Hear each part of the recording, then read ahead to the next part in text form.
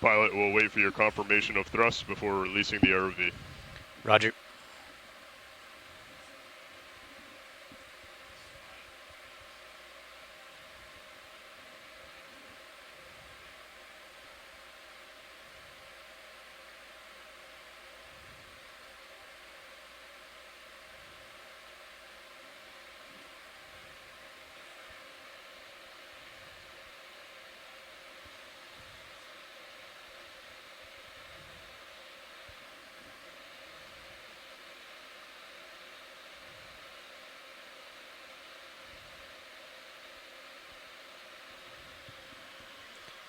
Good control. Pull the pin.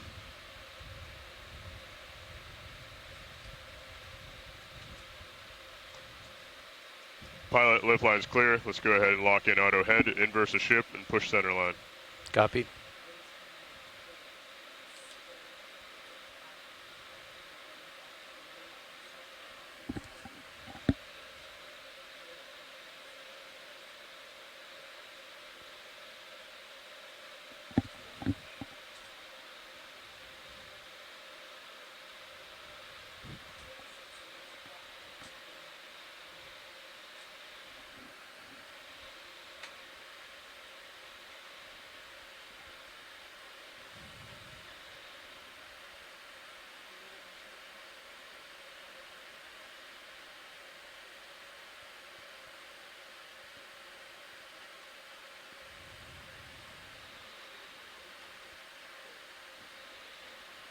Okay, pilot, that's looking good. Let's go ahead and go off stick. Just leave auto head engaged. Off stick.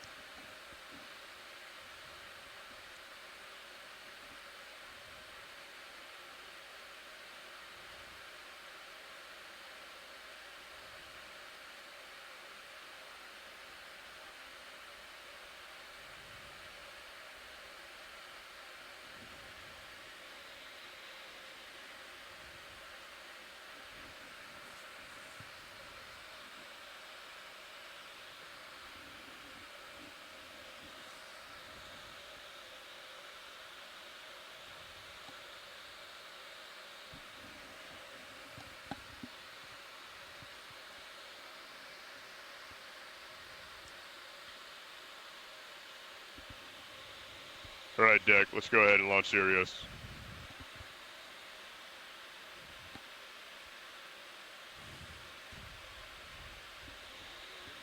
Pilot, please give us a little aft way to help reduce the tension of the tether as Sirius comes up and over the side.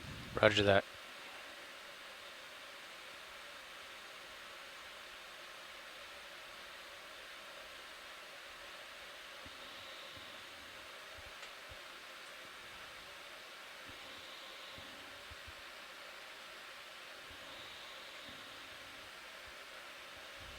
Pilot, let me know if you go over 60%.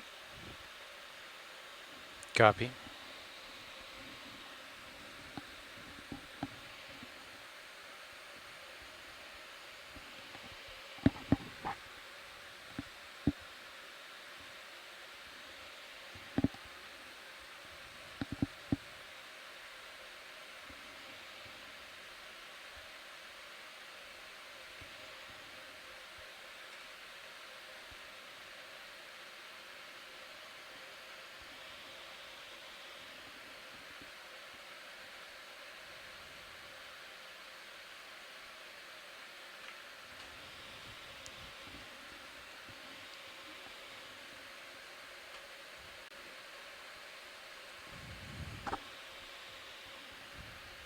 Okay, pilot, you can ease off a little bit. Roger.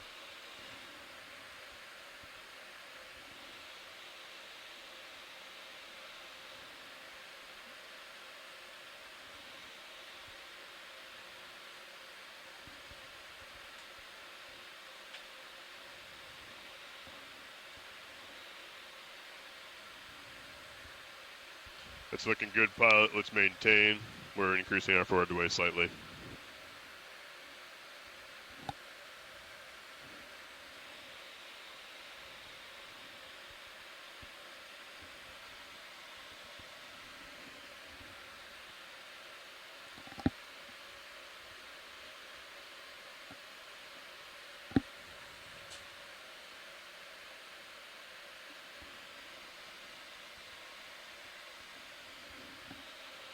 It's looking good, pilot. Let's maintain.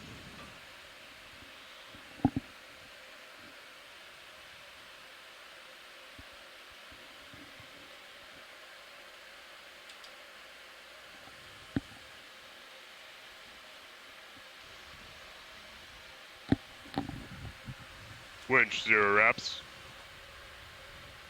Which 0? Pilot, 0 turns. Turns are 0.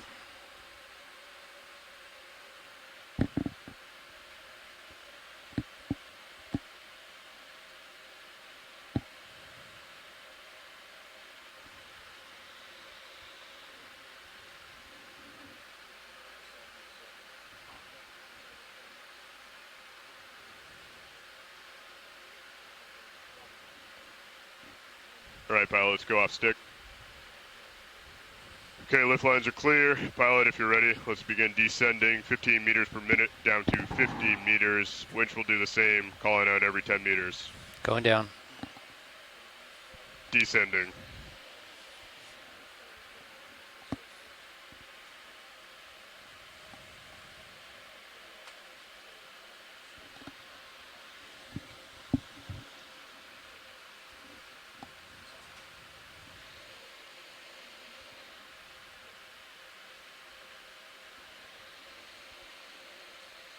Ready for monitor swap.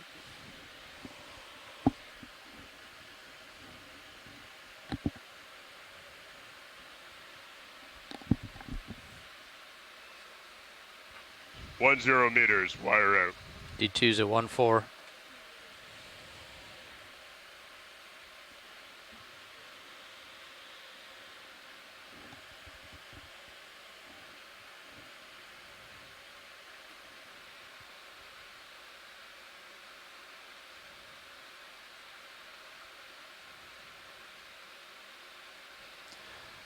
Dive Super Nav, good tracking both vehicles. Good copy, nav. Good tracking.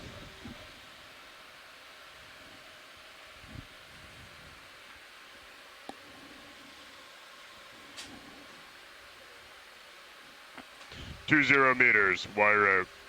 D2 passing 2-6.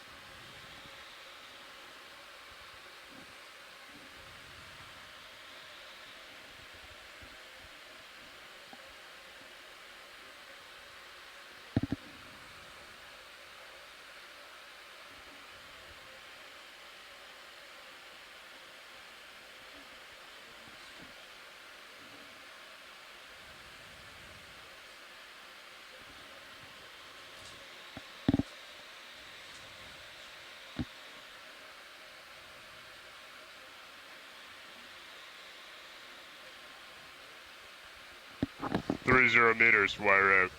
D2 passing 3-7.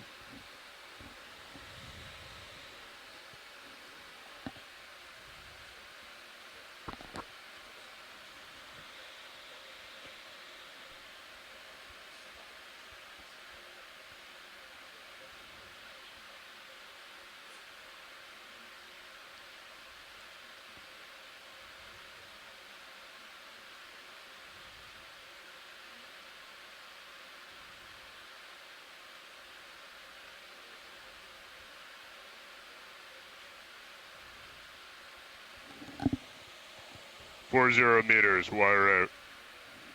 D2 at 4-5. Co-pilot, down super comms check. I got you. Loud and clear, co-pilot.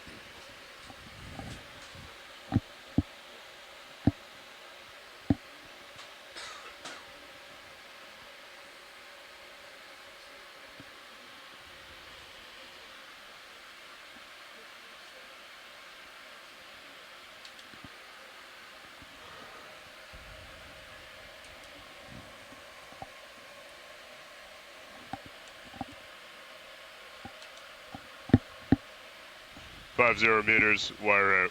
D2 holding at 5-1. Copy that. Vehicle is holding 50 meters. Co-pilot, dive super. Go ahead. You ready to take control? Yes. Winch, dive super. Go ahead, super. Can we pass control to the control station at this time, please? Control pass to control room. Control room confirms winch control. Good copy. Pilot, dive super. Dive suit pilot.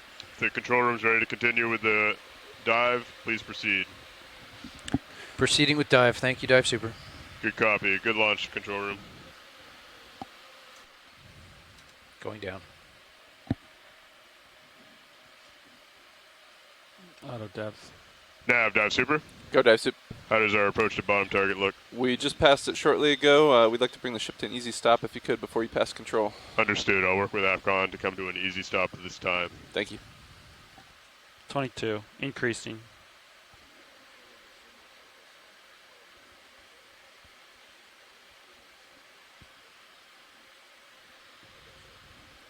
Like surface current was going that way, Todd. Okay. Capiche?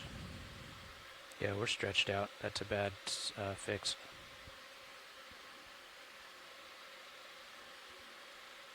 There we go. Yeah, I'm just saying, I think if the ship stops, I think you're probably going to blow that way. Yeah, maybe. What's the ADCP look like? Is it westerly current all the way down, or is it? Nav, dive super. Go dive soup. Be advised, we are in the process of coming into holding position. Please watch streaming as we do so. Roger that. All right, 2930, Todd, it's all you. Copy. Dialing. Delta 6, headings look good. I'm cooling off your aux light. Thank you. Acoustics are up. Lights are up. Slurpage has been purged. Slurpage has been purged. Thank you. All systems nominal. They're looking good. Pilots, looks like current clocks around. Goes to the northeast a little bit as you get a little deeper. Be advised. Thank you.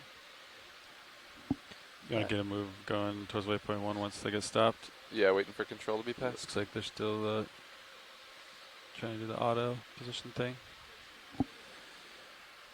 Oh, I feel thrusters Yeah, roaring. I can hear them. Hear 'em and feel 'em. Hydrophone can hear them pretty good. And see them. All right, 29, 30. You guys may have to pause at some point. If we go decimal 3, it's going to take us like 15 minutes or so to get over there. Okay, just let us know when you want us to stop. Roger that. We could try going faster as well. Do they have their port prop engaged? It's hard to do things with your hand tied behind your back. I think so. That's water. That could be a starter prop.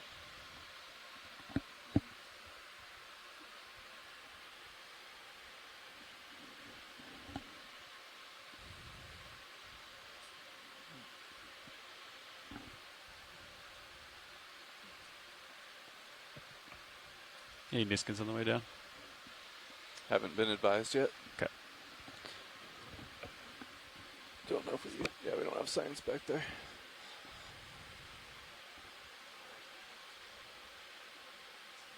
Oh, sorry, Sam. Can't hear you. Nav, dive super.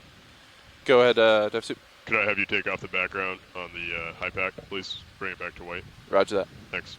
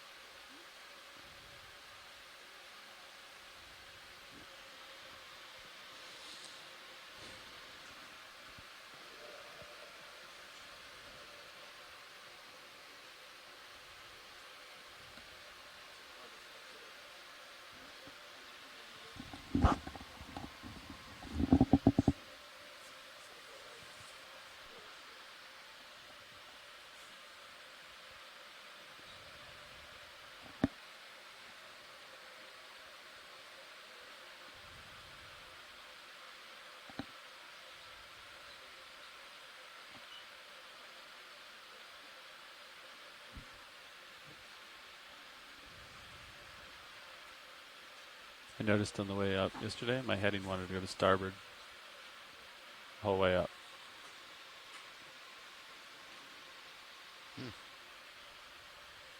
Really? Yeah. They were achieving the same RPM. Thrusters. I was doing like 95% though. Would it get any torque steer? Or not? Not really, right? I don't know. I thought maybe I had like a squid or something in one of my props, you know? And then once you get auto depth and go up and down it. I looked, I didn't see anything in the props, so. Nav, dive super. Go ahead, dive suit. We're having troubles coming into auto back here on the aft con. We believe we'll take a slight heading change. So we're going to go ahead and pass control as is now up to the bridge, and then they'll go ahead and make the heading change and come into hold station. Roger that. Okay, we are currently passing control, so just keep an eye on streaming. Will do. Thanks. Todd, we're going to beat him. When do you want to stop? Let's just come to 20. Let's slow down. Okay.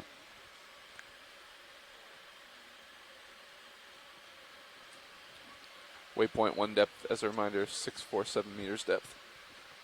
We're slowing down. Copy. 19, Todd. 19, copy. I'm dialing.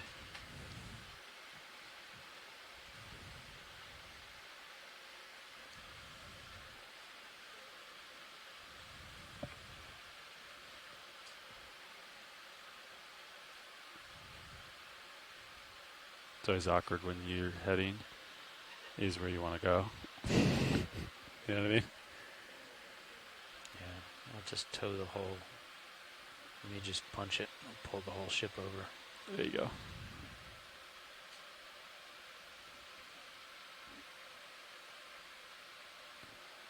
The winch slowed down to about 20 meters a minute. Yeah, Sean, we're going to beat him down, so we just slowed instead of stopping. Ah, understood. Thanks. Can you? We should when we're able, turn on the background and see if we want to talk to science about. Go ahead, dive super. Bridge now has control. They're going to go ahead and put in that heading change to come over slightly, maybe 10 degrees into the wind more, and then get into that hold station. Just be advised, they're doing head change. Copy all, thanks. Yeah, Todd. Yeah, I got ahead and tried to put the background on already and Yeah. got scolded for it. I'm just curious if science will give up on that Dive waypoint. soup or nav bridge. Go ahead, Bridge. Hi, so we're gonna make a heading change right now to Delta's port negative. to get us into auto position. We're probably gonna go 10 degrees I to just port. gave Starting up from on there, we walking might the have ship to sideways. go more. don't But they at this least, right now like- is the current. The current has increased a little bit from before. Understood, Bridge. Sounds good. Just Delta's let us know when you -5. can get into that hold position. All right, so we'll make the heading change starting now. Understood, Bridge. Thank you. Catching up. I hear you. Yeah.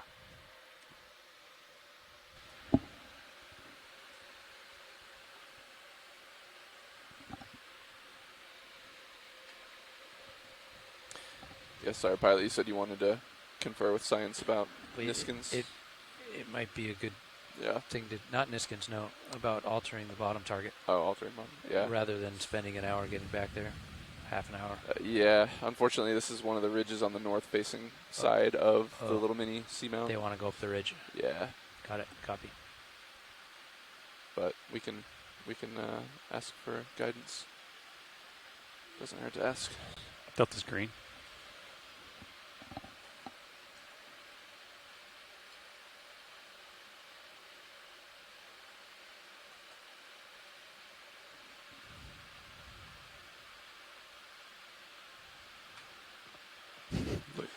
What speed are you guys comfortable towing the vehicles at? Half a knot. Half knot? That's even more. Go a lot more than half a knot. Be fine, but I'm not sure the ship will do it. Yeah, that's the key. If we're able to make half knot, it'd take about 13 minutes from this point to get over there. Okay. Don't say it, Levi.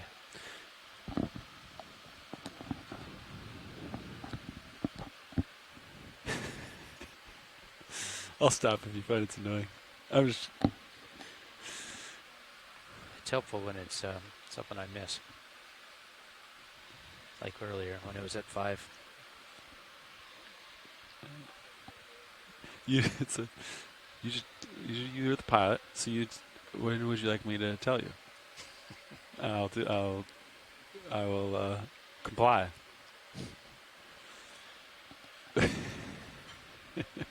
You just give me the brackets. Set the alarms, and I'll do the alarm.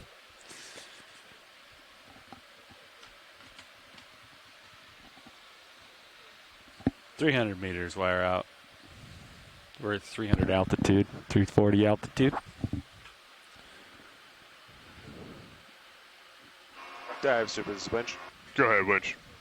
Hey, do you want the fans off? Are you still at AFCON? We are still back here, but you can go ahead and turn them on if you'd like. Okay. Yeah, if they're too loud, let me know. I'll turn it back off. It should be fine. Control's up on the bridge now. We're just back here to make sure everything settles out. Good copy.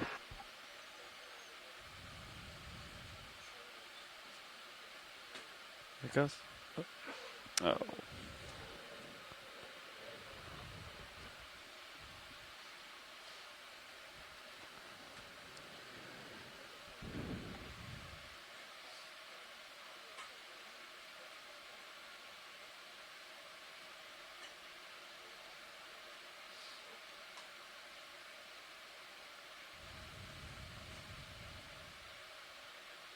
I think they need to come maybe more to port, potentially.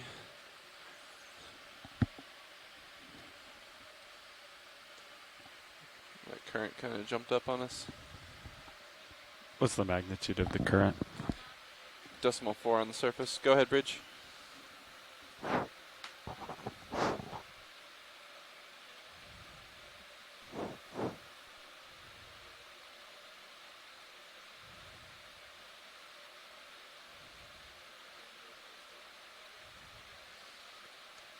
Roger that. Yeah, I'd say do what works best for the ship at this point. If you need to turn to port to hold heading or hold station, that works for us.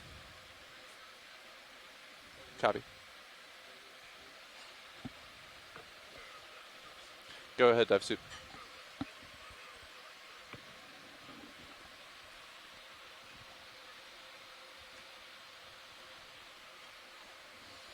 Understood, dive suit.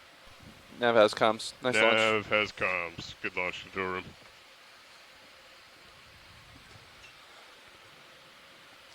All right, we'll let the ship get settled at the new heading, and we can start a move. We're about 300 altitude. Copilot, you requested magnitude of current at depth. Is that what you were asking for? Surface is what I was. Surface, okay. You said 0.6 0.4. or decimal. Oh, it's not bad. If you've got the depth, Yeah. I'd like to know that At as well. depth, We're at 360. 0.3 meters per second to pretty much just the east. Okay. So it clocks around a little bit. A little better than a Yeah, half this knot. winch. Go ahead, winch. Hey, just curious, what's the bottom depth today? Bottom depth is approximately 647 meters deep. Copy that. Thanks.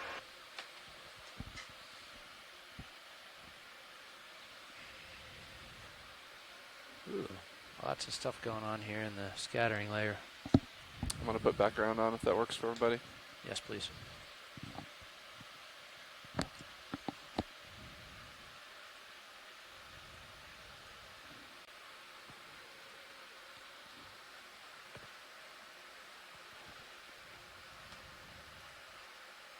Can you zoom us out a little bit? Yeah. Approximately 240 meters from the waypoint. We might be able to go ahead and come down on this side of the ridge. If science is okay with it. I'd certainly save a little time. That being said, we're not in a huge rush since it's such a short commute. So, open for discussion. Let's just see how the ship can do getting over there. Mm-hmm.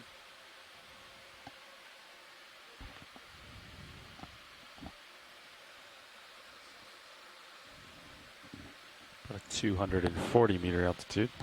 When do you want to stop, Todd? 50. Watch Looks the like we're going nav. to go back downhill to get to the waypoint, so. Okay.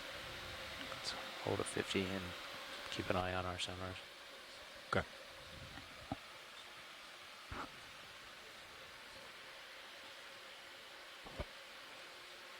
Looks pretty flat here, right? We can do white balance while we're getting dragged over there, as long as one of us is watching all sonars and instruments. Go ahead. Go ahead, Bridge.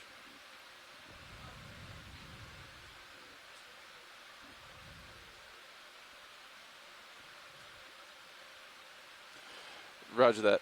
Thank you, Bridge. So we're in full auto pause at this time, and port prop, port rudder engaged.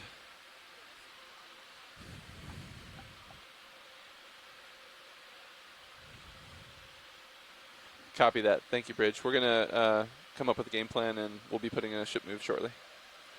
Thanks. All right, what are we thinking, pilots? Let's get there. 240 meters Unless you bearing want one, to talk to science, 1, let's 3. let's see how the ships start to move into Okay. that. They might have difficulties. It's against the wind and current, so let's see what All right. they can do. Let's give it a shot. Bridge, RVNF. Yes, we'd like to request a ship move at this time.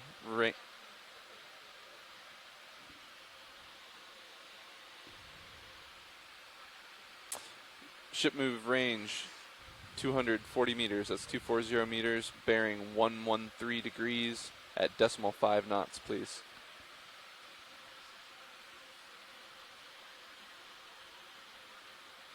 Decimal 5 knots, aye. Copy, thanks. Okay, I'm getting good altitude. 140 meters up. Roger. Did some pings as well. Let's see if that's believable.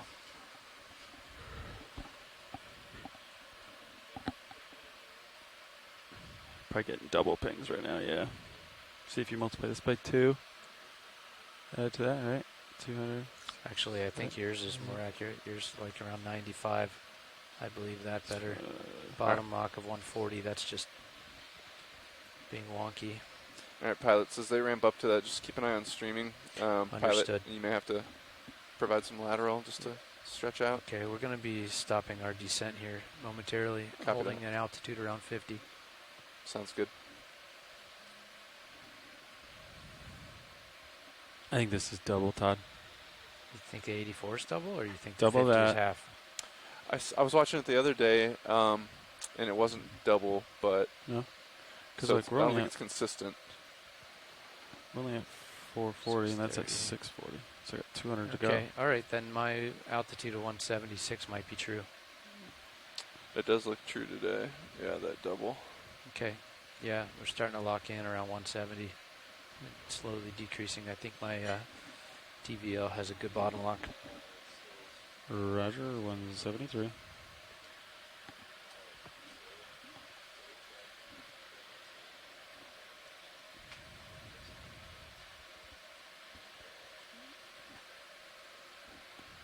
How are Ship. they doing? They're moving. Yep, ship is already moving Yeah, towards that's waypoint great. 1. So Good. go ahead, Bridge.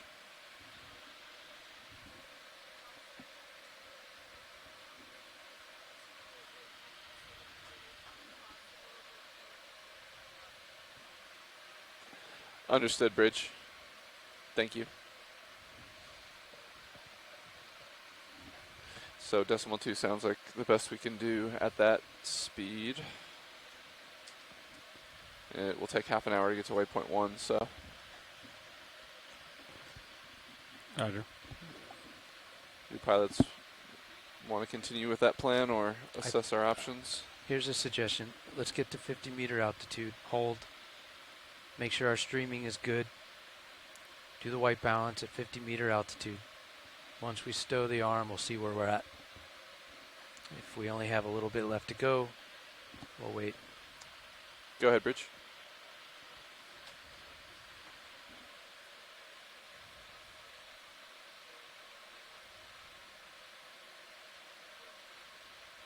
Stand by. Pilots copy. Yeah.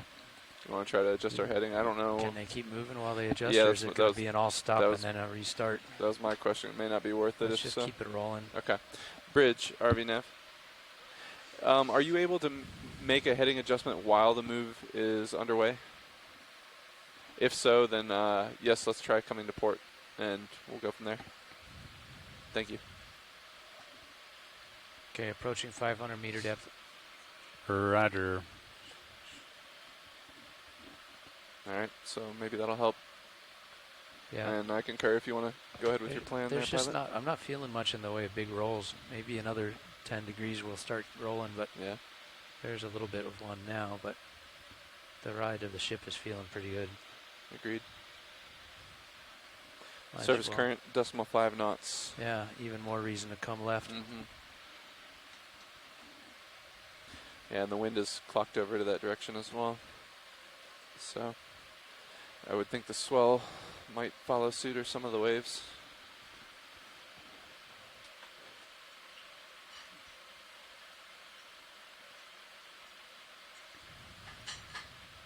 Altitude 125. Roger. 125. Streaming looking good. Starting to come around. Not going to fight it. We'll just stay stretched. Yep.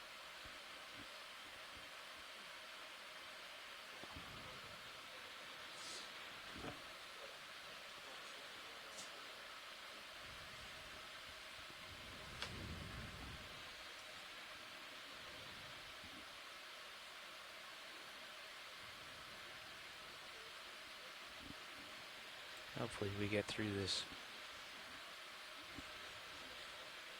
fuzzy layer. Roland, we're going to get to an altitude of 50 meters. We're going to hold there, and then we're going to get you white balance going.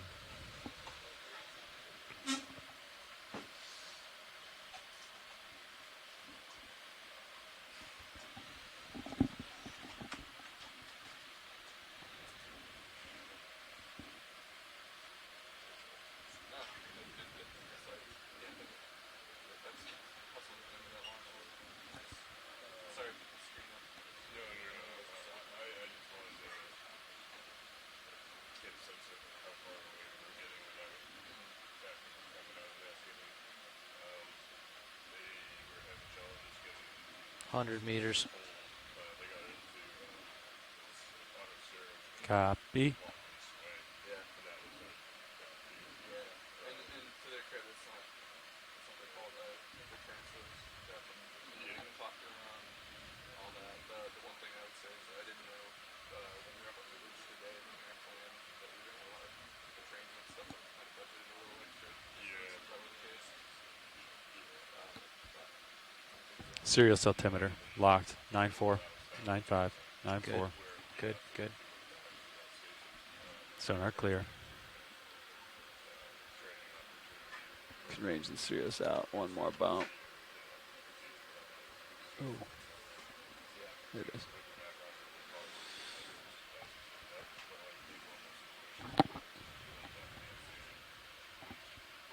Your heading's a little bit starboard of mine, so you know. Looks like she's kind of pushing you back. Yeah. Keep an eye on streaming. Looks like it wants to turn right.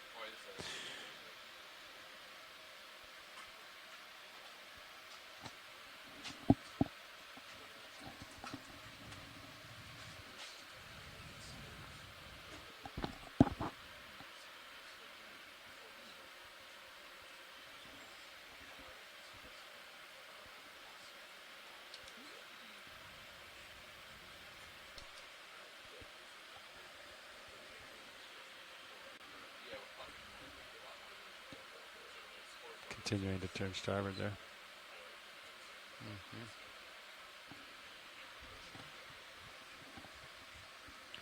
I increased streaming a little bit. Increased axials. Go ahead, Bridge.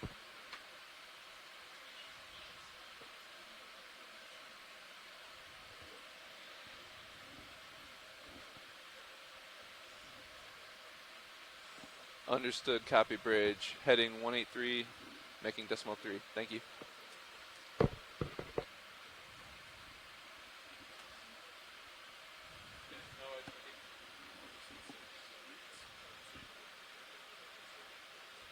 Can we stop here? Yeah. Winch all stopped at. Copy.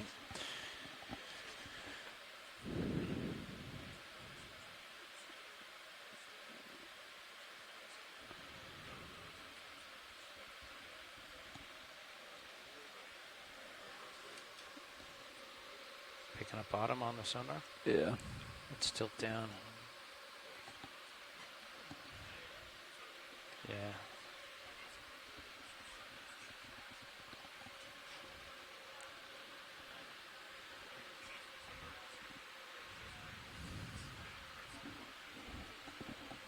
Okay, I'm holding. So you got eyes on stretch, tether stretch? It's looking pretty slack at the moment, but yeah. Got. Sorry, I thought I had joy lock on. There, I got a 35% forward. All right.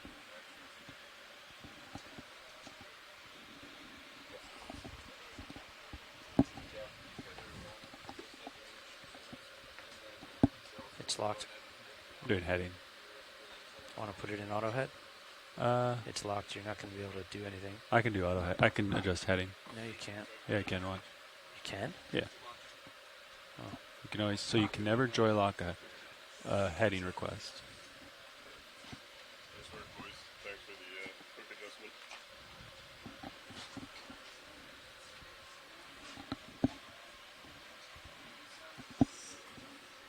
Okay, spin it up. HPU is up to 1,000 RPM.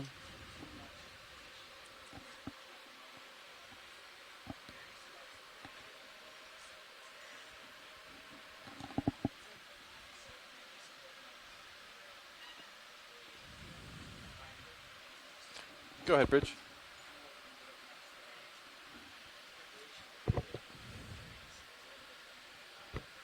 Good copy, thank you.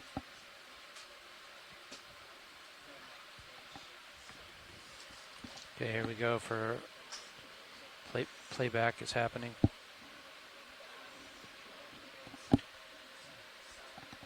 Want to take control of swing arm? I already did it. So I should be good to go.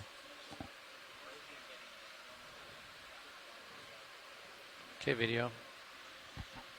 Holding. Copy pilot.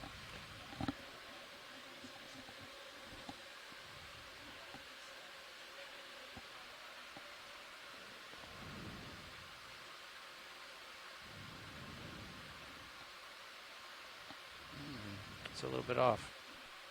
Want me to fix that? I'm going to bring it right.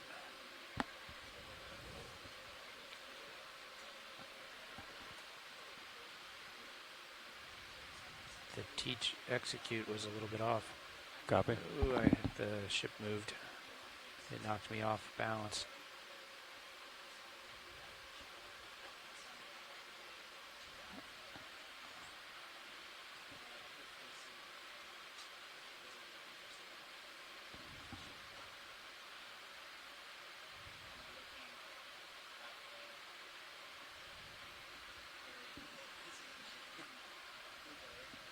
Good. Okay with that? Video's happy with that. Streaming Lighting good. is fairly Yeah. square.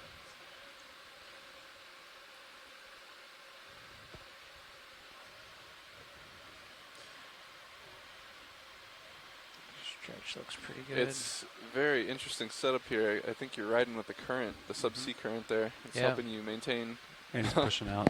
your. Yeah, I'm pushing out hard, but it's pushing not out hard. pushing me around at all. Yeah. I'm definitely stretched out with the current. That is a very interesting config. Nicely done, though. We have lots of gooeys down there. I see lots of I- jellies floating around. Half expected you to clock around behind Sirius. I did Okay, I'm too. going to cap the camera and check the blacks. Capping. Copy.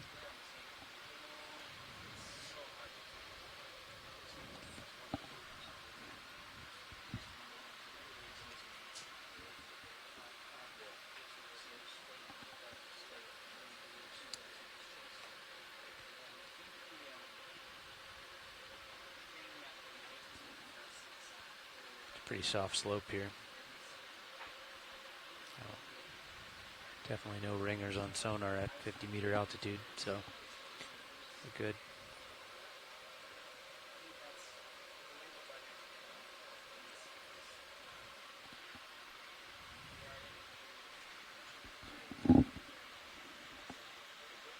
It's 9:05.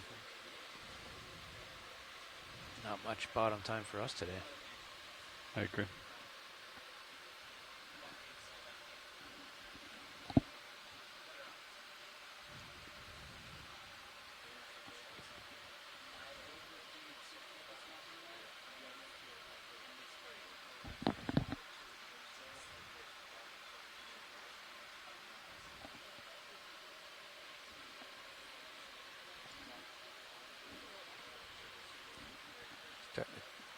that way a little bit. Yeah, you're coming to starboard.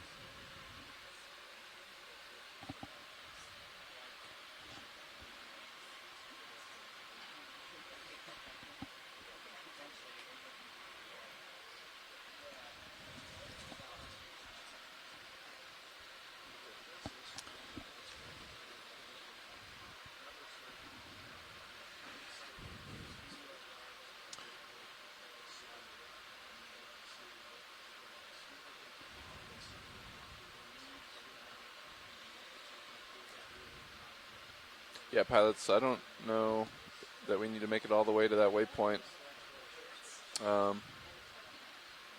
Probably whenever you're comfortable and we're done with white balance. Okay. Roger.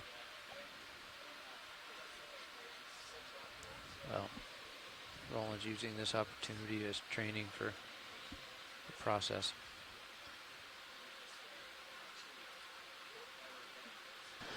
ROV HD1 is good. Okay. HD2 should be ready for you. Okay.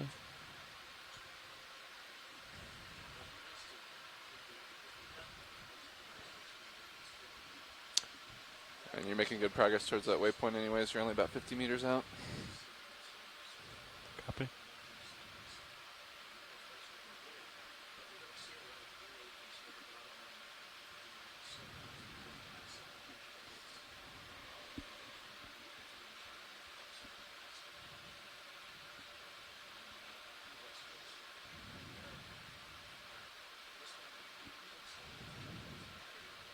I don't actually have enough light there.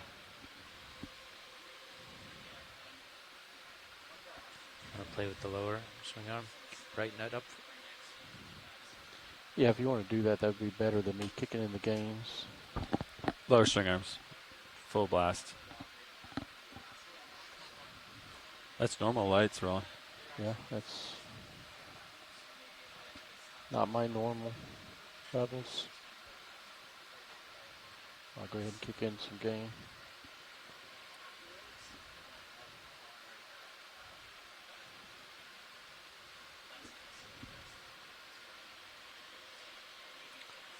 We're looking really good on the progress of the move, pilots, I'd say. When you're finished, we can descend. All right. What is the strike? Where do you want us to go?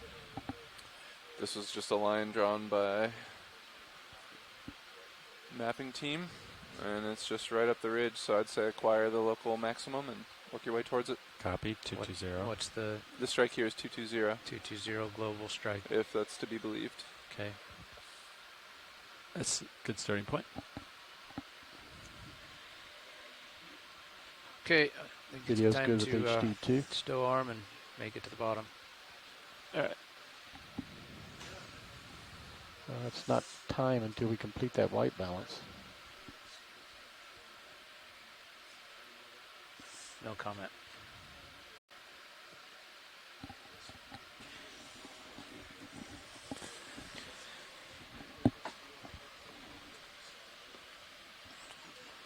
All right, shall we come to easy stop on the ship?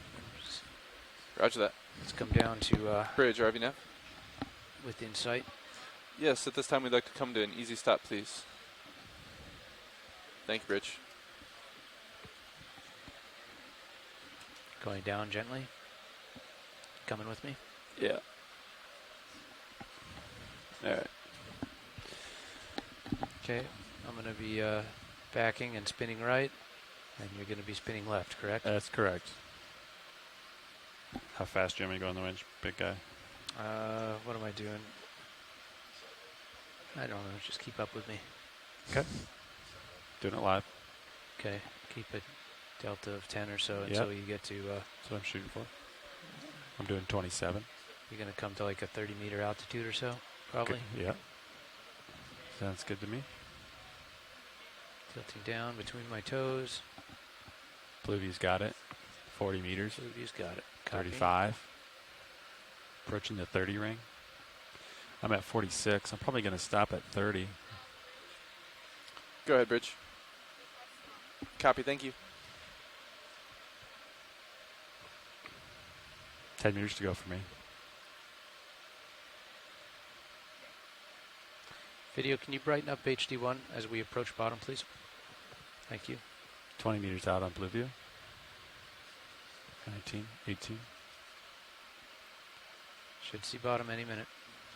Okay, there it is. I'm going to settle in at like 8. Okay, holding at 8. Roughly. Backing up. You want to lock in your head. Winch all stop. Auto heading in. Backing.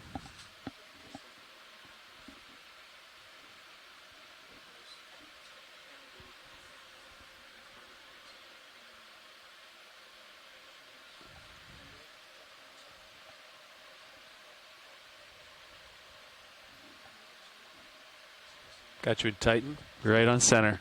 Copy. Looking good. Looking good.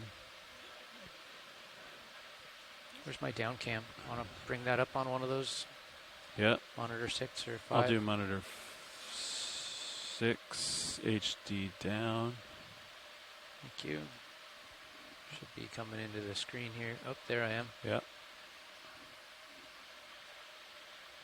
Delta 15. Delta 15, spinning right.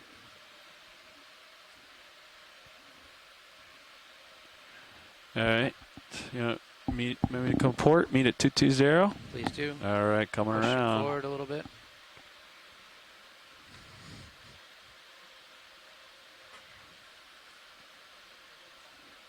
All right, I'm at 230. Okay, I'm And there she is. tilting up. Looks like I'm square to the slope at 215-ish. I'm going to come down if you're ready. All right. Easy down. Easy down.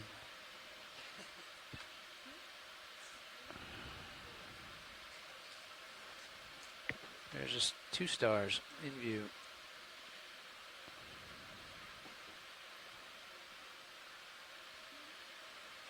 Pushing forward.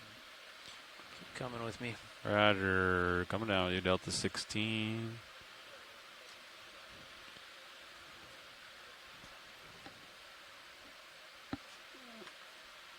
I think I'm going to stop here for now. How far off you at? 2 meters? Yeah, I'll stop here. Letting Z-bias stabilize. I got it at 32%.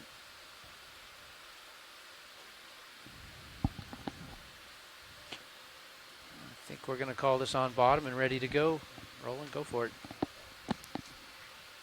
You want me to get swing arms out? Yes, please. All right. This is Okeanos video engineer Roland Bryan making a general announcement to all those on the ship and the shore.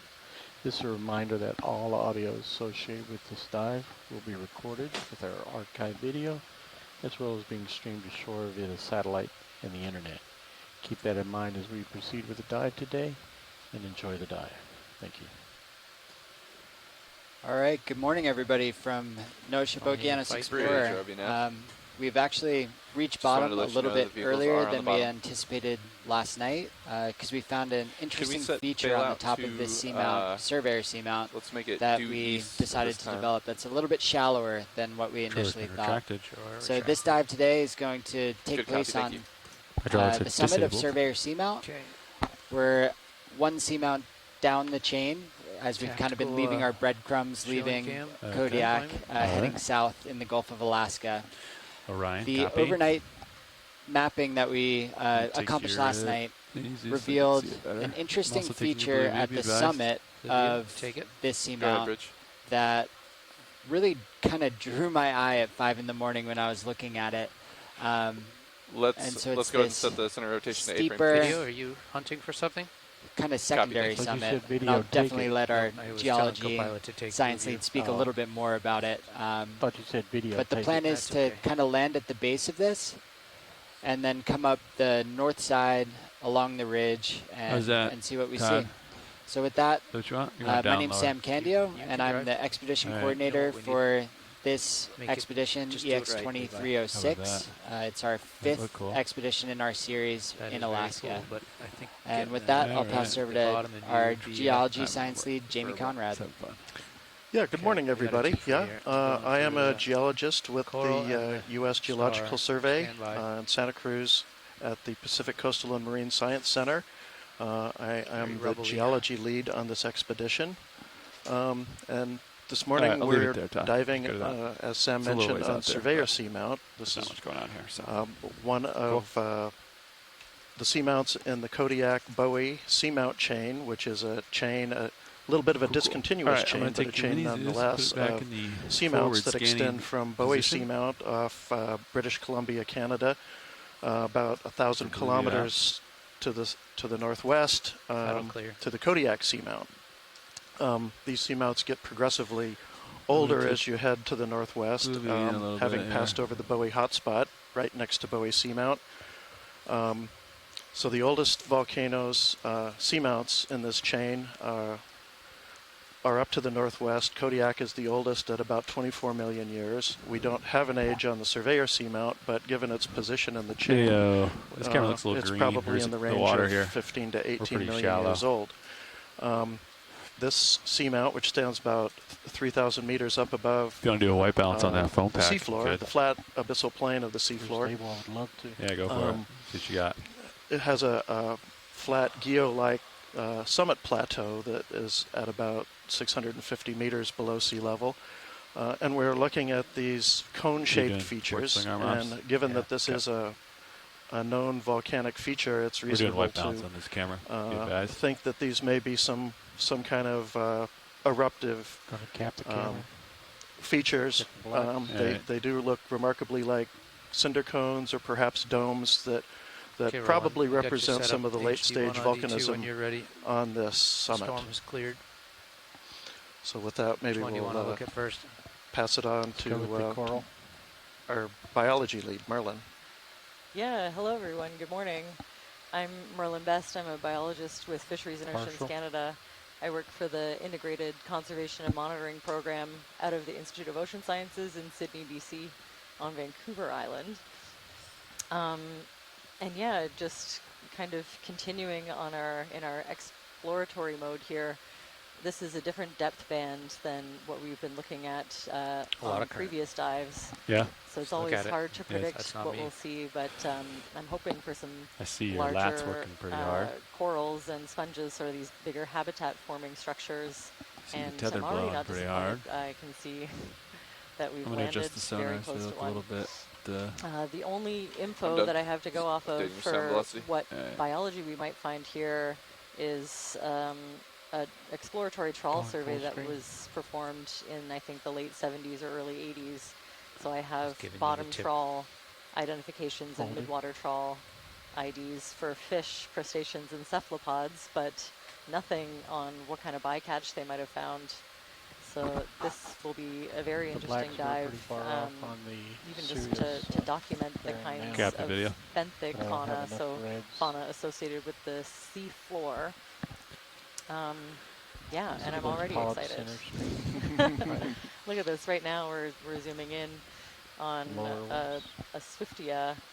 It's an octocoral. You can see each individual polyp on this kind of pinkish skeleton extended into the water column and getting a little bit blown around. It looks like there's quite a bit of current here based on how far those polyps are moving.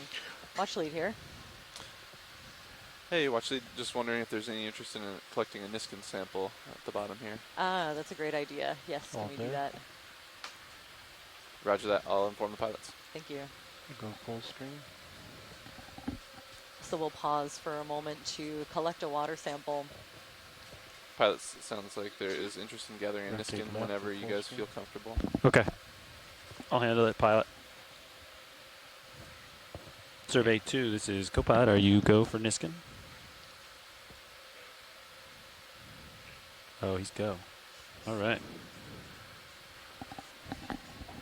All right, let's do a Niskin sample here. So we have a total of 5 water sampling devices. They're called Niskins.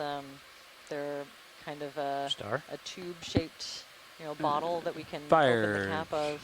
Keep the cap open and then close it. Niskin has been fired. 1721. RV depth 641. The primary use of the water samples on this survey are going to be for eDNA analysis. So that's environmental DNA. So that's sample ID EX2306_D05_01W. Mexican bottle 1. Oh, sorry. That's me, Todd. Looked pretty clear out there. I ranged you in a little bit to 67. Okay. He updated your sound velocity. So we have a precise numbies. Do you want to leave that swing arm like that, or do you want me to bring it back out? Let's just finish this, and then we'll put it back out. So we've got quite a few people tuned in on the science chat. Okay, let's Thanks get lasers. for joining us, Lasers everyone. are on, Roland. I'm very Let's lucky to sweep have across. access to a chat room full of our colleagues on shore that can help us kind of notice things or identify some of the biology and even geology that we're seeing along this Taking your swing arm. Swing arm out. Here we go. Going back out. Okay. And this is very exciting geology. We got only a very thin veneer of sediment, loose sediment, on top of pebbly to cobbly pavement of dark-looking rocks that we would at least guess from here are probably all volcanic in origin. It's not unusual to get a few other I'm gonna spin right. different kinds of rocks on these Walk left, on these summits in this part of the world. Copy. Make it easier on the We can get lots of rocks that have been dropped from the continent that were carried out here by glaciers. And they can be a little bit puzzling when you first come across them, because this is not an area that ever would have been glaciated, at least not recently. But it happens, and fairly commonly in some places. Yeah, we can see all kinds of different organisms associated with this, gravelly substrate. Go ahead, Rich. It's nice and flat, and we're seeing a couple different kinds of fish right here in the video. I think we're maybe about to zoom in on this deep sea sole. Settle in on the sole. So you can kind of pick it out by the pattern on the scales. Standing by on your command. I think if we get a zoom in, we'll be able to confirm.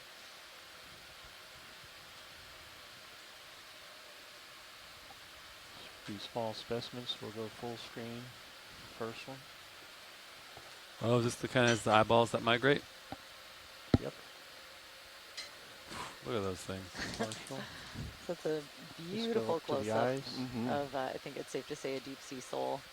Pretty small one. If you saw our laser scale that just went out of view, it's maybe 25 centimeters long. Max zoom.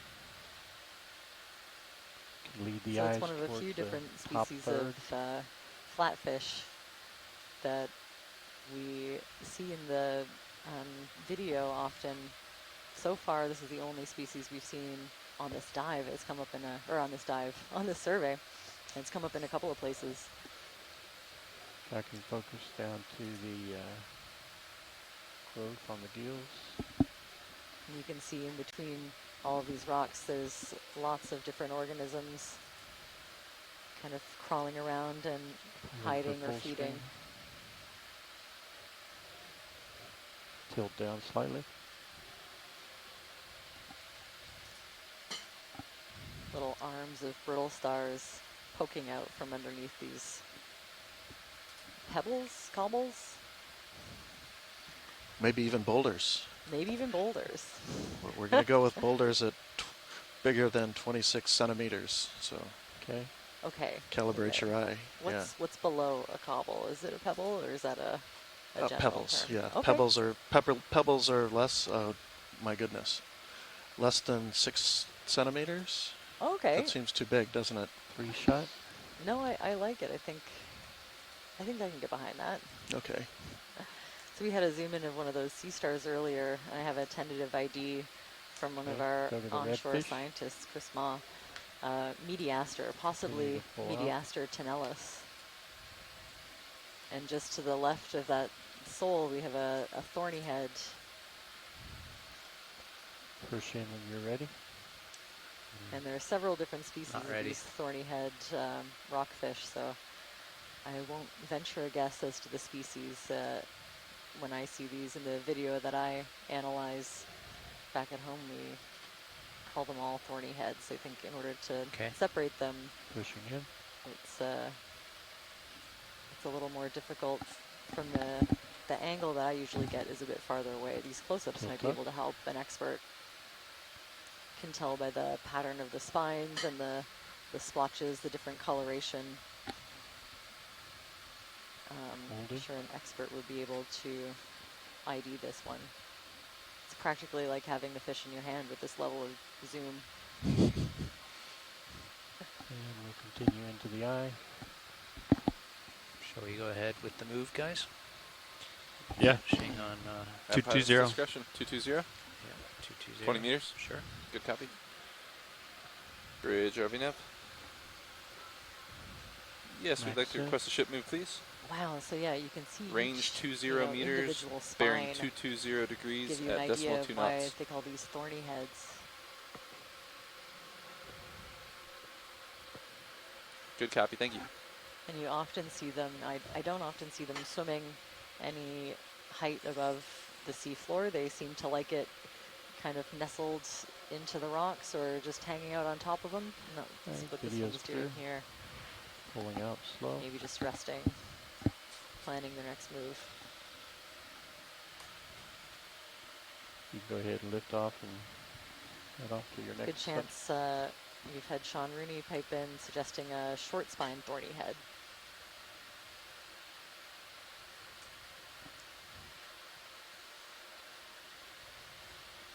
And that sea star up there that we had a really nice zoom in on earlier,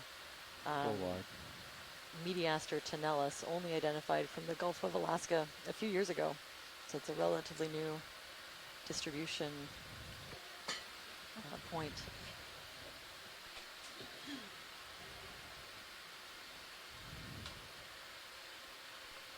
I'll just do a flyby. I'm very happy that Sean's joining us. He can help me out with my crab identification. I think we'll set up to get, maybe not. There's quite a few of them, so maybe at some point we can get a bit of a zoom and an ID. It's a nice crab facing us. We want to look at into his face. Yep. Lasers are on. This is kind of the lasers are more or on. less They the terrain we expected as far as slope. I think we picked a nice flat spot to land, and then we'll approach this interesting, peak or cone as we go a little further on in the dive. This is a great angle of one of these crabs. Okay, rolling.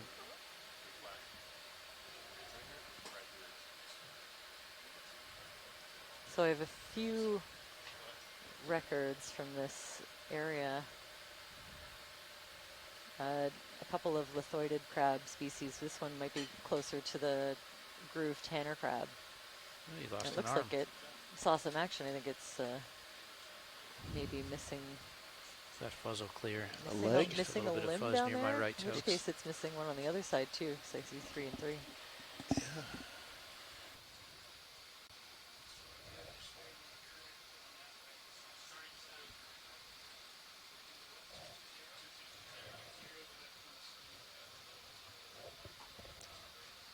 This is a beautiful close-up. Yeah, again, these, the patterns of the spines on the carapace, It's a 20-meter move that we get from these close-ups.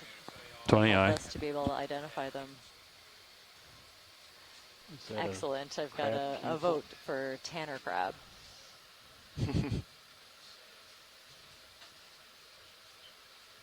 that a crab pupil? Thanks for that, Sean.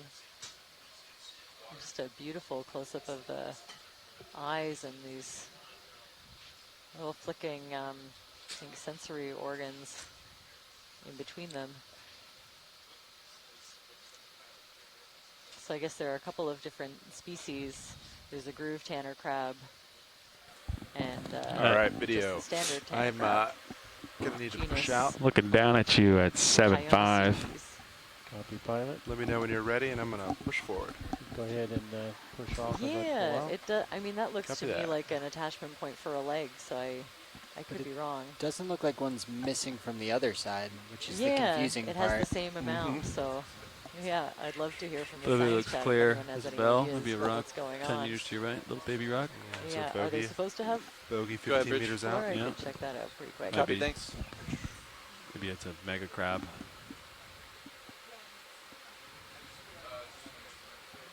Nope. Looks like it's just a rock. So we can see the direction of the current, kind of the way the wind is blowing. What range do you by like your this blueview at? marine snow.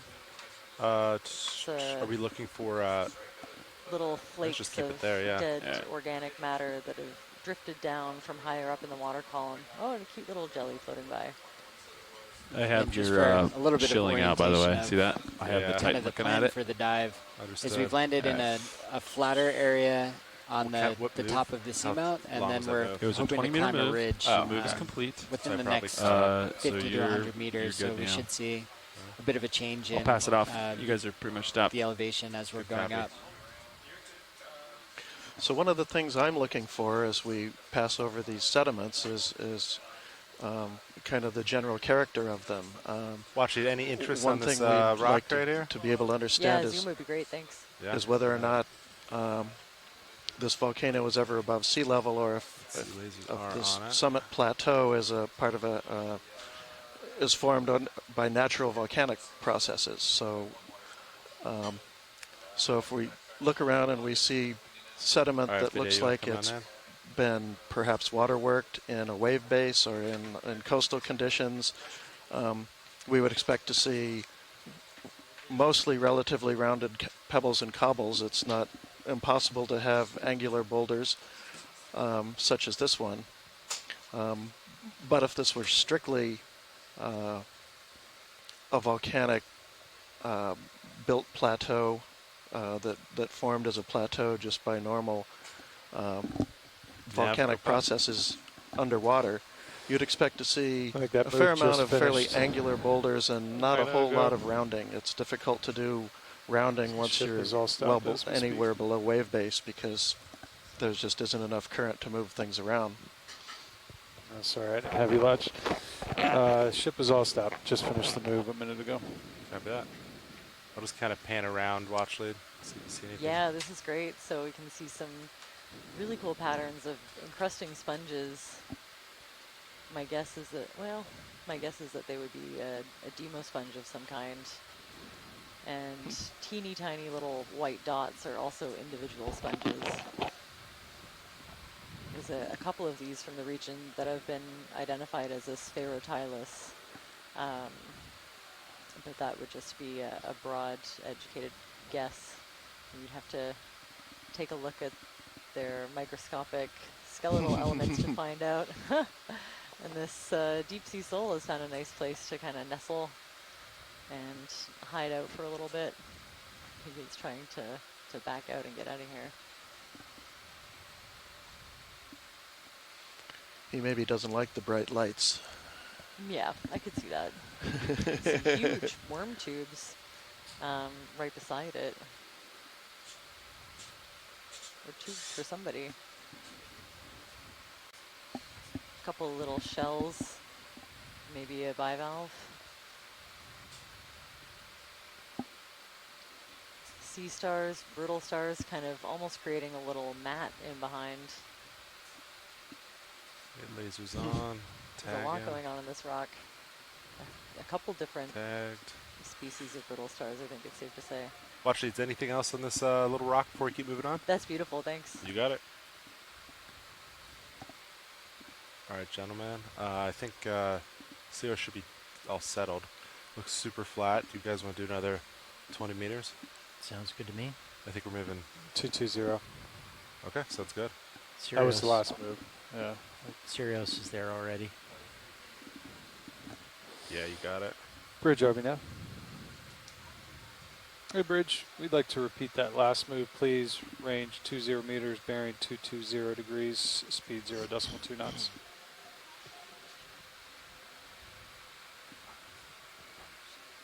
Good copy. Thank you, Bridge.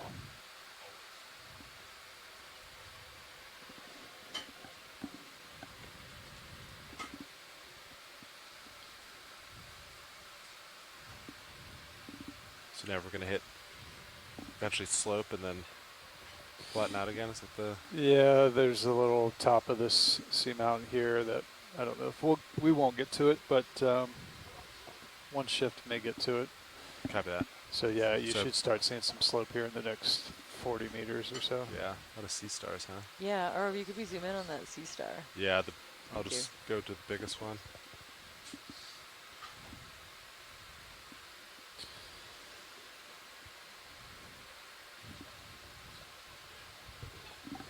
Don't really see anything on the blue view.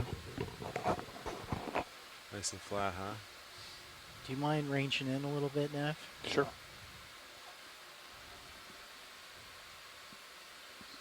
Okay, so this one, at least from good, afar, looks a little bit different from the, maybe like the to sea star 40? we were zooming in on earlier. Oh, on the sonar, sorry. All right, video, you want to come on in? I thought you were talking about high pack.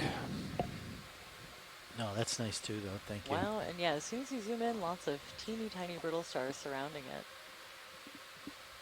Looks like a couple That's different 40 species there. of brittle stars Perfect. too. Thank you. Yeah, You're welcome. yeah, I wouldn't be surprised. Wow, Ooh. look at the patterning on the top. So you can see the little tube feet slowly moving Decent current down the there. sea star over the substrate. Yeah, significant side to side. And then this So it's going that way. texture in the harder part of the dermal layer on top. That would be a southerly current. Very cool. I guess he doesn't want to hold still for this photo. Yeah. Yeah. He's going to keep moving. Very slowly moving away. Ooh, I wonder if we have the 38 down Almost that deep. imperceptibly. There we go. Sorry, video. Sliding a little bit. So we have a Hippasteria of some kind. We saw a couple of Hippasterias in previous dives. This one looks, at least in color, it's a bit different. It's kind of a nice deep orange. And yeah, if I were those brittle stars, I would be sure to be gone by the time that sea star gets there. Video, you want anything else from this? That's great, thank you. Okay, watch leads happy. Video, you need anything more? Yep, you got it. We have Hippasteria heathi.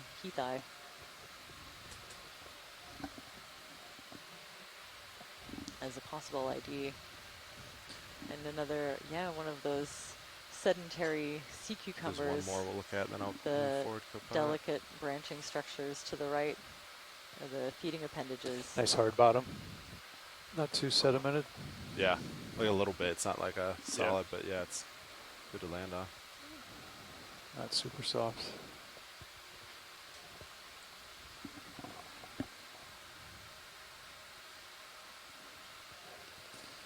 Yeah, like a jelly on your starboard rail up above you. Oh yeah. Our video, you wanna, let's see, I'll get lasers. There's lasers, you wanna come on in?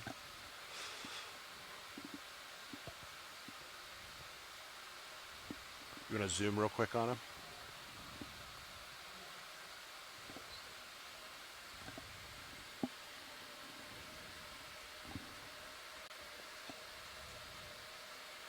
This looks a bit more similar to a species you've seen in other dives.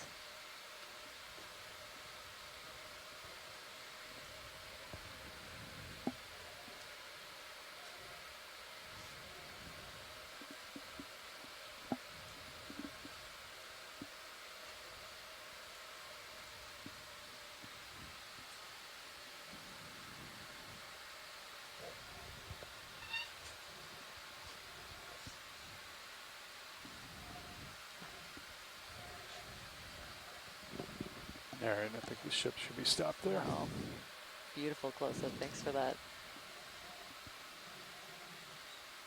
Possibly another Mediaster tenellus with a deeper color than the one that we saw Good earlier. copy, thank you, Bridge.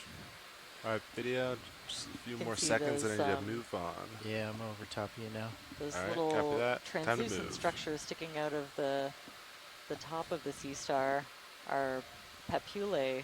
Are you They feeling those are almost used for immediately, Andy? Respiration. The shell, yeah. For sure. Oh, and a different type of crab.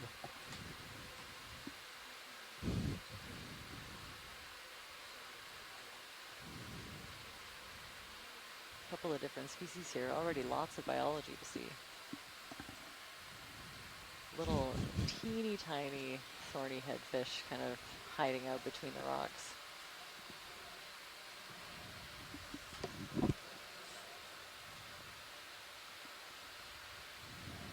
And all of these little lighter spots in the sediment, those look like biogenic to me. What do you think? Yeah, I was going to ask you if that's what you thought. I was curious fish, about that, but that would be my guess. They don't. Yeah, it's a lot.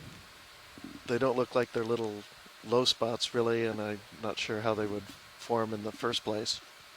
That would be little protected areas for sediment. This real quick video. We'll keep moving. Yes, I think it's safe to say that's, well, could be feeding points where some of the larger detritivores, animals that eat the dead organic matter in the sediment, kind of pick up whatever they find of interest to eat. Or it could be in fauna, so the animals that live in the sediment and kind of kick out keep moving along. Kick out the sediment that they're not interested in after they've fed on it or burrowed in to make a home. Because they tend to stay in one place and come up to eat periodically. Yeah, I mean, it's hard to tell exactly so what kind of critter made these spots, but yeah, if it's something like different kinds of worms, they can, sounds good to me. They can motor around, but there are other species that will stay there's nothing there yet. and kind we'll of just poke their head out to I think generally, feed yep, and then go back in. Since we're not too much, seeing rough anything in way here, we need to be going. Bridge, are we now? You can take a scoop and find out. Hey, Bridge, I'd like to repeat that last move, please. Range 20 meters, bearing 220, speed 0.2 knots.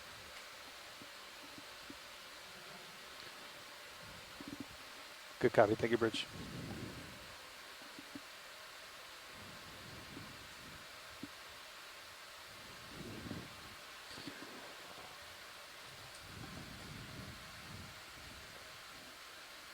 You're back out in front, pilot. After that.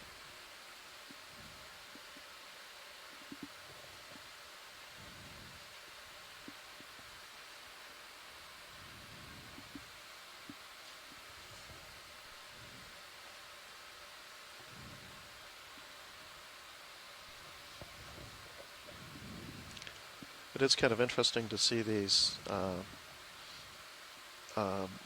cobbles, mostly angular, that are kind of scattered around above what's otherwise the pavement.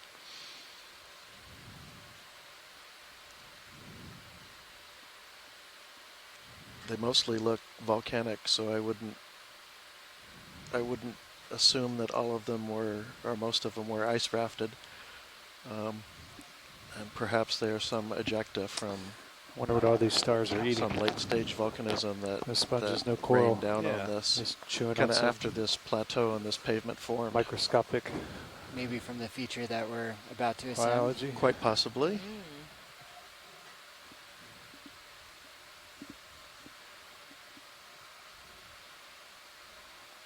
Yeah, so far, this area is definitely dominated by mobile scavenger type biology. See lots of echinoderms, sea cucumbers, sea stars, different kinds of fish. They're all fairly mobile and looking for food within the detritus and around it. As soon as you zoom in, you see, carpets of these teeny tiny, you can pull them out from even far away, these really small orangey red colored brittle stars. We've kind of seen that on all of our dives. They've been associates with almost all of our samples. Yeah.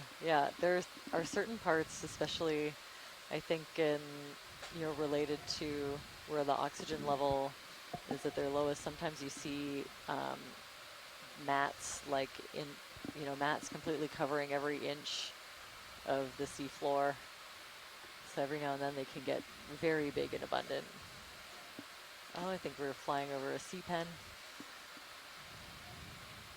Seen quite a few very interesting sea pens that we've been able to sample will help us fill in some major gaps in our species list for the area, potentially a couple of new ones.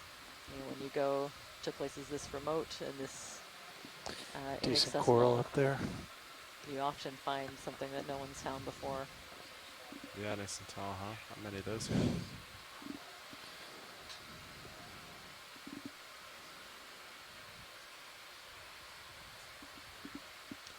So I think our ROV team has spotted coral in the background that we're approaching. This looks like it could be a bamboo coral to me. I'd love to zoom in, have a closer look.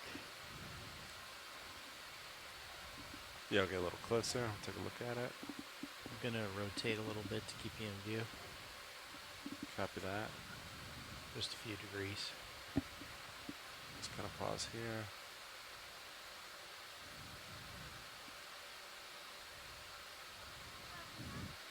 Good, Bridge. Good copy. Thank you, Bridge.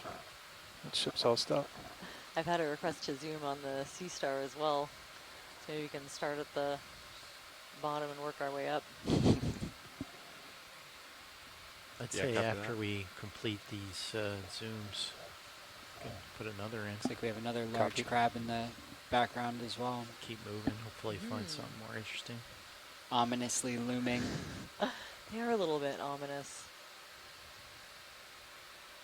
So we've seen a tanner crab so far. All right, Vidya, you want to come in and base? There's another kind of far, so Paralomus we don't get too far off track. Crab, you can start to come crab, in, I believe. start at the bottom, work way up.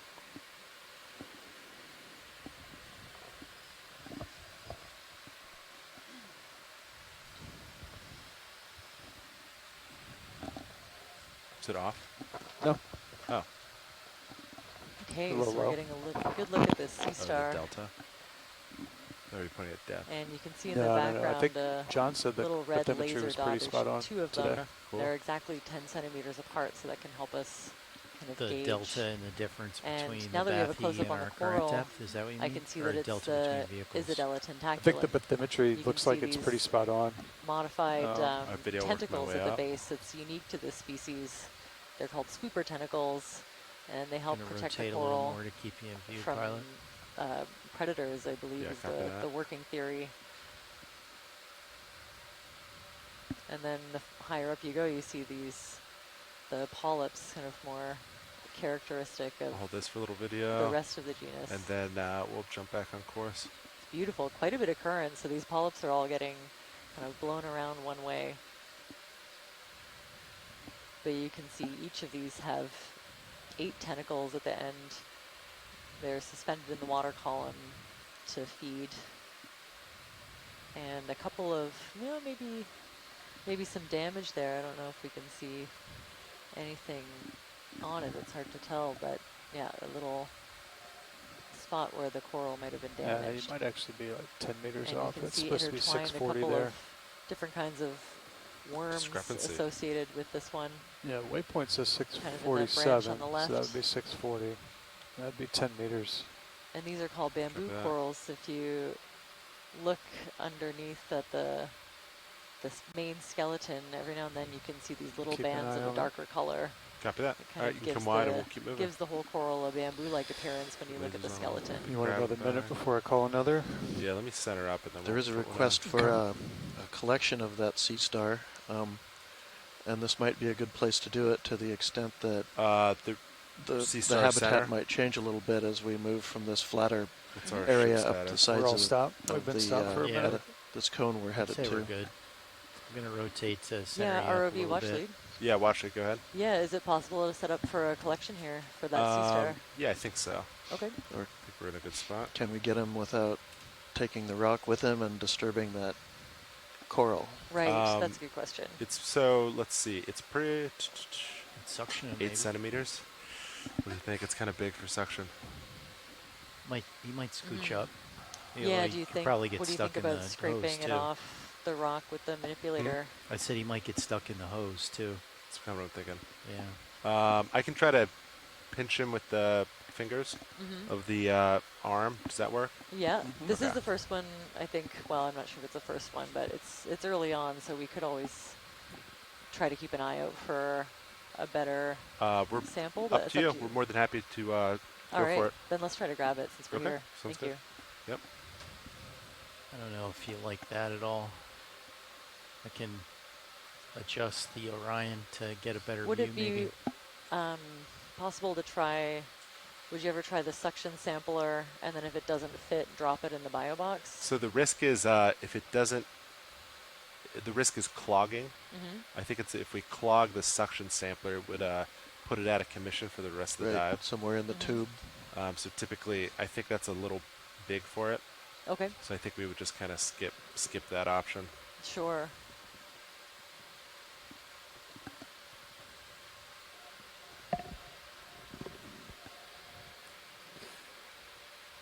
Pretty small.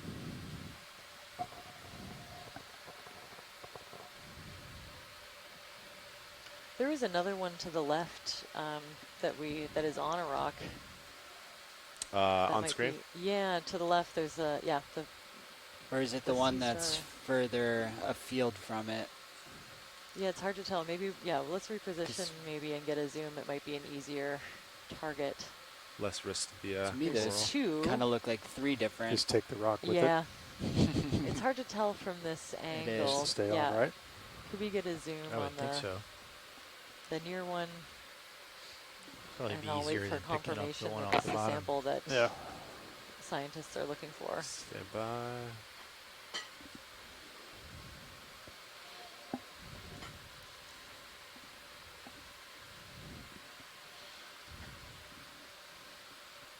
All right, video, come on in. And it's always a bonus if we can get a rock with it also. Huh. Not a great Yeah, angle. I thought you wouldn't be mad about that. There, can't really spin. Yeah, watch it. That's not a great angle, but. Yeah, I'll just pause for a second and see if I can get confirmation from the science chat if this is the target. We're looking at, we're looking for an, let's see, pedicelasterid, possibly amphoraster. Okay, yes, confirmed. The one on the rock works. Okay, should I just try to get the rock? Yeah, and leave it. Bonus geology. Okay, sounds good. Thank you. Video, can you come wide when you're all set?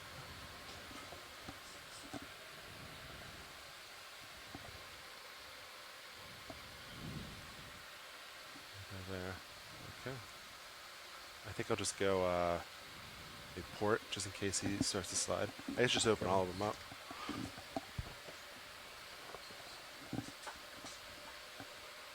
Yep, they're all available. Dealer's choice. All right. Okay, I extended both pins. Copy that. Arms coming live. 3, 2, 1. Arm is on.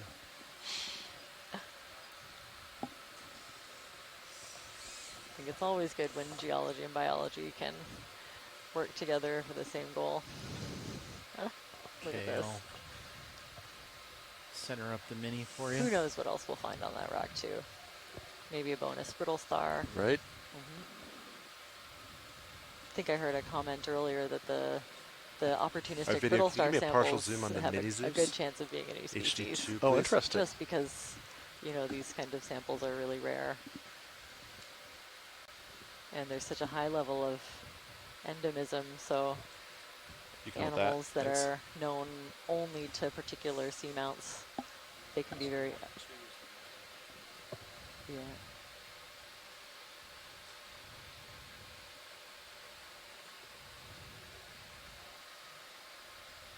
Oh, of course. He jumped right off. Typical. Okay. Well, this one's small enough for the suction sampler. Oh, okay. Does that work? Yeah, I think does. that's the preference. All right. Let's see. So now you have to decide whether or not you want that rock. I was actually, yeah, maybe. Should I get the rock, or do you go ahead and get the rock. Okay. And I was also thinking this might be a good place again before we head uphill to get a suction sample of these pebbly sediments to kind of get a count of what exactly all those can you, rocks are. Wing in, and I'll get the lid. Port wing? Yes, please. Okay. The rock box lid. Coming in. Thanks. That's full inboard. We've had another vote for conglomeratic sediments. So I don't see why they couldn't go in the same sample while we suck up the sea star. Can get some more sediments there. Oh, okay. This one seems to be fairly tough. I'm sure I'll get a comment if that's not the case, so there's lots of time.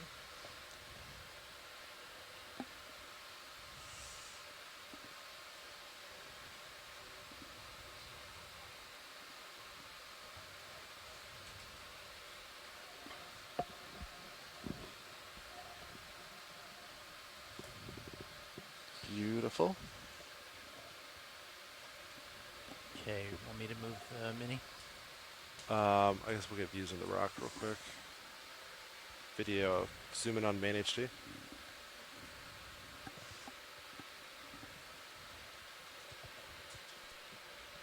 Okay, I'll give it a spin.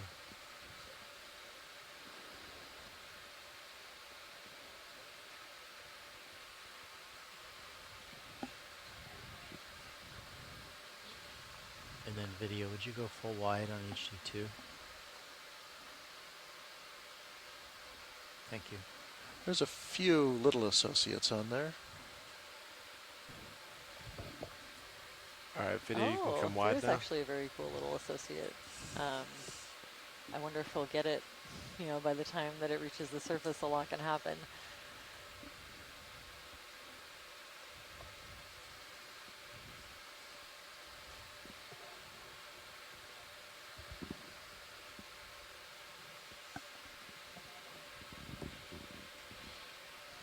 All right. That's EX2306 underscore D05 underscore 02G basalt in the port forward rock box.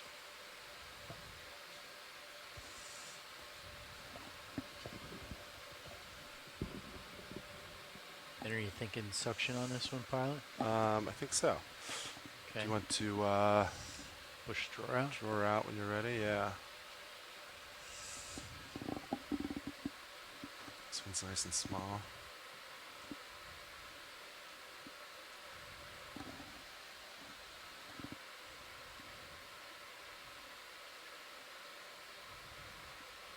That's good there.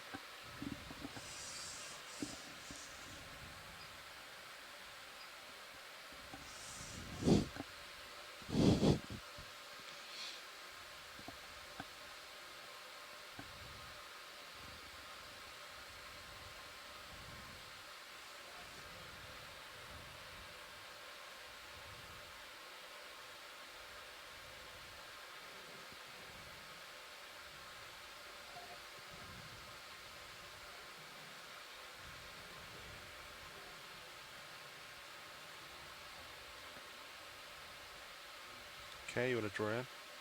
Coming in.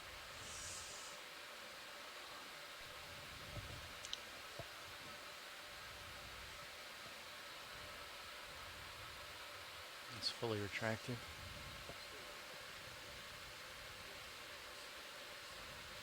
So if you're watching from home, you could tune in to stream number 3.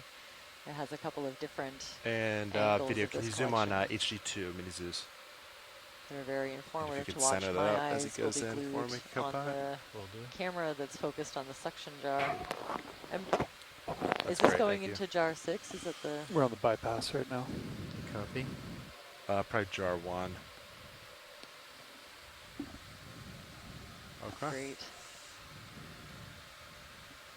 So yeah, my eyes are glued on the suction jar cam.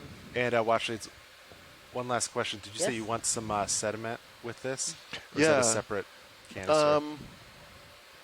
We can do either or. Probably get a little bit of both, but yeah, I'm happy to add some sediment into this same sample. If they're good to mix, I don't know if it would be good to get some of the pebbles and rocks first, so it's a little less hard on the sea star, or maybe he'll just be fine. How about I go for the sea star, and then if we get enough pebbles during that, we'll call it good. If not, we can just go to another canister. Sure. Sure. Does that sound good? Yes. All right. Yeah, and we've had confirmation from the science chat that it's okay go to mix. Ready for suction. Okay. Ramping up. It's 500 RPM, 1000 RPM.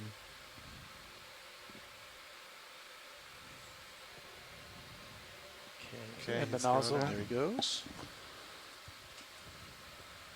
He's in. There it is. Nice. Suction secured. Beautiful. Didn't seem like we got much. No. Yeah. Do you want to go for, now watch, it looks like didn't get much sediment. Do you want to go to canister 2? Just kind of suction the same Yeah, let's do spot? that. Let's go to canisters 2 and see if you can get as much as you can get. Okay, sounds good. Can rain pebbles down with impunity. So this will be 3 different samples then. Yeah, I guess a rock, sea star. Yep. Okay. All right, you can start suctioning as I go for sediment. Okay. Ramping up.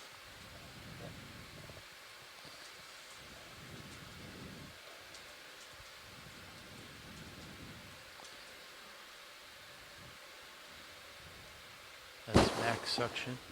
Copy that.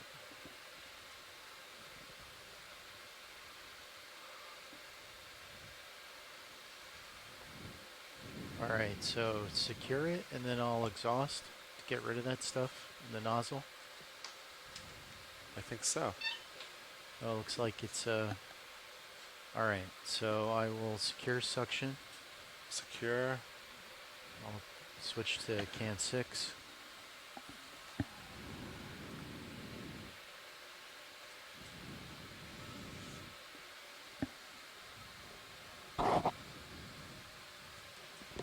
Kind of blow it away from me. And we'll exhaust.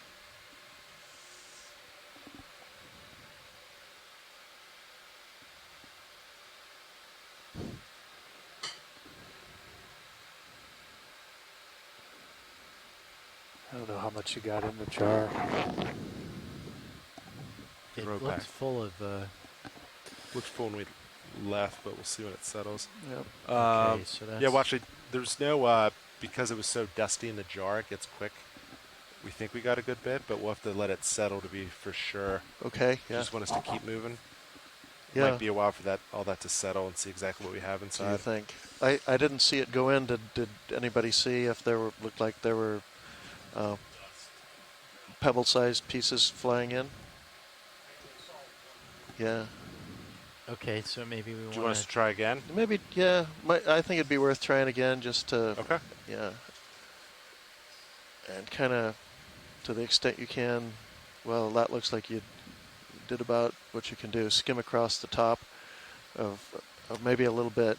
I don't know if you can get a little bit over to the right where there's some fresh gravel pavement sitting there. Yeah, I can go to the right. Those pebbles might be kind of concentrated right on the surface. Might be fairly soft sediment underneath. I can maybe.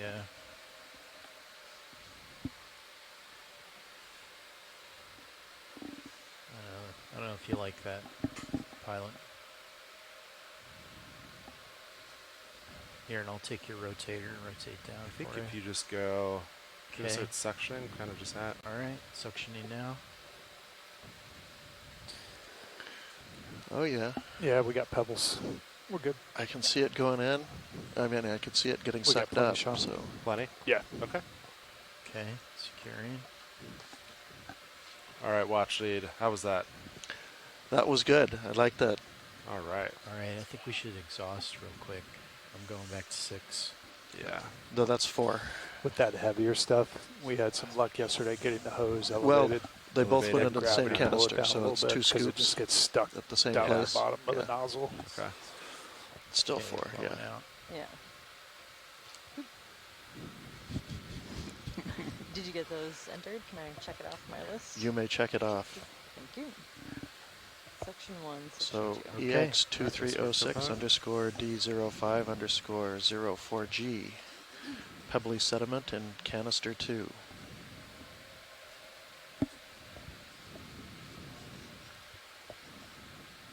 Okay, you want me to push draw out? Yeah, let me straighten my arm out a little bit.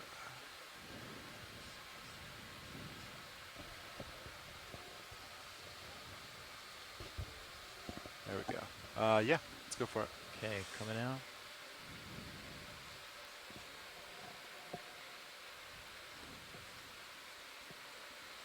Oh, you can hold that.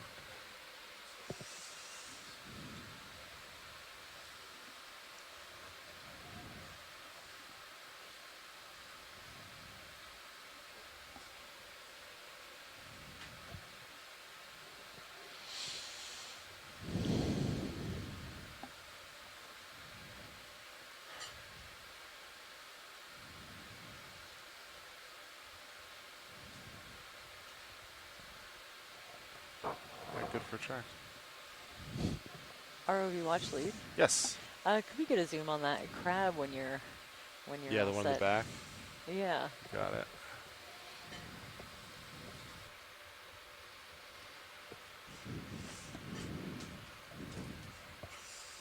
Okay, arm is off.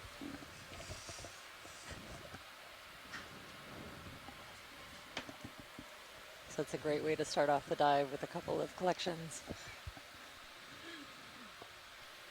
That Sea Star that we got earlier will make its way to the Smithsonian Institute, where it can be looked at by experts or accessed by All right, Biddy, you want to come in and grab? scientists around the world. Lasers off.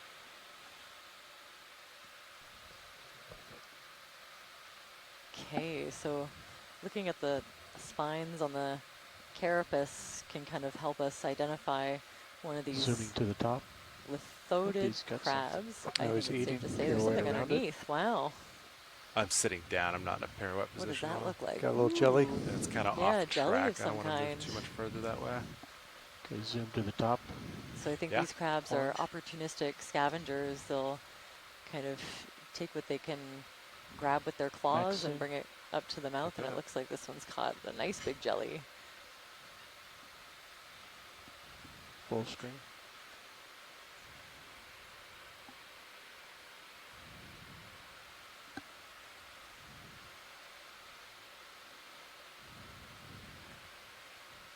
We'll just keep the zoom as it's slowly crawling away for a bit of privacy to eat its meal. Very cool. Is that all you need, Watchley? Yeah, that's great. Thank you. All right. Yeah. Video when you're set. Lasers are back on. So we have Lithodes Keep moving. cruci. All right, co-pilot, so let's see. I'll start as the setting up identification on that. Okay. We'll get back on track and then we'll just keep moving. That crab. Okay. Yeah, I'll let you get in front. We've got a little bit to go over. Possibly Cyanea. I think that's the jelly ID. Okay, so we'll continue along our track. We're approaching the base of this feature that we mapped last night. Okay, I'm rotating. Got that. So the common name for that crab is the scarlet king crab.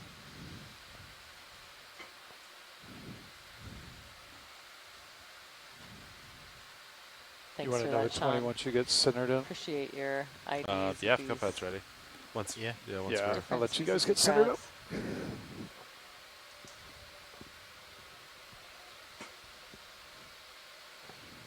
And yeah, lots of these kind of whitish, cream-colored there. sea stars Okay, I'm dotting back the at 220. landscape. All right. Ready?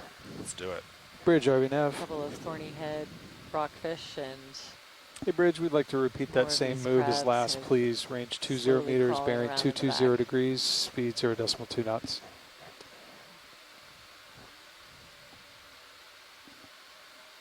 Good copy. Thank you, Bridge.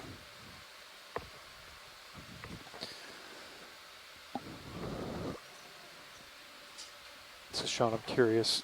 You do not like to zoom on the main HD when you're doing like a suction or a really small grab. You typically just leave that at full wide. It depends what the, I like to keep the hose in view. Yep. So I make sure I'm not like doing a funny bend. Okay.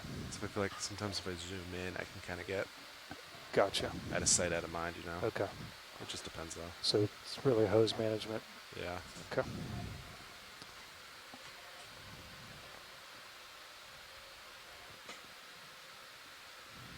We take a look at that rip, lower left. Say a rip? Yep, bottom edge. Yeah, I think that's a C-pen. I wouldn't mind a zoom on that if you're positioning. Copy that.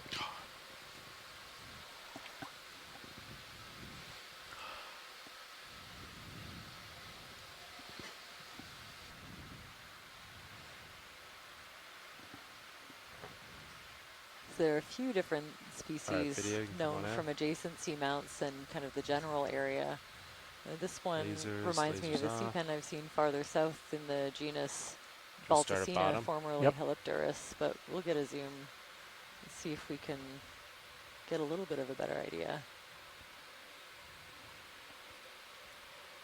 And I am seeing the features that I would expect to see for that genus. I think there's some of those slowly a sharp spine at the base of each of these polyps.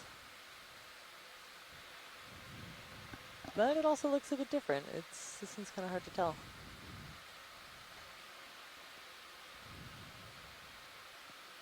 So you can see related to some of the other, it's a kind of coral that has a modified end that allows it to exist on soft sediment. And a couple of little associates near the top where there might have been a bit of damage. So that modified end at the base is kind of going back to one of my favorite biology words. It's the peduncle. And it can fill up with water and sort of keep it, held in to the soft sediment. And those, on some species, they can retract and they can kind of move a little bit. Some of them can retract pretty fast into the sediment. Video's clear. This one I've never seen any example of that behavior. This one has a really long, central skeleton that gives it that pen-like look. Going for fish and coral. Yeah, actually, just go back in. The fish is right here. Beautiful. Wow, look at that. Just nestled right into the center of the frame. He just wants some attention. Yeah. Yeah, it seems to enjoy the spotlight with this. I'm starting to get above you. Probably this should be some time. Video's clear. This should be great for an identification. This is another one of the thorny heads. Keep moving forward. Some debate whether it's a short spine or a long spine. And my guess is you tell Go ahead, the Bridge. length of the spines. Good copy. Thank you, Bridge. All right, ship is all stopped. Copy. Copy that. I have another vote for short spine thorny head. Thanks for that, Sarah.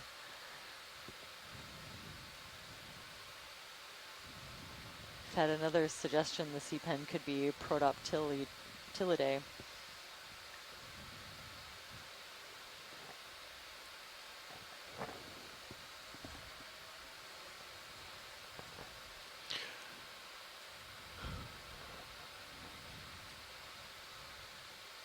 And another one of these large, I think that one is a tanner crab. I think I'm getting a little bit better at that. And I'm seeing some encrusting sponges on these rocks and quite a few sea stars. And it seems like we're getting into a denser and denser collection of these really black and mostly angular, it looks like, fragments as we move along that are kind of sitting up on top of this pebbly pavement.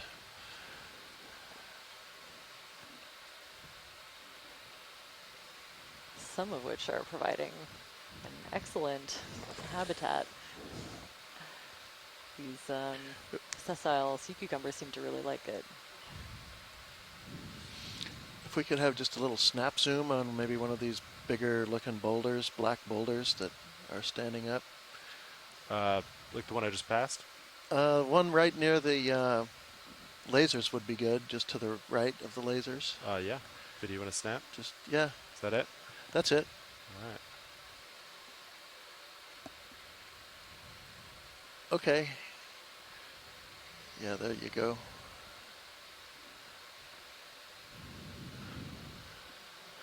All right, thanks. You got it. Is that all you need? Yeah. All right, we're moving. Yeah, so one face of that is definitely really sharp, hey? And so could that be one of them kind of left there by the explosion and the eruption of the... Possibly. It'll be interesting to see what we encounter actually on the sides of this cone. I mean, these could be anything from, if they come from the late stages or during the eruption, you get things that are thrown out that are called bombs, but those typically look more ropey looking and smooth. Fish floating, coming to the lens. But another thought I have is that as the eruption initiates, the first thing that happens is as the lava nears the surface, as you might get some steam explosions, which would blow out the then country rock. Basically, that's kind of the description of a mar that maybe people are familiar with from different areas on land. They can also occur in nearshore areas. Back out in front, pilot. Copy that. Do you just feel like another 20? Different kind of sea star. Oh yeah, I think we'd like a zoom on this. Look at the size of this thing. Copy that. Send it. Let me zoom it. Yeah, maybe right there. Copy. Thank you. I'm trying to get as close as possible so it's still It happened so quick, we'd be on top of them by the time they were done with the zoom. Yeah, 600 meters too fast. We always see the science chat light up when we see a cool sea star. And a lanternfish just earlier, we saw one of those small, maybe less than 10 centimeter lanternfish swimming by. All right, there are lasers. Maybe 15, 20 tip to tip, maybe centimeters. All right, let's go. Nav, could you put the R3 back up on this? Sure monitor? can. Whoa. Thank you. That's amazing. Look at the detail that you can see. We have no clipper So in I'm the chair at the pausing for a moment. second to see if we can't get an idea Copy. on the ID for this one, but you can see the little translucent structures are papillae. They help in respiration. And we're thinking a Hippasteria. Hippasteria, some species of Hippasteria, very cool. You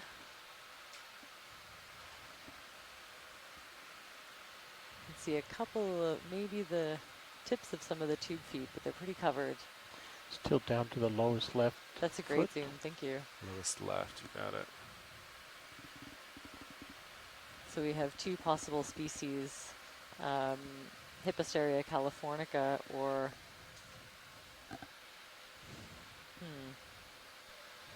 Firegiana.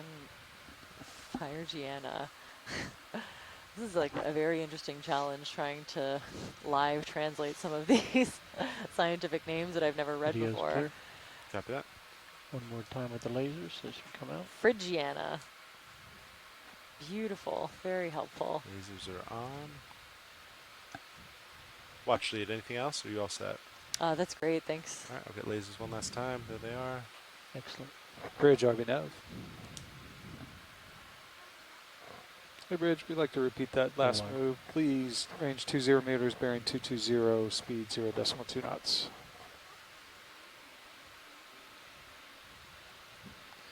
Oh, there's Good another copy. sea Thank you, star in Bridge. the back there that would be cool to zoom in on, I think.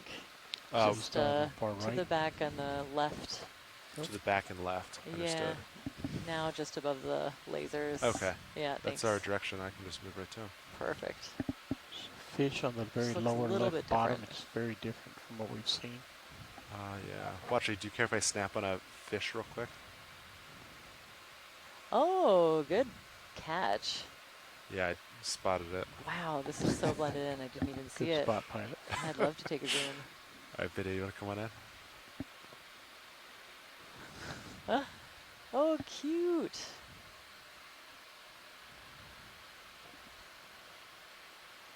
Wow, yeah, This is something quite very rare. different from We're what we've trying seen to so get good far. imagery of this.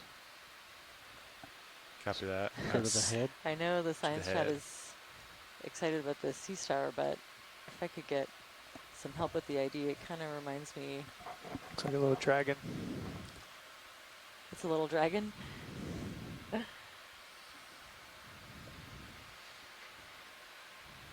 good to pan down the body. Poacher. There we go. 2 votes for poacher.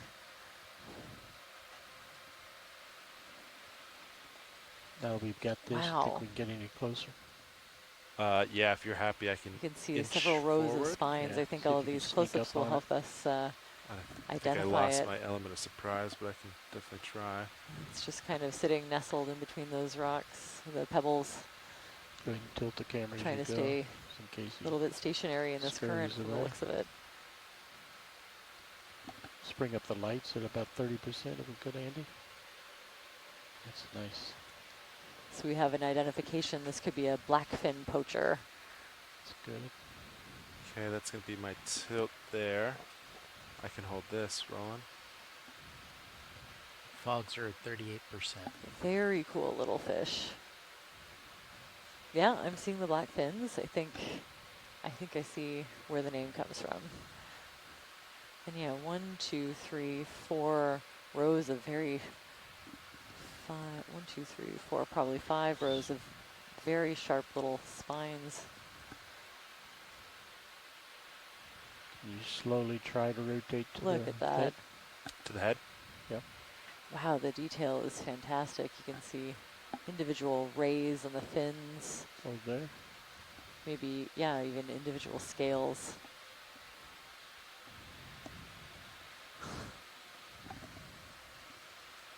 It's so small and so well blended in. Sliding a little bit. I would have missed this. That's why we've got Sean in the big seat. That was Yeah, so it's kind of teasing. like I did not spot this. That was video. a spined armor. I think this Ship is on the move. Copy that. Yeah, kind I'm of like starting to get a above you. harder All right, outer video. surface. Lasers on it? Last. Covered in You got time, spines. though. Lasers are on. Very cool. Thanks for that Probably not gonna catch. go too much farther. Okay, video all set for Yep. you. All right. All right, watch it. We'll go to the Sea Star now. Perfect. Thank you. Yep.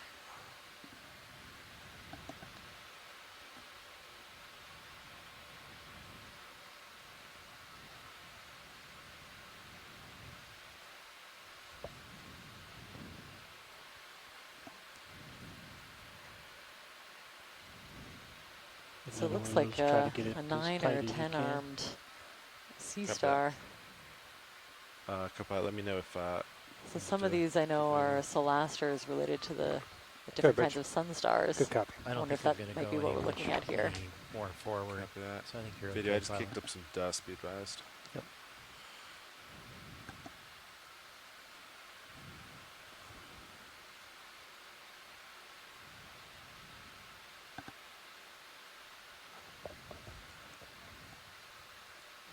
Oh, good. I have a second vote. Almost certainly Solaster. Lasers, So we'll get a lasers nice off. close-up and see if we can see any of the other identifying features that we use to take it down to species. But a Solaster, I know some of these can get pretty big. I'll just wait for the dust to settle. Yeah, it must have been that fish we just passed.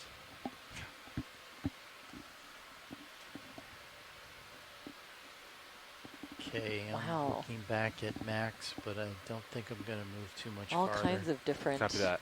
kind of I'm ready to spine boogie. structures coming out of the, If need be. Got a the big top delta, of the sea so star. it's flat. I think everything's fine. Copy. And in between those, again, those little translucent structures, you can see kind of wiggling around that the sea star uses for respiration.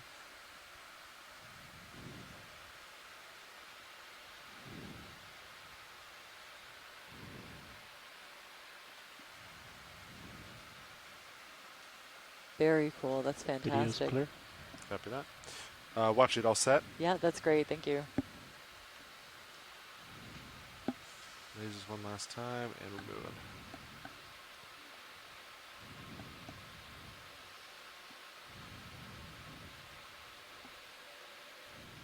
All right, pushing forward. Copilot. Copy.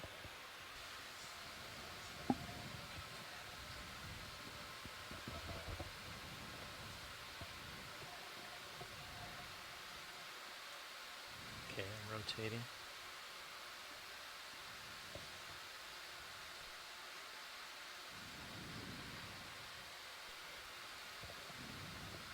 So we have a tentative idea of Solaster paxillatus for that last, call it a multi-armed, 9 to 10 armed sea star. You want to give a level on the cameras, or give us a left to right look? It looks like things are getting a little bit steeper up here.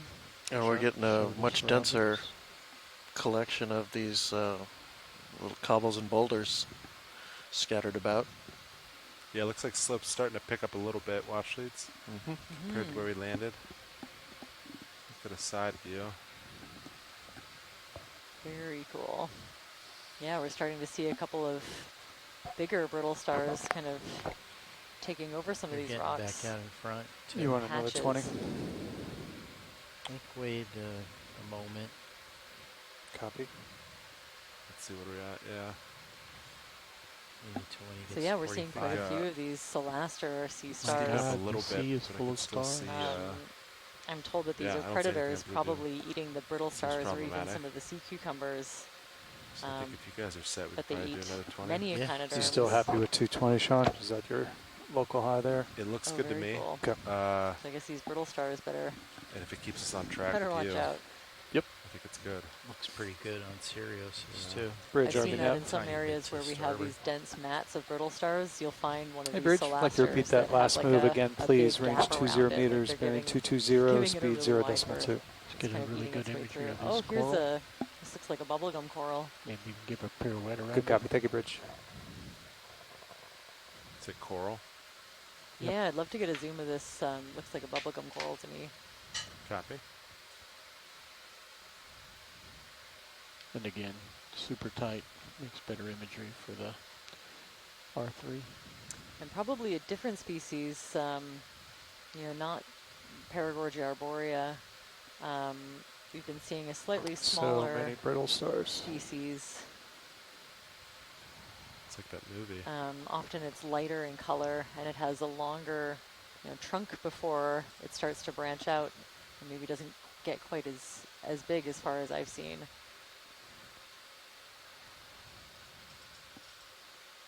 And yeah, just like mats of, or big patches at least, of brittle stars everywhere.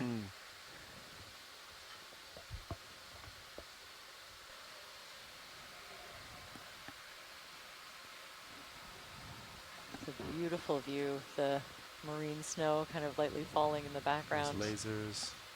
All right, video. And you see this coral is kind of growing up. It actually may have... You've got another decent size one off to your starboard, Sean, if you wanted to. Okay, we're getting a great close-up of these polyps. Same thing? I don't think it's the same. Extended out into the water column. Oh, okay. See it there? Oh, yeah.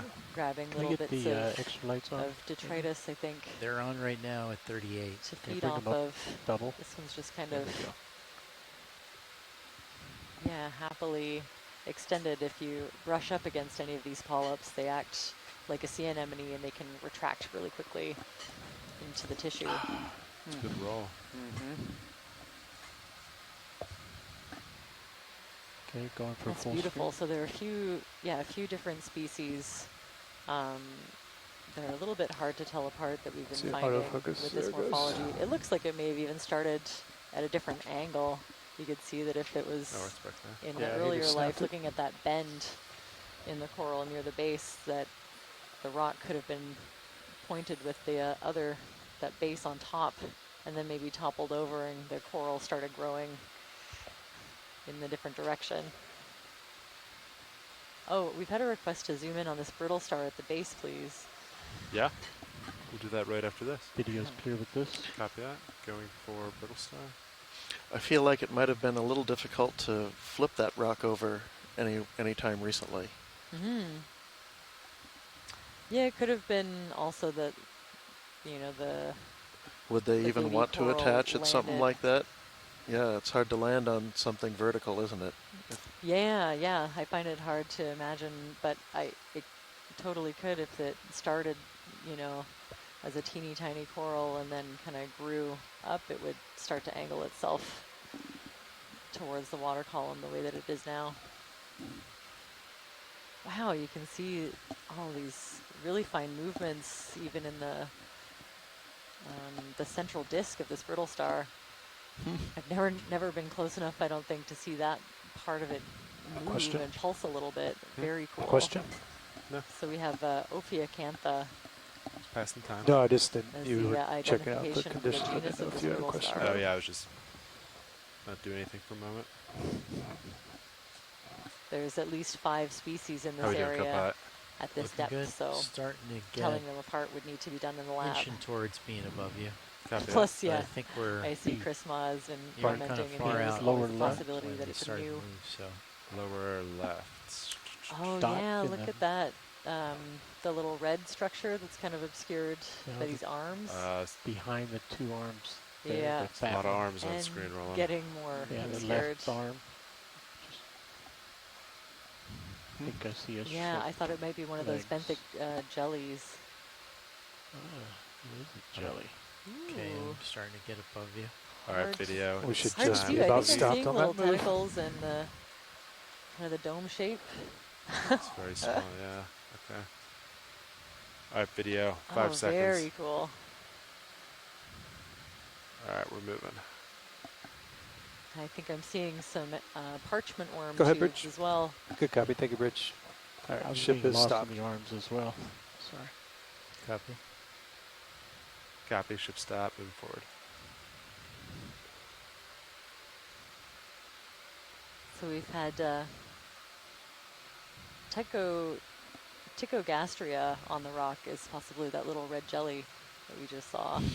That's a excellent ID from Big that fuzzy coming pretty above center. obscured video. Those brittle star arms Fuzzy really wanted fuzzy. to be in the zoom. Oh, here we go, and we're starting to see some. Yeah, this is the first time we've seen these on this dive. I think those mushroom corals. Is that of interest, watch it? Yeah, I'd like a quick zoom. Sure. Thank you. Video start to come in.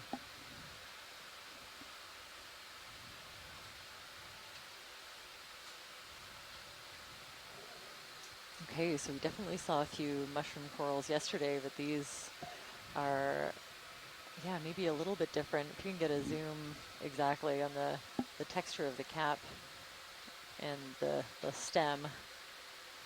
Yeah, I'm not seeing any of those sort of in-between sized polyps like on a beautiful specimen that we got yesterday. So I'd say this looks a little bit different. Maybe one of the other genera, Heteropolypus or Pseudoanthomastus. We'll take a good close look at this zoom. Looks like there's, yeah, a couple of different species of mushroom coral. Tilt down to get a T-shot. That's good. Thanks for that. That's beautiful.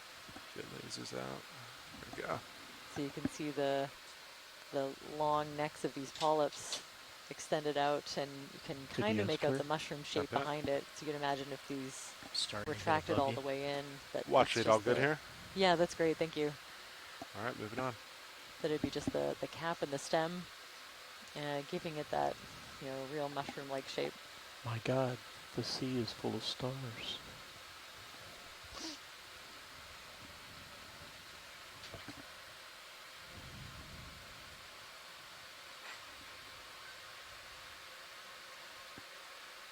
ROV watch lead. Hey, watch lead. Would you mind zooming in on that Solaster sea star to the left? To the left, you got it. Yeah, just might want to see what it's eating, if it's at all clear. So we'll see if we can take a look at the kinds of organisms this predatory sea star might be trying to hunt. I think there's a good chance, apparently it eats other echinoderms, so brittle stars, even sea cucumbers.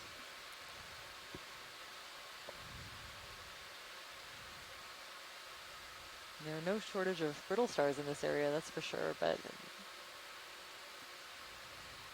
I might be trying to keep their distance. That might even be the base of a a dead glass sponge in behind. You see this?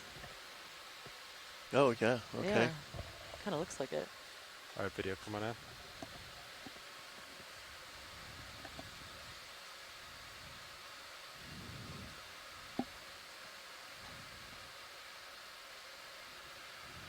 See, I think I see a little, maybe an arm of something underneath. A couple little crustaceans catching a ride maybe, but you know, I'm seeing some encrusting fauna.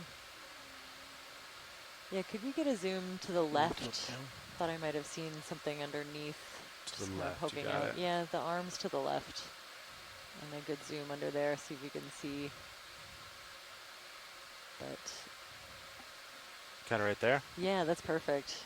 Yeah, so it might be kind of feeling out and trying to find a brittle star nearby. There could be something under the disk that we can't see. I think that's great. Thanks, ROV. Sounds good. Video, what else do you need? That's it. That's it? Okay. We'll Lots keep of moving. encrusting There's sponges. a jelly below those two arms. A little, Tilt down a little bit. probably a small scallop species. Oh, there's that jelly. Wow. Yeah, I've also never seen these until this year on my last survey. I saw the first one that I've ever noticed before. And now we've seen two just on this one dive. Video's clear. So yeah, what was the ID? Ticogastria. Lasers down there for reference. Little red jelly. So these I think are coming jellies that are often, another like they are jelly. associated with the seafloor. They kind of live in There's close lasers. association with the with the seafloor instead of being suspended in the water column. Yeah, look, there's a sea pen toppled over. Mm-hmm. Or some kind of coral, I think. Very cool.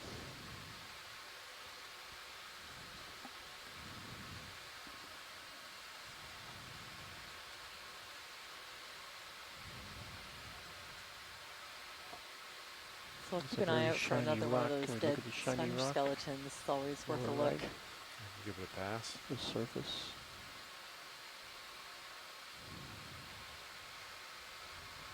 Lots of different kinds of tubes, brittle stars everywhere. And these sessile sea cucumbers, those soulless sea cucumbers that stay attached to rocks.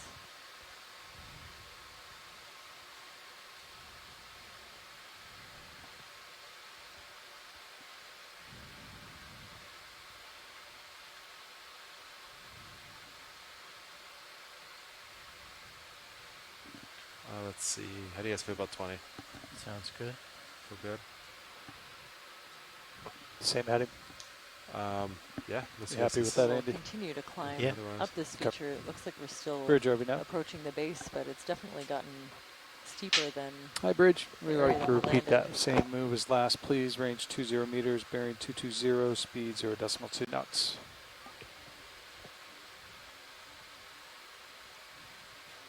Good copy. Thank you, Bridge.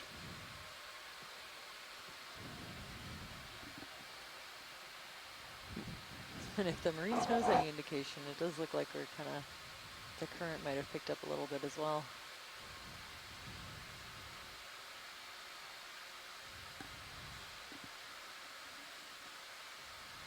More of those thorny head rockfish in the background.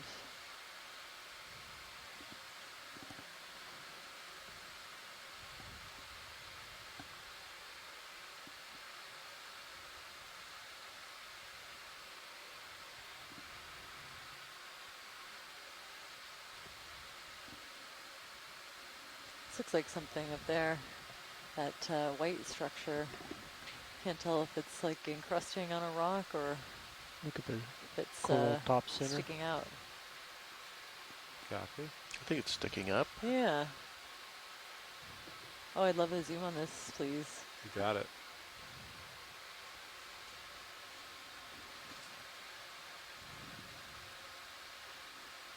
Yeah, it looks like we're looking at a different coral. We may have seen one of these a little bit earlier on in the expedition, but not on this dive. I think we could be looking at a Peristanella. Let's get a close-up and see if we can find out a little bit more.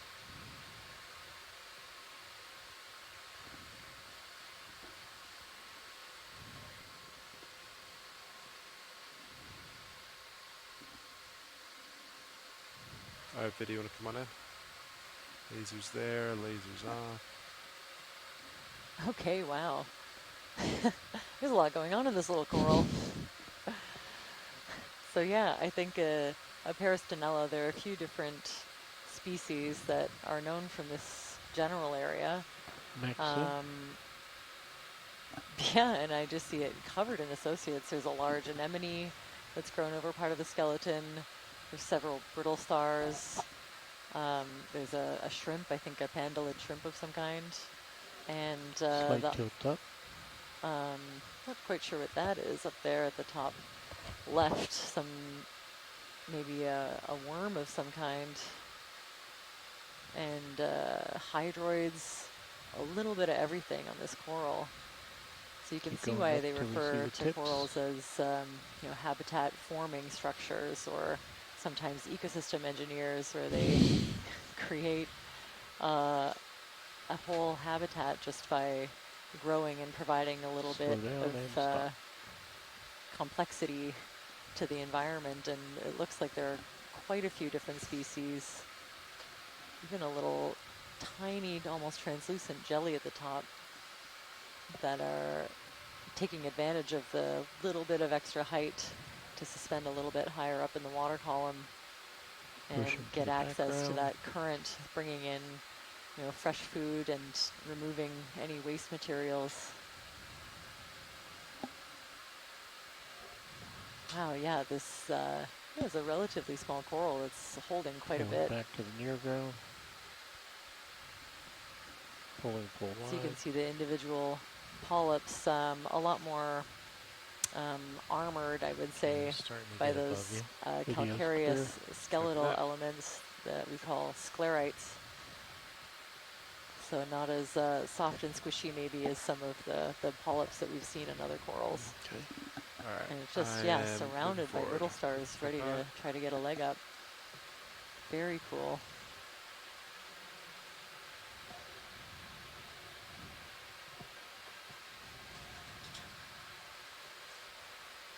And I think, we're starting to see a few more of these bubblegum corals. A few different species. I'm just going to move forward a little bit right now, catch up with Sirius. Yeah, that we've seen in our video and collections a bit further south. Good copy. Ship's all stop. Paragorgia jamesii is known from a little bit deeper. There's Paragorgia Stephen Carnesii. Lose the fog lights. That's also known from farther south, and they have this morphology, so I would suggest one of those two species. But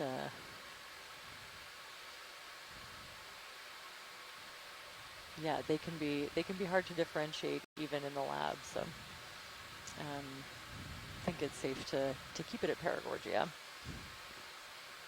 There is another genus in that family, Sabogagorgia. Oh, there's a nice big one. ROV, could we get a zoom on that one? Yeah, copy that. Thank you. So you can see it in a few different life stages, the smaller branches, kind of one or two, and then this looks like an older individual.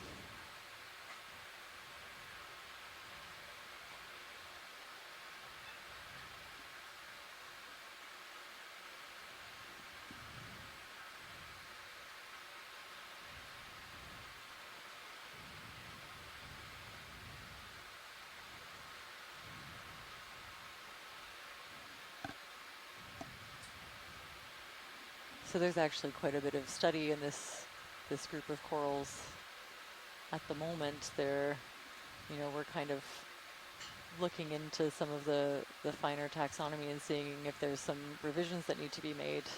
I would and say there after are definitely a few put another move in. Gaps in our knowledge for corals of this area. It's so interesting that one branch has really taken off.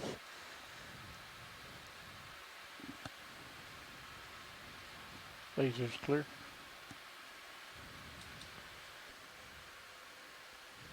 Let's get Want any more Fox of those video? predatory please. sun stars off to the side. There we go. All right, video. I'm all stable. You can take what you need. Start center where you're at. Copy that. Holding there. Beautiful.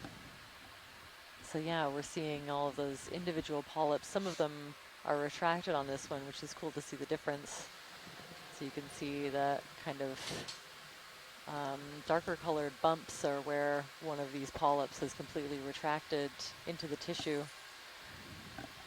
And farther up, you can see the polyps out and kind of Let's happily go up feeding. to that very tall one on the upper right, slowly. And even the really teeny tiny bumps in between, those are other kind of structures on this coral that can help us identify it. Is different it kind on? of Upper far right. different kind of polyp, a very little long tiny one. zooid Total. for Okay. So these corals used for the coral, reproduction. not something on the coral. Wow, that's a good shot. just look like fireworks, kind of little stars.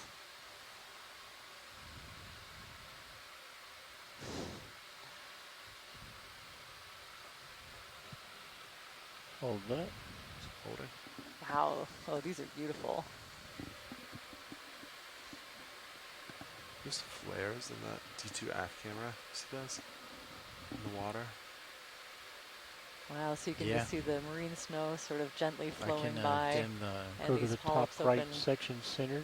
every now and then kind of top right grabbing centered. Copy that. at food that's suspended in the water column. Perfect. You can see the 8 individual tentacles coming out, and each of those 8 tentacles have little lateral projections that can help it catch. See that a couple of arms every now and then will catch something and then fold in towards the mouth to eat it. I'm concerned maybe it's possible that Niskin marked it. It flung open. Okay, let's go back, tilt down lower left. Oh, That's you're talking about beautiful. those marks? Yeah, lower left. Copy that. I'm just going to fill the screen with the main body.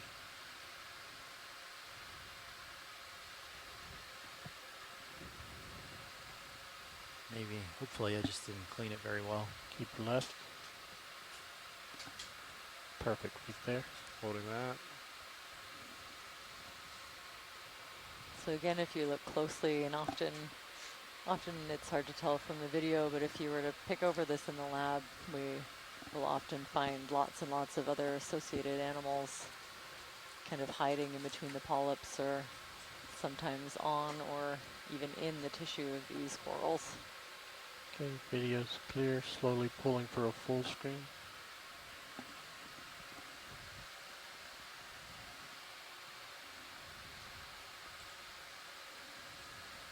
I made a note in the engineering log. Great, nice. That's just beautiful. Thanks for that zoom. You got it. Huh. All right, I'll hold this a second.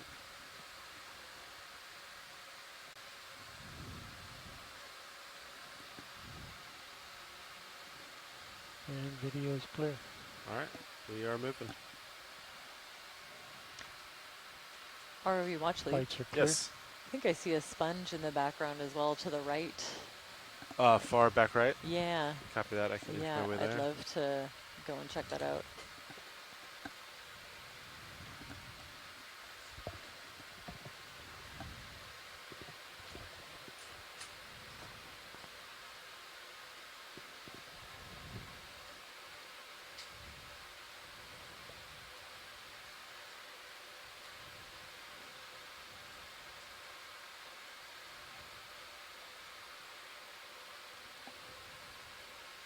Okay, so definitely one of the glass sponges. I'm always blown away by the diversity of different kinds of glass sponges. I feel like they're fairly rare in some of the study sites that I've worked in, and they're just everywhere off of BC and into the Gulf of Alaska.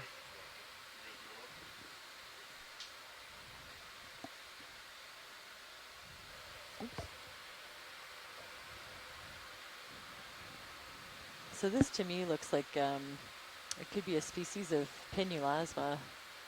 Kind of was looking over my notes yesterday, and there is a species described from it's kind of off track, adjacent seamounts, although there are several from earlier expeditions that are still undescribed. Yeah, but this one looks like it could be a pinulasma. Lasers off.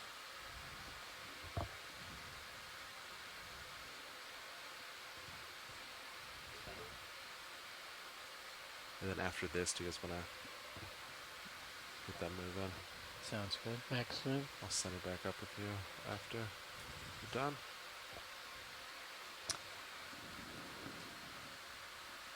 Wow, yeah. So again, you know, some of a glass sponge acting as habitat for several other species. Disc.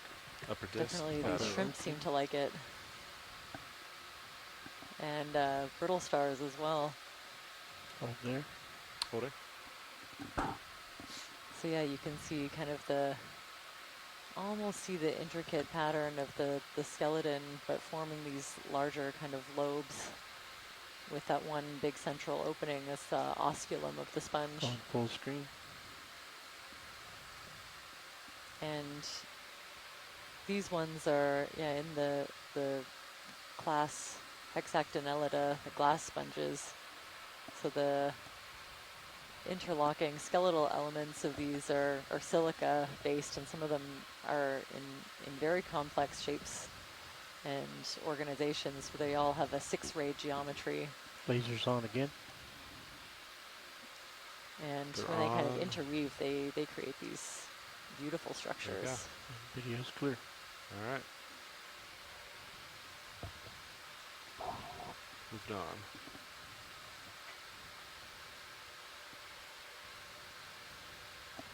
All right, you guys want to go for 20 meters?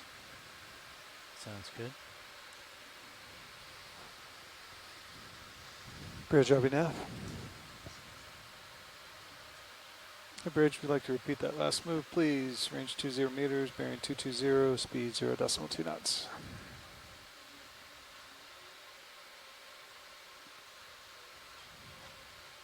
Good copy. Thank you, Bridge.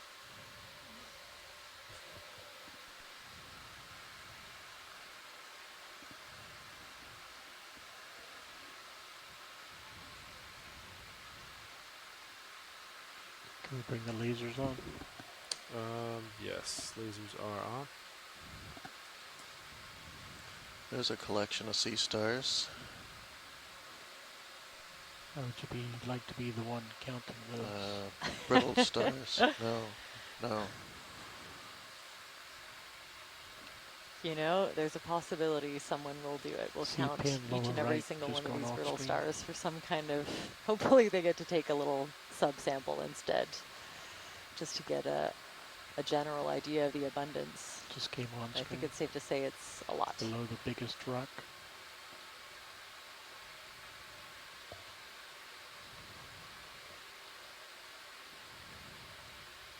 Go to a partial. Let's go into the right corner. Just down in the bottom right corner.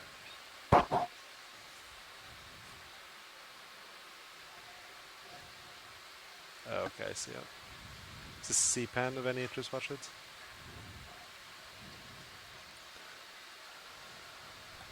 Oh yeah, we have our first rock pen of the dive. This is a really small one. All right, Roland, I am good getting catch. Closer.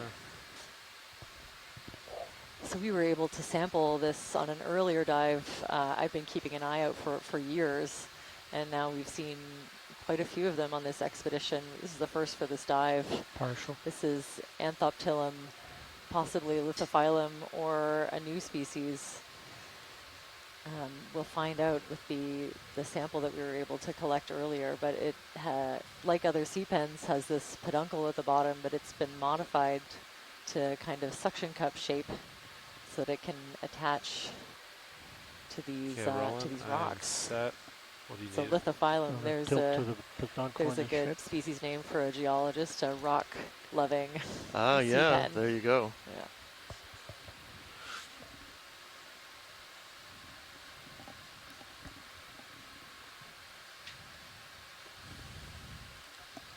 Bring up the Now, will mic he to move around 30%. from rock to rock? Or is this where he's Can we bring up the making mic his to 30%? stand? So it's a little bit of a blur, but I'm pretty sure when we collected the last one, it did release from the rock, and we ended up picking it up. Okay, we're gonna full Yeah, screen. so they, Okay. yeah, I think they often have quite a bit of movement if they need to, if they're really not getting access to the resources they need, or if they encounter a predator and want to move quickly, they can kind of, I think, more drop Video's and clear. then eventually sort of find their way Right. to another rock. But moving on. I think I've never seen them move that much, except maybe during that collection.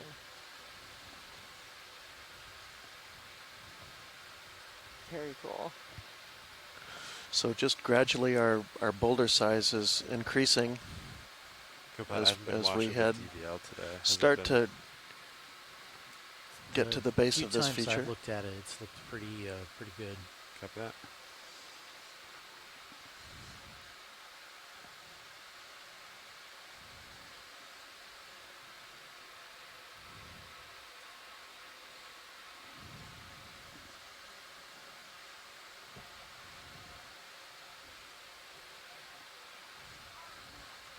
Good, Rich. Good copy. Thank you, Rich. Nav and Copilot. Someone want to swap in, do some bottom time? Sure. Thinking about trying Auto XY. I've been watching it for like 60 seconds. It looks good. I'm going to try it. Sorry, could you repeat that? Oh, sorry, watch it. I was just talking to my Copilot. Oh. Actually, while we're here, I'd love a Zoom request. Yeah, we're just going to do a quick swap, and then we will definitely get that Zoom for you. For sure. Thank you. There we go.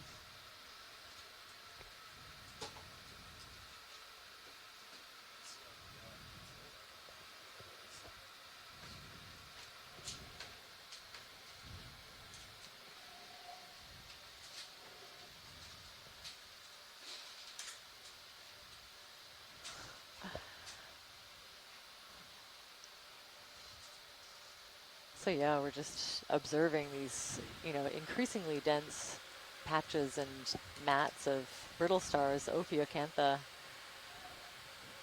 Okay, watch leave. What was that Zoom request? Yeah, so kind of center screen, basically a dead sponge skeleton. Oh, okay, dead head.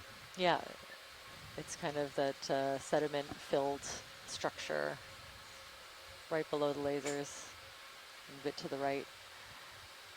Yep, I'm just going to get a little closer first. Sure, thanks.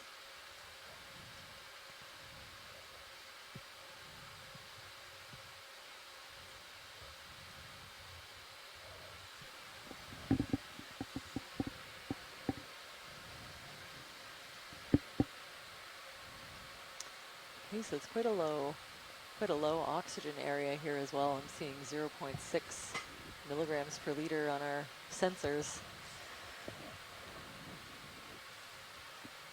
Okay, go in video. Wow. Okay, so if I squint through the mat of brittle stars, I think what I'm seeing is a dead skeleton, maybe of a similar species to the one that we were zooming in on that was live before. So the certain species of glass sponge, the skeleton can stay around for a really long time after the individual dies, and obviously it's great habitat for all kinds of different creatures. I see scallop shells, obviously lots and lots of brittle stars, different kinds of polyps. Pan up. Okay. I don't know what that little yellow thing is, kind of to the left, peeking out of one of the holes, but yeah, this dead sponge skeleton is making an excellent habitat for a variety of different species. Continue up. Okay. That's perfect, thanks. Welcome. Just a little scan, maybe a bit higher up. Yeah, lots of hydroids, maybe a couple different species. I'm seeing some cool banding on the arms of one of the smaller brittle stars. Some other sponges, encrusting sponges. on top of this dead sponge skeleton. So very cool. Actually, one of our geology samples a couple of dives ago had the base of one of these, I think, pretty strongly adhered to it. And we're starting to see more and more vesicular lavas, telling us those were erupted pretty close to the surface, right at the surface, and as they do that, the pressure is released, and the gases that are dissolved in those lavas form bubbles. Oh, okay. So the kind of like the texture that you see in that face of the rock, kind of like full of little holes. Those were bubbles. Right. Oh, very cool.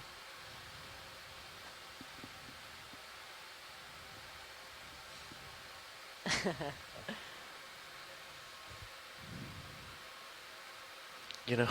We've had a vote for a rock collection, but I think there may be ulterior motives. I think someone's looking for brittle stars. Any particular rock watch lead, or? That's up to geology.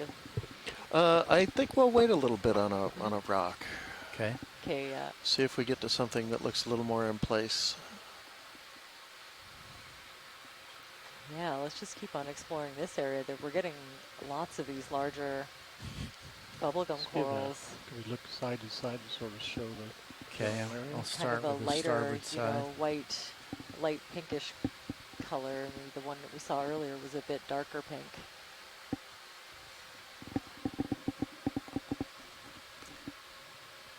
That might be a different species of rockfish straight ahead. Actually, I wouldn't mind a zoom. On what watch lead? The rockfish kind of center to the left. Copy.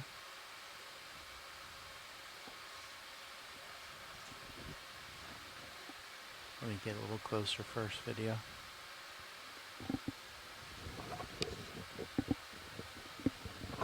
Maybe I'll see if I can get them in R3 range too.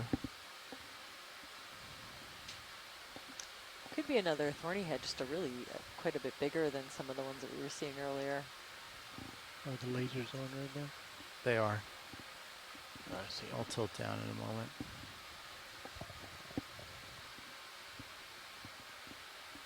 Okay, I'm going to put a toe down. I'll get a little closer. So folks at home watching, you can see those two little laser lines, laser dots, exactly 10 centimeters apart. So this fish is a good 20 to 30. Okay, you can go in video. So I'll await the experts to chime in, but I think this is another species of thorny head, maybe just a large individual of some of the species we've seen earlier. Just kind of nestled in, taking a rest between these rocks. Below his eye. Very cool morphology on the jaws of this fish down at the bottom there. You can see kind of,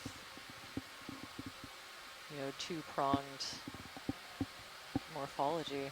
Wonder if that, that's very interesting. And little nasal openings just kind of below the eyes. Wow. I'm moving a little bit on you, video. And like, sorry. what's that around the eyes? They almost look like that doesn't belong to the fish. Maybe say again, video. Some kind of parasite. I don't know. I think they're looking at parasites around the eyes. Could be a larger Great view. version of this short spine thorny head that we've been seeing. Slowly pulling out. Just beautiful. Look at the texture that you can see in the skin and each individual ray on the fins. This is phenomenal. Continuing to full screen.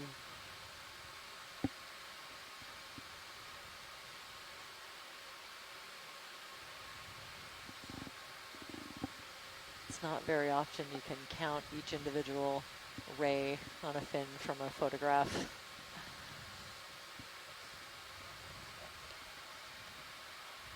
I guess it's often here with this platform. Video is clear. Thanks for that. Copy. That's great.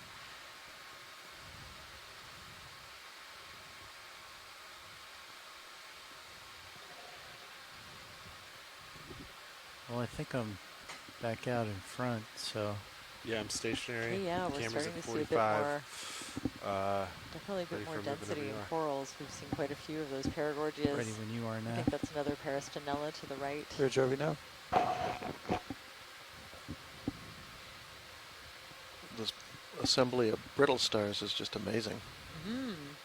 Yeah, and I think I am starting to see, you know, like a bit of a halo around each of these sun stars, the predatory sun stars, where the brittle stars have shifted to avoid it. Oh, interesting. So which are those? Well, we just passed Bridge, one. I'd like to repeat that same move, please. Range 20 meters, bearing 220, speed 0.2 knots. You know, 9 to 10 armed sea stars, the white ones, they're kind of the vicious predators of the sea star world. Were you talking about the sponge that's straight ahead? Yeah. Check to see if they're anxious. I suspect they will have the mushroom. Did Bridge leave their mic open? Okay, so I think we're zooming in. There's a couple of things on this rock, but that sponge straight ahead looks like a Rossellid sponge. We call them boot sponges, but maybe there's another name. Urn or vase-shaped sponge.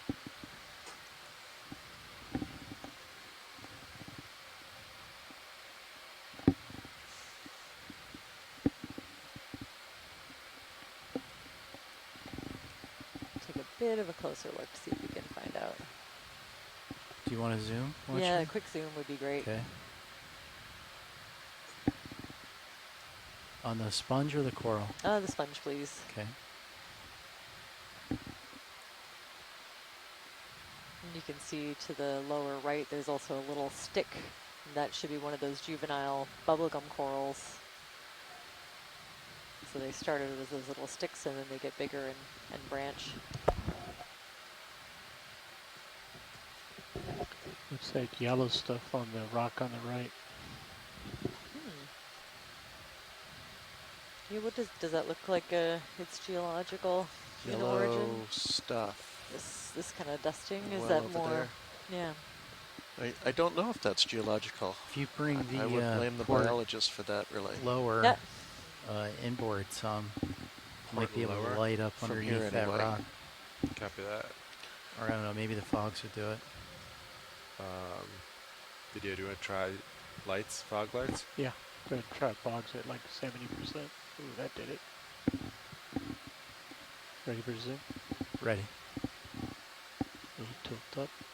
Lasers are clear. Wow, so yeah, in amongst this mat of ophiuroids, we have this little sponge trying to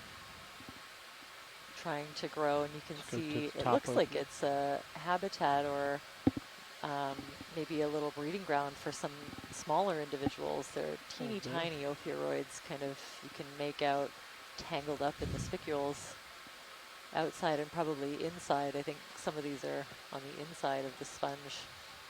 And some kind of crustacean caught up in this kind of confused network of sharp silica-based sponge spicules, which are the skeletal elements that make up the body of the sponge. Slowly tilt down. I'll focus. Very cool, and you can see it looks like the larger brittle stars prefer to not climb all over it. They're kind of avoiding it, but there are some smaller ones. I think on the inside. Yeah. Very cool. In this group, the family Rossellidae, they don't have, their skeletons don't fuse together to form like a hard network in quite the same way, so they're a little more diffuse, and when they die, they don't often leave those harder structures that we saw colonized by all sorts of animals earlier.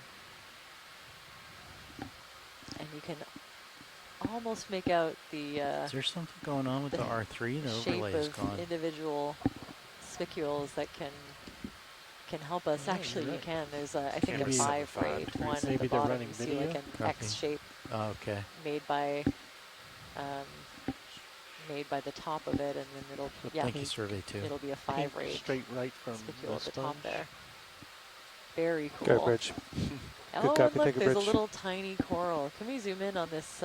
Camera 8 yeah, I think you got it. The light-colored coral. That looks like a baby Paragorgia. So yeah, some of those bigger light pink and whitish branching corals will start out as a little tiny one like this.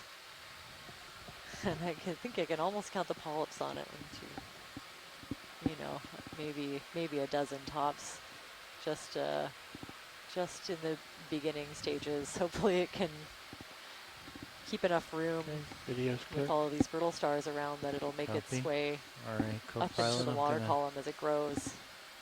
Come off bottom and get back out in front. Copy that. They may want to look at that yellowish stuff on the rock on the right. Well, okay. Yeah, I guess the ship isn't moving any longer. And the little scallops that we've been seeing around, the little almost translucent white ones, probably in the genus All right, for me to turn Delicopecten. fog lights off. Yes, please. Fog lights are off. And I also have an interesting note. It does look like these brittle stars Yeah, I think I generally might be about prefer done to swinging. be on the rocks versus on the Looking back on the about softer 9, 8 sediment. degrees. Okay, I'm pushing out in You front. know, the loose rubble. They seem to be pretty happy to be on the tops or the sides of these rocks. Corner. I'm going to get a little distance first video. I want to keep an eye out for that as we move up. Suspect they're just starting to show.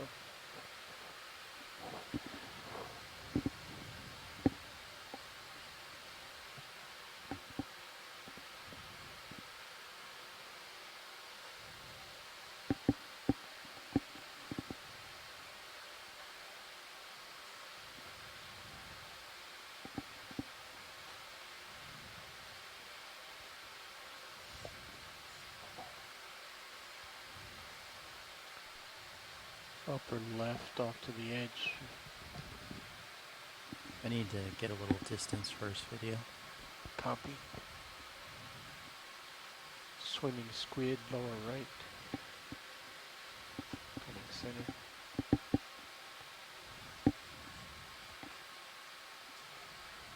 Okay, camera's back to 9-0, so I'm right on top of you at this time. Copy.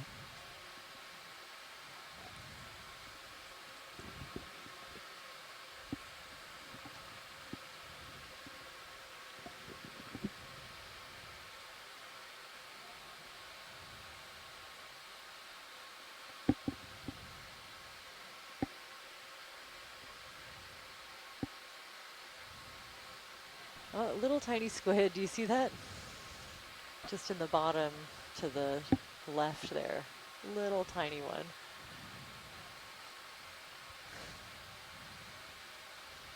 You can go in partial video. Oh, wow.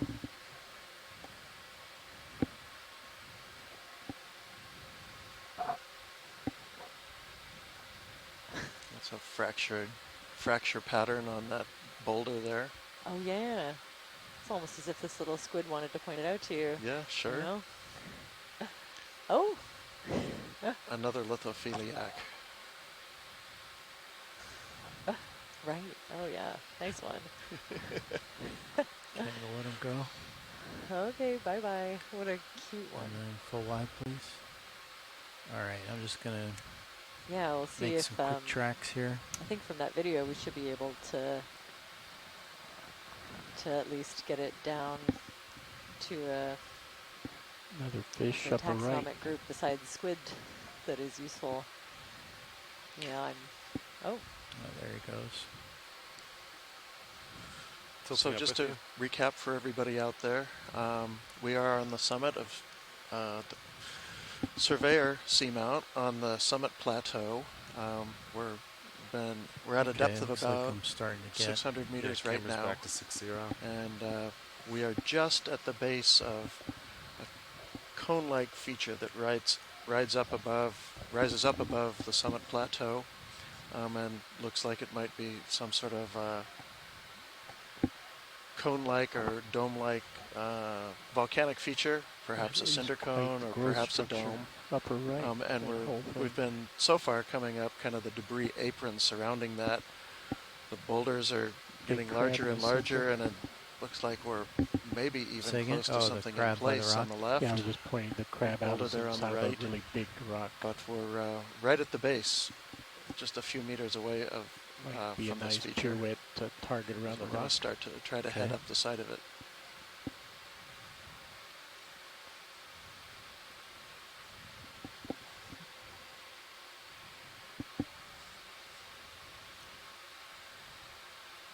Yeah, this is a really interesting, pretty big boulder. And I think it has some of that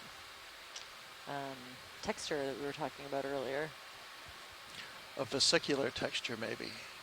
Yeah, it's hard to tell. I don't see the fine details yet, but yeah, it's very blocky looking or so a rough texture. Mm-hmm.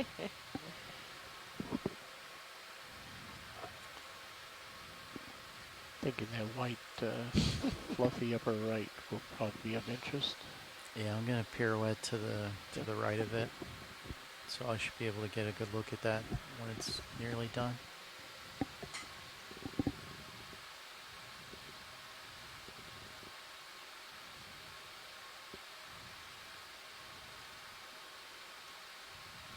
Wow, what a great image.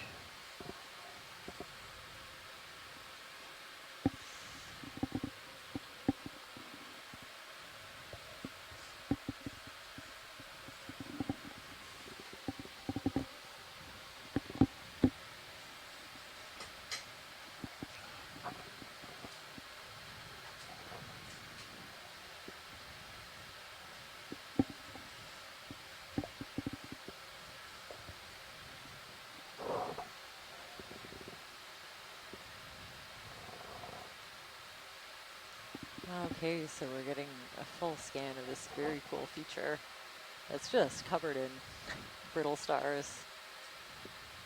And I think I might even see some encrusting coral, the stronoliferous coral, those little bushy white patches at the back, and a larger bubblegum coral species to the front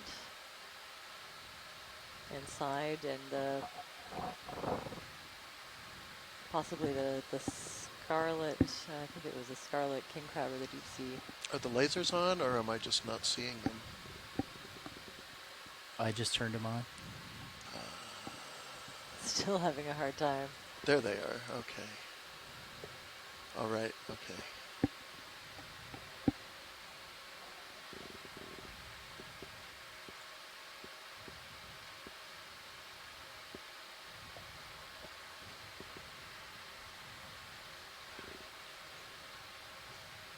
And I think that's a peristenella coming up on the side, so all kinds of different corals in this particular feature. Looks like it would be hard to sample this a boulder rock from it. Yeah, this boulder looks like it's about almost 2 meters across, yeah, which is probably too big to grab. I bet D2 could do it if you use both hands. I'm not so sure the stars are going to let go of it. Yeah, good point. I don't think the brittle stars would let you. That's right. They've got a good grip. Actually, if there is a rock that has this stoloniferous coral on it, I'd keep an eye out, and I'd love a zoom on the kind of bushy white patches that we're seeing towards the back. Your tether for the spin there. Yeah, I was gonna get past it and then go. Okay. Yeah, for sure. The bushy white coral. Yes, please. Okay, you can go in partial video. Pushing in. Yeah.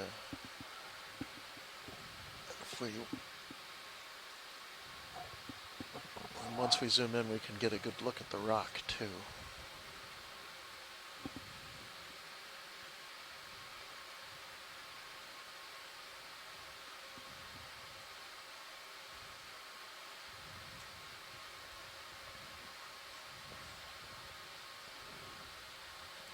Partial. Yeah, so we're definitely seeing one of the stoloniferous corals.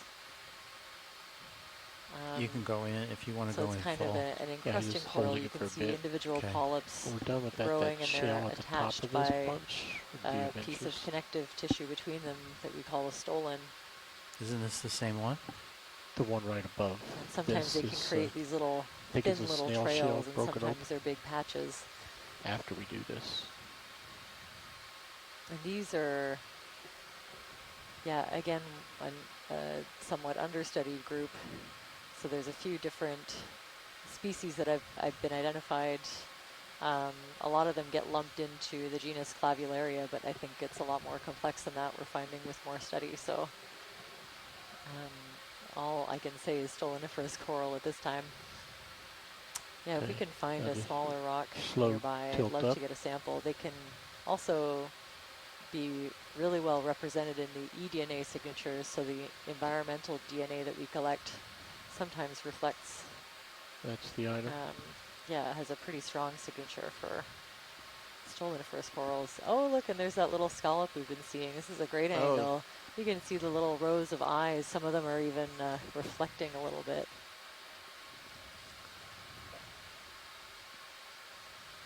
Very cool.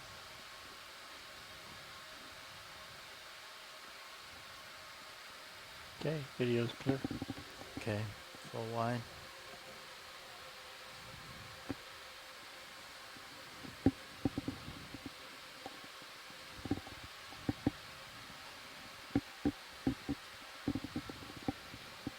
So actually, if we could find, what would you think about trying the suction sampler on something like that? Is that a little bit treacherous to try to scrape off a rock? Or should we go shopping to see if we can find a smaller rock to pick? Oh, look at that there jelly. Goes a jelly off That's to the right. a beautiful one. It's full wide. Huh. I mean, we could give it a shot, watch Lee. Okay. Yeah, we could do a little. Yeah, maybe in that case, and then we could get some of these ophiuroids as well. I'll so whichever. Come up and I'll be like kind of getting a little bit, so I'm looking back at you. Yeah, whichever individual clump you think is I can come down the most accessible. Okay. I think tether should be good. Yeah, we're at 45. Yeah. All right. Actually, maybe could we pan to the right and look at some of those smaller clumps down to the bottom that might be a little bit, don't know if they'd be easier or not. Okay.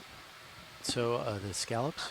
Sorry, the stoloniferous corals, the white bushy corals. Bottom right edge of the I was just wondering if the ones closer to the bottom might be a bit easier in some ways.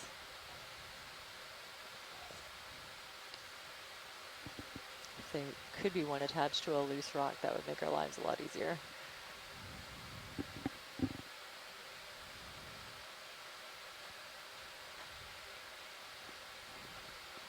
Here comes a crab to see what's going on over here. Yeah, very curious crab.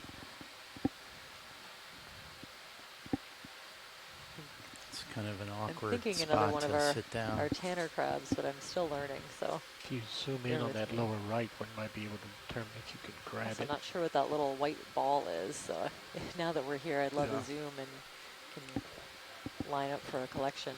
Okay, you can go in video.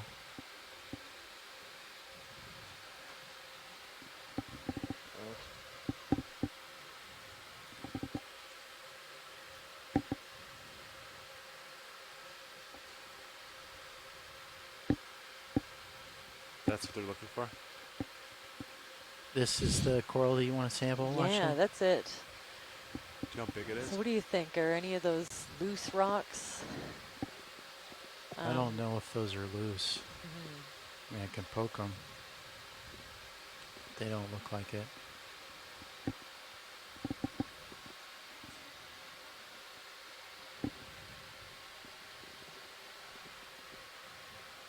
Yeah.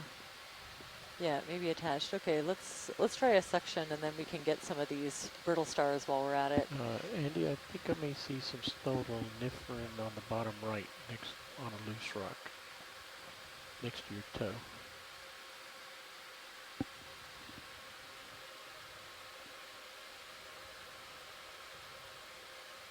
Yeah, if that one's loose, I think it's the right stuff.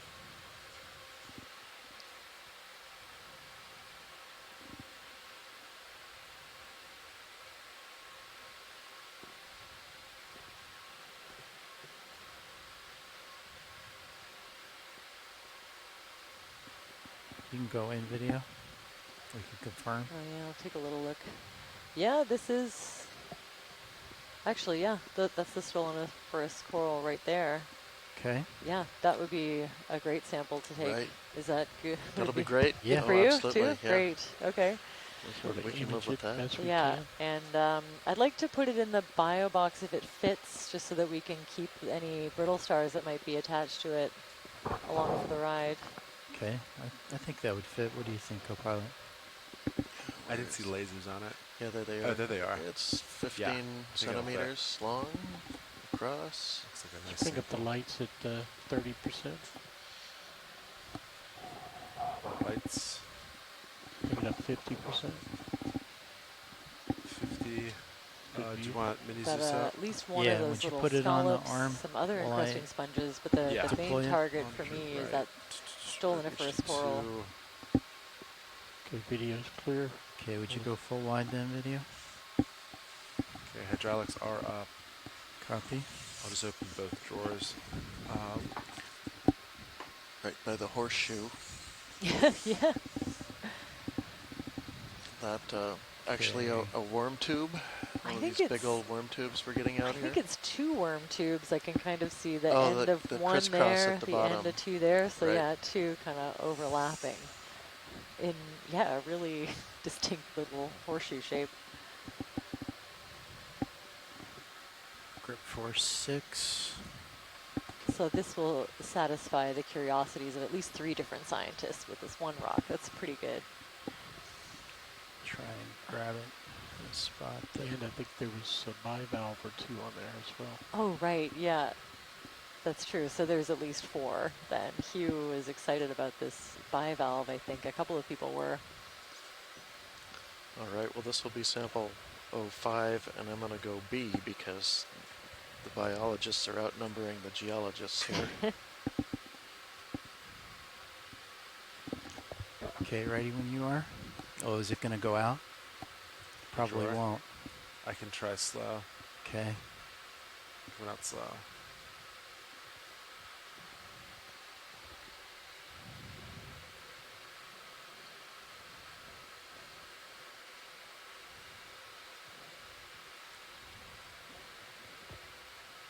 Stop there. Okay. And what do we have open? Everything's open. Oh. So you could just go. It's going to be tight, but you should get enough room. Just be mindful of the camera. Or you could pick up and move. I think I'll just do this. Go port inner.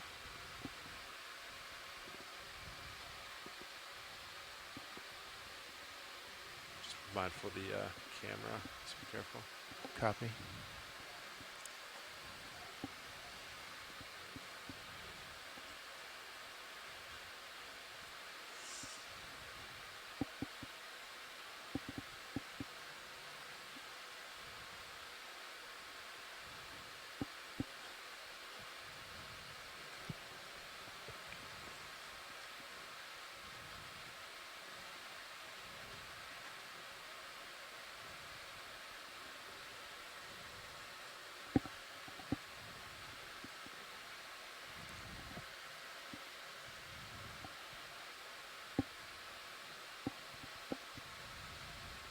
This work retractor.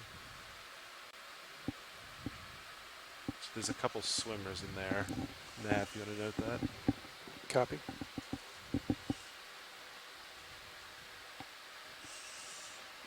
Just swimming crinoid landing on the upper left.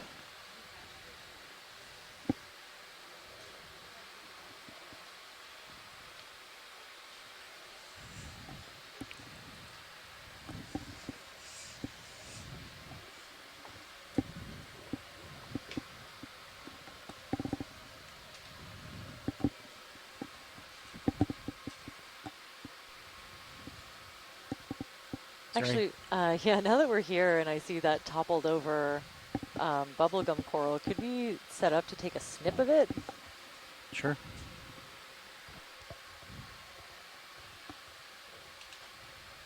I think I'll want to... Trying to think. You could come or do a 180. Yeah, that's what I was thinking too. I'll kind of go up. I'll have to go up kind of high.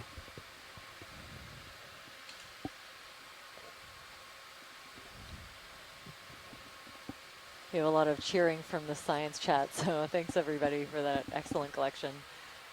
Lots of exciting things. Mm-hmm. Yes. Yeah. It's. I'm not sure if it's a outcrop or if it's just a slabby piece of rock that's loose, or if it's looks like it might be maybe semi-consolidated part of that's kind of eroding out. It's part of the lower part of this cone-like feature.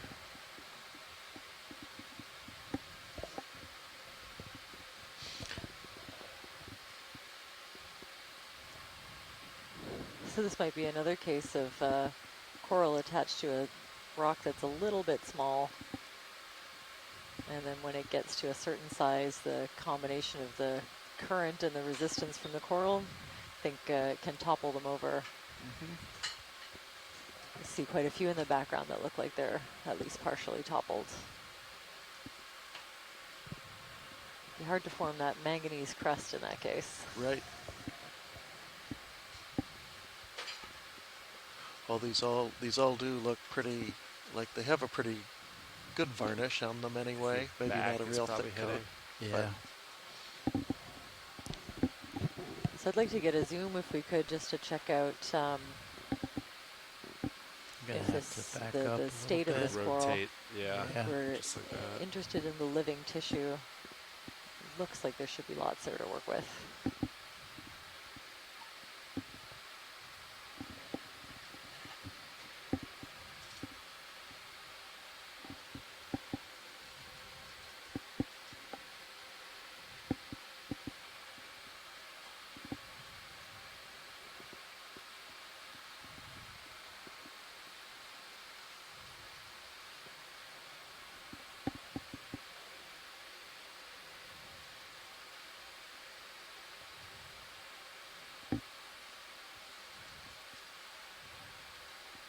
That's within reach, wouldn't you think?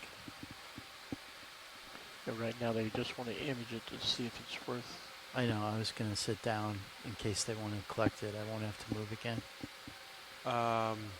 It might be a little far. Okay. Because you have to reach down too. Because that toe's kind of up. Like you could probably get it there. Okay, you can go in video. Red tilt down.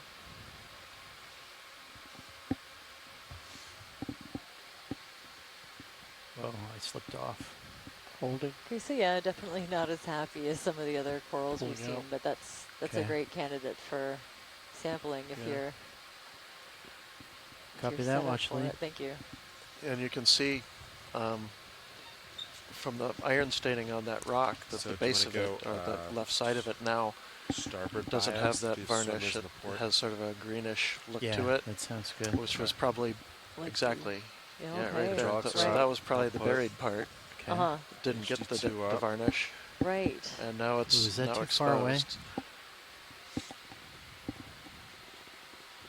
Just reach out. And so Might through just be able to auto long head periods of time, a little these rocks closer will if it's probably too be far.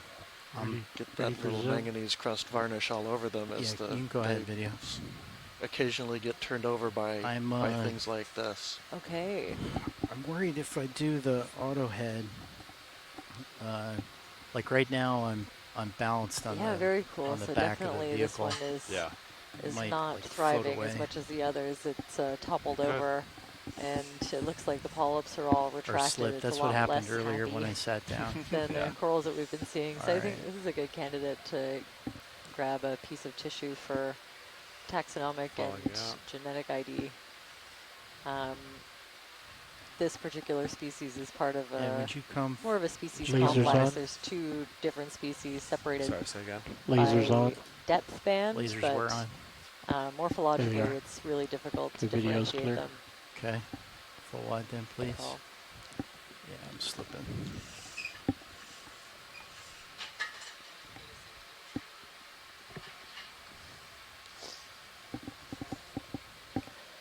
So yeah, just a sample, like a snip would be great. 10 centimeters is lots. It'd be nice if we could get 2 branches in. Copy that. Thank you.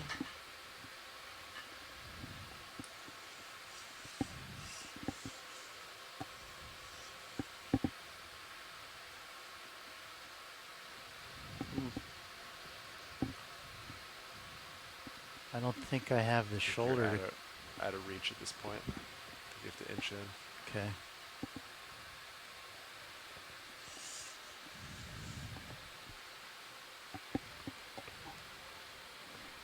Science, is it possible that broke off that little stub that we see in the near lower left? The individual near lower left, I think, is a younger one, a separate individual. As far as I know, they don't bud. They have to, I believe they sexually reproduce, and so that would be a brand new individual growing, you know, kind of a stick-like shape before it creates those branches when it gets a little bit bigger.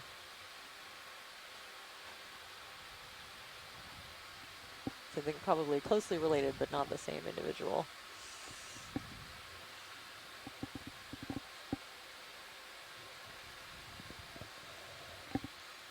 I think if I come at it from the back, I don't think I have the down to be able to do that. No, I don't.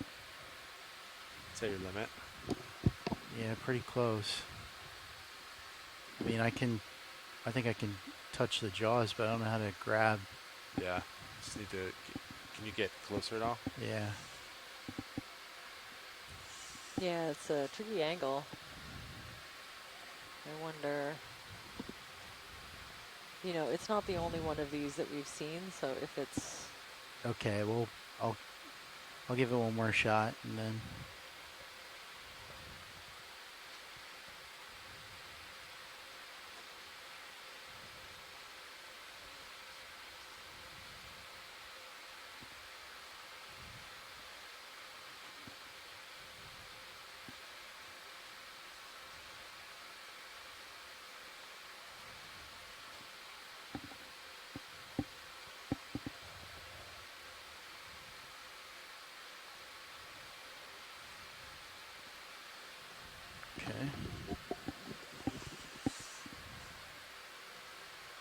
Tilting down.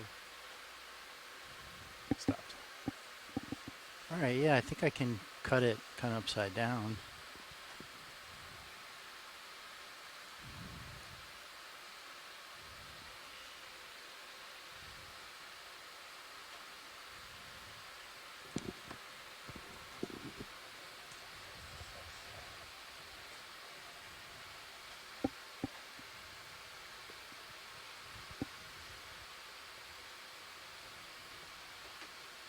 I thought it would snip more.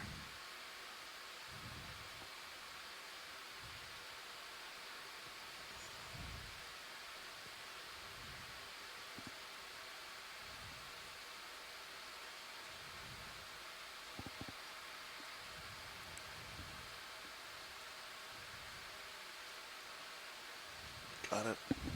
That's great. All right, I will extend slow. I also lifted it up off the ground a little more. Yeah, maybe tilted it back up. Might have a better time accessing all those nutrients that it needs. Who knows?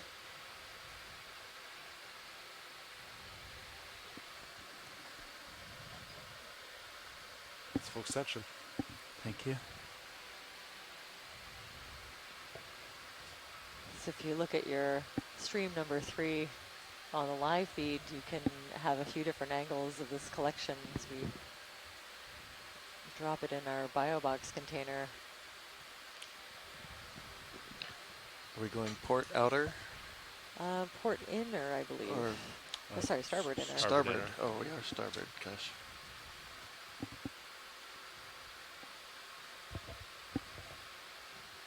It's in, retracting. This way. Thank you.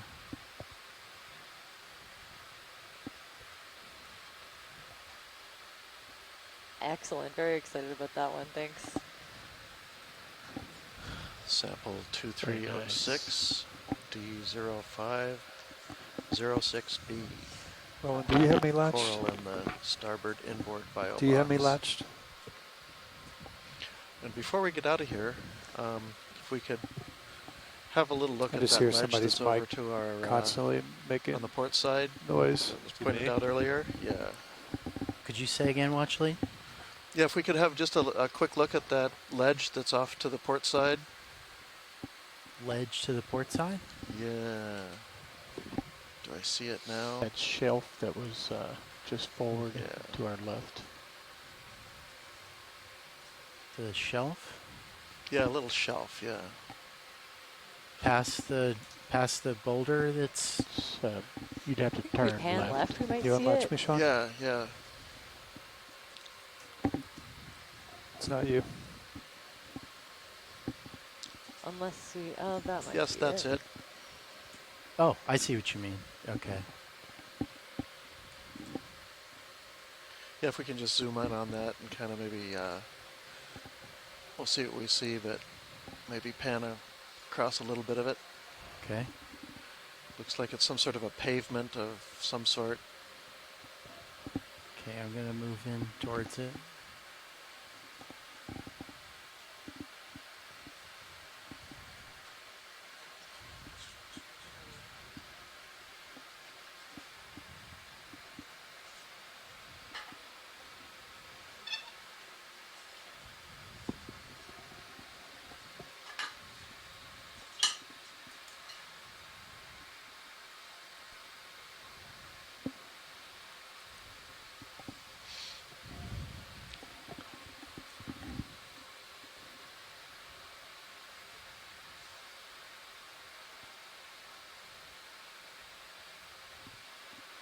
Bring up the fog lights.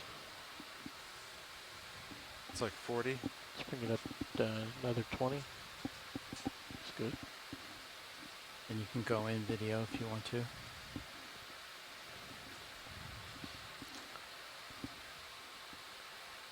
Is this what you were hoping to see, Watchley? Oh yes, that's what I was hoping to see. Yeah, that's super interesting. Looks like it's really kind of been excavated underneath. But yeah, if you pan up just a tiny bit to look at that, it looks like that's just a pavement of sediment with some pebbles and cobbles incorporated.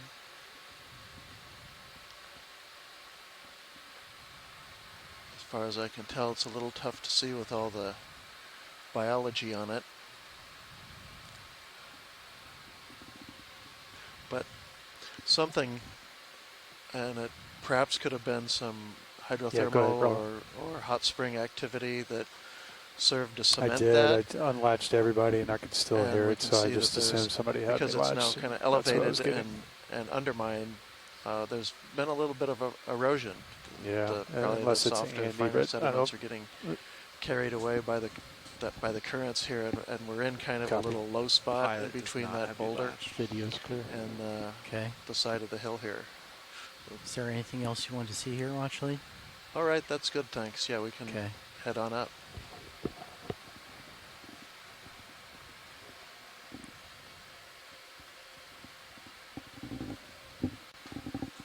All right, Pat, I'm looking at 45.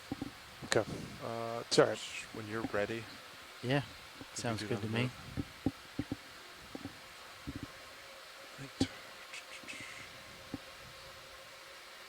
Still looks like we're going upslope, so.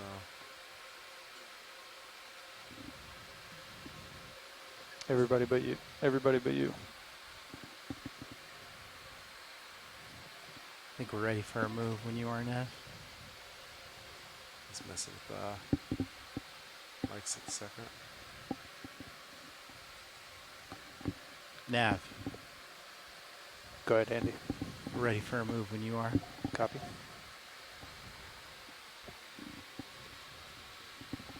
Bridge, RB Nav. Hey, Bridge, I'd like to repeat our last ship move, please. Range 20 meters, bearing 220, speed 0.2 knots.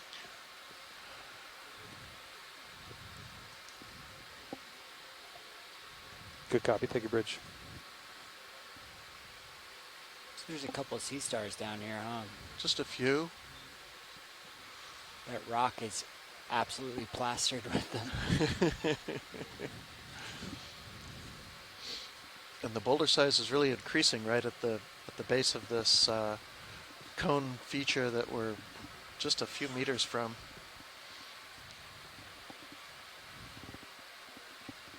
I suspect these are maybe mostly boulders that have tumbled on the side of it. And that's kind of what you'd expect, right? Have the finer grain stuff a little bit further away, travel a little bit further, and have the heavier stuff kind of towards the base. Exactly, yeah. These fogs on still are probably what this edifice is made out of, this cone. These might represent the flows that came out this cone and have worked their way loose and tumbled down the hill, either video swapping out, maybe during the eruption or sometime after that.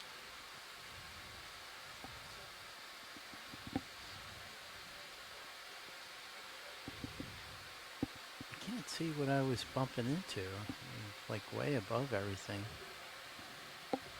I had my eyes off the screen.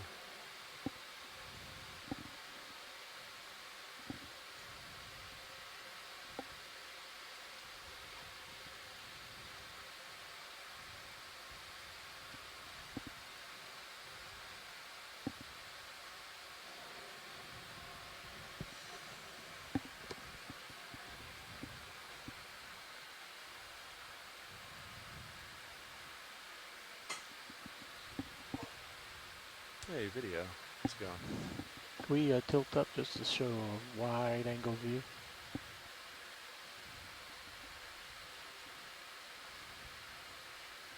iPad, I'm starting to move. Okay.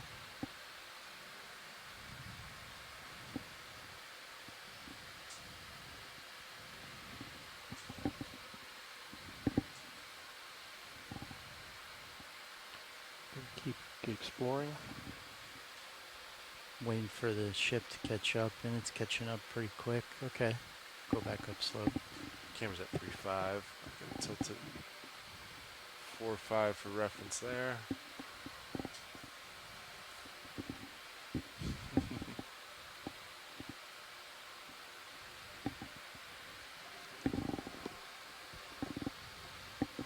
Suspect there'll be some interest in that branch coral, upper left of center. Oh, and there's a giant fish straight ahead. Straight ahead? Yep. See it? Oh, yeah, I see it. Let's get lasers on. They are on.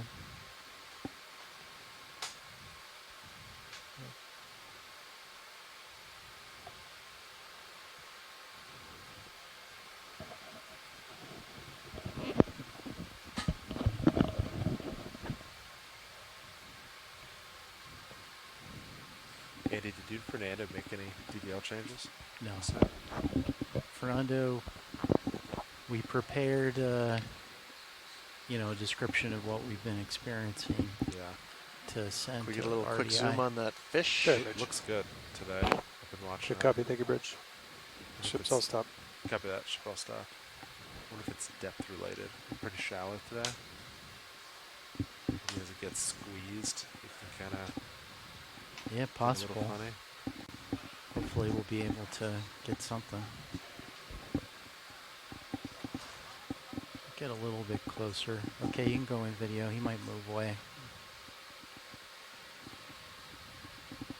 Nope. Yeah, the brittle stars, even though they coat these rocks pretty heavily in places, there are certain parts of it they don't like. You see that bare patch on top of that slab-like boulder right behind the thorny head there. I wonder if there's a reason for that. If it's just, I don't know. I'm interested to see if they continue to kind of carpet the ledge as we go up in elevation, or if they're more constrained to these boulders. You guys ready for a zoom? Yep. Ready. Looks like Chris Ma in the chat saying they're suspension feeders, so it might be a nice way for them to get in the flow.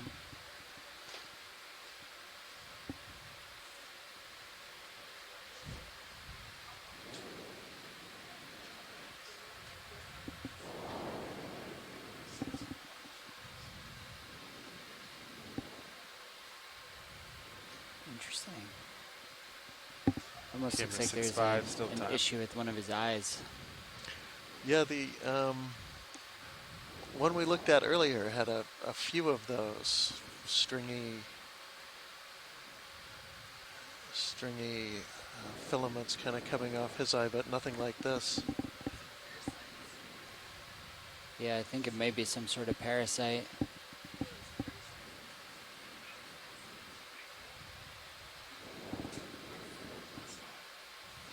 Poor little fella.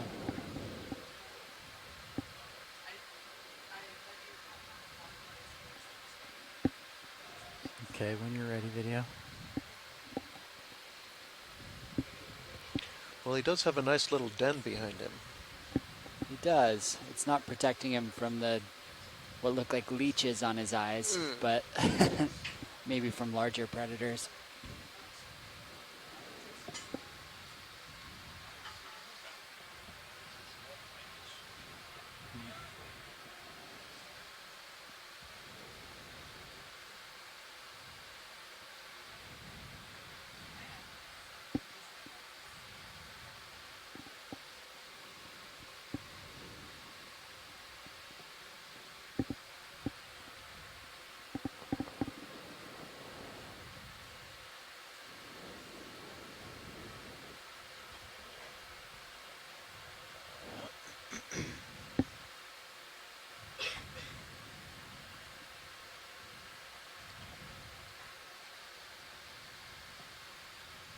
That's a funny, really gold-looking rock in the coming into the center lower part of the screen. Can we get a quick zoom on that? Absolutely. I think I'm stationary at this point. Okay. That's a color that looks really out of place right here. You can go in.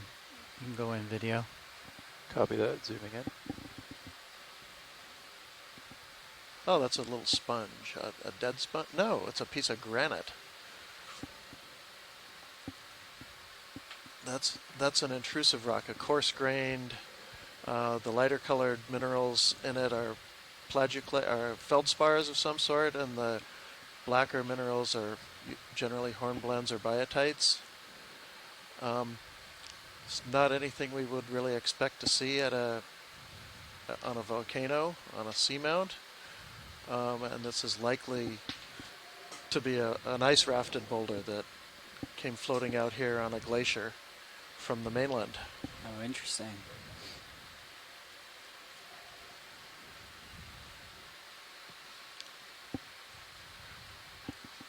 Yeah, I don't know. Yeah, Okay, like a jelly. Yeah. Yeah, we've seen a couple of those, a couple of jellies that are kind of hiding out next to rocks. All right, yeah, thanks. That was great. Okay, that's full wide.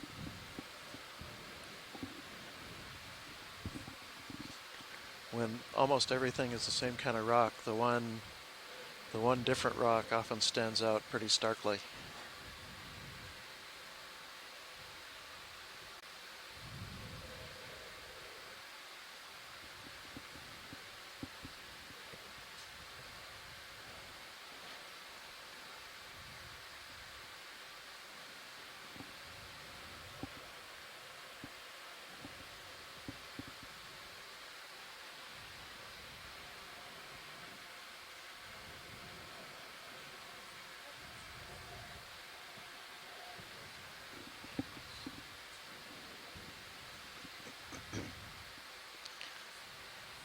Now that rock is almost, on the upper right, is almost completely covered with sea stars to the point that you almost can't tell what's underneath it.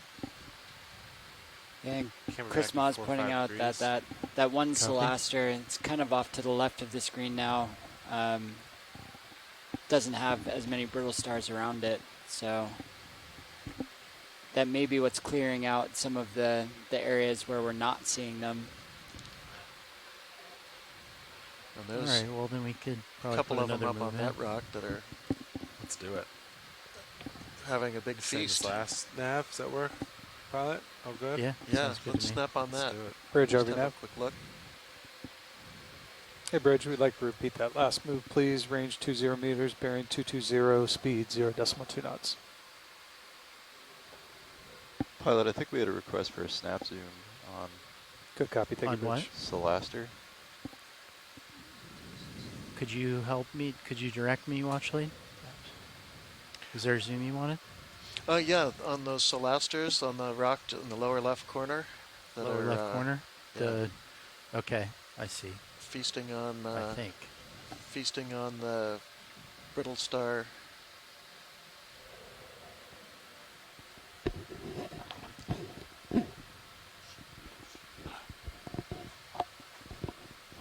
Video's ready for zoom. Okay, let me get set up first for a moment. You can go in partial. All right, that's good. Right. And yeah, you can kind of see where that solaster is cleared out, or at least the brittle stars have moved away from him. We can see if he's actually in the middle of feasting on something. Definitely appears so. Hey, James. Hey, this is Chris Ma. Hi there, Chris. Hey there. This is actually a really nice observation, and I'm glad that we're able to capture it because this shows 1, 2, 3, 4, 5, 7. So this is Solaster. It's either Paxillus or Borealis, one of the two species that occurs at this depth in this area. All the members of the genus Solaster are predatory. They feed on everything from sea stars to brittle stars, including sea cucumbers. But I'm pretty sure that just because of the preponderance of brittle stars, this is what they're eating. And there's really it's just such a nice case here because if you'll look around the periphery, there are a bunch of brittle stars that are keeping their distance. Right. and like on the lower one as well. I mean, if we tipped those over, if we took the the arm and flipped them over, I'd bet we find brittle stars like tucked into the mouth. And so what they're doing is their stomachs are extending onto the substrate, and they're digesting them pretty much alive. They grab them and they just sort of push them into their mouth where their stomach is extended. The sort of, I'm not sure what you call it, the warning chemicals that come off of these sea stars actually can be detected by these brittle stars. So while the sea stars have actually eaten a bunch of them, the brittle stars can actually sense not to get too close. There are, in shallow water examples, there are ecological cases where you can take Solaster and just take a bit of its arm and attach it to a much larger predatory sea star. And the, if you will, the ingrained fear of these things will make a sea star that is 3 times larger run off in fear.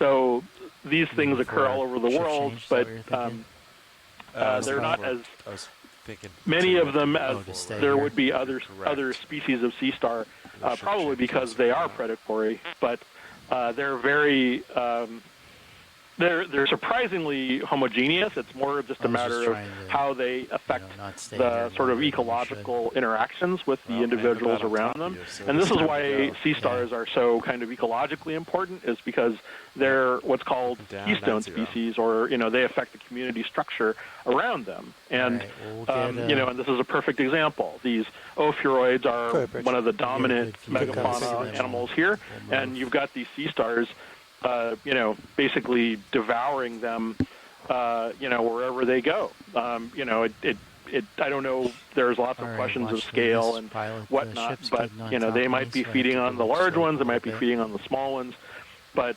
they're definitely affecting. Well, I guess that's arguable, but one would argue that there is a palpable effect on the number and the abundance of brittle star, populations in this area. So, this is almost more important to me than collecting another new species, because you get some valuable ecological data that is one step beyond, just having these sea stars brought up in a net with a bunch of brittle stars in their gut.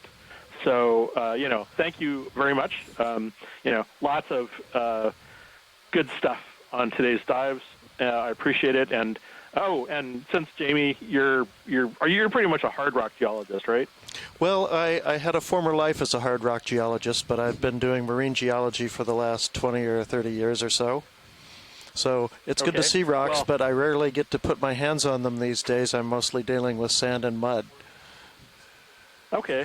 Well, here's a joke that I've carried over from my geology days. I'm almost certain you'll get it, though. And I've recited this before, but where do you put a... oh, never mind. I just blanked on it, but I'll call back and recite it for you. Okay. All right. Thanks very much for your input, Chris. Thanks. It'll come to me as soon as I hang up the phone. I'll talk to you later. Thanks. Bye-bye. All right. Bye.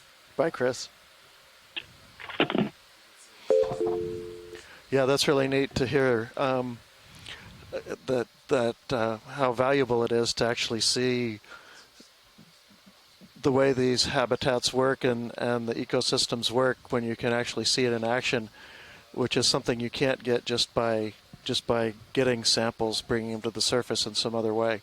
The context is so important.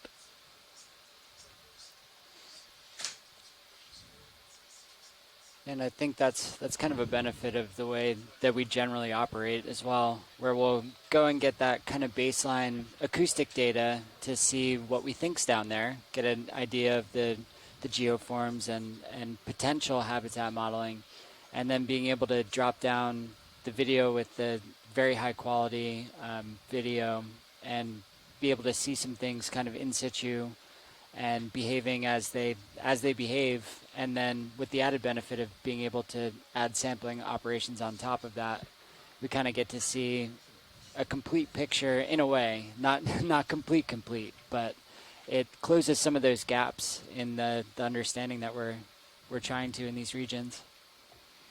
Yeah, and you did touch on one of the more important things is that the baseline information we need for all these studies is just the raw seafloor mapping. You know, when you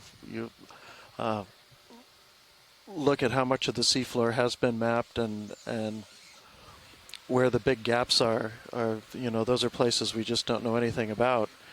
And we're seeing an example of that right now as well. We had some poor quality data in the satellite altimetry, some low resolution, and then in our acoustic mapping last night, we saw this feature pop up and immediately decided that would be an interesting thing to dive on. Yeah, and I'm not disappointed. This has been awesome. There's so much to look at here. A lot to look at. Yeah. So I was just doing a little bit of light reading over lunch. Okay. And these big mats, you know, where we see this high abundance of brittle star mats, could have something to do with the oxygen levels here. If you look on our reading, we're at 0.57 to 0.6 milligrams per liter. And so I think it's safe to say we're at least approaching the oxygen minimum zone, which is kind of a layer of low oxygen that exists throughout all of the, you know, the ocean waters. There's kind of a natural band of a lower level of oxygen. And if you can imagine the seamount kind of coming up through that band, it creates, through that layer, it creates a band around the seamount of low oxygen. Pretty much all the time for usually navigating. Kind of on the top of that band. Do you need it for a particular shot? You can call these big mats of brittle stars existing, you know, these creatures have adapted to a lower level of oxygen than the surrounding waters. So it means that certain predators that they might be exposed to in oxygen-rich waters can't exist down here or can't exist happily. And so it allows these mats of brittle stars to thrive. It'll be interesting to see if we see a change in the community structure as we Yeah. get a little higher. If we get a bit higher, we should expect to get out of it at some point.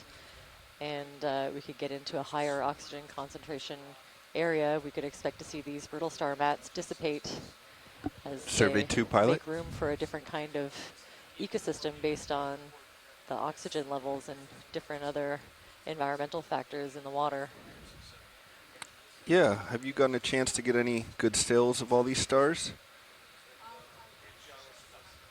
Okay, well, we'll take one anyway, so let me... Co-pilot, can you bring up some fogs, please? A nice big boulder like this is going to give us a chance to get real close.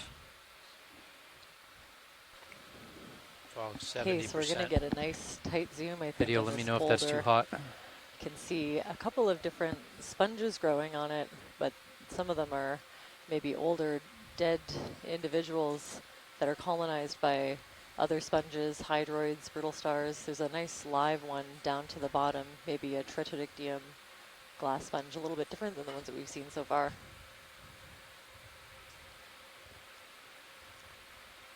And the brittle stars are definitely loving this boulder. Let me know when you're all set, Survey 2. I think I see a small, you know, barely branching paragorgia to the right. Pilot, is it okay if I zoom? I think yeah, go ahead. Seeing on and off throughout this dive. This big old crack right in the middle of this boulder. Very cool.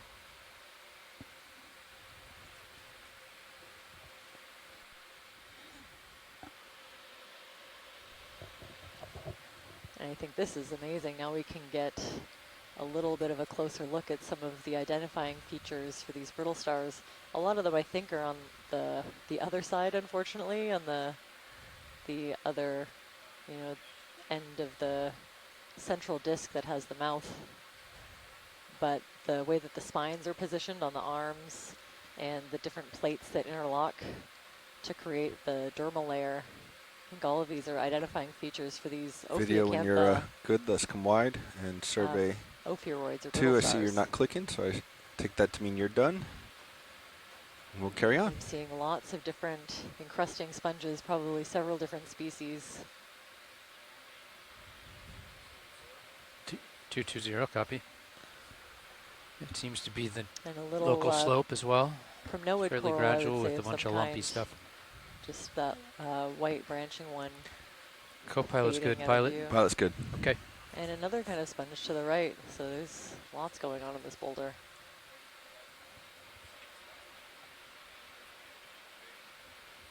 We're thinking that white shell could be Moloplacophora.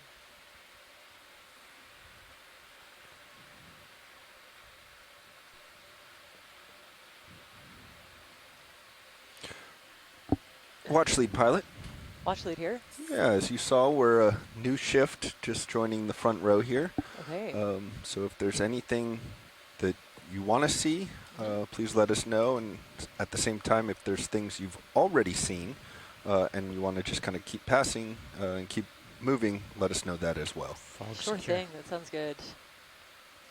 So a lot of these corals we've already had nice tight zooms on. So Roger. We'll pass them by. Yeah, we'll just keep moving. This is a great height for 16 meters to your left. Abundance estimates. Copy. Thank you.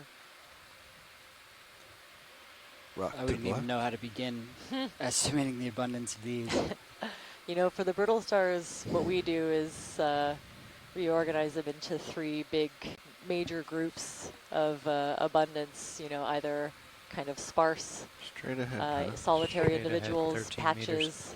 And mats. And I think it's safe to say this is a mat. They're super abundant here. Siphonophore floating in the background. The 2 taller corals, I think, is probably what we're looking at. Yeah, a little siphonophore floating in the breeze. Just spinning a little bit left of our track. There it is. It's that big one.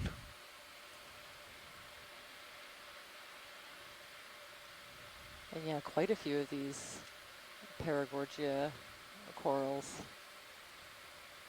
So we'll be able to tell once we get it back to the lab, once these specimens will eventually make their way to the Smithsonian Institution and the Natural History Museum. So I'm actually going to swing out. I'm seeing a lot of similarities to the Paragorgia Stephen Carn's species complex. It's made of a couple of different species.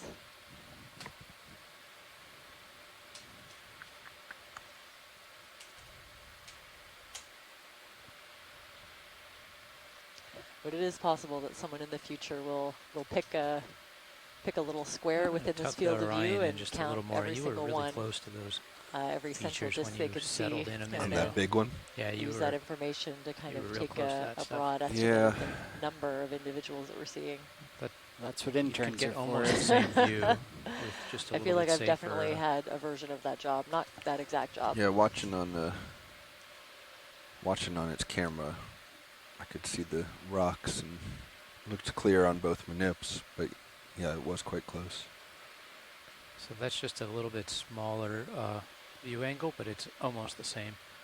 It just cuts the rock box And you see edge that out kind a of little bit. circular, hole. It's the entrance for a dead skeleton of one of those vase-shaped sponges. And yeah, just like I think I heard you guys talking about it earlier, but This is a case where the kind of halo of empty space around every single one of maybe these predatory if you're not using Celaster sea stars. Titan Plus, maybe point that down to the toes. I was kind of looking for that view as I was getting up to the boulder. Okay, we can just tip tight.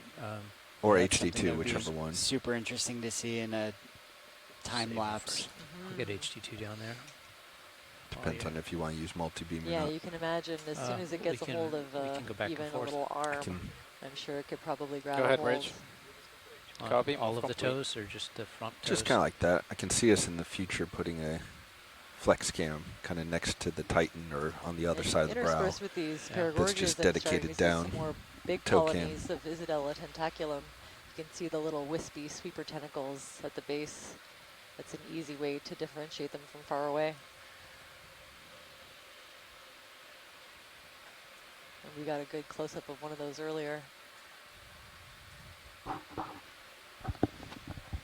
couple of the sea stars we saw in the beginning of the dive. Not sure what you're pointing one at. of the bottom right. One in the It's genus floating. Oh, floating Hemisphere in. has been known to feed on it's got corals. some. Let's start to go in, Look at Julia. this. What's that called? Wow. Look at this. At the Yeah, we're working on it. Super long, tendril-like appendages. Look at the. It's gorgeous. Oh, this is amazing. Woo! It can really move when it wants to. Okay. So I'd love to hear from the science chat if you have any ideas on the identification of this one. You can see these kind of hook-like structures coming out the top, and these two long, It's within my view, and I stubbed my toe. I gotta let it go, unfortunately. Beautiful imagery. Okay, I'm Thank you for facing that. 192. Our track is 220. 192, 220, so to the right. Okay, you gotta shuffle back over. Yep. Just gonna scan out in front of you for a minute.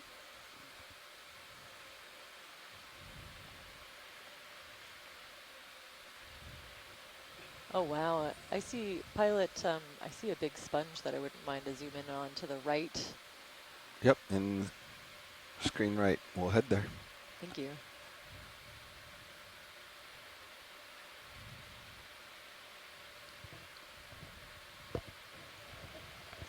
So my science chat team informs me that could have been a sediped ctenophore with the horns as one of the identifying features. Very cool. And the sponge that we're seeing coming up to the center looks like another one of those possibly Pinulasma glass sponges. This one's huge. It's probably the biggest one that we've seen so far. Lasers off.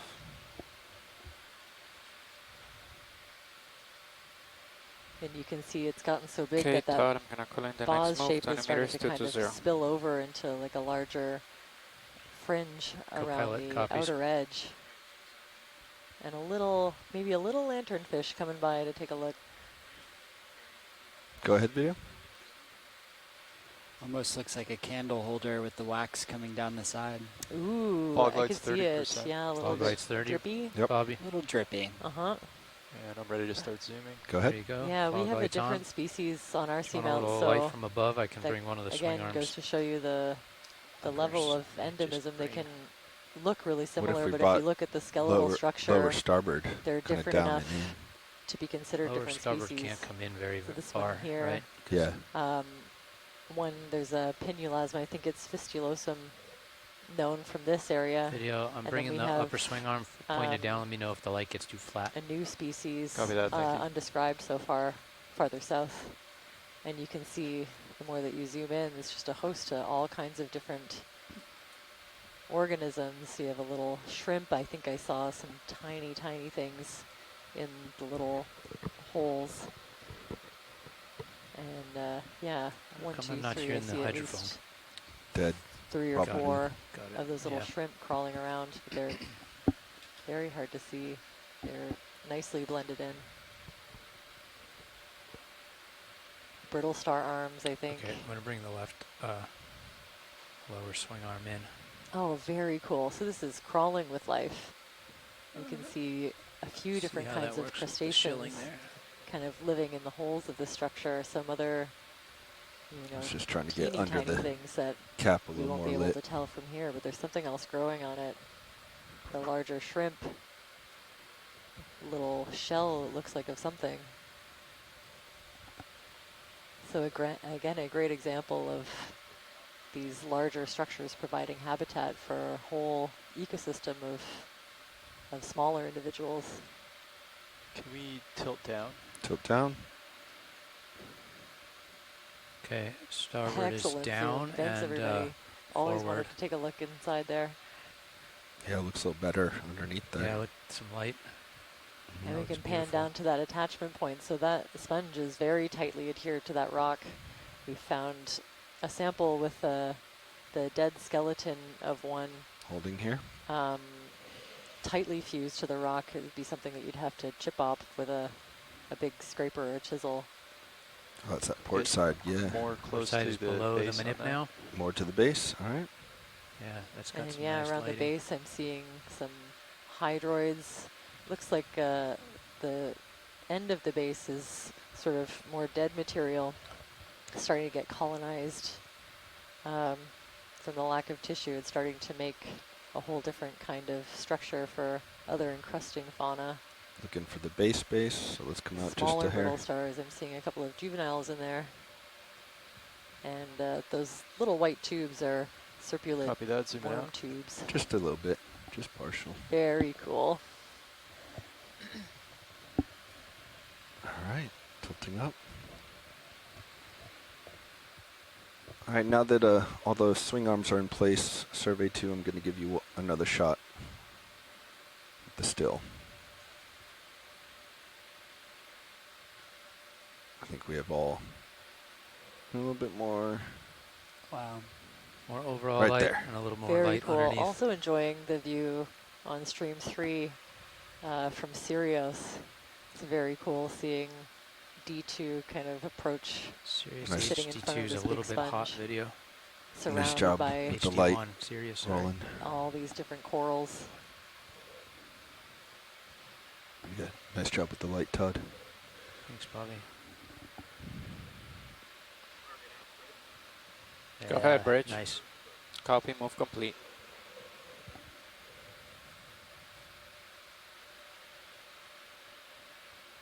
Video and survey 1, let us know when you're done. Video's done. All right, let's move on. Beautiful. Thanks for that. Okay, I'm going to stow. Yeah, every now and then I see a brittle star with some really distinct them up. bandings. Roger. I think it's Pushing safe to out. say there are several different species represented in these mats. Very nice, guys and gals.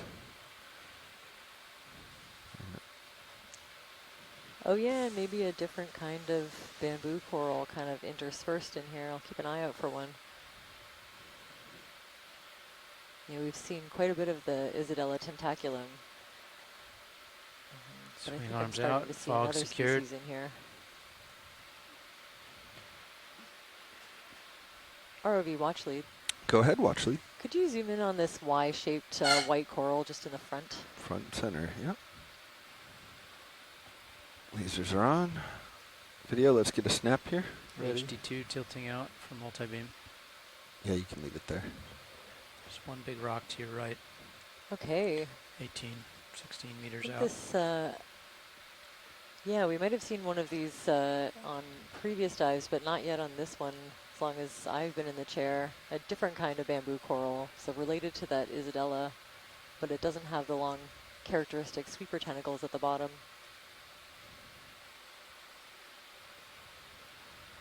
Could we pan down to closer to the base?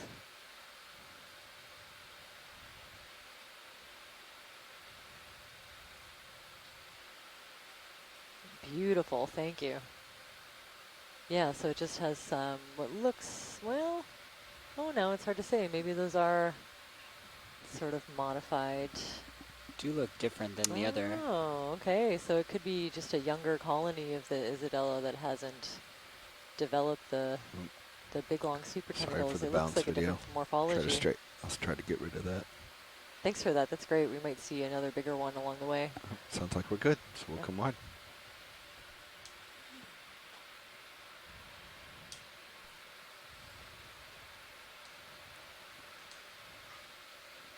So again, a really nice view of one of those Celasters with the what the science chat has referred to as a brittle star beware zone.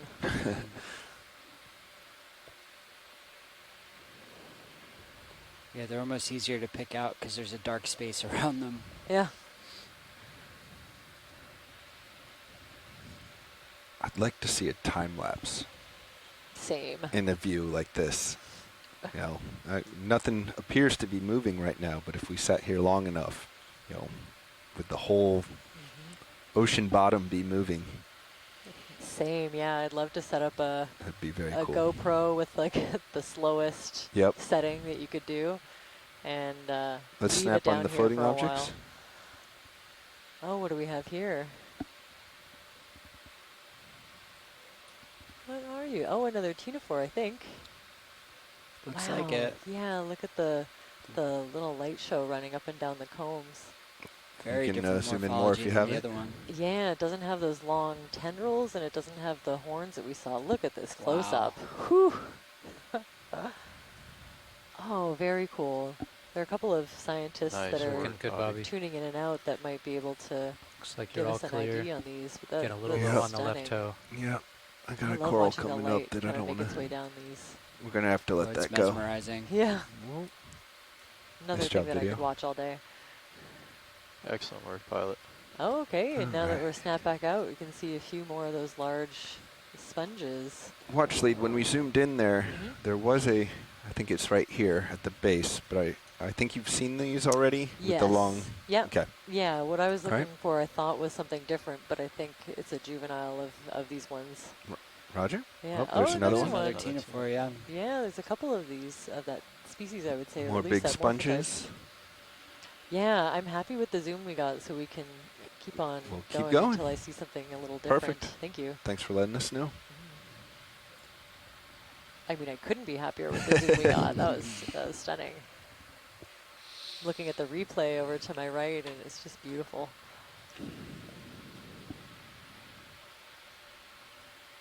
So I think some more of these little bushy white corals we've also got a zoom on, but these are probably Peristanella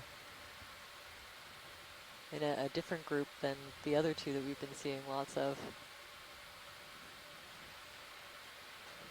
More of those thorny heads.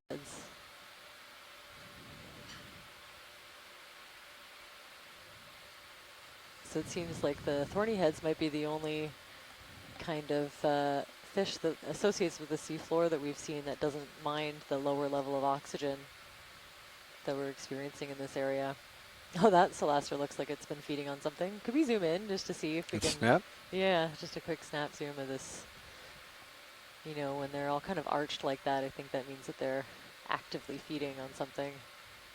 I think it's safe to say it's brittle stars. Finally caught up with one.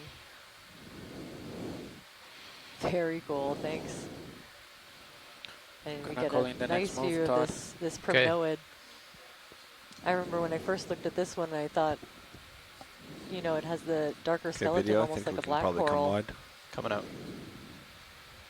So there's 5 or 6 different species, I think, from this area and a bit further south.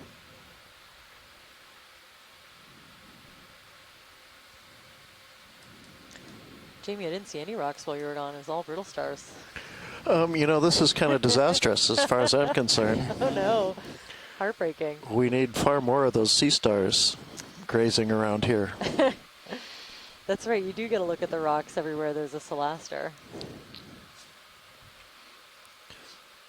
Watch lead pilot. Watch lead here. I may have missed this earlier. What are all these stars feeding on? And is there a point at which the population becomes too much to sustain and that it will just collapse maybe? Yeah, I mean, it looks like whatever they're feeding on is in abundance. My guess is that they're detritivores, so they're kind of picking over the rocks for whatever's landing on them from the marine snow that's falling. That's a word, detritivore? And yeah, sometimes they can even wave their arms up in the water column to grab bits of detritus from there. I think they're so abundant probably because of the reduced oxygen levels, so there are fewer predators. They can really kind of expand. They're very well adapted to this low oxygen level. And yeah, for every brittle star that gets mowed down by a Solaster, you can imagine there's 5 more being born. So I think like with every ecosystem, eventually it hits a carrying capacity and kind of levels out, but they could get a little bit more dense. But probably not to the point that it uses up all the resources and just completely collapses. No, I don't think so, because I am seeing like in more between, of a balance. Okay. Yeah, in between the rocks, I'm seeing places where, you know, sediment and maybe detritus have kind of gathered. But they do seem to like to be up a little bit on top of the rocks, so they could be grabbing food from the water column as well. Okay. Yeah. Well, thank you. Yeah, thanks for asking. Anytime.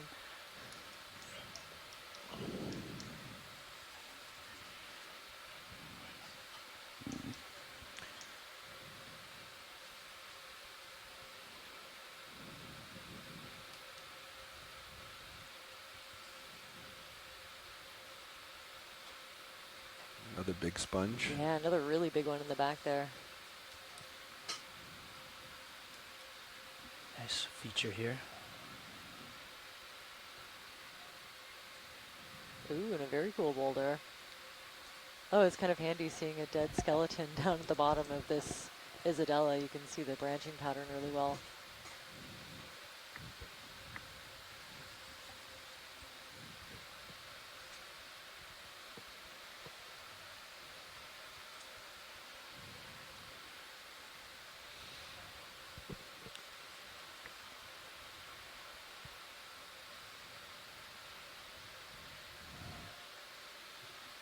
So you can see for these larger, you know, filter feeders, there's definitely lots of material coming in on the current. And this sponge just got huge. Wow. That's maybe the biggest one we've seen. And a little jelly also floating in the foreground. Maybe the, oh, wow. Very cool. Go ahead, Bridge. Copy, move complete. Get lasers on. And a little thorny head hiding underneath.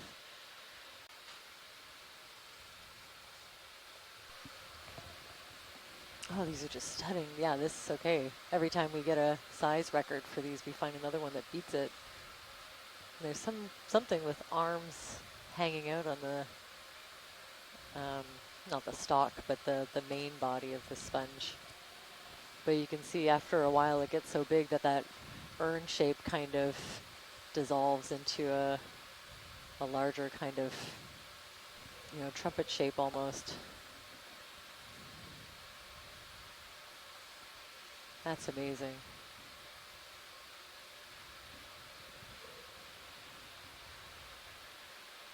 Wow, and you can see all little arms and of course some of the shrimp like Can you bring HD2 down just a hair? The last individual we looked at, they definitely seem to like to associate with this sponge. Good view on Chilling Cam.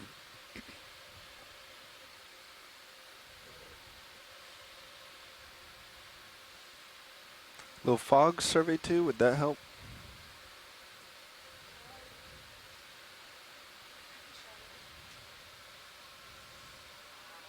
just try to tweak the lighting a little bit. I'd like so to we go can for a get zoom. Yeah, go ahead.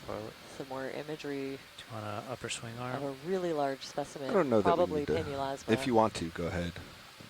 Oh, I'm sure we'll stay here that long since we've already imaged one of these. I just wanted to give Survey 2 a chance to get some real good imagery. Wow, I can, yeah, I'm seeing, you know, shrimp in the background. This, I don't know what this is. It's kind of just poking out over the ridge. It might be the top of the head of a shrimp. Oh, the tail, I think, actually, yeah. Or the other end. Yeah. Very nice video. Now that I look at it, yeah, you're right. Little piece and little brittle stars poking out. And when we zoomed in, I thought I could see another. That's not our lighting. That's natural. Crustacean of some kind. See sort of the bullseye. The gray? Yeah. Yeah. Yeah, it's. And yeah, the more that I look, the more I see little pairs of eyes. You know, I think I see almost a dozen in total. Oh yeah. Yeah. As soon as you pick out the little black dots for eyes, then you can see more and more of these shrimp. Oh my. Oh, it looks like that's another kind of encrusting sponge that's found its way onto the osculum of this large one. Wow. Little shrimp peeking out.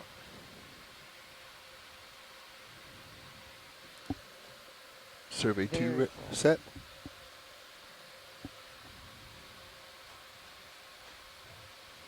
I'm going to try to get this shrimp. Could I get just a tiny bit? Beautiful. Yeah, let me just. That little Survey 2, are you okay?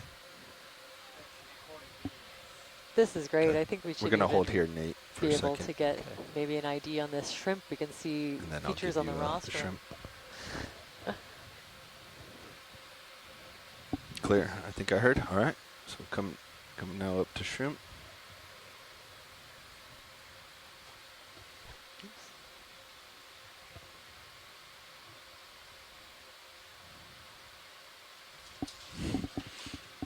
Stand by. You can hold it there. With the turn, I lost my toe. Oh yeah, so I can see this sponge from a couple of different angles with all the cameras that we have. And yeah, there's like an interesting discoloration around that encrusting sponge. It looks like it's trying to maybe fight it off.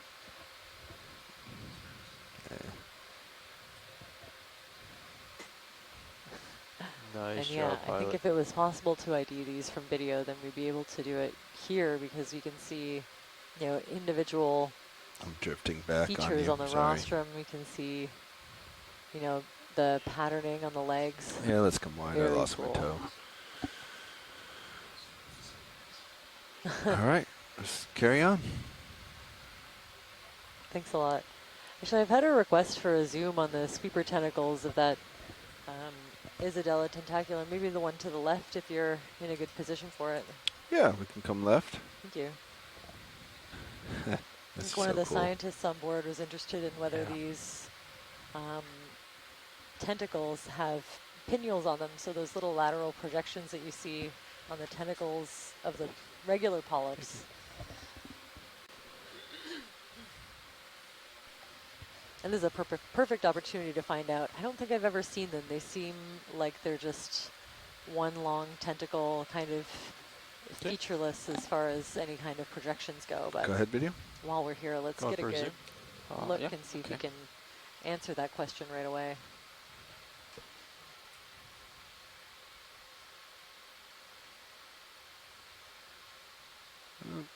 By one, sorry. You can keep it.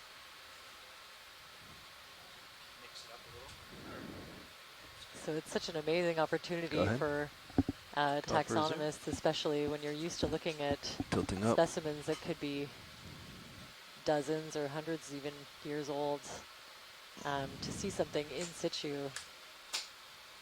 Going in yeah, I'm not seeing anything that look like pinnules to me.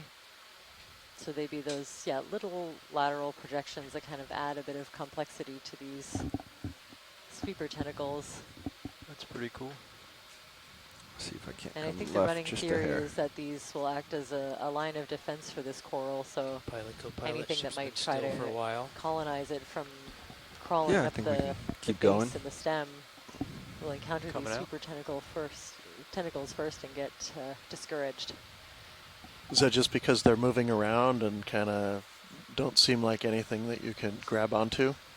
I thought I read somewhere that they had nematocysts in them, so like Bridge a stinging nav. cell, okay. but I could be wrong, so don't quote me on that one. Yeah, Bridge, I think we'd like to But repeat they're the same certainly move. related to 20 meters, anemones bearing and jellies, 220 so it's not out of the at realm of possibility. decimal 2 knots. Great job, pilot. We That have, looked thank really you, cool. great shot. Only Okeanos can That's do a good this. copy. Thank you, Bridge. So thanks, everyone.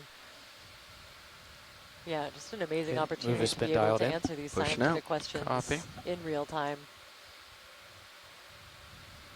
instead of hypothesizing and then going to a museum, finding the jar that you're looking for, and looking at the sample under a microscope. We can get pretty almost microscopic with this zoom.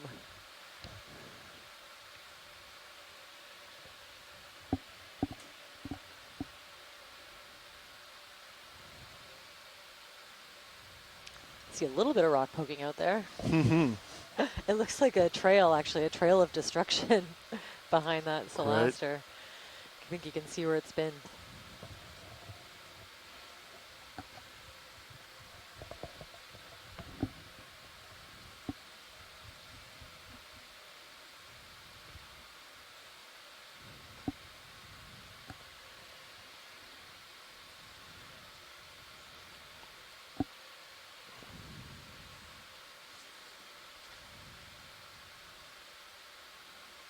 Wow, so the larger filter feeding animals are definitely happy in this area.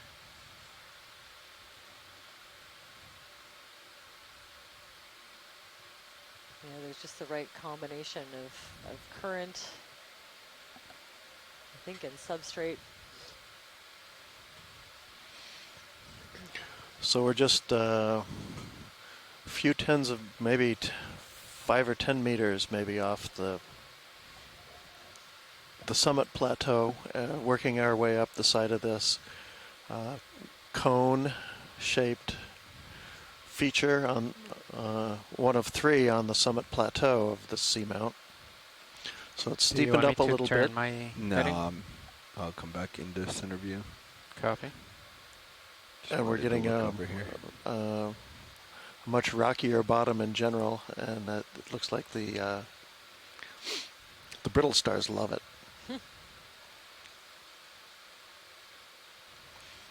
Yeah, definitely more of these bigger boulders as well. I think earlier we were seeing one every now and then, and now kind of everywhere. It's kind of a big pile of boulders, yeah.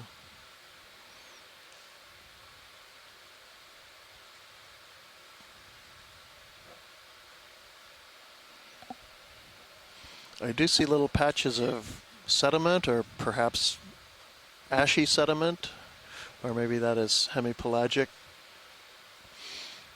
kind of interspersed in tiny little patches in between the rocks in places. It looks like that coral caught a jelly. Yeah, I think it's worth a zoom if you can. Let's snap real quick. Copy that, snapping.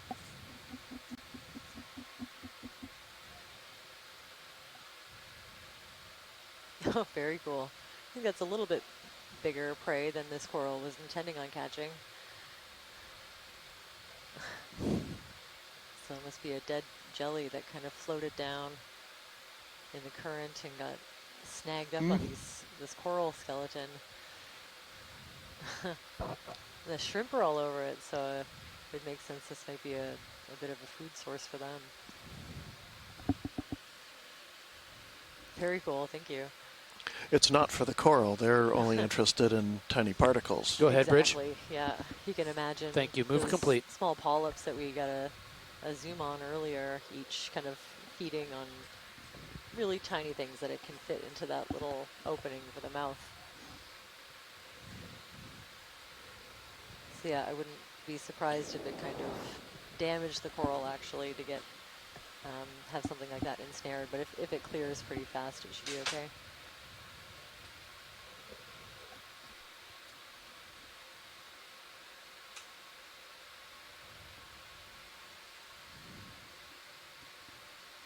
Oh yeah, and here we are seeing a few more of the dead skeletons of these bamboo corals, so you can see the dark bands in between the white, what we call internodes, and you can see how they get their name and kind of bamboo-like appearance. And usually the really delicate branches at the ends will get broken off, but sometimes you I get can probably call another them move. intact. You can see the branching pattern Guys, really good? well. Mm-hmm. Yep. Bridge nav. Let's dial in one more of the same, please. 20 meters, 220 degrees at 0.2 knots.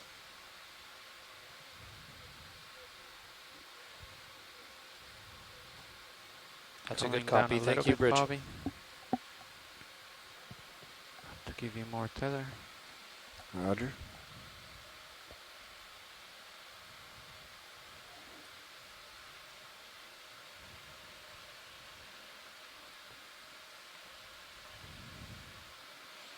Oh, this is a beautiful little forest.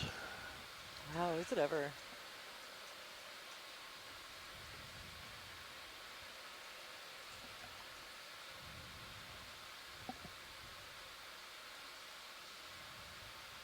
Yeah, I'd love to get a time-lapse camera down here. Oh, another one of those little jellies. Barring the use of something like a time-lapse camera that you'd have to deploy and pick up later, one thing my group has been doing with some of our long-term monitoring sites within our marine protected area is we've been setting down markers and doing a slow mosaic of photos so that if we get the opportunity to come back again, which every now and then does happen, then we can do another mosaic over the same area and compare differences over years. Wow, look at this. That's a big one. Mm-hmm.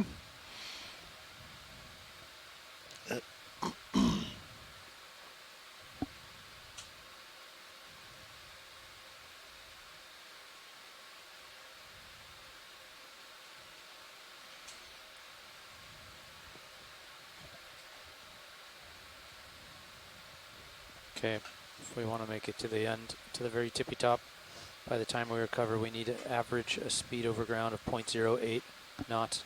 Let's keep it moving. Okay, sure. We'll just keep those moves dialed in. Stop when we need to. Keep it moving otherwise. Yeah, sounds good. I think we've collected a lot of representative 510 meters in this track. area. Depth of We'll try to 520. cover a little bit of ground. Of 530. Time remaining on bottom, 3.5 hours. Copy. Interesting. Interesting spine of rock that we're kind of following up, or perhaps even two of them. Looks like there's another one to the right. These might represent dikes that intruded up after this edifice was built, and might be in fact what holds it up. Kind of has kept it from eroding away.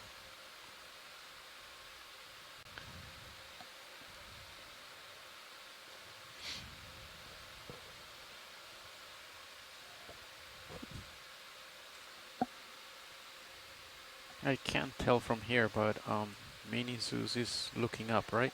Looking up, yep. Okay. Yeah, it's sort of in between having a good view of the multi-beam and video. You might either tilt more up to see better multi-beam or tilt down to see better video. Yep. It's just really dark, so I cannot see from here. They just brightened it up for you. Oh, perfect. Thank you, video.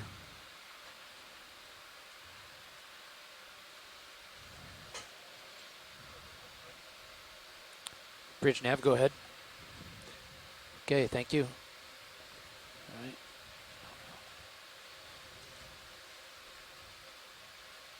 You guys are stretched out. I'm going to keep it moving. Yeah, Keep it moving. Bridge nav. Okay, we're going to click in the same thing. 20 meters, 220, 0.2 knots.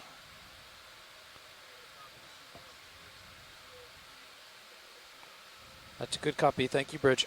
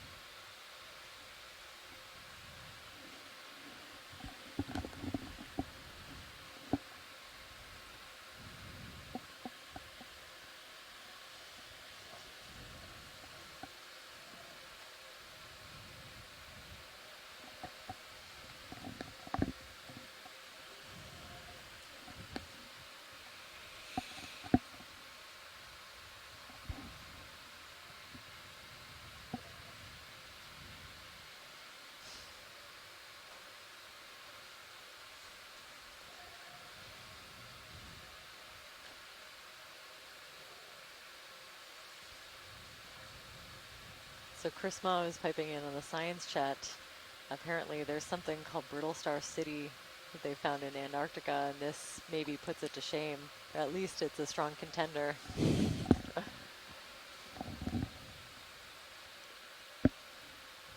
But yeah, it's hard to imagine a more abundant area of brittle stars. I think we were talking about carrying capacity, and I think any more abundant, and they'd be, you know,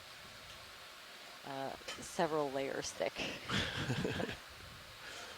I've seen something like this in one other place, and that's the Channel Islands of Southern California. I can't remember which island it was, but and it was a flat area, presumably sedimented, that was absolutely carpeted with. We don't even know how deep the layer was. We were doing a video camera tow, and but it was just all brittle stars. It was really amazing. Yeah, it's easy to think that, you know, this would be great for any kind of fish species, or maybe something more mobile than these solasters. Yeah, you'd think this would be like a really abundant food source, but I think perhaps because of the oxygen concentrations and some of the stuff we talked about earlier, they're just happily thriving in this depth band.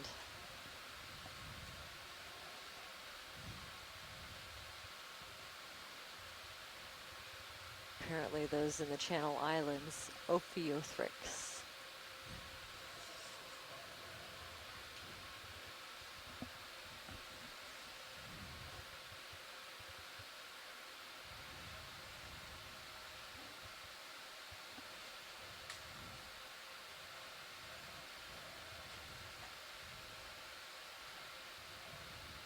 Oh, another one of those little tuniforms.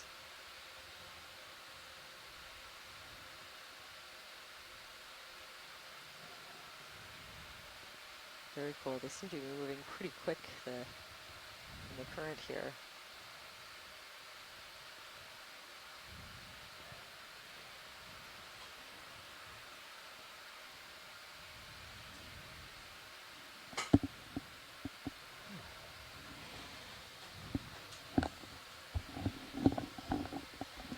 Maybe a different kind of, just a regular old 5-armed sea star that we pass by. Maybe a sign that there's a little bit of a shift happening, but it was just one, hard to say.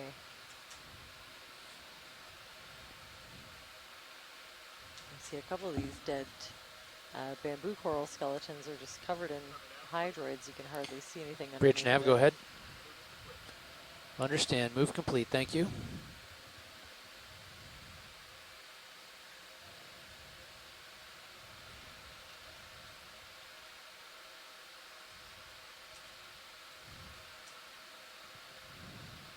Just a little bit of exposed rock there that's allowing that stoloniferous coral to grow. ROV watch lead. Go ahead. Can we get a zoom on one of these 5-armed sea stars? Yeah, that one just to the lower end.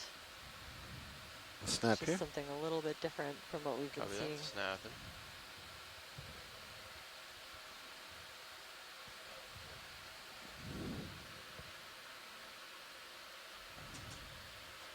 That's great. Thanks for that. Ooh. A little one of those going back up. Tuniforms swimming by. Well, swimming might be a bit of a strong word. At least moving by. Guys ready for me to keep moves going? Yeah. Go ahead. Okay. Bridge nav. I'd like to repeat the same move. 20 meters, 220 degrees, decimal 2 knots. Oh, this feature is very cool. Mm-hmm.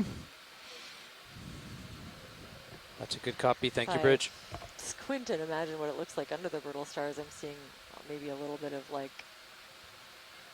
some like lines. Some sense of layering or joining or something. Yeah. That would be very possible if we're on something intrusive like an intrusive dike. I think we got a little bit of a wall here. Look at this. For all of us. So.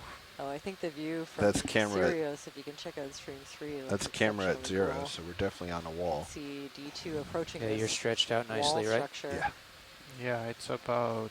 It's a nice lump, and then it might flatten out on the top of it based on bathy. Yeah. Wow, very cool. Yeah, we're nearly to the top of there's a little flat spot or a kind of a sub peak on the north side of this cone, and we're kind of. That looks like what was stuck in the. Like I said, about coral halfway up the side of the larger feature, but maybe just about to get in another 10 meters or so up. Yeah. A little flat spot or a flatter spot. Looking out to right. Yeah, I kind of Guess see it we in have the distance there too. 20 meters to go.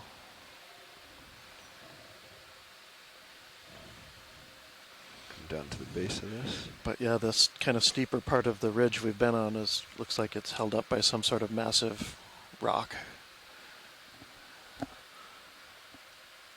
Perhaps a flow, perhaps a dike, an intrusive dike that was later than the formation of the main edifice. Okay, so is that like a flow of a different kind of rock, like not lava, but something else kind of, yeah, what is that? Pardon, what's? When you talk about a dike. A dike, right, a dike is more, it's generally the same kind of rock. It's just that it's cooled underground in some sort of a fracture. They're tabular bodies. Oh, okay. And they may be feeding vents, linear vents on the side of the volcano, or so when you see like lines of vents or these curtains of lava when it's erupting at the surface, they have those spectacular examples from Hawaii.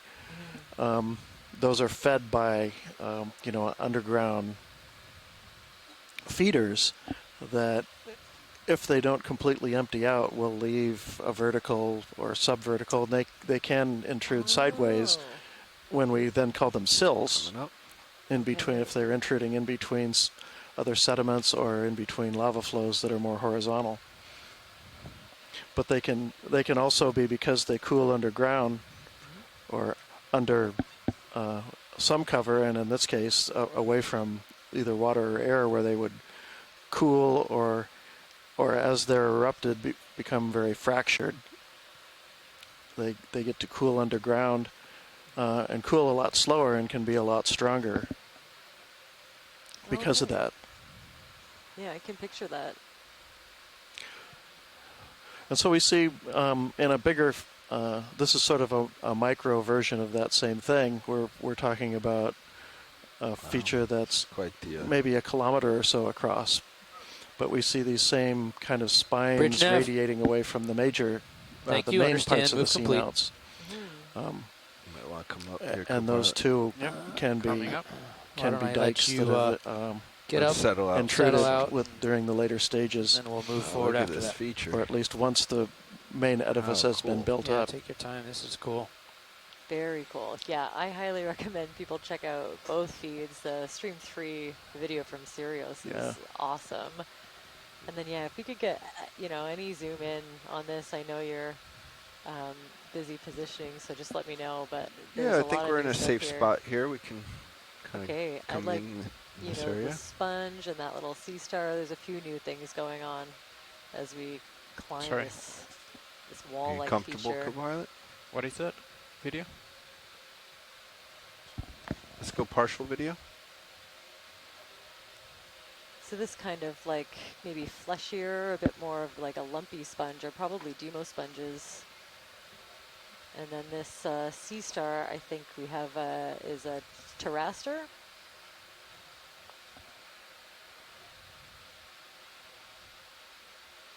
And little going on. Like I think those are also sponges, maybe juveniles. Wow, yeah, every inch of this rock face is just covered with something, and a lot of it is a bit different from what we've been seeing farther down. I think maybe some of these sponges have long tufts at the end. There could be a Do you want calcareous fog lights sponge in video? the mix, but that one, front Okay. And a bit lower is another one of the Rossellate That's 40% right there. A glass sponge. Co-pilot, And then above if you it, want I think to turn this your is a kind heading of Demo sponge. left at all, you can.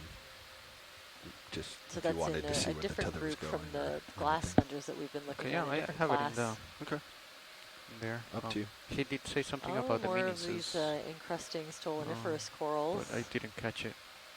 Yeah, really small, just kind of carpeted with this sponge material in between where all the brittle stars are. Lots of hydroids everywhere, yeah. Are we full wide video? Really nice anemone. This is great. Watch leads, pilot.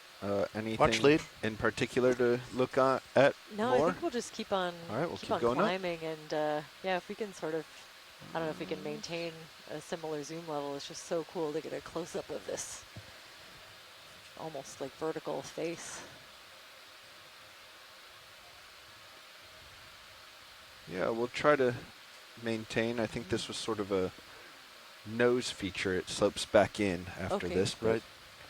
we'll try to stay close and Very lit cool. up. So there's a different kind of that bushy coral. To the right is something different. Actually, if we, well, no, let's keep on going. Roger. Keep on going. Yeah, thanks. I'm seeing like a pinkish coral. Could be a different paragorgia than the one that we've been seeing.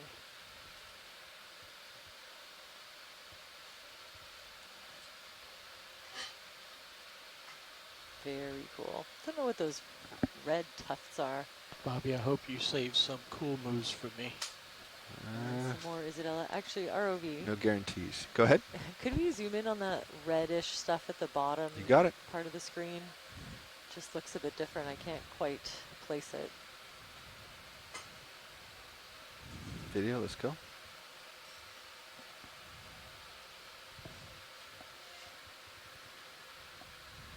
Oh, very interesting. I don't know what this is. Kind of looks a bit stable. like a hydroid to me, but I've never seen And one 3, this 2, color. 1. Yeah, hopefully someone from the science chat can pipe in and help give me some ideas. Stand by 1.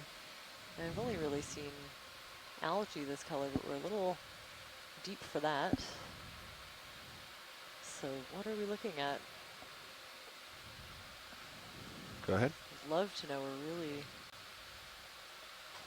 Well, we've got an excellent zoom. Yeah, if we can see some of those features, that would definitely help us to determine. Max zoom. But yeah, my guess is I'm going to stick with some kind of hydroid until somebody tells me differently. Nope, lost my footing. Maybe if we look at the base, it'll be more stable. There. Thanks for that. That's great. Oh, and that stoloniferous coral at the base, you can see all the individual polyps too.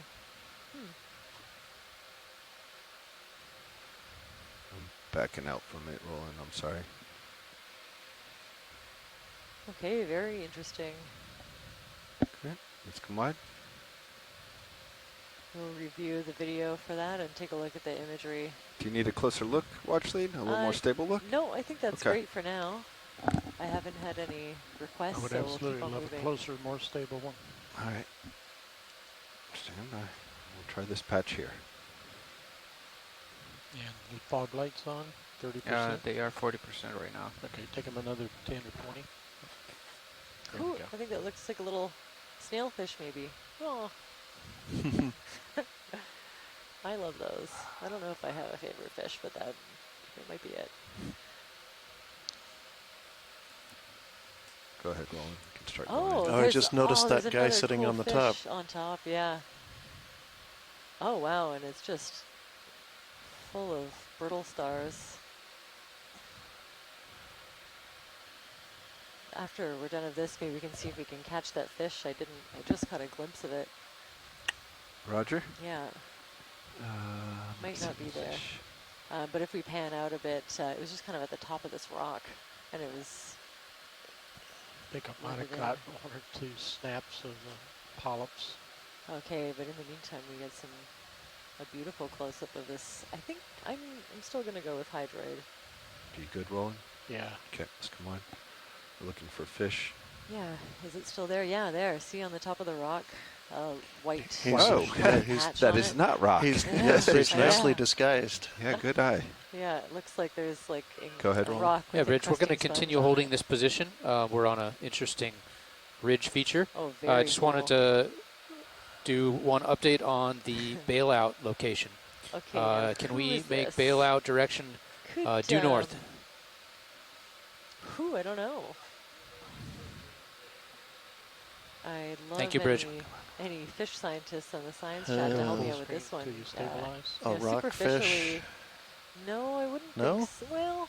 Well, a bit of it looks a bit like a thorny head. A bit of it reminds me of that blob sculpin, so. Look at the statement now. Yep, go ahead. Hopefully there's someone that knows a little more about fish than me.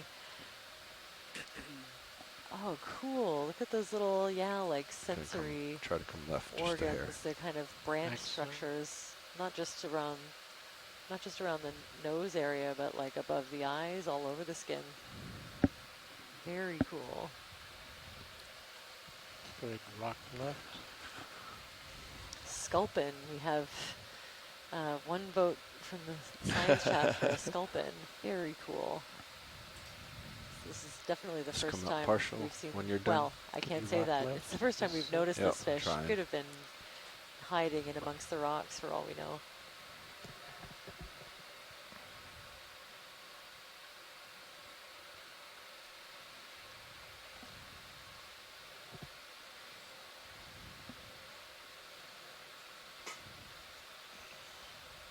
Very cool. Great, thanks for that. His head seems just a little bit too big for the rest of his body. Yeah, it does seem a little disproportionate. Center. Yep. Soft skin material. But so do the thorny heads. They also have like really giant eyes and a giant head and kind of a smaller body. Wow. Yeah, look at all these tiny little, I think like sensory organs you'd imagine. Got a video? If you ever caught one of these, let's get lasers. There might not be features that you could observe in a specimen that you bring up to the surface. This is why this in situ imagery is so valuable. And then for lasers. Yep. Let's make it happen and move.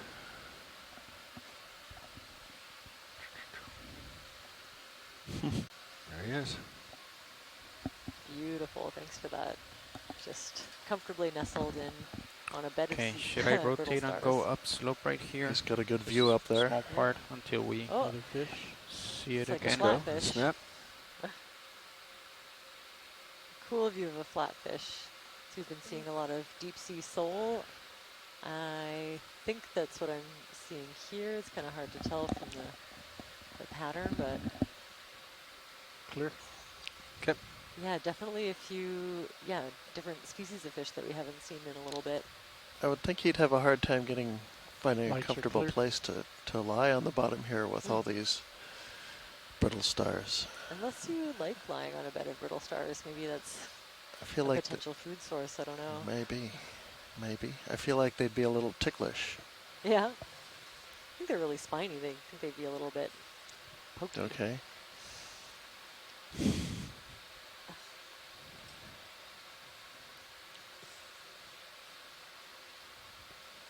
Wow, just some really large individuals. Have you give us side-to-side Just kind of a really dense distribution, almost like a thicket of these Isidella tentaculum bamboo corals and the I'm going to push out here, Fernando, to see what's on the other side of this. Yeah, I feel like I should probably just turn to 185 and go up. Well, that looks really like straight, there's. and then we'll come back to. Those look like 202 flows. when There's these, kind of a turns bedded again, look to when it. The bathymetry turns again, so. Gonna. Yeah, you can turn and follow me now. Do you wish that you could just brush all the brittle stars off? I do. You guys It want would to make make it a lot due easier south? to see what was going Follow on. this ridge line? Yeah, 20 meters due Do south? we have a little broom on yeah, this? I think that's fine.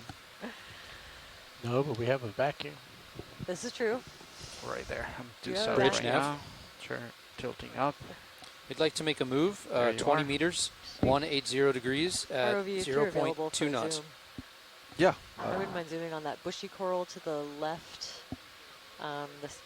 There's a really big one on the left and the one right beside it. That's a good copy. Thank you, Bridge. The one on the right, the bushier one. Yes, please.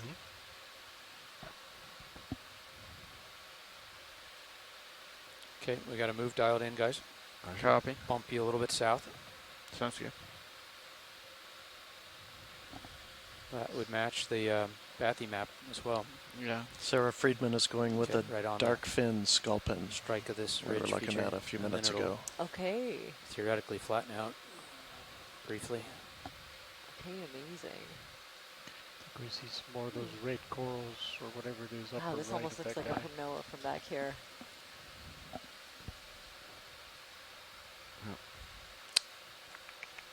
Thought that might happen. Stand by one.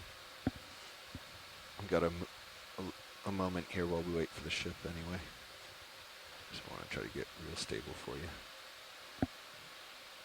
All right, go ahead. Sending in. Ooh. I think this is Primnoa. The density of the polyps. Wow. Okay. Yeah. Maybe a little bit different from the species that I'm used to looking at, but yeah, please pipe in. I know I have a couple of coral scientists, but just with the way that the polyps are sort of pointed downwards, I'm not seeing the kind of ornamentation that I'm used to seeing on Primnoa pacifica. So I'd love to hear what my colleagues think. But definitely, covered in sclerites. A little bit, a primnoid of some kind. So there's peristenellas, but the polyps look really different to me. Can we pan down to the base eventually?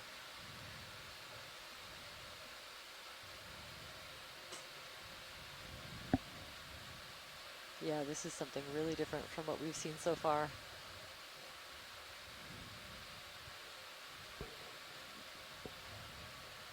So no, I know there is a different species, I think in the Gulf of Alaska, that's not one that I'm used to seeing. Oh, very cool, a Tritonia, a nudibranch kind of stuck in the bottom there.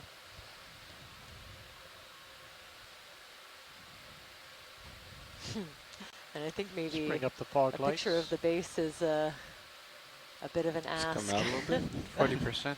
I don't think we'll see one. 60? No? So yeah, there's another species of Primnoa that I haven't personally seen. I'm wondering if that's it. And then, yeah, I wouldn't mind getting a view of this.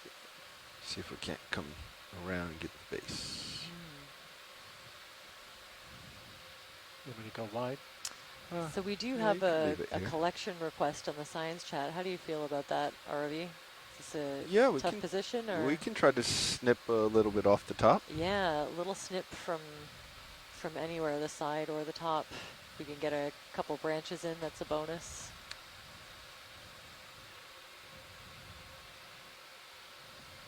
Of course, we try to leave the bulk of the individual intact. Bridge nav, go ahead. Again. Move complete. We're going to hold here. Thank you.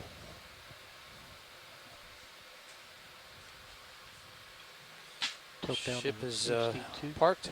Go ahead. Let's zoom in. I think that's the base, maybe. Co-pilot, you probably drift a few more meters, and you'll be in a great spot to see D2 sample.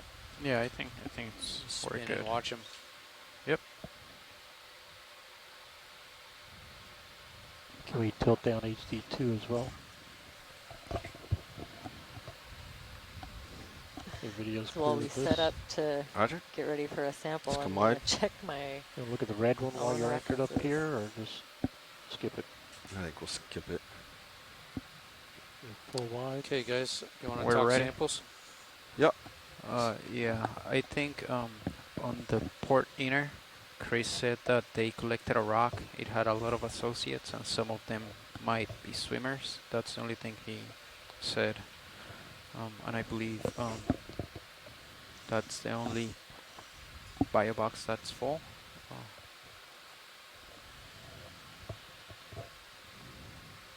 if you go to the bottom, right next to the high pack icon, the edge icon. So there's a Cronoa wingy which browser? as well, but it's not known from the Gulf of Alaska. Which one? I think that's the one I was thinking of, and there's a different variety of not the text. Cronoa Pacifica. Let's go partial. Yeah, okay. That one I believe. All right. I think it's rare to see one. So you can go basically a lighter armpit. color also. If we open up the port side bio box, you've got swimmers that are going to escape. I think so the only one open really is this guy here. Armpit. Armpit. Watch lead pilot. Watch lead here. How much of the branches do we need? An inch, several inches? Like, yeah, longer, so like a couple inches, but not that many, you know, so we could kind of take a smaller Let's come out video bite. a little bit.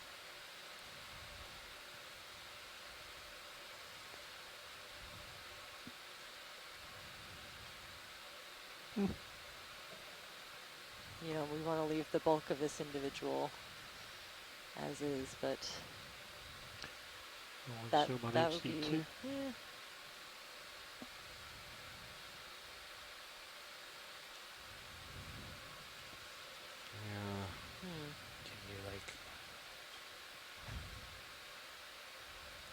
Can you stick your thumb in there and part the waters?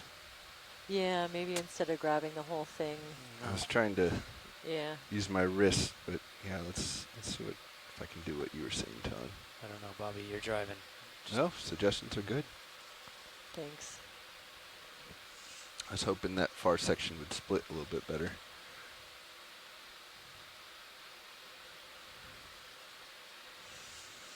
Yeah, let's go partial on HD2, please.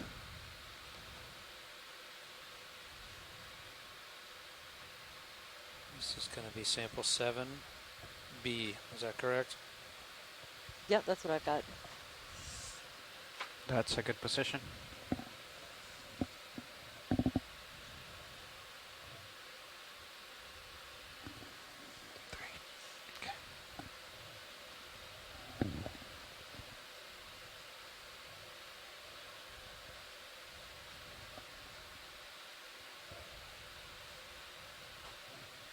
That look like a good chunk watch lead?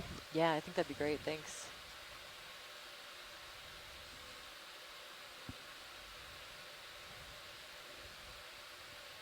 Nice work, Bobby. Beautiful. Ooh, nice.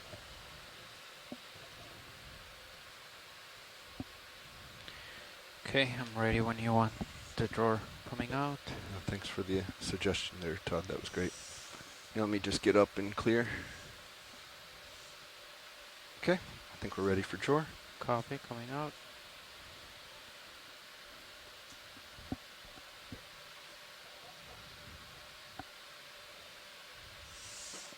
Right. Oh, I see something in the inner starboard. Is that a sample or just yes. fill? You're going outer. We're marked as a, yeah, we have a sample marked there. Can you bring HD2 around, please?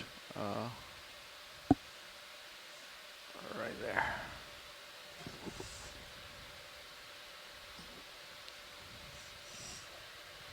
It's like a nice little bouquet of flowers.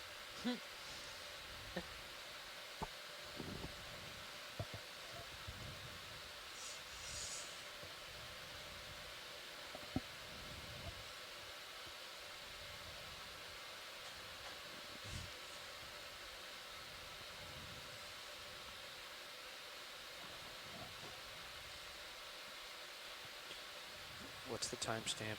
The timestamp of stowing or the timestamp of snipping? Stowing. Yeah. Once I close the box, you click F5, F6, and you'll name it right there on HiPack. Okay.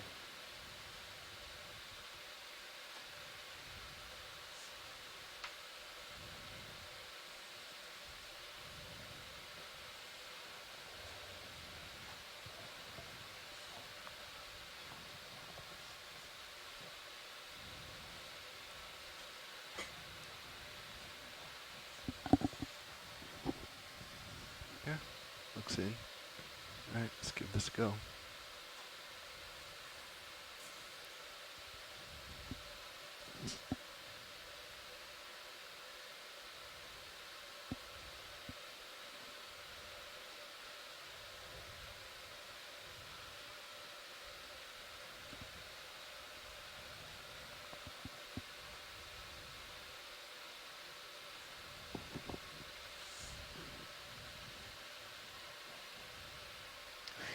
Looks good. Starboard outer.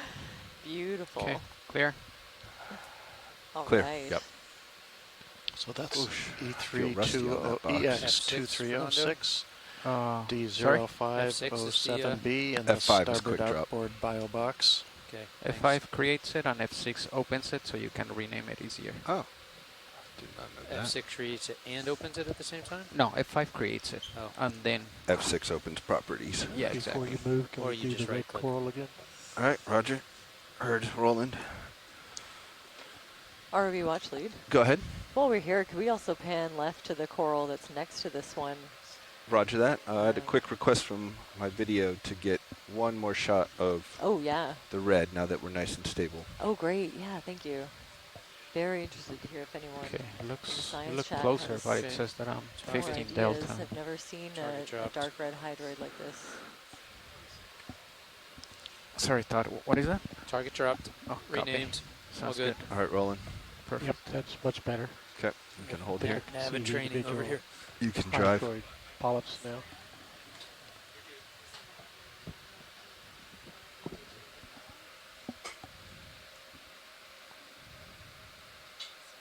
Okay, full screen. Okay, and then we're going left once you're done. And video's clear. Roger. And going left to the coral there.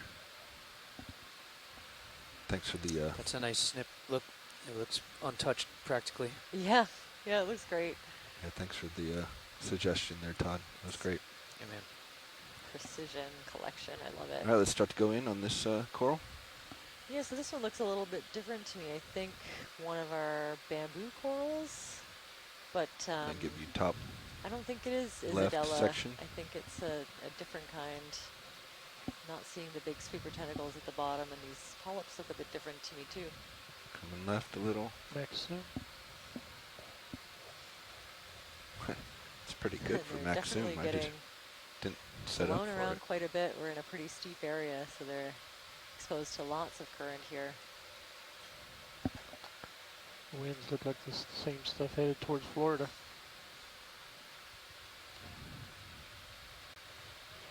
Okay, coming down a little bit more. Tilt down. Yep, we'll get more of the creature. Yeah, continue down towards the lower portion. Maybe it'll be more stable. You can see the sclerosis. I was trying to give you the dark background. Coming back right to look at the base, see if there's the sweepers.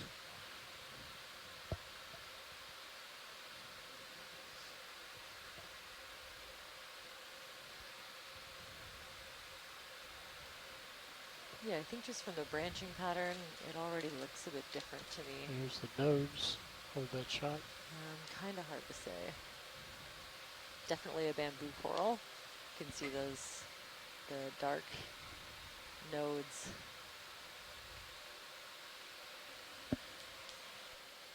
And no sweeper tentacles, just smaller versions of the same kind of polyp. So Go ahead and tilt down very to the base. interesting.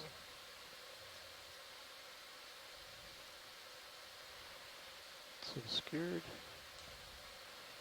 I think if you tilt straight up, there'll be an enemy in the shot attached to this. About halfway up.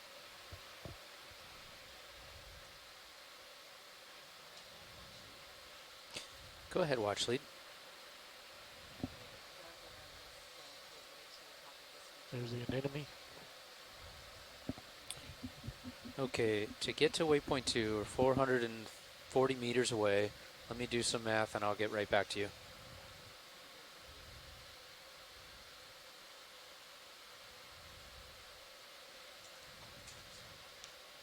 Let's come partial video. So Getting the enemy. I know, but it sounds like we got a sample request, so. Okay. Maybe. Watch lead, Nav. Watch lead here. I think to make it to the top, we need to Go average wide. just under 1/10 of a knot. Average for the remainder of the dive. I think that's very achievable. I think we could definitely make it most of the way, at least up to the flat. So we just need to keep clicking in moves and then pausing ever so often as we're doing now. Possible jelly lower left from that coral. So a coral or a collection, it sounds like. That's right. Yeah, I'd love to request a collection of this one. This is another first. I'm keeping an eye out. There's an undescribed species of bamboo coral in the area. We do need to talk about where to put this. Portside Rock Box has some swimmers. There's an open spot, but we have swimmers. Starboard side is full. I think the main. What about the port outer? Yeah. Bio box? I think the main subject was the geology. So like if they swim away, I think they might be fine with it. Okay. Are you okay if we lose the swimmers in the port side? Oh, inner? Right, the inner. What's port side inner? What was that? Cut it and vacuum it. That was the rock that had all sorts of things growing on it. The swimmer would be the brittle star? No. Yeah, I'm okay opening up that side again. Okay, pilots, do you copy that? Thanks for checking. Yeah. Copy. Watch lead this branch that's sticking out towards us. Is that good? That one looks perfect. Thank you.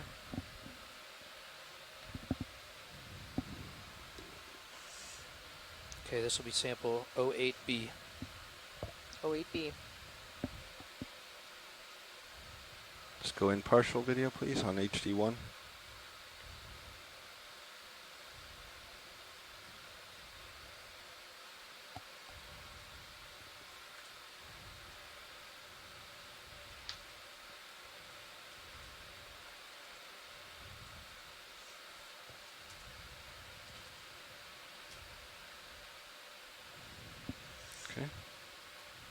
Okay, ready for drawer? Yep, ready. Okay, coming out. Oh, looks like we have... You might be pushing on the right side. Oh, yeah. Sorry. That's good. We don't have swimmers. All right. Sessile organisms. Phew.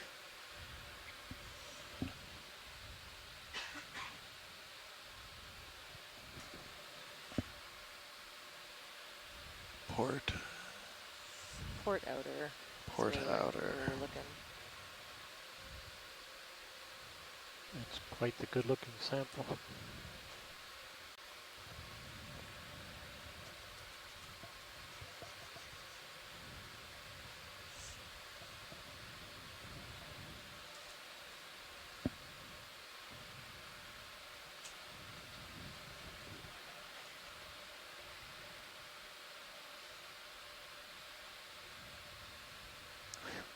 Clear.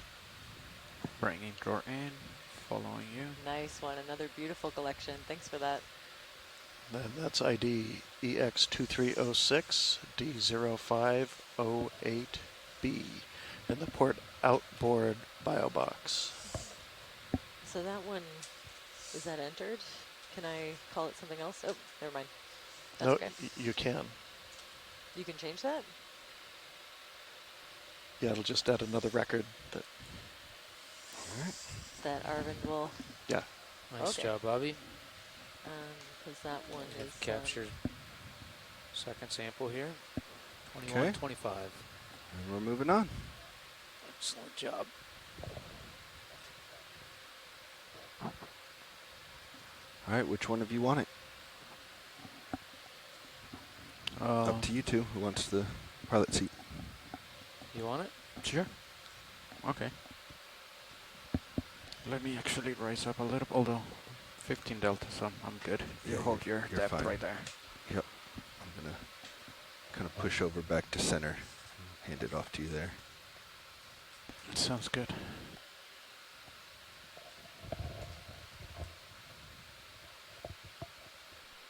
I should have actually handed it off right before I took off, but that moment has passed.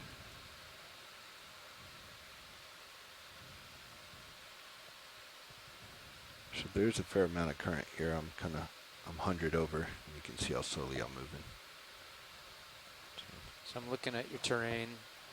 You're facing 190. Strike is probably more like 220, but I think maybe we should split the difference between those last two moves. It's up on like a 200 for the next 20 meters. It'll push you just a little bit more left.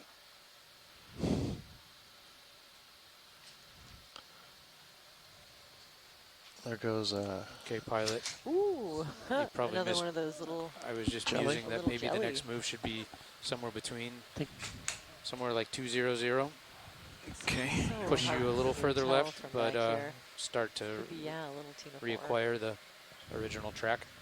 Okay, so that's 200. I'm gonna center. Looks like you're probably ready for a move. Tilting up camera. Unless we have another sample request. Watch lead. I don't know of another sample request. Okay, copy. No, so far so Bobby, I'm going 200 for 200, heard. Okay. Fog's coming down. Bridge nav. Copy. We are Turning ready for to another 200 move. now. So definitely up here, now that we've kind of reached the top of this feature, seeing Okay, 20 meters. more bearing species 200. that we saw from below, but What is that video? Decimal 2 a bit knots. more diversity. Just confirm lasers are on. And that we've seen a couple of new corals that we haven't. Lasers are on right now. In this dive. That's a good copy. Thank you, Bridge. You have auto heading in. So yeah, we've reached a little bit of a flat sure if you spot. wanted that. About halfway up the side of this cone-shaped feature. This one is about, I don't Camera's know, at 50, a kilometer across. 50. 50. 50. 150 meters high, depending on where exactly you look. And we're this is one of three similar features that are situated on the summit plateau of Surveyor Seamount. Okay, watch lead. Let me know if you see anything. We're hoping to get to the top of this. Interesting. Just to get a sense of well, you always want to get to the top of the mountain, right? Will do, thanks. And see what's up at the shallower. We have about another, I think about 120 meters to go to get to the top. Okay. Our nav is pretty locked in today, huh? Oh yeah, the usability I've noticed, like it's. Look at that, like the very, very two tight. samples are right on top of each other. That's great.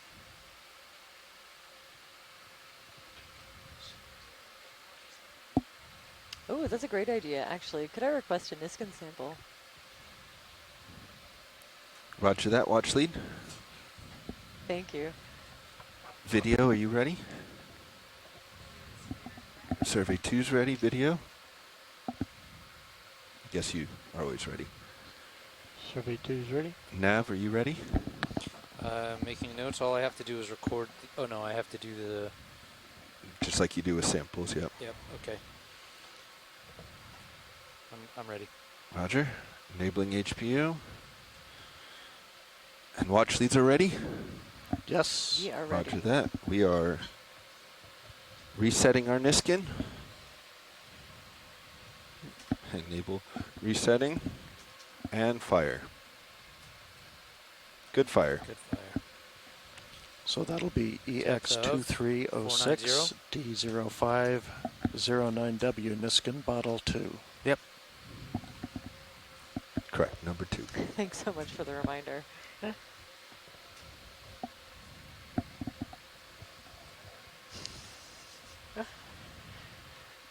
I always forget about the water. Somehow. Ship's still moving. Could you be distracted by the corals? Yes. Yeah. I think there might be a reason. Automatically logs. You don't have to save it. Corals, Control echinoderms, S. there's So just it's, yep. every The little inch of star the means that geology, it's not safe. unfortunately for Control you, S. is, Ship can down. it's covered with What life. star? Up there. In the file Well, name. at some point we'll just File have to name, stop and grab something without really knowing what it is until we Talk get to it me on later board. about how that works. But that's okay. I'm here for it. I think it's this. ROV. Oh, actually, we're okay. Kind of a mystery rock, but on the other hand, I think most of this is all the same stuff. We found one foreign rock today. Oh, the granite. Kind The of granite. Yeah, smooth I and then saw like that. boulders, chimneys. I think I was eating. Pretty sure I was eating lunch. Camera's watching 45. from the other room. Yeah, Bridge nav. the coral, Understand, move complete. diversity Thank for you. sure, but also just the abundance of these corals. Okay, where are has we been at, really guys? stunning. Want more moves? And Yeah, I can back. The pilot's think you comfortable. could 220, talk you about think? this dive without mentioning the Or, mats and mats of brittle stars everywhere. Well, actually, if you direct your attention to stream 2, We could probably go more towards the original if you want, if you're wanting, Todd. Yeah, let me see what that yeah. is. Yeah, what if it folks, was, so stream It was 2 is serious. 220 originally. Let me see Correct. where Okay, it should yeah, be if now. folks at home want to check out, it's stream 2 that has the view it's from probably Sirius on it. And you can see 220 D2 up, dead on. Alright, let's keep hovering over 220. some of these Okay. very cool 220, geological okay. features scattered with corals and sea Coming right. stars. Bridge It's F. just an amazing view. Ready for And another move? from that view, you can kind 20 of get meters a at sense that we're looking at some 2 knots. linear, kind of horizontal features that might represent a dike, copy. or Thank you, that Bridge. could just be fracturing in some I'm more on massive, 220, Fernando. Sounds good. intrusive rock. Yeah, definitely Moving. an I angle think it'll that's kind of go hard down, to, right? Like, really or hard maybe to it doesn't. grasp No, from it this main keeps view. going Yeah, I up think you're at the end. Actually, Okay. it is off to the super left a helpful little to bit. look up Alright. every now and then at one of the dozen Show you other where I'm screens looking that we forward. have available to us. Okay. Keep going straight then. Yeah. 20. Sounds good. Looks like it puts this ledge on our right. Okay.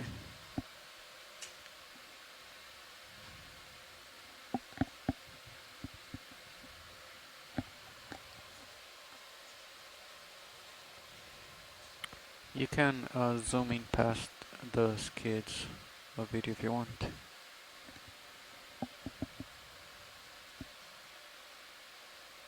Thanks. So I thought I saw a Paragorgia arborea just kind of fading from view, so we'll see maybe, again, a bit more diversity as we go up this feature.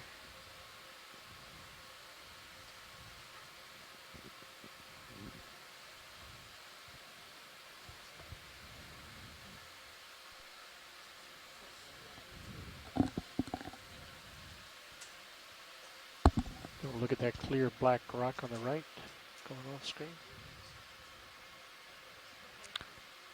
Clear black It's rock off screen now to your on right. the right. We don't often get to see Bottom rocks. right. It's not fully clear, but Oh, more okay. exposed. All right.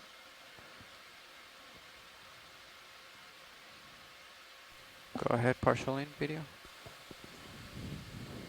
Science, we found some Hold right there. geology under Hold right these there. Hold right there. stars. Oh, Yeah, there you go. A little bit of geology for you. Looks like a nice smooth one. It does.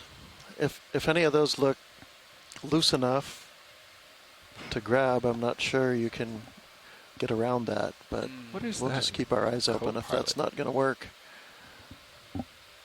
Oh Is that yeah. squid? It's got one of those It's a little squid, isn't benthic it? jellies on it. If you look at Looks the like in camera spite too- Oh, of... we see a Oh squid. yeah, it was a squid. Oh, where?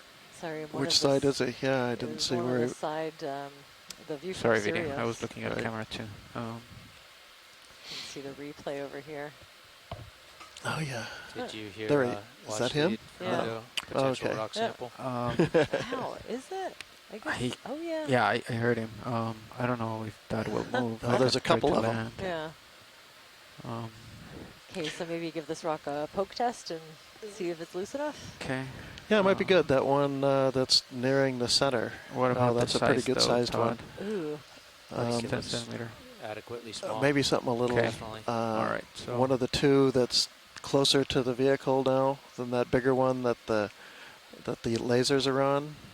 Sorry, can you repeat that? So I think what- under the rock with the lasers on it. Or just closer to us. Okay. Yeah. Either of those two. Yeah. All right. So Closer to the vehicle or anything that looks grabbable. We'll first find out if anything's even loose. Starboard rock box is wide open. Port rock Copy. box has a small rock in it. copy. But these rocks have a real dark and kind of a sheen to them, Ship as if appears they to be have pretty almost good finished their manganese move. crusts that have formed on them. You look I safe. was wondering if that wasn't a manganese crust. In spite of all Bridge these nav. the cover of these Thank brittle you, Bridge. stars, We're it going to hold here tells for a me moment. that maybe Possible these sample. guys aren't here in this Right. abundance all the time. Oh, interesting. It just keeps on rotating. You have auto I head also out. have to mention, if you look to the right, I think we That see a might be nudie part of rank predating Okay. on that bamboo coral, which is It's very cool. Yeah, there's a fair amount of current coming across now. Okay, yeah, that But did yeah, the trick. I think I'm getting better at this. I thought I noticed a bit of a sheen. Thank you, Bobby. And I was wondering. Hydraulics are spun up. So if a brittle star's on it, then that crust formation won't happen. But if it's left bare, then it's a maybe. Exactly. Yeah. These crusts form in these ocean waters. They turning arm on. There you go. Comes from it's an accumulation of precipitates of manganese and iron that come right out of the seawater, but they form extremely slowly, at rates of 1 millimeter per million years, and they really require no other kind of sedimentation or cover for them to form. Tilting down. Okay, so watch lead. I'm gonna try to poke the rocks to see if anything's loose. Tilting down.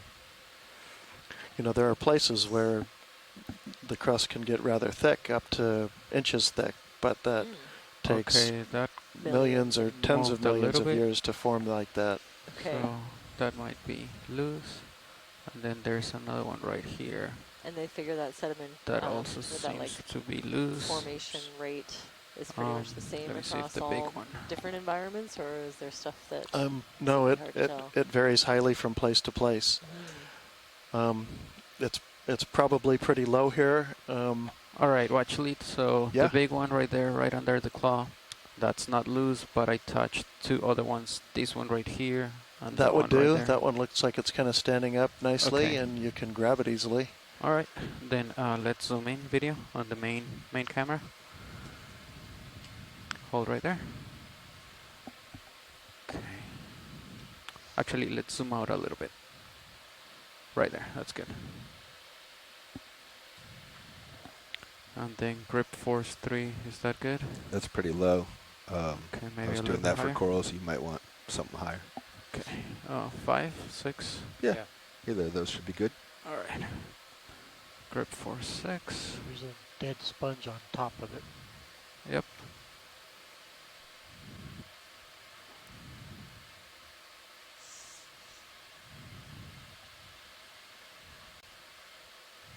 Okay, oops.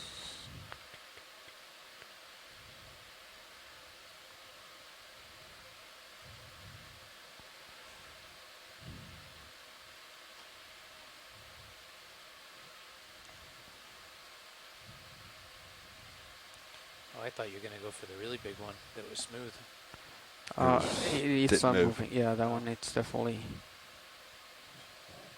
stuck. Could do the one your jaw's hitting right now, if that's easier. Let me see, right here. Oh, yeah, looks like you got it. Bigger than it looks. It has roots. Oh, there it goes. Yeah, there we go. Okay, let's come out video. We may recover some bycatch. Sure. Bycatch, I love it. I've been calling them bonus brittle stars.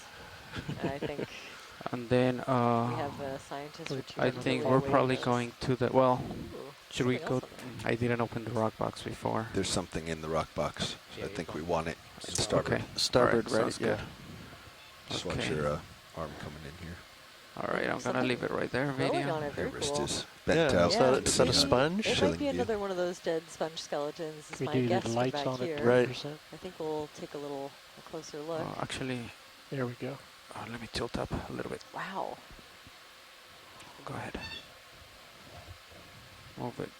It is, and it's covered in to the center. Brittle stars. Oh. Okay. Oh, one right there. Okay. So I'm gonna leave it right there, video, until you're good. There are a few that are really closely Copy, come out, please. associated with that bit of sponge that. Okay, starboard coming inboard. Copy. Think I'm clear. Go ahead. You might need to come up some.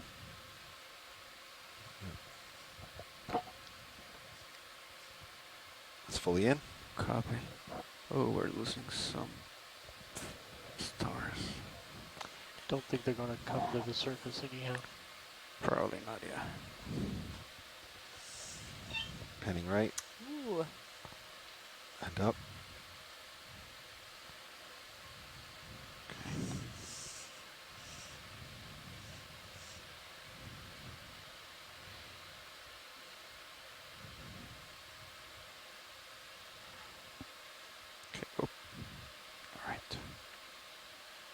look good on shilling camera. Yep. Opening up slowly.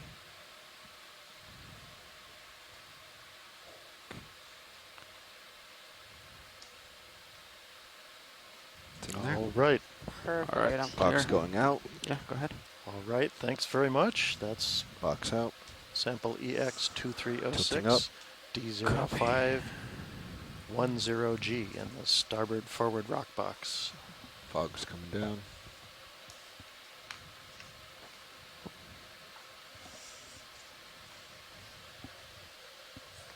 Might want to check back with science, but she had mentioned the new rank.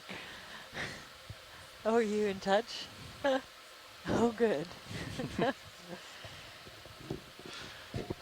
Yeah, we always try to collect as many bonus brittle stars as we can. I think, Chris, I'm not sure if you heard earlier in one of Jamie's sediment samples, we got or a little bit more to 25. the left. You could shoulder left a little, tuck it in.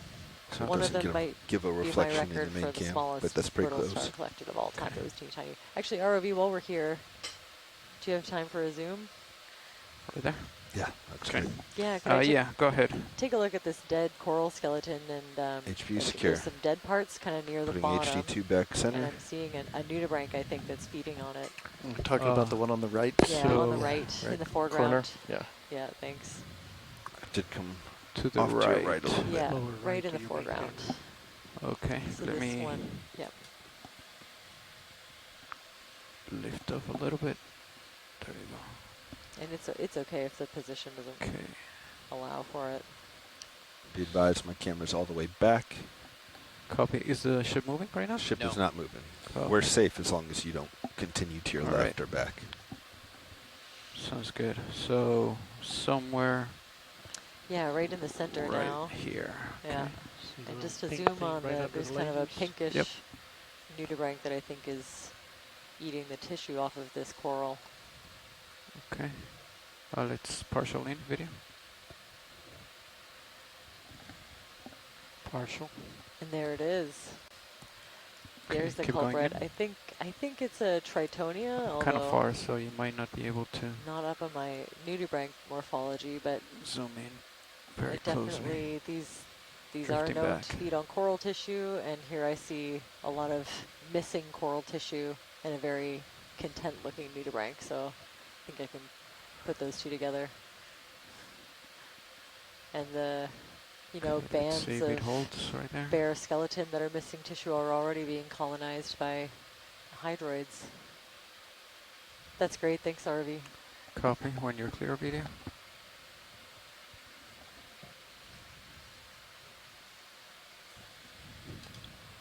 See star to the right. Don't know that we imaged that guy before. I think we are trying to make it to the top, so we probably need to keep moving. Yeah, let's make a run for the summit. Okay, after you push out just a little ways, I'll call in a move, okay? Copy. 200, unless you guys say otherwise. 200, okay. Sorry, 220. Copy. So you're in the right heading. I'm going to push out. Yep. Center on your camera. Tilting up. Same, tilting. That's 90. Sounds good.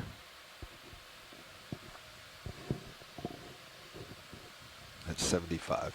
Wow, so we've had a really excellent sampling day today. I think most of the organisms that I see you can push the past way the skates are fairly well known, and if they're not known, up. then they've been sampled. Of course, the smaller you go, the less precise sampling you have. But look at all these. There are so much life. So many corals. Yeah, this is like a real, coral thicket, I would say. Okay, 61 on his camera, I think. We're good for a move. Forest almost. 55, looking good. Coming back down. Seeing a few more crabs. They're definitely a lot more sparse than they were in the beginning. But I don't think we need a zoom. I'd like to continue, see if we can. Good view from Sirius. Oh, yeah. Excellent view from Sirius.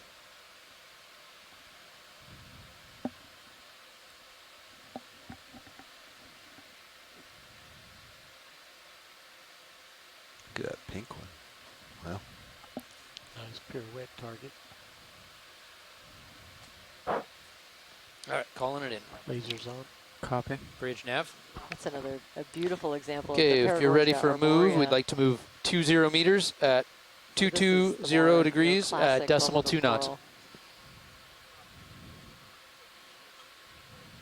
Known from both the northern That is a and good copy. southern, Thank you, Bridge. polar region, and kind of absent in the equator. So we consider this one to have a bipolar distribution. That's always nice to see one.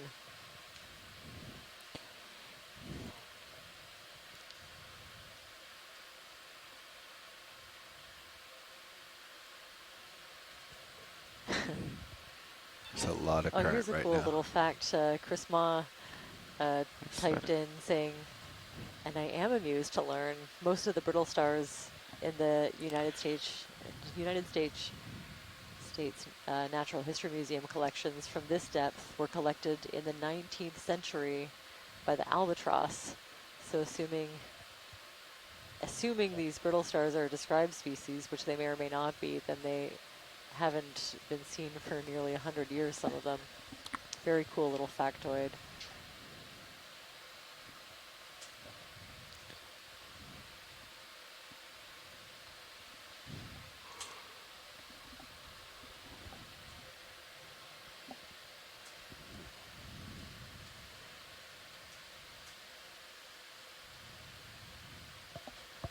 Fog lights at 30. Let me tilt up so we can get rid of the temporal.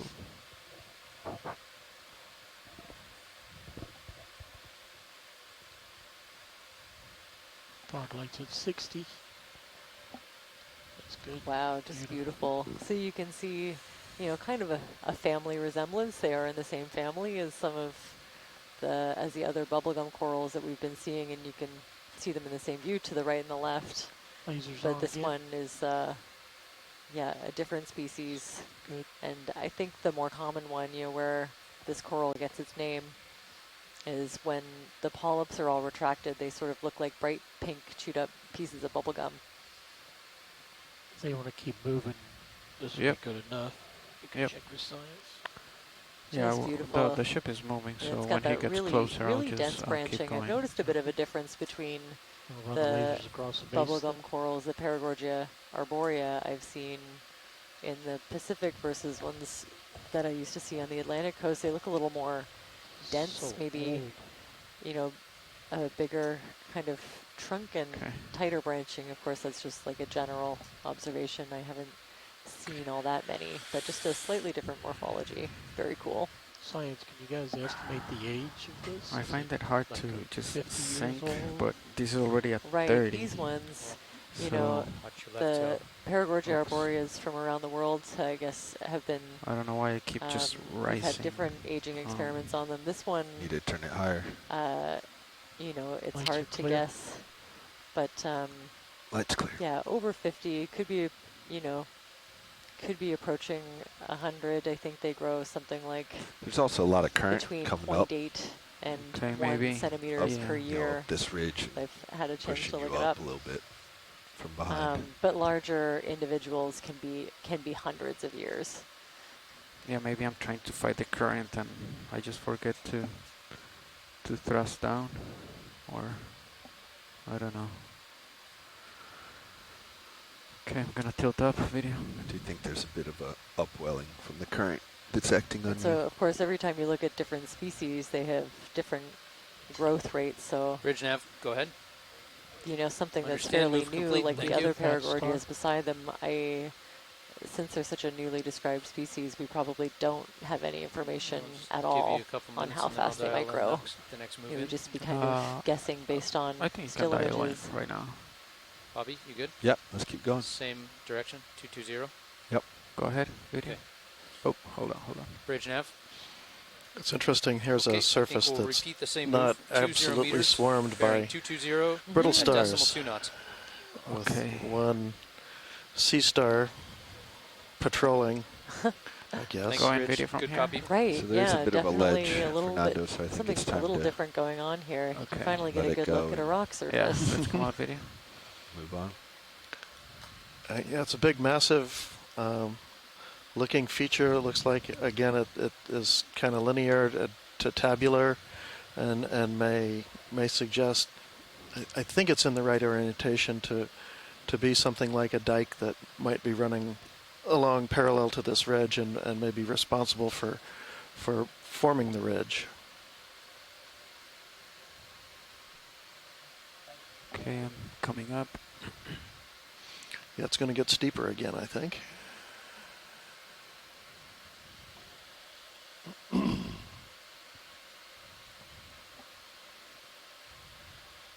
Wow, look at this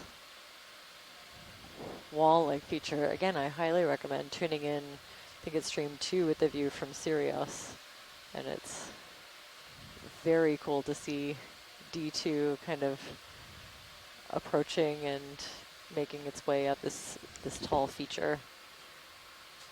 Get a practically, face-on vertical view as we're going up.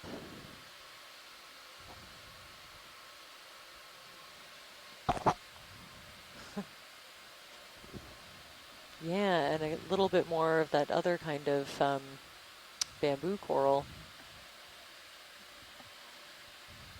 So we've had the Isidella tentaculum pretty much, on and off throughout the dive. But this one we've only just started seeing. And it's potentially an undescribed species in the bamboo coral family. We'll have to take a closer look in the lab, which is why we got a small subsample from a different individual. Can look at it under a microscope, take detailed pictures, and maybe even look at it under the scanning electron micrograph to take a look at the sclerites, the skeletal structures of these corals.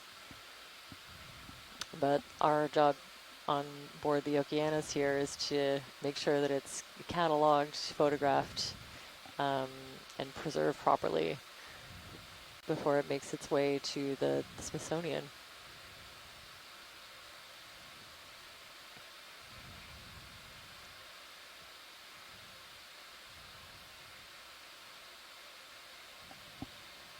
Wow, this is amazing. We'll rotate left and look at what's in the distance. Looks pretty impressive. And I think one part that often gets missed, with these, when we talk about these collections and the taxonomy, like, yes, it's very cool to see and describe something new, but it's also really important to some of the bigger questions that we ask about these areas. Looks so like if a we collapse. don't know, whether or not we have 1, 2, or 4 species of these bamboo corals, then they could all get lumped together, and we might see them as one unit when it's in reality a lot more complex than that. So if we're trying to figure out even a hypothesis for the dynamics, it's important to catalog the species when we can. Watch Fleet co-pilot? Yeah, what's going on here? Yeah, can we kind of pass over this, or are we headed in the other direction? No, looks like a little. Let me tilt down. Yeah, it looks barren right here. It's kind of interesting. Go ahead, zoom in, partial video. Hold right there. Little collapsed feature.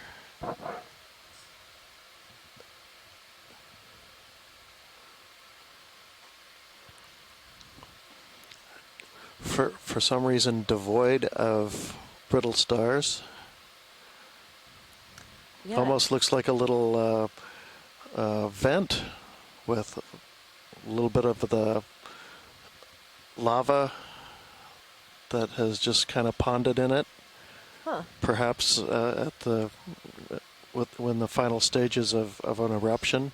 I don't know. I don't know what else it might be. Yeah, it's interesting that there's not much of the detritus or the buildup, of organic matter on there either. Like, yeah, it's really clean. I don't see any shimmering that would suggest that it's cleared out because of some sort of fluid flow coming through here, but yeah, that's an interesting feature. Okay. Oh, There's like a tiny little fish right there. They can come out. You said out? Yes. Okay. Then You don't think it's a whale copy. nest?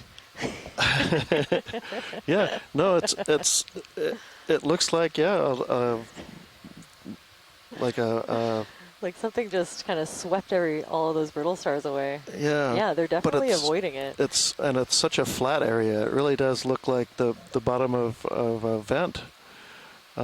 Sort of a very, very small version of a caldera, perhaps. I mean, we see those on grand scales in places like Hawaii, Haleakala. Rising up, co-pilot. Yep, doing the same. Yeah, I think also if it was active, there's some different biology I'd expect to see close by. Yeah, yeah. Very cool. Yeah, that was real neat. So that was, you know, if that is in fact a fossil vent, copy, might suggest that this ridge we're going up was a sort of a side vent on the side of this larger, slightly larger edifice. Yep. 1 in 220. Copy, 220. Bridge nav. But I'd be really surprised to see something like that preserved in such a way. 20 meters. 220 what is that? degrees. You got another shadow straight ahead on the other side of the ridge. I don't know if that's another dark spot, like flat spot or. Yep. Okay. Let Good me copy. Thank you, Bridge. Go check it You can out. also pan around with the blue view, Bobby. I think this is just going That straight might just down. be a shadow, yeah. Okay, it's just a shadow as you're coming around.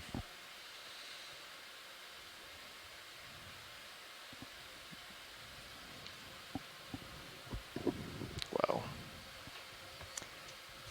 Okay, yeah, and lots of, seeing more of those, I think either encrusting sponges or stoloniferous corals. Yeah, it's starting to get a little bit more patchy. Still generally completely covered in brittle stars though. And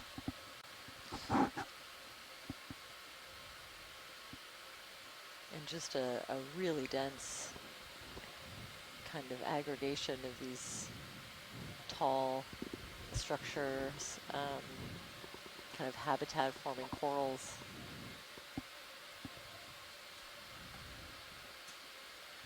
Yeah, the abundance of these here is pretty amazing.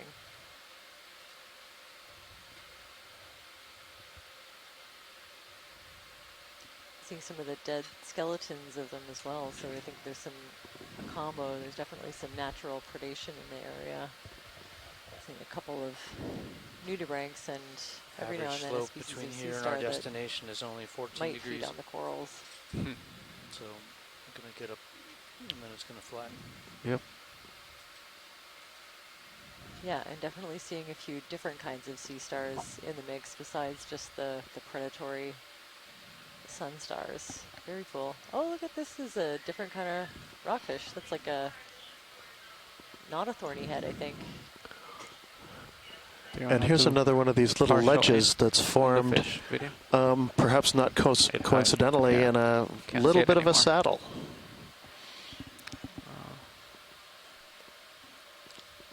Yeah, let's come up. Suggest maybe there's just enough current flow in general over this little low spot, this little saddle, to winnow out the finer grained materials and leave overhangs of some sort of crust, something that hardened or otherwise lithified above it. 475 meters.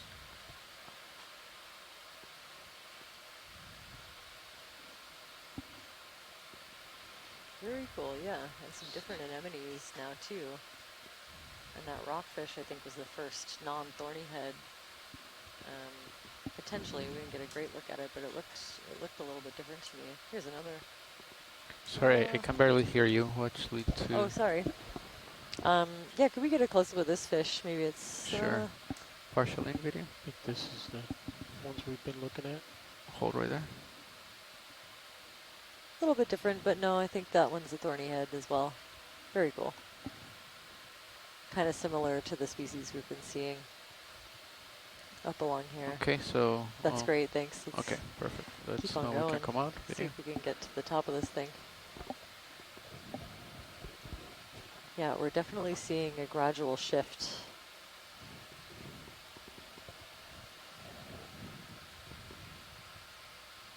In the community structure here. Still, I think safe to say, dominated by these brittle stars. Bridge nav. Ophiacantha, in case you were wondering, and haven't tuned in for a little bit. There's a tentative ID of several different species of Ophiacantha this could be.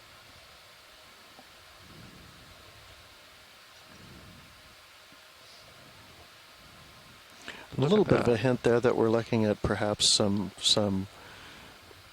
original flows, some salt flow that's kind of been preserved right there.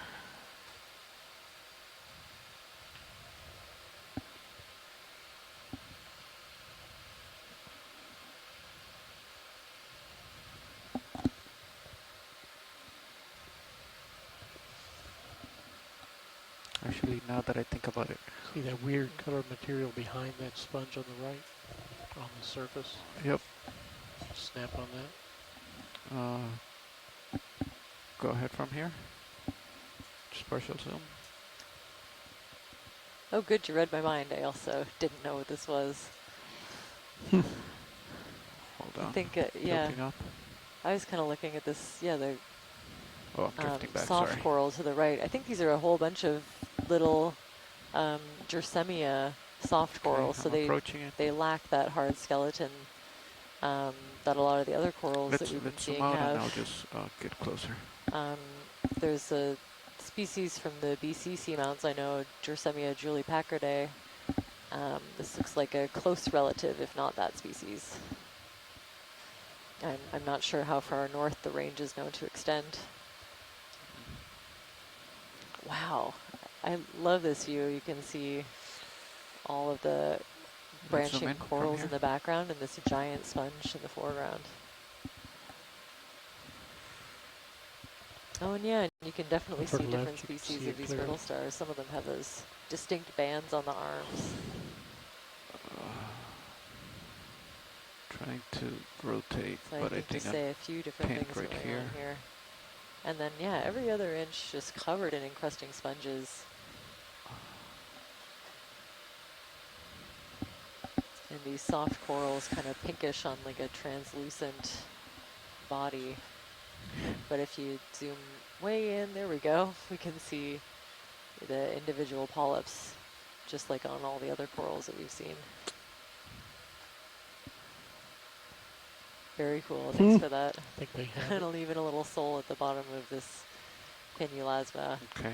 And just, you know, dozens of large branching corals you can zoom in a little and bit other now. vase-shaped sponges in the background.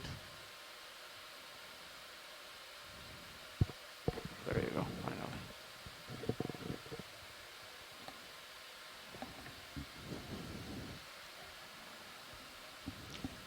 Yeah, I'm pretty confident that this is a Gersemia. I've had, was just looking at the chat. I've been on a survey that sampled one of these, so they I was going to start you up once you moved, really tightly. but we can start now. Of them, okay, whenever you're ready, Gideon. Kind of concentrate that pinkish color. So yeah, it looks really similar to the Gersemias that I've sampled. But of course, you know, you can look at any bycatch records from the area if there are any. Move, 20 meters, 220 degrees, decimal 2 knots. Or do a collection, a targeted collection if it's of interest. But I think we'll keep on going. Thank you, Bridge. That's a good copy. copy. See if we can get to the top of this feature.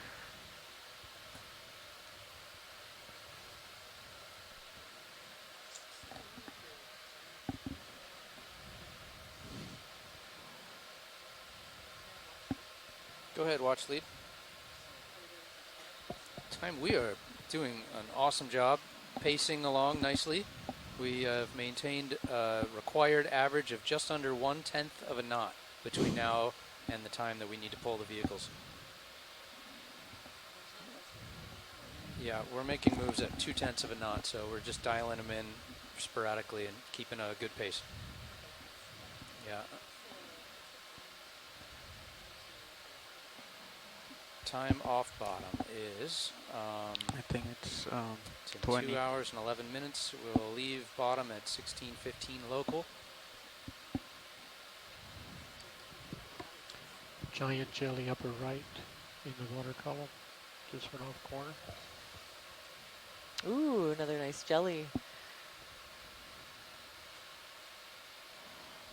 Snap. Go ahead. Yeah, if you get a snap zoom on this, see some of these features. Very nice. Wow. Let's see, 1, 2, 3, 4, 5, maybe 6 larger kind of structures in the bottom.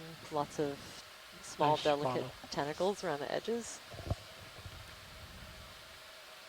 Video's clear. Copy. Is the ship still moving? Very cool. Thanks for that. Ship is moving. Okay, another flatfish right there.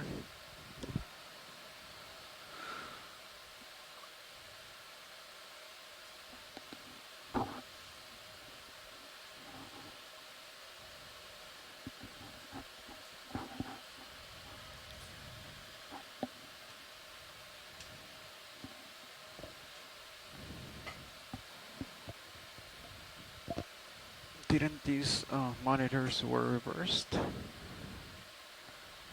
Or they've always been like that? The port manip. Yeah, they on were this side. reversed. They were? No, the left one is, no, that's right. That's the way they typically have been, but you Okay. have control of it.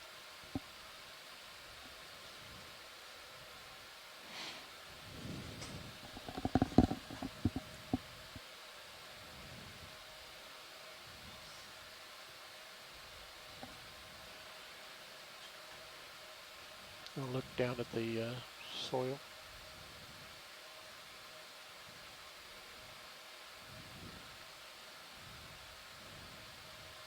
Great view in Sirius HD and the HD2 camera right now.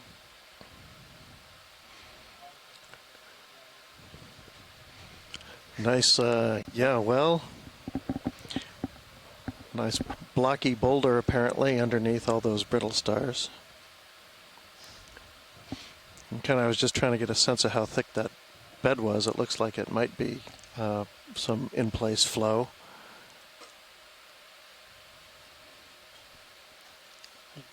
I notice I see more of a brownish soil here. Mm-hmm. Yeah, I wonder if there's not a little bit of Bridge nav. I don't know if that's the sort of Thank you, Bridge. silt and clay that's settling out of the water column that's carried out here by wind. Looks like or you're if there's a little bit of nicely ash far out in that front of Sirius. I'll call in another move if you guys are good. Bobby was says associated go. with eruptions Bridge out of this little vent that we're Okay, we'll moving repeat up. that same move. 20 meters, bearing 220 degrees at 2 knots.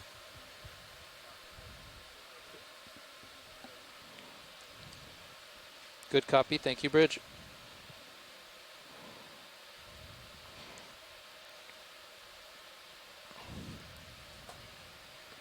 Stunning view on Sirius. Yeah, and I still get the overall sense there's, even though it doesn't show up on the contours of the pilot's bathymetry, but we're still following a little bit of a ridge that might make its way all the way up to the summit.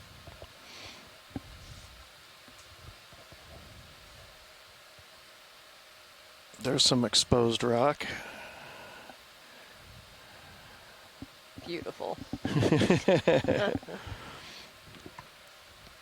And yeah, if folks get a chance to tune into stream 2, the view from Sirius is amazing with some of these really large geological features. But yeah, every now and then you get a bare spot and a close look. Nice little den right there. Oh yeah, wonder what's in there. I was just brushing up on my jellies, and I think that red one that we saw earlier could be a Corellia. Corner. Not sure if anyone in the science chat is around to confirm. You're getting off to my left side here, Fernando. My tentative ID.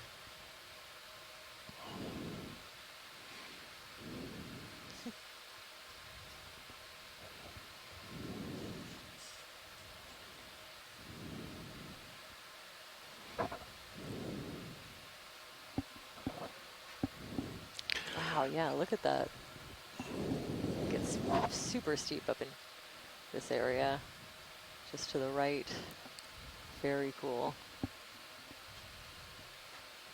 Definitely gives you a different sense of the scale of everything to look at the view from the second ROV. Here's more of these blocky outcrops.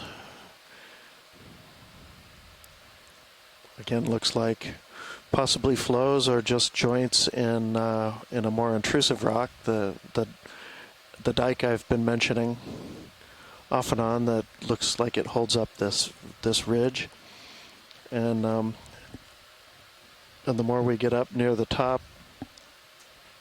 I can see that actually the top of this feature is kind of elongate in the same direction as this dike, and reminds me that as much as we might look at this as the top of this seamount is a sort of a flattened off top of a volcano, that the three little subcones formed on top of afterwards, it's quite possible that in fact these three little subcones that we're looking at are simply just the most resistant parts of the volcano that managed to get preserved in spite of perhaps wave action at the sea surface that took away the whole rest of the volcano. So it might be that we're looking kind of at the innards of the feeders for what was a much higher part of a much higher volcano, and that these are largely intrusive, massive rocks that survived being at the shoreline as the island submerged. What's all the white stuff? We've lost all our stars. I think we just saw a few jellies floating away. Bridge and nav? Yeah, over a very short period of time, the Copy, brittle move stars, complete. Thank you. the, We'll hold the just bigger for a minute. ones have Go ahead. really calmed down in abundance. We're seeing a lot fewer of them, definitely not quite the same mats as we were seeing like a minute ago. So this zoom in, you can see so many different kinds of things. At least 2 or 3 different kinds of encrusting sponges, brittle star arms, stoloniferous corals, all kinds of stuff. And then of course this beautiful Isidella tentaculum coral we've been seeing quite a bit of on this dive. One thing I kind of noticed in this feature, a lot of them seem to be oriented in the same way, so kind of pointing in the same direction. And that could indicate maybe that the current in this area is a bit more stably pointed one way, so it would be beneficial for a coral to be angled in one particular plane to make the most of just the current availability. Jelly? Yeah, it looks like another jelly caught in a dead coral skeleton, maybe. Okay. I wouldn't mind a quick zoom, just to... Partial? Yeah, just take a look. Thank you. Yeah, I think that's what it is, right? Yep, I'd say so. Yeah, looks like a long dead bamboo coral skeleton that snagged this little jelly. Thanks for that. And yeah, I see all these brittle stars kind of hiding. If anything, any remaining mats are in these little crevices, not out on the exposed rock. And that's interesting. The oxygen level is picking up. So we were at like 0.56 to 6.2 is kind of the range, and now we're in the 0.7 range. So it is climbing. I think we're getting farther and farther away from the oxygen minimum. So we might start seeing animals that are adapted to kind of more tolerate a higher level of oxygen, and so you might see a bit more diversity.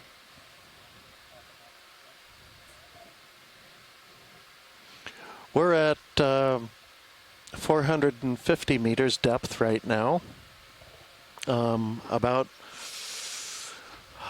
Looks like about 100 meters off the main plateau of this seamount, and within, looks like about 80 meters of the summit of the seamount, which is at 380 meters below sea level.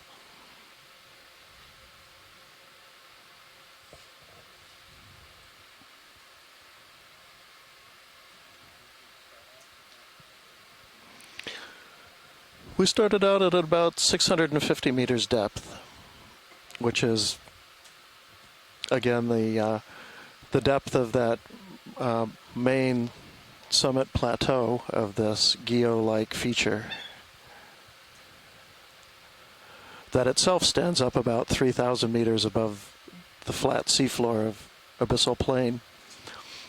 That's close to 10,000 feet, so if you were to see this on land, you'd be very impressed by a very big, beautiful volcano, base about 20 to 30 miles across, perhaps.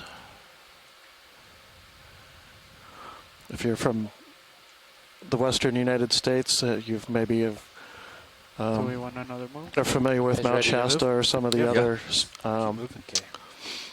stratovolcanoes along that Cascades chain. Now these are very different types of volcanoes, we're ready but for one more move. can Same build thing. similar 20 meters bearing 220 edifices degrees at decimal 2 out knots. on the deep sea floor. Good copy. Thank you, Bridge.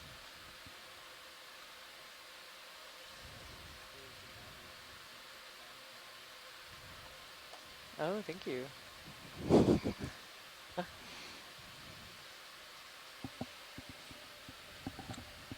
Okay, I'm seeing a few different kinds of corals mixed in, and definitely more of this demo sponge. I think some of the bigger blobs of yellow that you see on the ridges of these rocks look more like demo sponges to me versus the hexacs, the glass sponges that we've been seeing so far.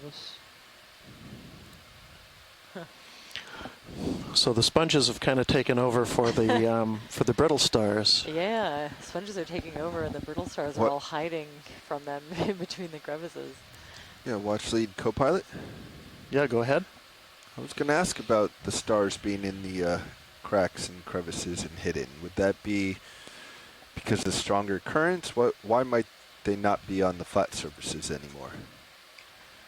Yeah, so we're noticing like a slight raise in oxygen level, and it could be that the population dynamics are changing, so maybe more predators of these brittle stars could be why they're hiding in between the crevices, but they're still around. I think we saw them really super abundant in some of the lower oxygen areas. And it's also easy to imagine if it's not covered in mats of brittle stars that these sponges have a chance to get a foothold. So definitely I think some kind of environmental factor, possibly related to oxygen, is kind of tweaking it just enough that it's no longer a brittle star dominated habitat. Would there be any changes in oxygen in those hidden areas? Would there be any reason? Yeah, I think it would probably be the same, exposed to the same water, but just other animals that have a harder time living in the low oxygen could potentially make it down to these depths now. Okay. Yeah, so I think we're just like slightly climbing in oxygen the higher we go. Now we've gone back down a little bit, but still in the 0.7 range. And I think where the brittle stars were happiest was in the 0.5 to 0.6 range. So it's slight, but it makes a big difference to the creatures that are living down here. So the sea stars, or the brittle stars, thrive where the oxygen is lower because the predators also can't survive down there. So yeah, I think that's they're safer from the predators in lower oxygen. One of the running theories, or that it just affects the population dynamics enough. There could be other factors like food availability, and the current. But the one that I know affects and where you see those really strong bands of mats and like super abundance of brittle stars has to do with the oxygen minimum zone. Right. Well, it's interesting that it is just a matter of tens of meters in depth that makes such a big difference. Yeah, it can be pretty stark. Bridge nav. I didn't expect it to happen over like blue a minute. and bright on Sirius. That's very cool. I kind of blinked and it was shifted. caught up to him quick. Still looking a little blue. Yeah, so the two different species of bamboo corals are kind of, you're starting to see the other one more and more. And the easiest way to pick it out is play out before I call slightly different branching pattern, but it also lacks those long sweeper tentacles at the bottom, so like these bushier ones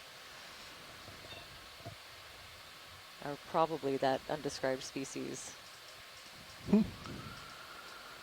Okay, tilting up. Yeah, some of the... Another little depression there. Those are very, very interesting. Can we just pan down just a little bit right in front? Sure. A little bit of a hollow. I guess it's not as dramatic as the last one we saw.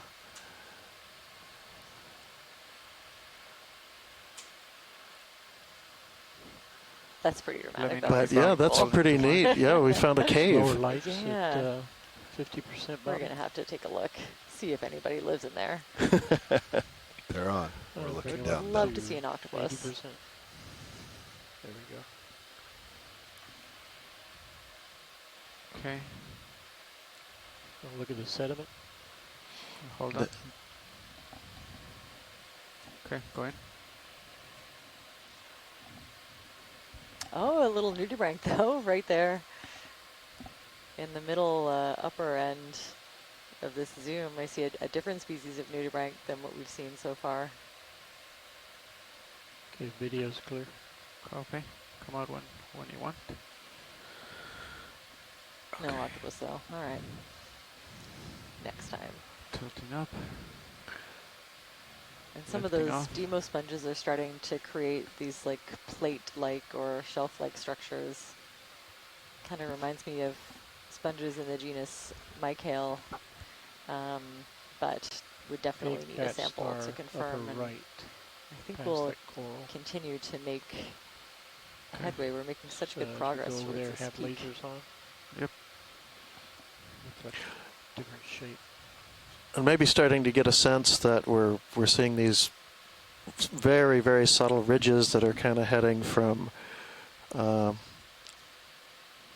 right to left, sort of oblique to our view, and you kind of see one layer after another. As we start to head up here, I wonder if those are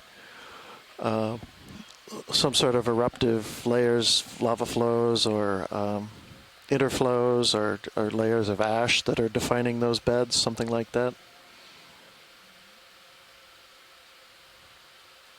Okay, partial in. Are you stable? Hold right there.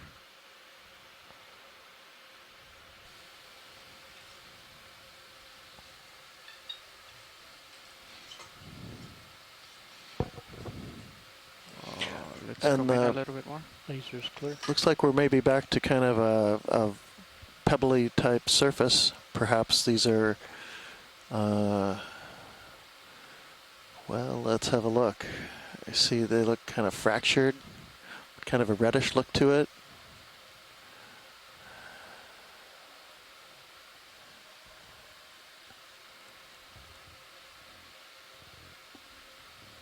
Could you come in a little bit tighter if you want? A little bit to the right.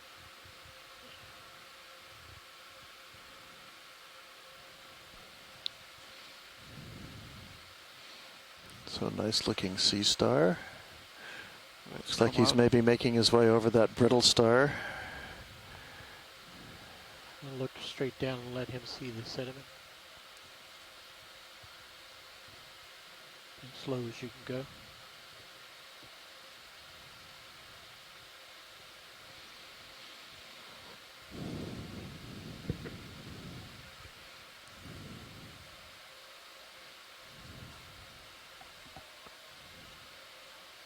Okay.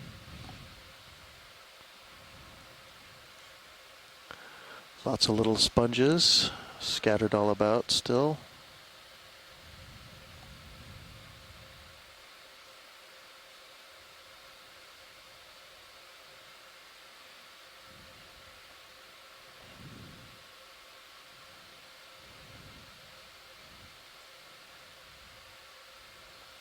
Look at the cracks on Sirius. Oh yeah. That looks cool. Yeah, that's a good view of the bedding leg features that I was referring to. Tilt up with the main camera. We can kind of see them as we come up. They seem like they're kind of parallel to the Go past that sponge. to the flanks of this surface, and so like you might imagine things spilling down the side of a volcano from the summit during an eruption. This might be what we're looking at, as the layers and layers of different material as the eruption continues. And we're near enough to what might be a summit vent that, you know, we can be Bridge nav. looking at cinders and yeah, Bridge, we'd like to copy the same smaller move. torn up particles meters, degrees, that you would get as the magma reaches the surface, either in air or underwater. You can imagine that that's a good copy. Thank you, you Bridge. start to get kind of explosive action that is going to scatter things off down the sides of the edifice.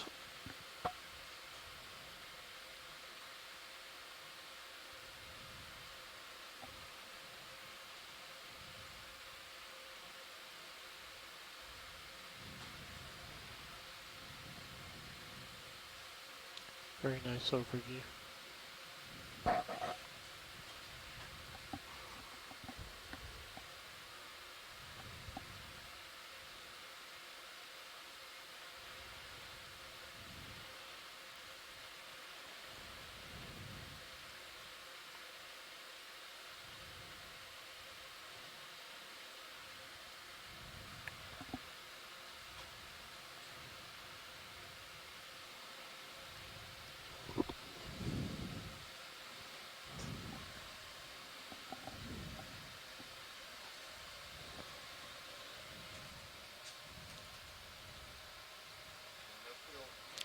There's another little depression there. Almost strikes me again like that might be some vent-related feature where perhaps gases were being expelled during part of the eruption.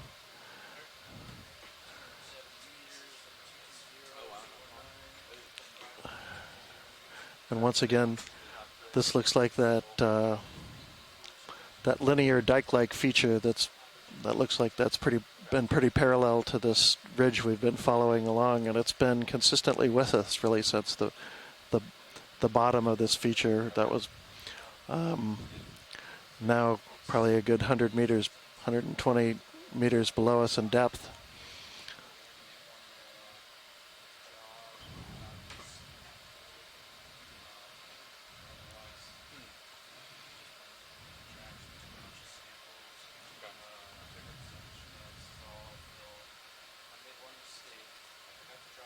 So is this cracking due to swelling from underneath?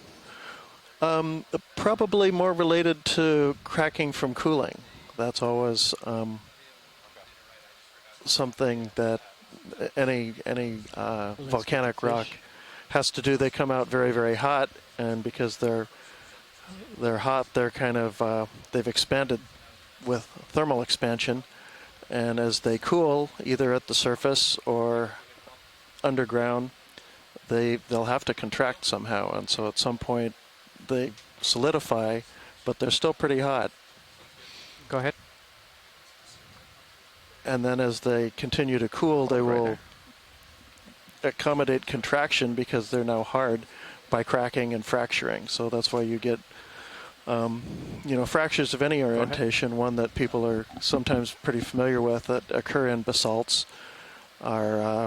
are the columnar basalts, where you build these big six-sided columns that are on the order of a foot or two across. Those are cooling features. There's a nice view of this guy. There's a couple gray fish upper left.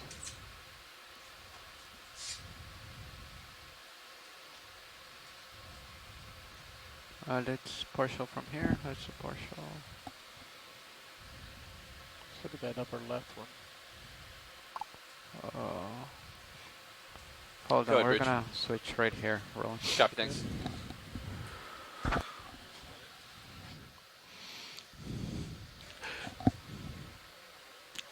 And Christopher asks if we're seeing any manganese crust out here. And yeah, we are. It's a little difficult to tell in the camera. In a lot of places, that's actually an interesting, very whitish looking rock. Maybe a coating of some sort. Biologic coating, yes. I don't know what that is. But you can see the rocks actually are pretty dark. We recovered rocks yesterday that had a little bit of a manganese crust, pretty shiny, but still very thin. We're not expecting much more than a varnish out here, and maybe a few millimeters at most if the rock is nicely oriented and stays exposed to the seawater for what would be we would need to have millions of time, millions of years of time to have that. A little bit. I don't know. You didn't like me down at 15 yesterday, so. Yeah, shipment just completed. They were at 10. I'm assuming you definitely don't want me at 10. Teens are fine. It depends on how far out you are. I just came up a little bit. Yeah. But we're in some places on the ocean bottom, you can see manganese crusts that, if they can get fairly thick. They can become inches thick if the rocks are exposed for on the order of tens of millions of years, or at least 10 million years or so in the right place. And they'll sort of mantle the outcrops to the point where you're not even really sure what you're looking at. 220s, right, JD? 220s, aye. Yeah. And, yeah, plenty of time. But we do have some scientists back home that are interested in these crusts, and so some of these, actually, most of the basaltic rocks that we're collecting. Oh, there's a beautiful little gastropod there too.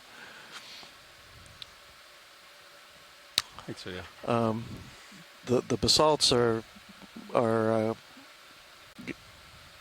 have nice associated crusts that will be worth looking at. We really don't have very many samples at all from this part of the world to look at the ferromanganese crust chemistry, so these will be very much appreciated when we get back in.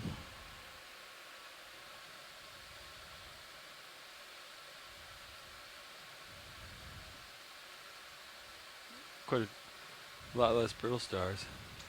I think this dive started with so many brittle stars.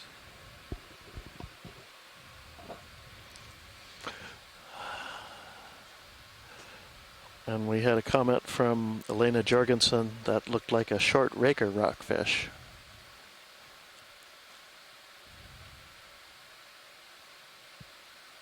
See that section behind that coral upper left? And again, we see these vertical joints that I'm thinking are still associated with our dike. Their interest.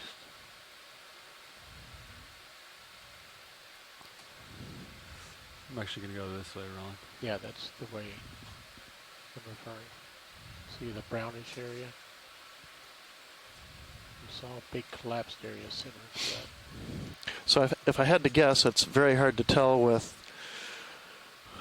all the organisms. We're getting a little bit better view here, but I kind of get a sense that this dike feature is on the order of several meters wide. Doesn't make up the whole ridge. I think we're seeing different stuff off to the sides, but when we're right centered on the ridge is where we see that joining, where we see the boldest outcrops, the rocks that are sticking up the most. And I'm sensing that that's something like, maybe you can get a sense of it right there, 4 or 5 meters wide, I'm guessing.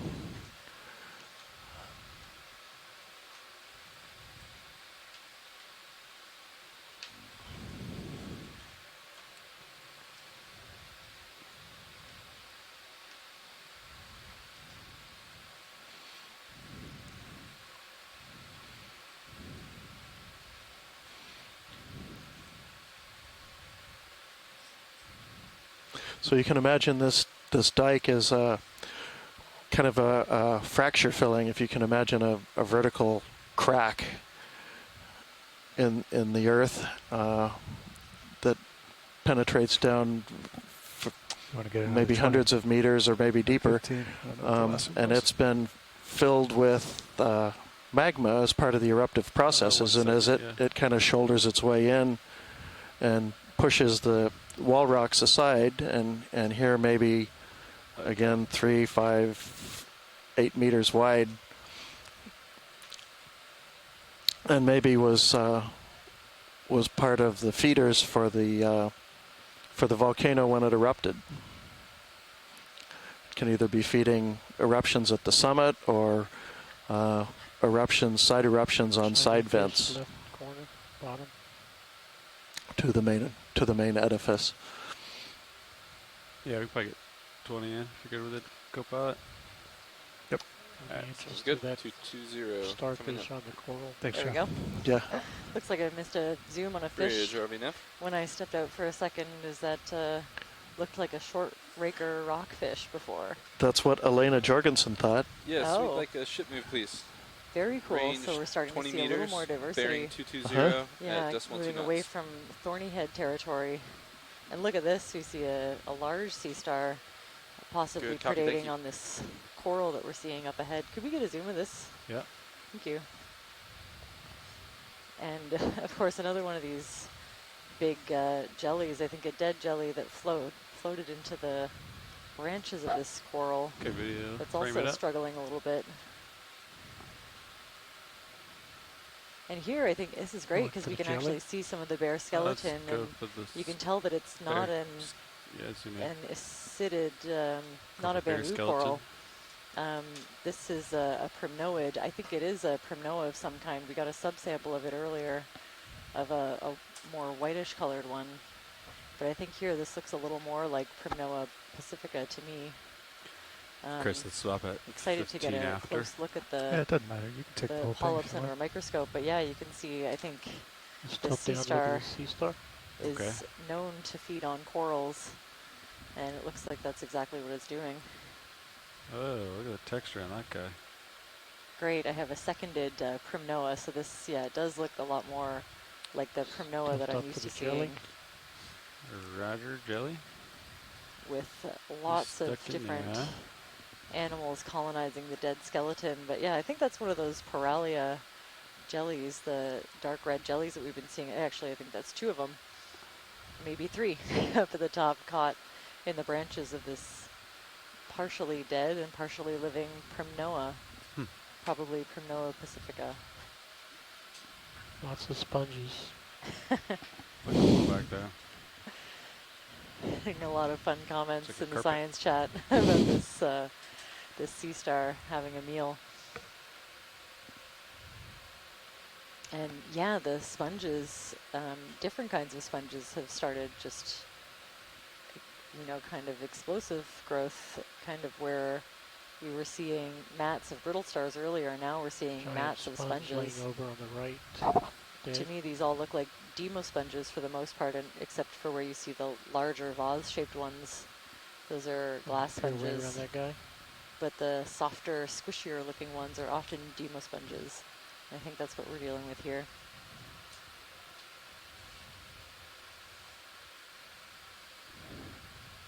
Feel free to pick a rock anywhere around here.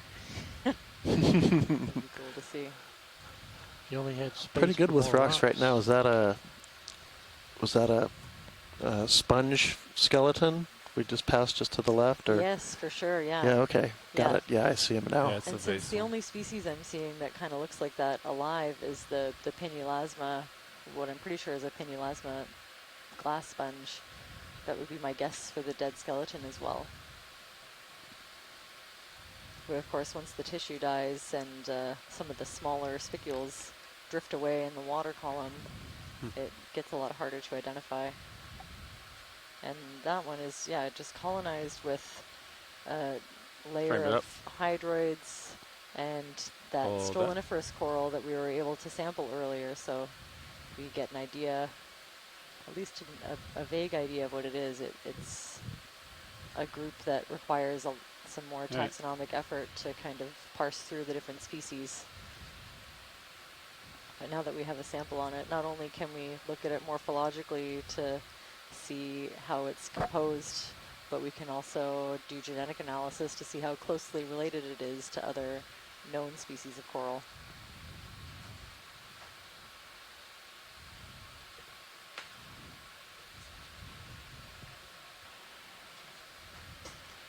Yeah, lots of these big pinulasmas, living and dead.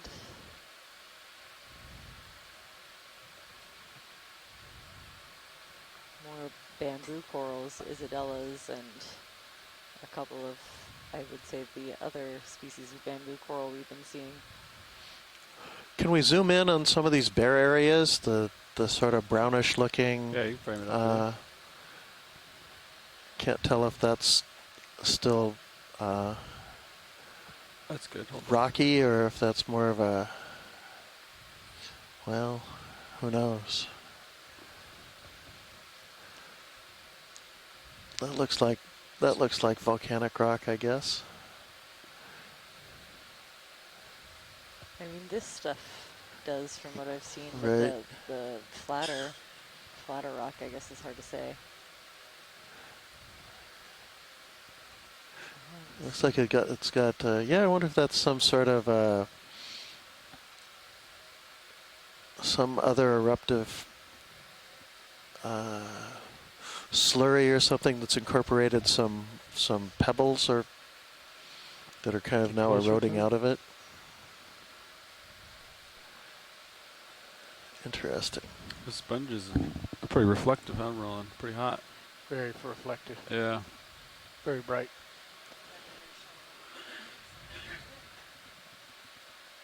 White fish, left corner, lower. Oh, yeah. Does that mean you're seeing them in the sonar a bit, or? No, I think he was just meaning the brightness. Bright white. Image. Oh, I see, I see. Light reflecting. Light. Come in. Thank you. Different kind of reflection. Oh, another one of these sculpins, I think.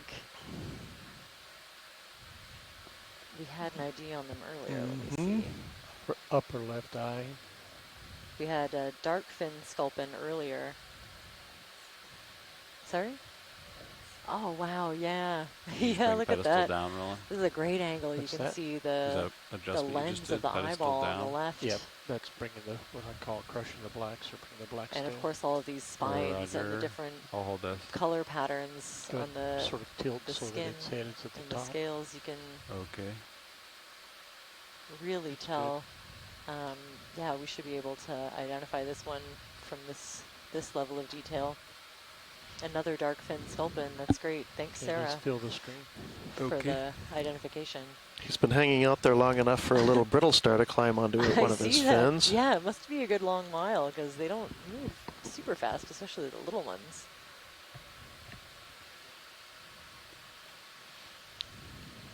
Just resting there. Yeah, whatever this rock is we're looking at, it's got kind of a rubbly texture to it that's kind of distinct from much of what we've been seeing today. It's an interesting little fracture right there.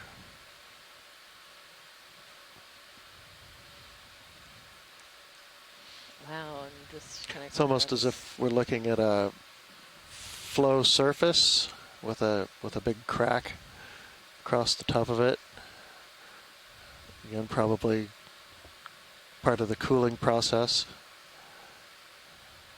Oh, very cool. All right, or I could see if any little bit of it shifted, the pressure would all be right there in the middle of the plate. Could see it snapping. Mm-hmm. Ooh, jellyfish. Oh, beautiful shot of this jellyfish coming in. Oh, yeah. Yeah, this looks like the Paralia that I have in the guidebook that I have been kind of browsing. With complete pellets? Very cool. Crab was on the move. Every individual tentacle. I'm sure if you wanted to, with this quality of video, you could count them all if you were so inclined. I'm going to try to back away, but I don't know if it's going to work. Beautiful line. All right. Oh, and some different kinds of anemones. Yeah, definitely seeing a shift as the oxygen continues, you know, to be a little bit higher than where we were before, around the 0.7 mark.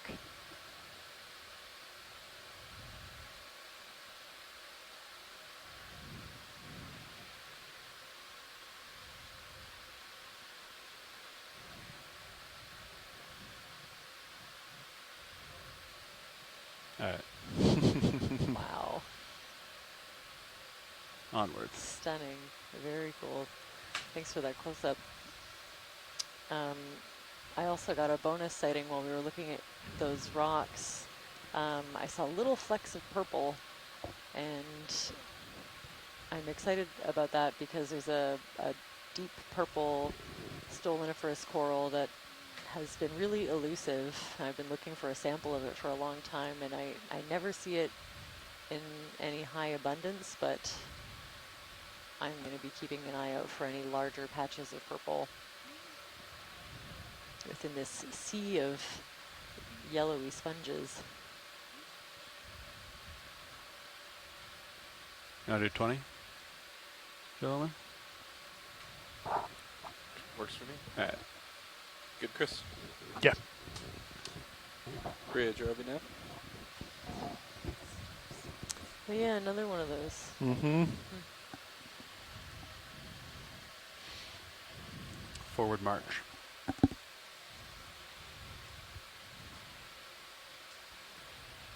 Bridge, RV nav. Yeah, I don't really know what that is. Like Maybe just slightly more fractured parts of rock that the critters don't like to settle on because it's not massive enough for them.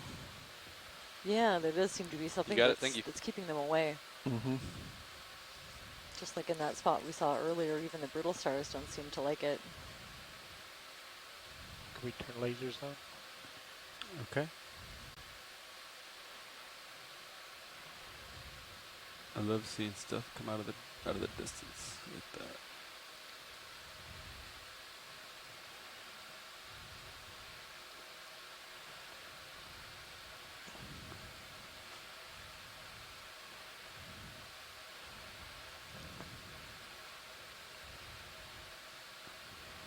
Want the jelly rolling? The jelly or the fish? Which one you going? Jelly. Okay. Some focus practice in here. His name is Squishy. He shall be mine. I don't know. Sea star. Amazing.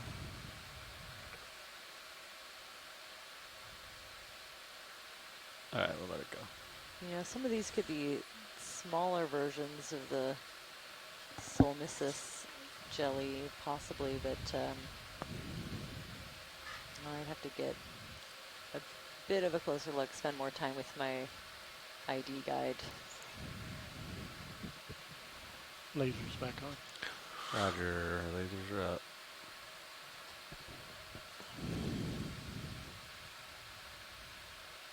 There's another Rossellid sponge down at the bottom, kind of fiberglass-ish in texture. White. Oh, this is very cool. And so pilots, this is nice. I like the way we're kind of circling around over this stuff.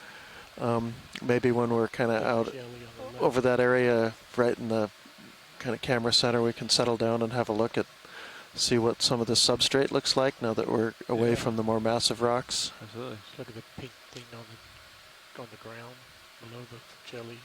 Okay, going for a landing here. I think there's another one of those Tritonia nudibranchs. We saw one predating on a coral earlier. And look at this, 2 jellies, 2 for 1. Yeah, this reminds me, I think there's a Coralia and maybe the Solmicis genus. One of the dinner plate jellies.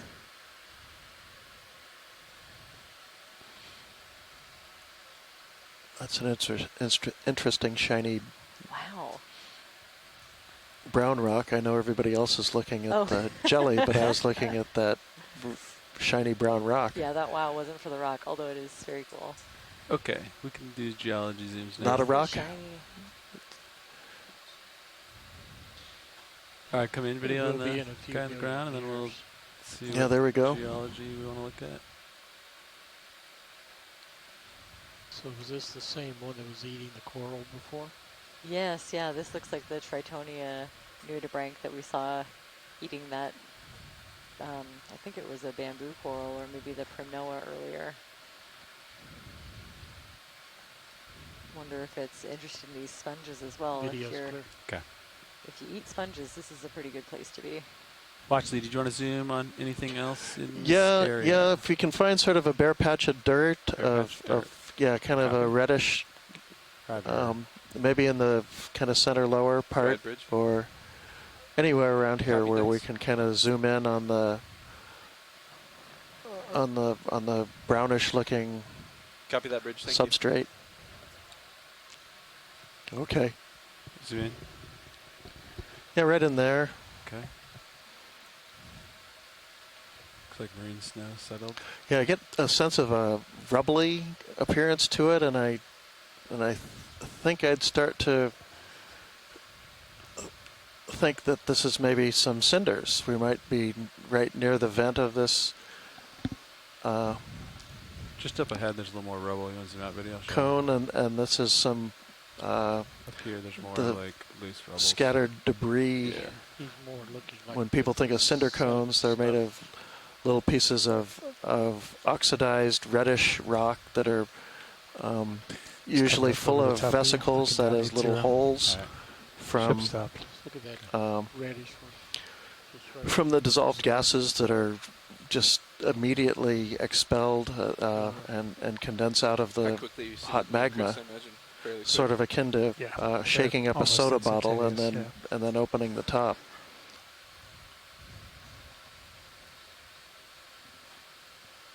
I'm gonna go for this brown right here. Is that another granite maybe? That looks like a piece of granite. Ooh, I'm getting good at this. Surrounded by, could you zoom in on that rock? That's kind of center middle. Yeah, just to the left of the lasers. Yeah. Go for it, Roll. He's definitely out of place. You think that fell from something? Oh, I can get you closer, Roll. Just to the left. Yeah, zoom out video. Yeah, that guy. So that's a piece of granite. That is nothing that formed out here in the middle of the ocean. We can get coarse-grained intrusive rocks out here, but they're not nearly so full of light-colored minerals. So the lighter-colored minerals are feldspars, plagioclase, and microcline usually. And see if I can tell. Looks like the black minerals are biotites. So that is something that came from the continent somewhere, Canada or Alaska, and was undoubtedly rafted out here on a glacier that then melted.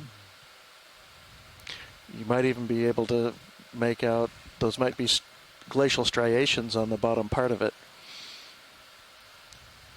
I'll come up and keep moving forward, Chris. Hi. Going up that way. Wow, look at these huge boulders. You want 20 more? We would call those drop stones.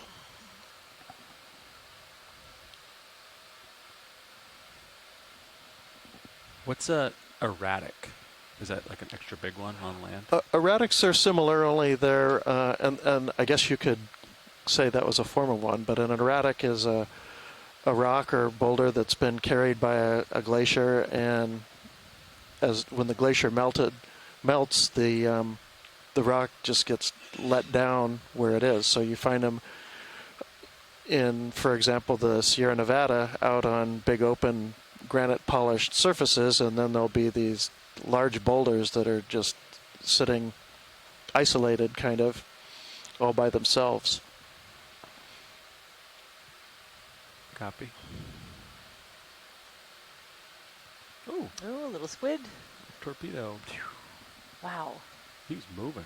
Yeah. Cookie cutter below the enemy. Roger. I saw the jellyfish. Sorry, I just like jellyfish. It's allowed. We break for jellyfish. Should be a bumper sticker. I'm going for the cookie star. Come in. I'll try to get you settled in here, rolling. Sarah Masters, my guess. We'll see if we have Chris Moss still tuning in and out After of the this science shot, chat. we could probably do 20. I've seen these where they've been damaged by something and they're missing an arm and they kind of fuse together to make almost a perfect square. Clear. Okay. Okay, good. Phew, seconded. Sarah Master, Sea Star. Or I think they call them cookie stars. Did I hear that? Yeah, it's 220. Oh yeah, more of this different kind of bamboo coral. You can see the ones where the branches start right at the bottom, at the base of the coral, instead of starting up at the top of a longer stalk.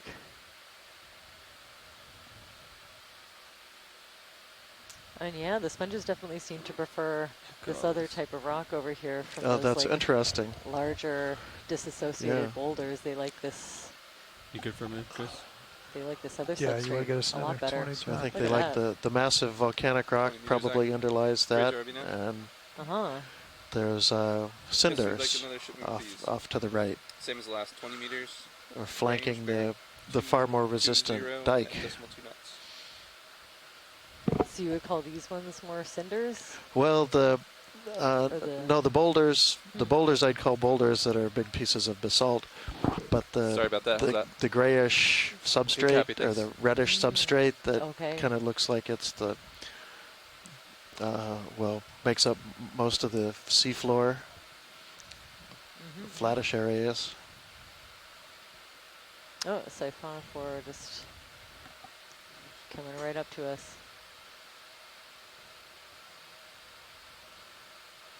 And it's gone. Ooh, little rockfish down there. Poking their head out. Underway pilots. Roger. Actually, I should say copy. And these are maybe scattered boulders of the dike that are still preferred by the sponges, even as they tumble down the hill. Yeah. Yeah, they seem pretty determined to grow, at least on the tops of these.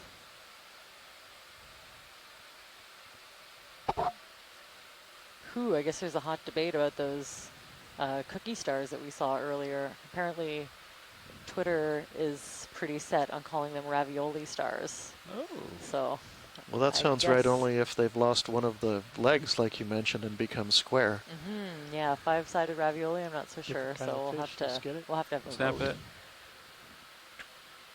Oh, beautiful. Now, I didn't see the zoom on the rockfish from earlier, but this is definitely a different species from what we've been seeing, mostly thorny heads up until the last little bit. Yeah, I think there's at least 2.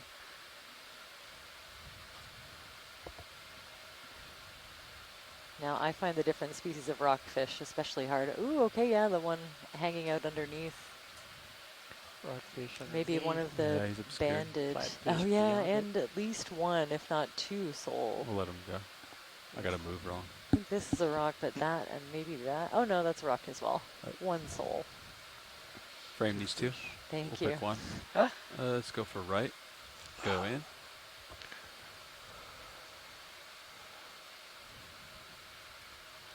So right about at 430 meters, we're now starting to see a pretty active and diverse fish community.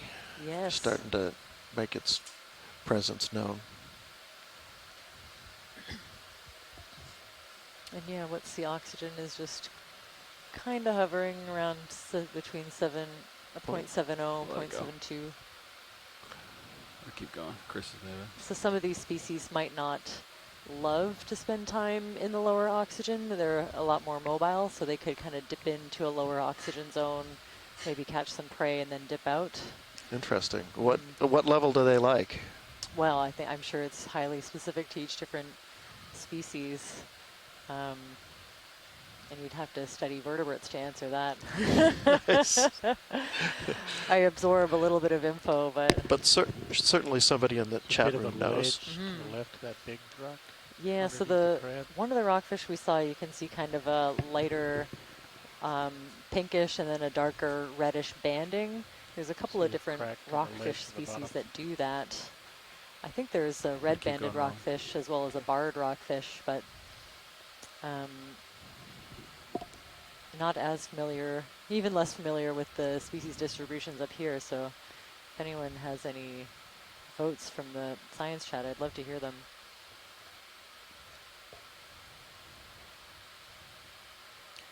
Okay, and the larger one that we saw swimming that we were zooming on in a minute ago, we have Go ahead, Bridge. ID, possibly a black spotted rockfish.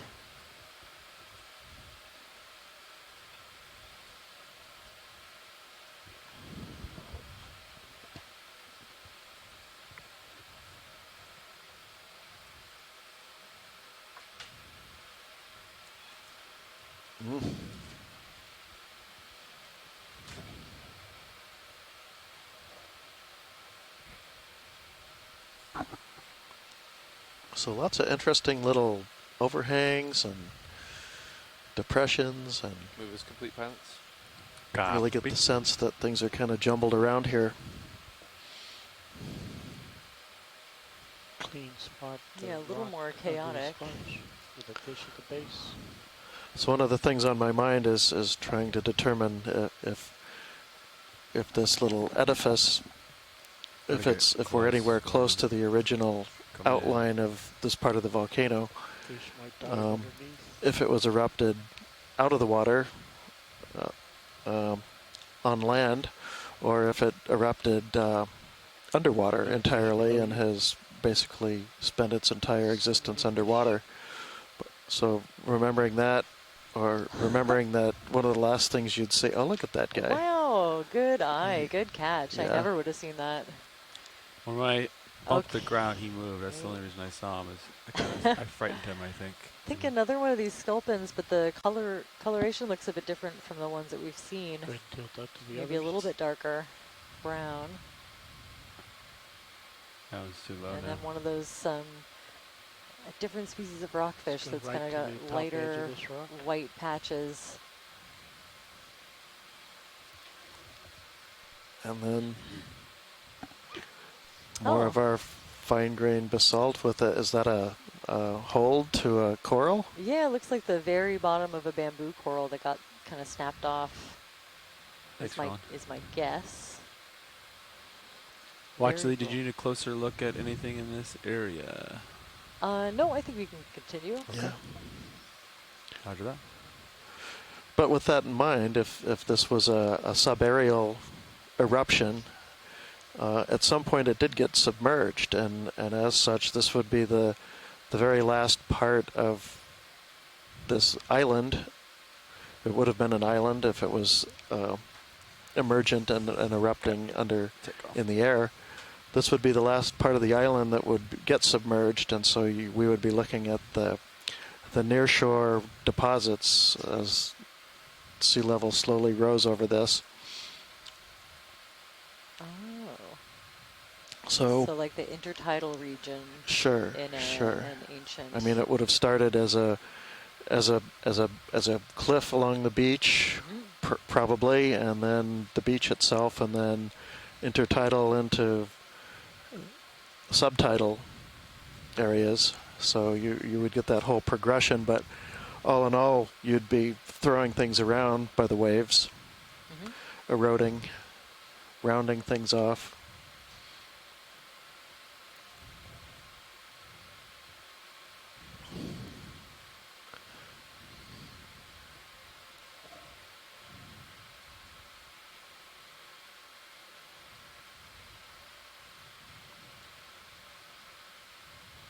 ROV, if we could get the lasers back on. Oh, yeah. Wouldn't mind that scale. Yep. Thank you. They're out there somewhere now. I'll guess another 20, John. Is that a rope? Yeah, you good with that, pilot? Caution. Yeah, I think so.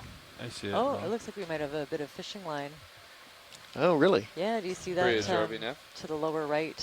Mm-hmm. Yeah. Yeah. Could maybe follow it for a second. Is it a please. cable? Same as last, range 20 meters, bearing Part of 220 a net? degrees at decimal 2 Yeah, knots. possibly like a tow line for a large net. Yeah, some kind of rope or line. Good copy. Thank you. Look at it. Sure, you want to snap it? Yeah, look, if you Check it's on the ground. keep an eye, you can see it going further up into the distance. Oh, terrific, yeah. Got nylon. Cotton line. Good eye. Yeah. Good eye. Yeah, you notice when you see those really like regular lines for the whole field of view.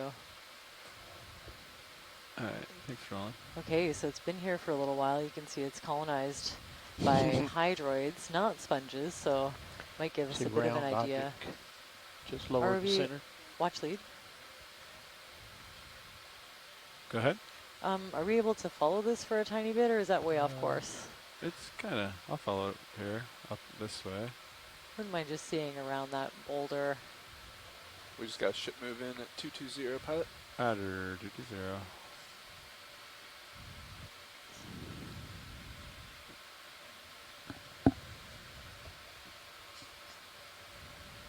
Just see if we can get an idea of the extent of this one. And maybe if you could get a zoom on some of the lighter patches, see those things that are growing on this line. Okay. I always find that really interesting.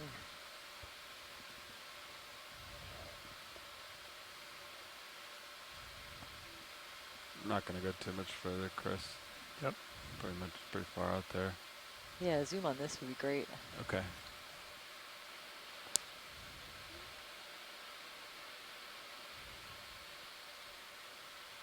He'll come in. Hold that. Wow, okay. So, yeah, quite a lot of sponge and other encrusting fauna on this piece of rope or line. It's hard to say if that's a part of the sponge or if it's encrusting on something that's coming off of the line. Huh. Wow. Wow, yeah. A whole ecosystem swarmed on this item.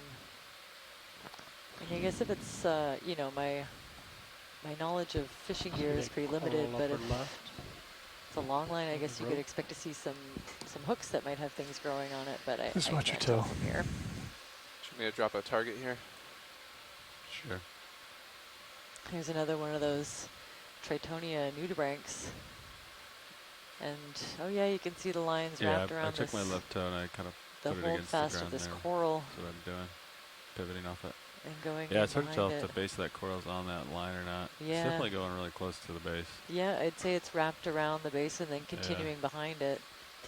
And the base has maybe been damaged. I think you see that stoloniferous coral growing fish right next to me, where the bamboo coral tissue used to be. That's very interesting. Cool. Very interesting sighting. All right. Want to continue onward and upward here. Be advised, pilots, just over an hour of bottom time remaining. Roger. Copy. Making good progress towards waypoint 2. About 160 meters out.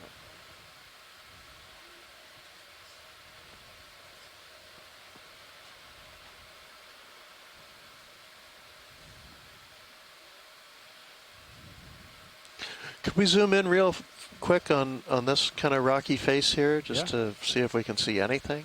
Yeah. Zoom in a little bit. Yeah. Right. I'll just get closer. Go ahead, Bridge. Watch lead. Copy, thank you.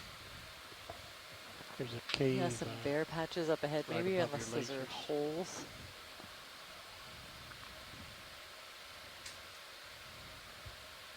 Zoom in partial video, and we'll see if he guides us somewhere. It's a great spot. Hold that.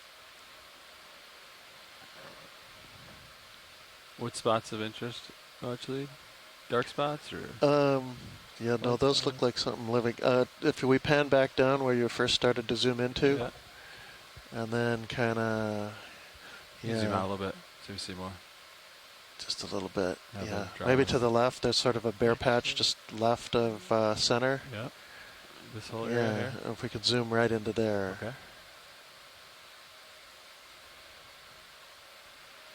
Get you closer rolling. All right. Zoom in a little bit. Follow that. How's that? You want more zoom? Looks good. Can you get in a little tighter? Yeah. Go in.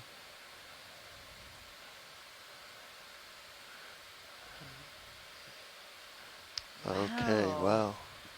Okay, also, I don't know what those are. You really get a good view of the critters. Yeah, like a rusty hoping the science chat has eyes on these.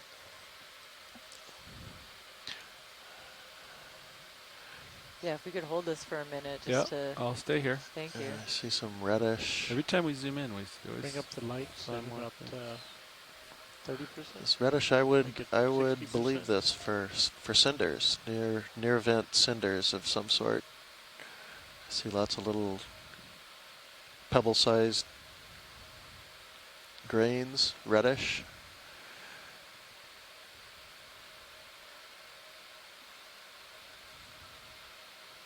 Once you're done, I was wondering if I could make a request, but let me know. Yeah. Yeah, this is good. Yeah. Okay, thanks. Is there any way we can get closer to this spot? We don't know what these little white globs are. I'll get you as close as I can. Thank you. Full wide video? That's full wide. Roger.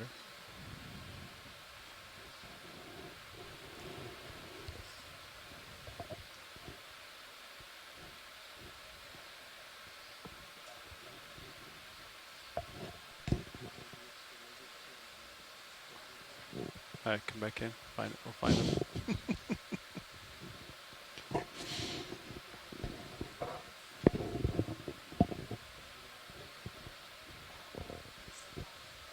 All of that.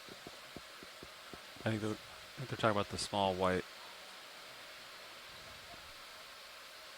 Yeah, that's right. These little white creatures. Yeah, and I do see maybe thin strands coming from them, or those could be sponge spicules behind them. Do you think we could attempt a suction sample here? Yes, they're very small, but they're tiny. Yeah, that's right. You know, who knows if they'll get caught on the mesh, but maybe some of the bigger ones. Seeing a little bit of a pinkish color to them. All right, zoom out video and find me the biggest one. They're all over the place, aren't they? Yeah. All right, it's all the small balls that are moving with the wind. Ship's all stopped, right? Affirmative. All right, I gotta find a place to draw her out. They seem like they're everywhere, though, right?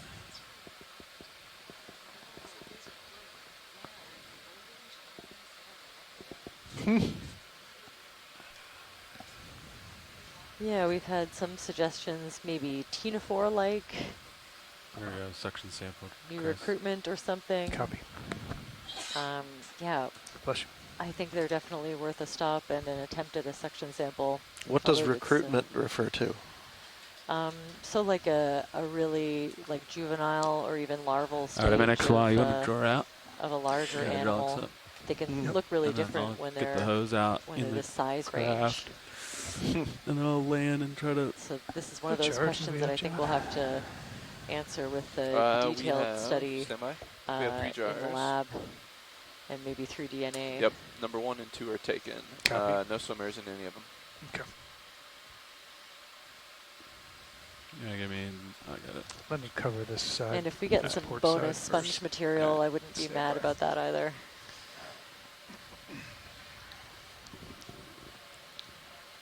Yeah, or even some of the cinders, but I wouldn't try to get very many. Might be a little hard on the critters. One more time. Yeah, I'm seeing a couple of, like a different sponge morphology to the left there. That's kind of the first, like, sponge that we've seen with almost like finger shaped. Watching over here as well.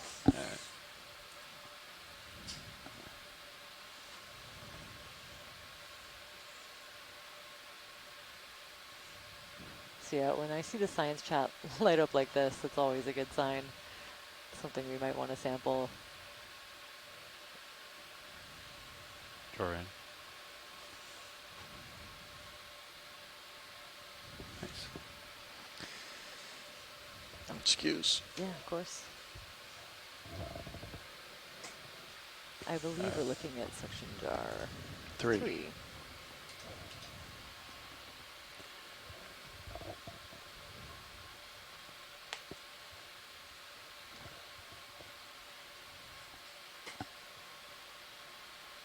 I still have fog zone roll. You would kill him. Yep.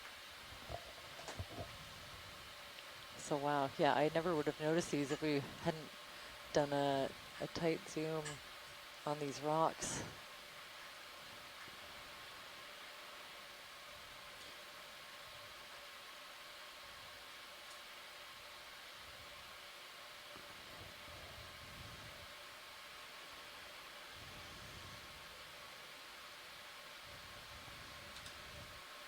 All right, let's let that settle out. I just have my right toe down. Yep. I think the hard part is going to be seeing them go in the jar. That is going to be the difficult part here. Yeah. Because they're so small. Yeah, but we'll be able to see where they were and maybe. Do we want eyes on the drawer gate at all? Rotate, 45 degrees. All right, video, come in on main. We're going to find some here. Looks good. We're going to it's going to take some serious zooming. I don't have to get the nozzle right where we zoom. Maybe Okay, I see him. Down. Flip down. Yeah, I think that section is, I think you can get the nozzle in there. Right in that area there. Yeah, I agree. Wow. All right, here we go. Let's see what we got. You got the jar selected? Yep. Position HD2. Okay. Mini copy, mini this. I see him below lasers right by the red guy there, somewhere in there. That red brittle star is going to mark our location.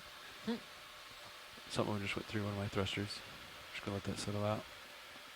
If we ended See up that? with a bonus brittle star, I know someone who'd be really happy Squid, about that squid. too. I held pretty steady. It did. Barely saw you move. All right, here we go. Lights on the jars. So if folks at home want to tune into that stream number 3, I think Might you'll try get a couple of different angles of this collection as we try to suction up some of these unidentified little white blobs. Is that video? How's my hose looking? I got plenty of hose, right? Yeah, I had it and you moved it. I was just checking to see. Yeah. We're getting close. Yep. I won't go out too much further. Okay. Okay, video on main HD. Let's zoom in. I'm going to rotate down a little bit. Come in. All right. Those little guys that are moving. All right. You want to start sucking? Yep. And I'm going to angle it so I can see. Suction on. All right. And we can even see these in the jar. I They're going in. We'll They're definitely going in. As long as we get a... And they are small. I do see some inside. You do see like some? 4 or 5. If that's what they are, yeah. I'm going to keep vacuuming them. I do see them in jar 3. Yeah. A few more there? I think you got it.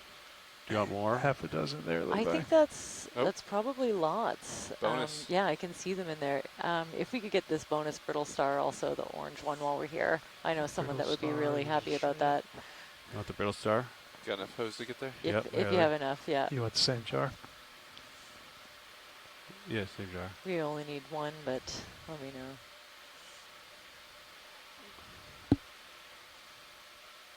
He's kind of in there. No, can't get the Nope, brittle star. that's okay. I'm very happy with that. All right, suction secure. Take that. Roger that. We're going to drop a sample here. So that's sample EX2306-D05-11B. Jar coming out. Section canister number 3. I'm going to take off. Okay. And then we're going to do it unidentified. Okay. Here we go. Benthic objects.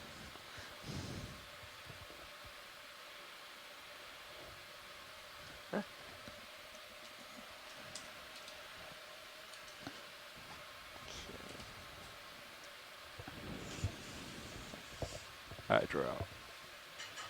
Good. Yeah. Floating, but good.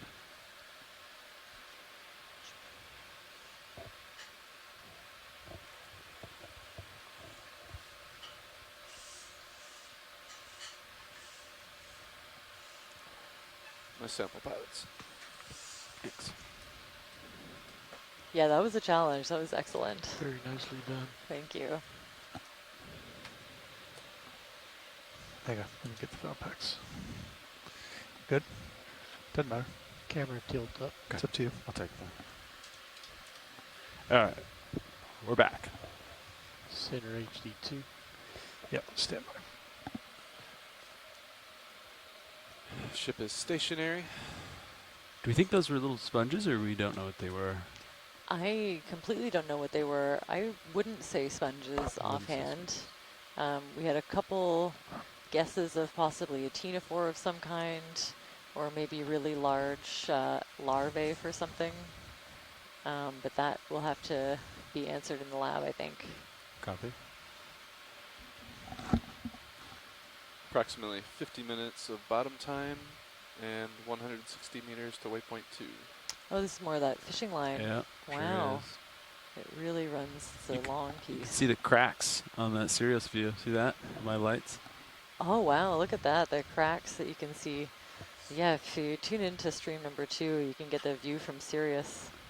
And that is giant boulders full of these cracks.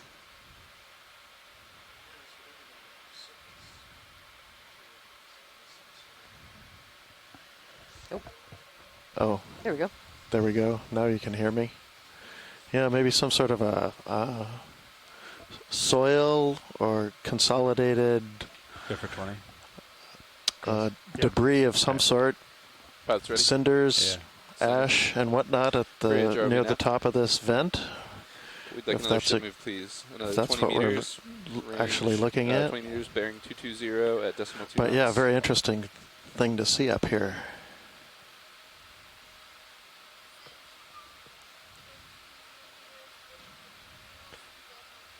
Good copy, thanks. Oh, look at how plump this guy is. Oh, that's a good one. He looks fuzzy.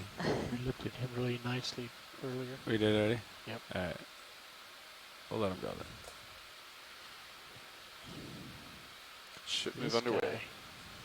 Oh, wow. Go in. He looks like he's got puffy cheeks. Yeah, it does. Take his face. Go, go, go. Or take what you want, I guess. Oh, interesting. Up parts. He's on a mission. Roll down. Roger down. Let's see. Looks like he's filtering the current there.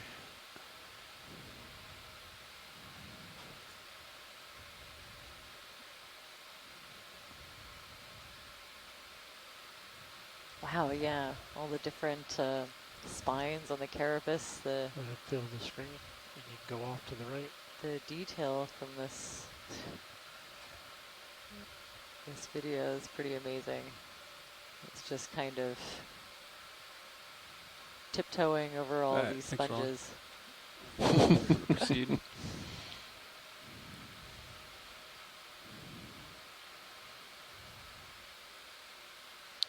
Huh.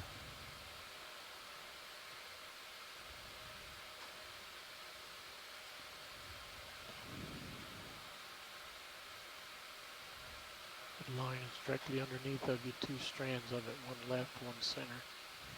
Roger. Thanks.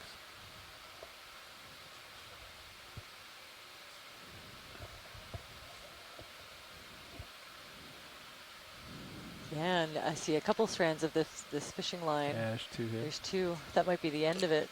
No, it keeps on going. I mean, some of these can be extremely long, so I doubt we would ever find the end. Up into the air. Oh, directly above us. We do. Wow. Is that? Oh, it's floating. Yeah. I guess I would imagine the ROV would want to stay well away from that.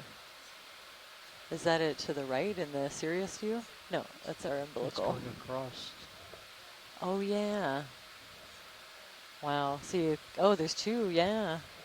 Okay. Looks like it goes up to that rock, and then there's one going off and maybe a starboard. third one going kind of, yeah, so it definitely got snagged on one of these Or it's a totally separate large geological specimens. It's tied up. And And it's probably enough to snap it and get it lost. Oh, wow. Yeah, of course, yeah, there's... that looks like one gigantic coral. It does. I would love to get a zoom in of that, actually, just to see, Roger, you know, if we can get a general estimate of how old these corals might be, then could kind of tell,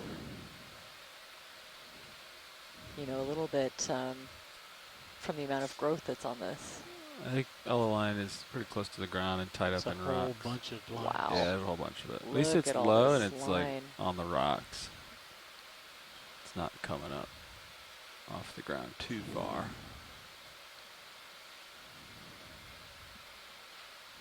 Now, does anyone around here know their fishing gear, know what this could possibly be Serious from? you can kind of see what's going on.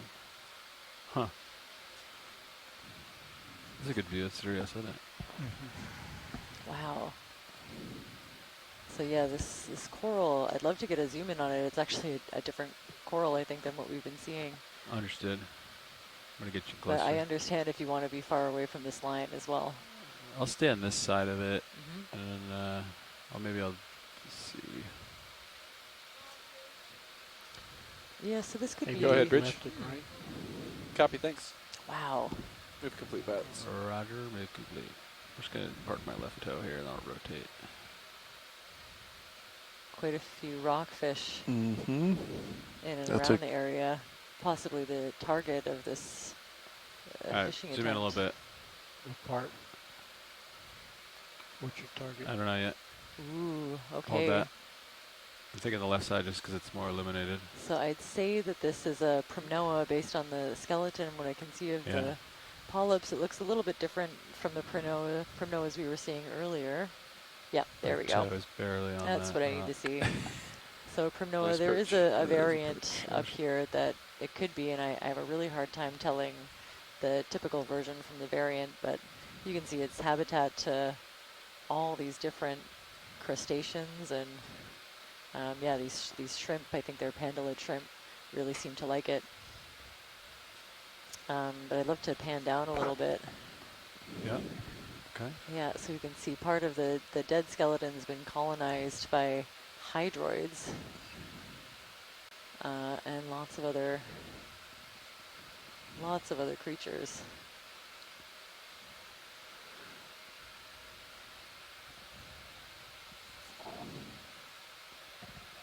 But yeah, definitely suffered some damage. There are dead parts of the coral skeleton with their polyps missing, but you can see, you know, all different sort of associated fauna. There's some brittle stars. You can see there are discs and arms hanging out, and then it's also catching quite a few of these jellies, I think the Paralia. Oh, there's two of them. There's one on the right side. I missed that one. At least two of them, yeah. I think there's 3, 4, We'll keep going. 5. Let's look at the line on the lower right. I was just going to get away from it all. See, it does look like that line got snagged on some of these really large... probably more of it. Boulders? Boulders, there we go. That's a boulder. It's a nice boulder. Bigger than 25 centimeters. Lasers. They're out there by a lot. Oh, can you can you pan down a tiny bit? Just to the left of that fish. It's like a funny... I'm hoping it's an octopus. I think it might be. Just below the fish, right? Yeah, exactly. Octopus. Do you want a closer look at that? Wow, good eye, yeah. Yes, amazing. That's the first one that I've seen on this survey, and it's beautiful. I'm hoping that Elena Jorgensen's still around, and that she could possibly help me with an ID if I ever get logged back in. Looks like she's logged in. Okay, I think I sent her, we were in touch a while ago, I sent her a picture of a similar looking octopus. Am I right in thinking its eyes are closed?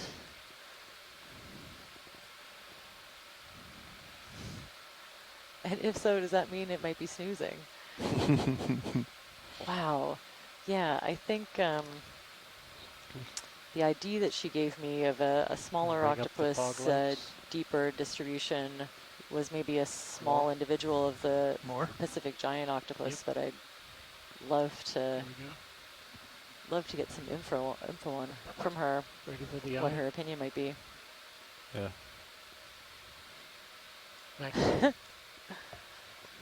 Roger, Max. You know, I haven't looked at a lot of these, but it looks like its eye might be closed, so I like to think that it's just resting here. And it's just beautiful. Look at the texture of the mantle. I'll give you 10 Of course, octopus are amazing at camouflaging themselves when they want to, so they can make that mantle you do 20, I think, right? all kinds of different textures and colors. But I think I'm pretty sure right now it's sleeping. I could be wrong. Yes, we'd like another ship move, please. There we go, Same giant Pacific octopus. Range 20 meters, bearing 220 Is the degrees ID that I have at from 2 knots. Elena Jorgensen. Thank you so much. And if this is a giant Pacific octopus, this might be the first time, at least at this depth, that it's ever been recorded having a bit of a snooze. It might be tugging on you. Yeah, could be. I got excited about octopuses. I could be wrong, but that's what it looks like to me. In which case, this is a very cool behavioral observation. It's not very active. It's, kind of tucked in. Seamount. Rolled up all his tentacles, and it's hard to imagine that the light and sound from this thing didn't wake him up, but he was snoozing. Yeah, I mean, they're definitely not very, active and moving around, and with the tentacles tucked in like that, that's my guess. Look at this. Look at these boulders. That is a nice, big, beautiful boulder. Wow. Okay, but we definitely have to keep an eye out. There's more of this fishing line wrapped around it. Yeah, it's all over here. So far, we're okay. It's on the ground. Yeah, it's right here. Staying well above it. We'll keep moving here. Yikes.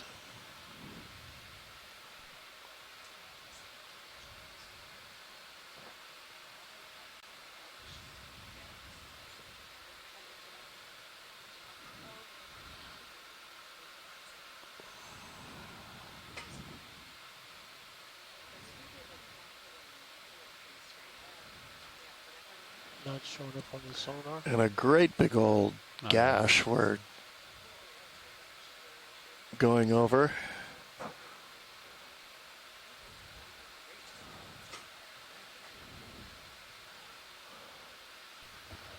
Fog's clear. Ooh, and a different kind of glass sponge. Yeah. Two fish, too. Yeah, we're looking at big crevices and you want the fish? cracks. And show the pair. Roger, the pair. I honestly don't know if those would be considered volcanic features. What you'd expect at the top of a volcano, I guess you would. But I could easily see it too at a rocky coastline. Clear. Okay. Oh, this is fantastic. Look at, as we kind of ascend this geologic feature, we're starting to see a slow change into different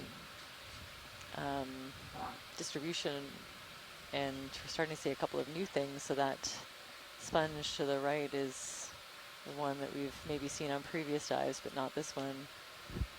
There's I'd say in the Rossellid, Rosselidae family, a couple of different species it might be. Acanthascus is one that comes to mind, but there are others you would need to look at the tissue in a lab. What's with the curly thing on the right? Is that a sea star? Where are we seeing We'll go this for the sponge roll. curly thing on the right? Sponge. Hold that. Hold that. Getting closer for you, Roland. Yeah, I'm just afraid for you to get too close to these rocks anymore. Yeah, that's fair. Look at the detail. Another one of these glass sponges. Nice. Laser's clear. Roger. Oh, it's beautiful. I'm gonna try to hold. Go ahead, Bridge. Fog lights at 30. Copy, thanks. Fog zone. That's good.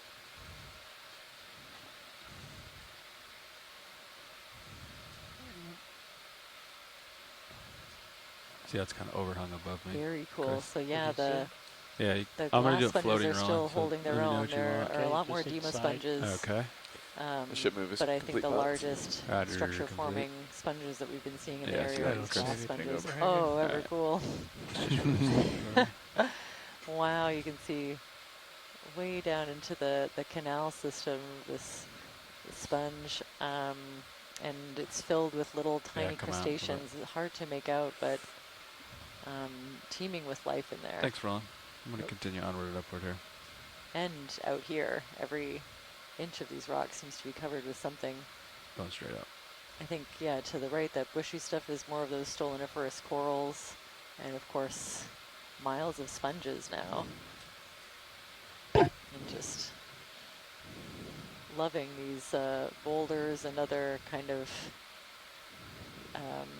I don't know, lobed geological features. Yeah, maybe spatter, near event spatter. It's very chaotic.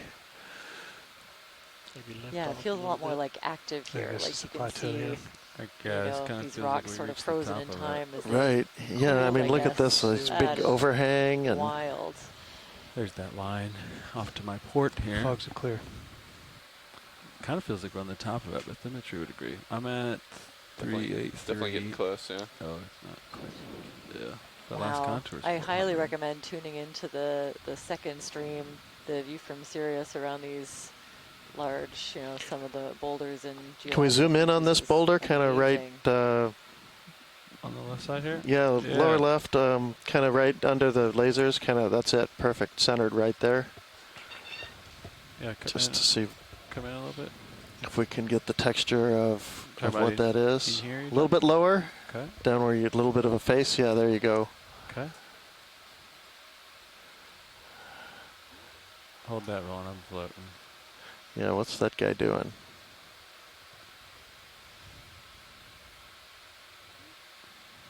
Is this good, Rhapsody?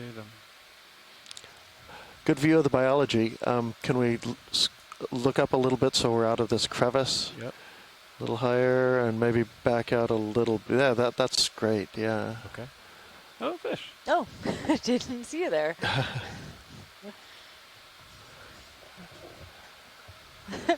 Like its eye looks just like a little yellow sponge. Yeah. Huh. Fascinating. Okay. Maybe that left edge. Thank you for that. Area without biology.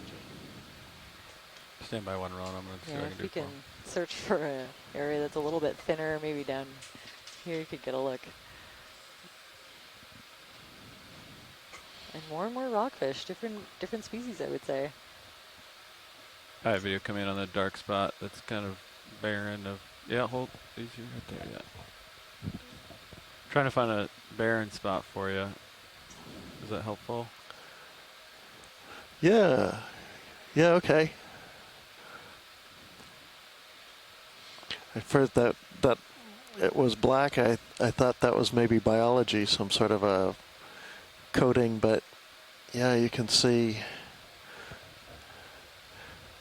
kind of a massive look to the rock there.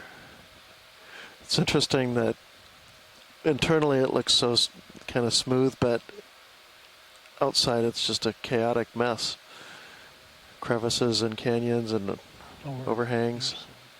Holes in it. Yep. Very rugged surface. Thanks, Ron. It's also covered with more of those little white globs that we collected earlier. Very excited to send photos of those around to see if we can identify them a little bit further. Even just a general group, I'm struggling, but those are kind of the fun ones too. Could be anything. Could be something new. Ooh. It's a big. Just over 30 minutes, pilots. Roger, 30 minutes. How's that look? Let's do another move. 20 meters? Yeah, if you go to the coast. Inward. Bridge, RVNAV. Flattened out here. Yes, we'd like to request another ship move, please, same as the last. Range 20 meters, bearing 220 degrees at decimal 2 knots. What, Ron? Are the lasers still on? No. I can bring them back Okay, on. so this is also, I have to mention the Primnoa that we're seeing I think a lot of these have now switched Good copy, thank you. from those bamboo corals to Primnoa, probably Primnoa pacifica. I like the fish. I want the fish. Let's get the fish. Okay, a cool thing I learned about rockfish. Move underway. By this page I follow called The Marine Detective. She went to a diving site, scuba site, over a couple of years, and she was able to identify the exact same individual fish at the exact same place, like by the same rock.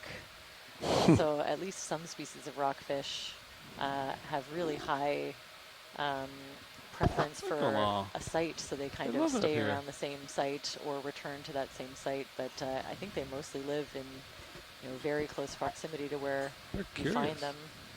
Now that might not be true for all rockfish, and I think it's harder to tell with different species. The individuals don't look so, aren't as easy to differentiate, but I thought that was very cool. I didn't know that fish had that kind of behavior, at least not rockfish.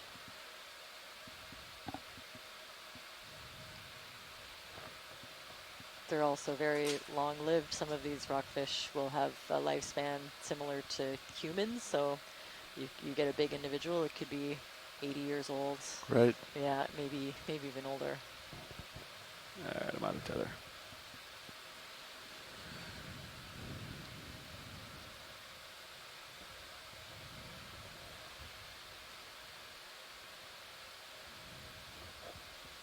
$80 years old. I had no idea. Yeah. Yeah, that blew my mind when I heard that. I was thinking 20, 30 years old is probably old for a fish, but no, they can be really long-lived. So now we're up at pretty near what we think is the summit, 365 meters depth. D2's at 381. Sirius is at 365. Ah, okay. Just to clarify.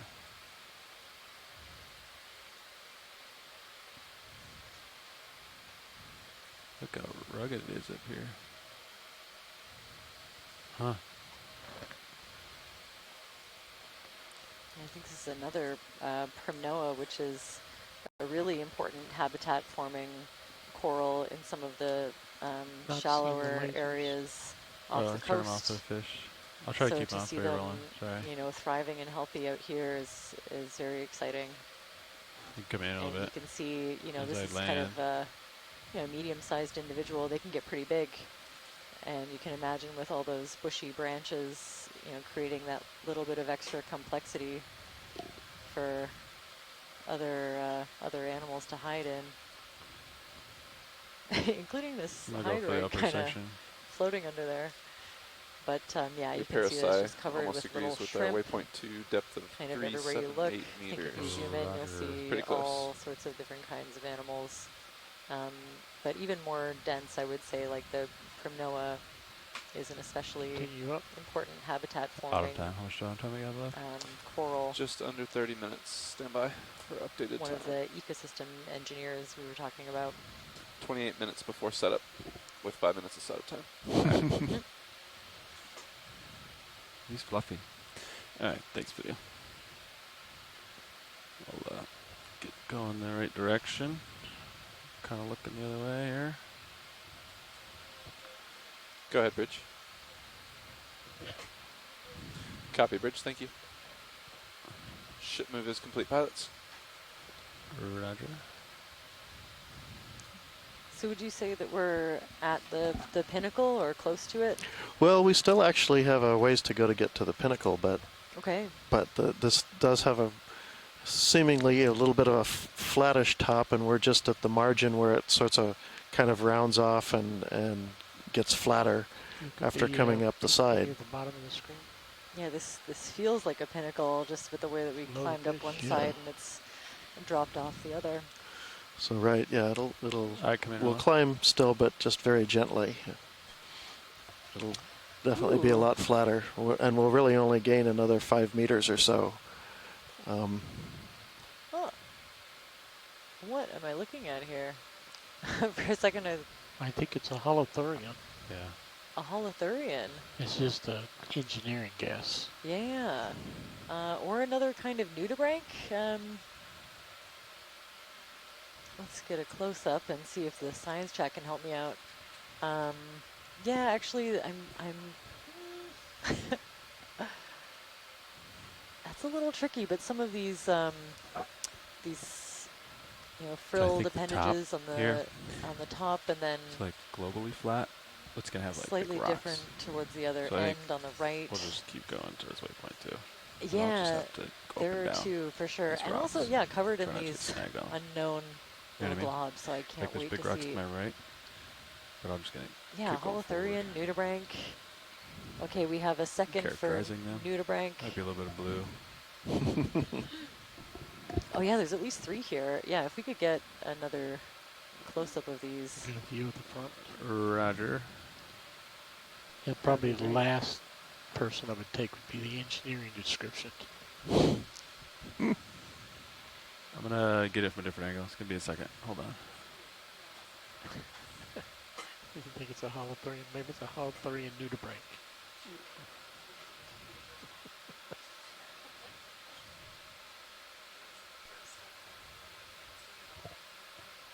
Okay, we have votes for fancy Holothurian, like all dressed up, or some kind of a nudibranch, which are like automatically pretty fancy, I think.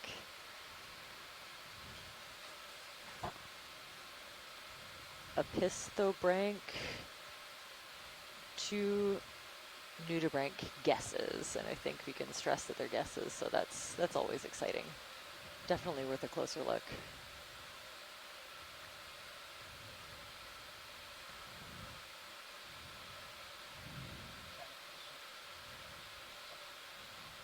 This is true.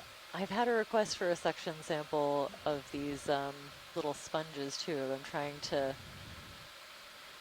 get to the top of this, the top of this pinnacle. But we do have 2 suction jars left. You want in? Go in. Yeah, I think we're doing good. I think it's going to look like this pretty much from here on. Nudibranch, right?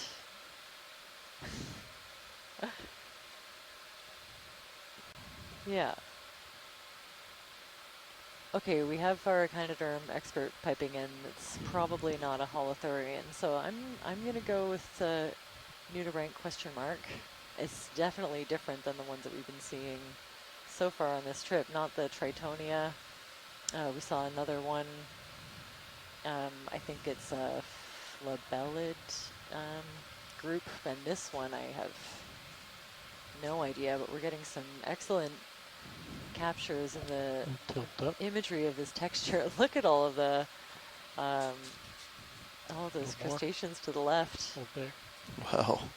It's just covered. I didn't see those. Me neither, not until we got close. There's lots to zoom in over here.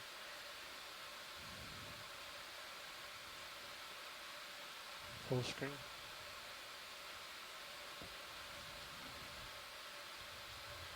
Yeah, I'm seeing like stoloniferous coral. I think those are hydroids just covered in crustaceans. There's like shrimp. I'm seeing skeleton shrimp, I think. Little amphipods. Stick-looking things. Yeah. Right hand side. Where did I see them? Yeah, they're definitely there. The long stick-like shrimp, caprellids. So those, they're commonly called skeleton shrimp. Amphipods everywhere. Wow. Video's clear. Okay. Watchley, did you want to zoom our samples here while I'm here, or we'll keep moving? I think we should do a suction sample here. There's a lot to see. Yeah, it's a good spot to do it. The main Mm-hmm. target is actually these sponges. Okay. If we could get the suction kind of scraping a couple off. The like yellow balls. Yeah, the yellow balls. All right. Yep. For lack of a better term. Oh, that's an excellent idea. Also, before that, could we get a water sample, please? Yeah, absolutely.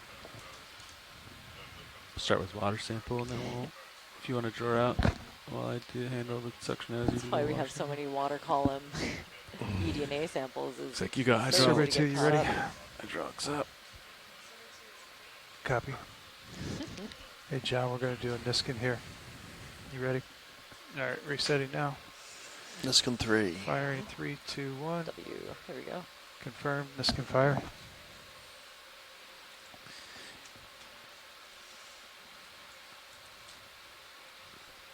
Jar light.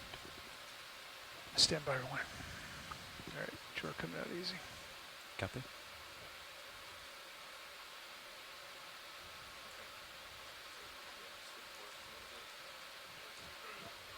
Thank you.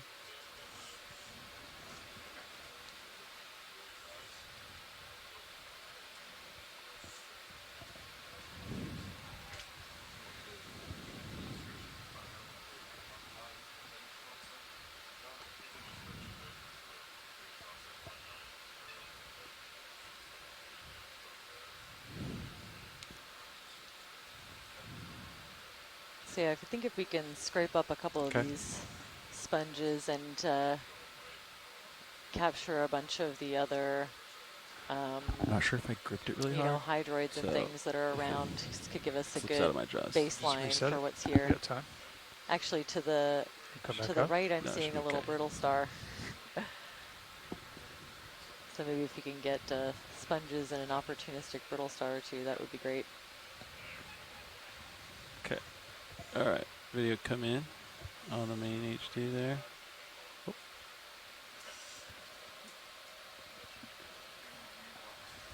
Yeah, come in. I'm going to get a little lower here. Oh, yeah, that big one. That's the one I'm going for. See that guy? Oh, we got a jar. Ready to go? I think it's 4. Which jar 4, John? Stand by. John, jar 4. Is that the one we should do? Go again, pilot. Jar 4. Is 4 open? Is that the one we want? Yes, jar 4 is open. All right. Copy. Want to zoom on HD2? Yeah, let's zoom on HD2. Zoom on it. Yeah, the main HD a little bit more. Yeah. Okay, here we go. So we're going for this spongy. Is it too big? No, that's perfect. Right? Let's find out. Let's find out. You ready? Yeah. Section on. All right. That's max. Oh, wow. You can get more RPMs with the. I'm gonna have to cut it. That's max. There's a lot of other things going on here. There's these little zooids, maybe more of those I'm gonna have to solitary use the end hydroids effector to. Or something similar. To like sever it. It's He came out, but he's maybe gettable. Getting close. And yeah, just every inch of this rock pretty much carpeted with something. So we could expect to get some opportunistic hydroids, colonial and solitary. ROV watch lead. Yes, confirm. You got him. It's in the jar. Oh, we got it. Go ahead, watch lead. I'm seeing these little kind of polyps just in front of where you collected. Zoom Those in. little pink things. Yep. Yeah, if we could collect a couple of those while we're at it. No, Okay. they can all go in the same jar. It's all the same location, and Very they're small, by the pretty way. soft and squishy. Oh yeah, I do see the scale worm. Yeah, and an extra sponge would be great. So maybe just kind of a scrape if that's possible. All right. Yeah. All right, here we go. Section on. That's max. Okay. I feel like I'm kind of mauling it. It's kind of stuck on. You got something in the jar. One of them.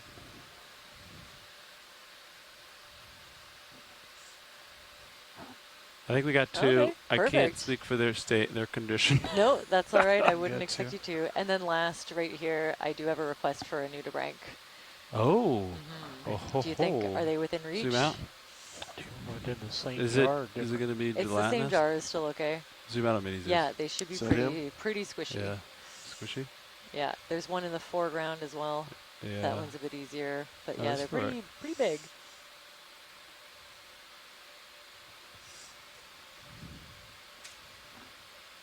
Is it gonna like squish? Is it squishy? I would think so. Second? Suction on max. Oh!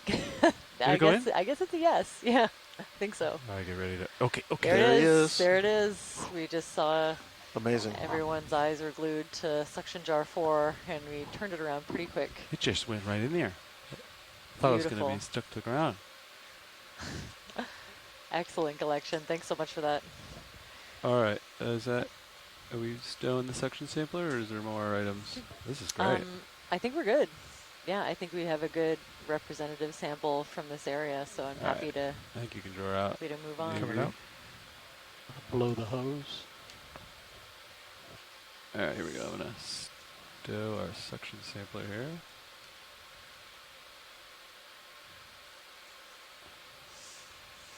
I don't think I've ever put so many different items in one jar before.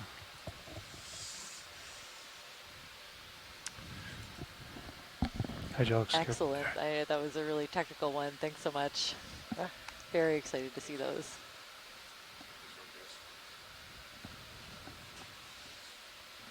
Ooh, I think that's a little Paralia, not even that little, jelly kind of hovering over in the distance. All right, ready? Let's go onward, forward See a here. little bit of this marine snow kind of falling as the light catches it, which is the main source of primary production for this area. It's where, you know, the basis of a lot of the food chains down here.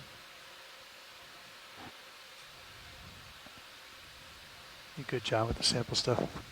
Yep, all caught up. Copy. And we have a plan for recovery. Copy. Look at this big sponge. I feel like I didn't get a good zoom of this one yet. I might. Oh, I think we got a great zoom of that one. Okay. Yeah, thanks. All right.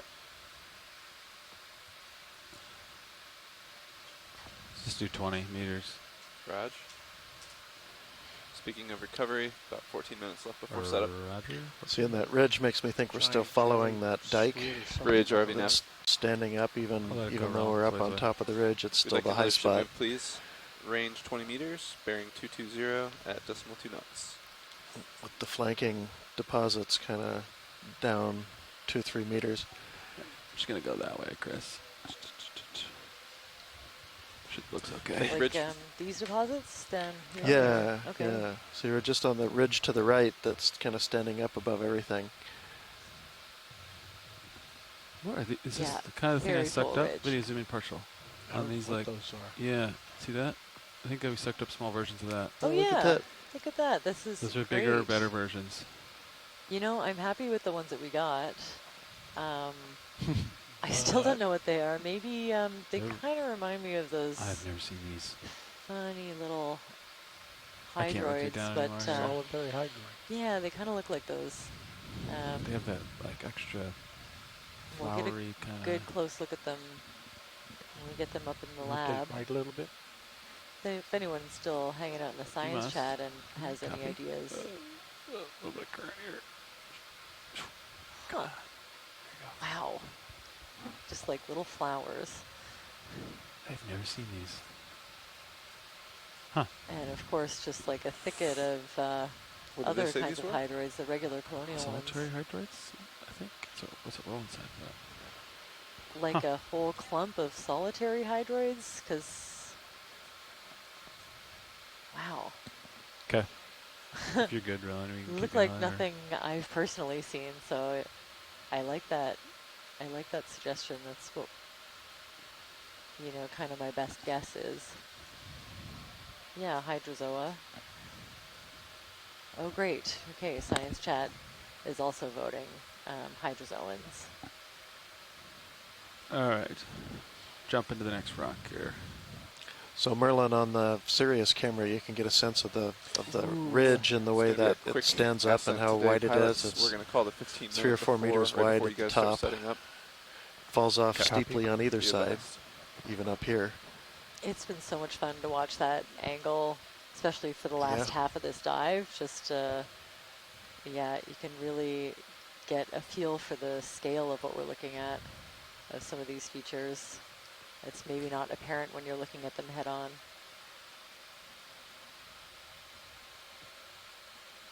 See pretty strong vertical joints that have been eroded down into, so you kind of see them opening up as cracks.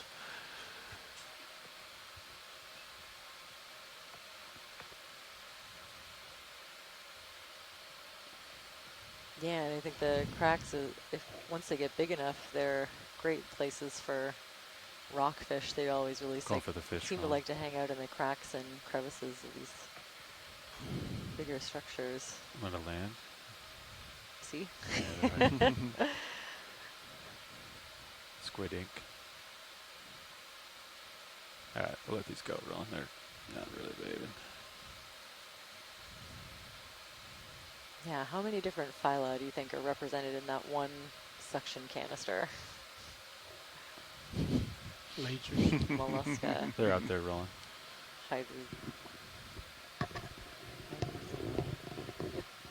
Going for the fish on the left. Class, Wait let's a see. second. Anyway, a lot. Porifera.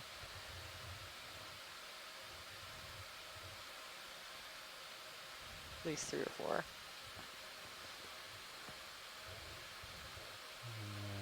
Touchdown. Go in.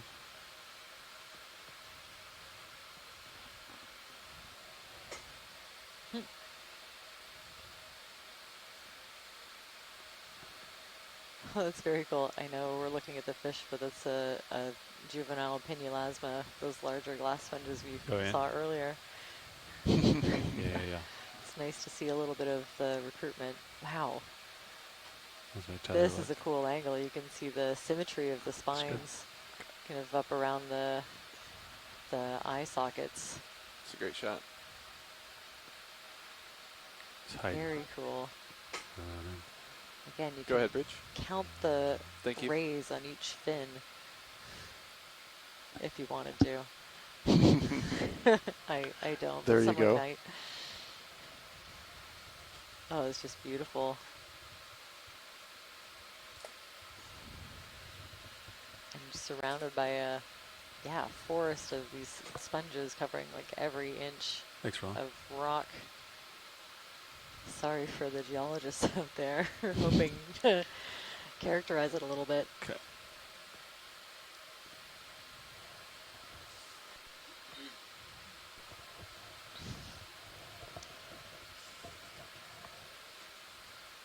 Ship is stationary, pilots.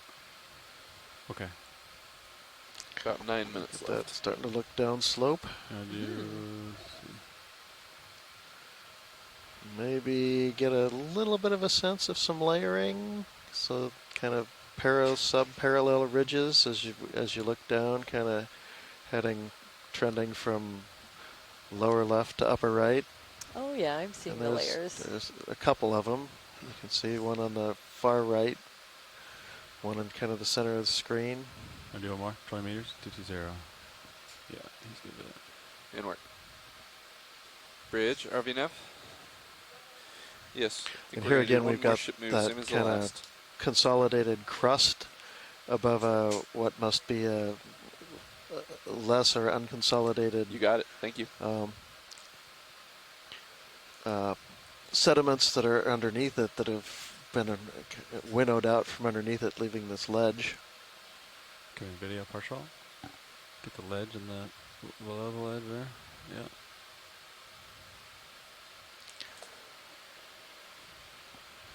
Sort of we'll guess that's maybe ashy or cindery type sediments down there low, mixed with a little bit of hemipelagic rain. All right. Pilot's clear when video's go. Thanks.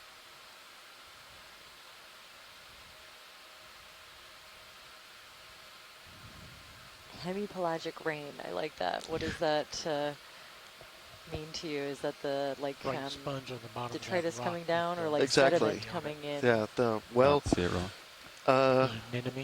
Both, I guess, but mostly mostly the biologic rain. Okay. The biologic stuff that you refer to.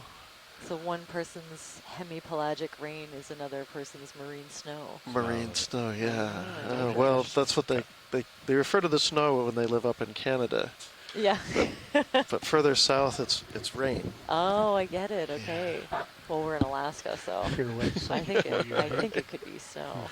A little too low, I think. I don't know if Love we it. each other for that.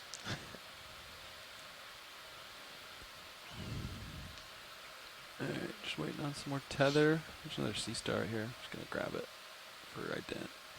You know, frame up sea star real quick. Still a little snappy. Hold that. There we go. Full frame. Wow. Come out focus. So the structures, the kind of translucent He looks fuzzy, papillae on top of the sea star, sea star. Yeah, really out and enjoying life. Fuzzy was a star. Yeah, that's very interesting. I think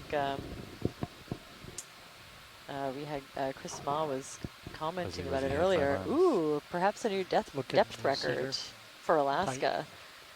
Poraniopsis inflata. So we are at 382 meters depth. So each of those are coming from a hole in the shell. Yeah, that's right. There's like a opening in the dermal layer, and these papillae are kind of poking out through it. I guess I've been told they help with respiration. Oops. Wow.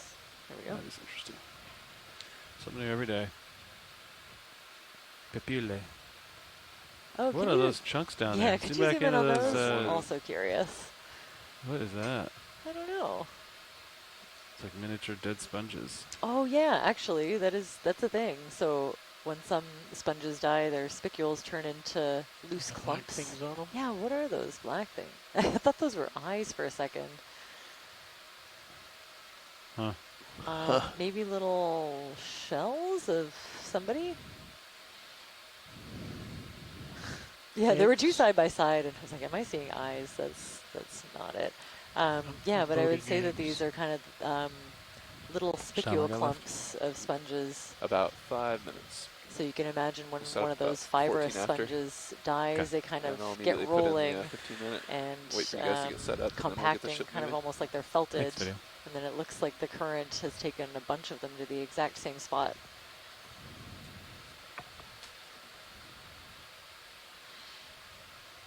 And again, that sedimenty, reddish-looking substrate that lies underneath the consolidated ledges. It looks maybe like it's cinders. Could be kind of taken for cinders, or that's from my port. Some sort of volcaniclastic material that was spewed out by the volcano. Go ahead, Bridge. Thank you very much. Wow, this dive has been a wild ride. Look at the Cirrus view. You can see geology. See that, like, kind of that layer, that crack. Kind of see what's going Bridge, on. Lasers.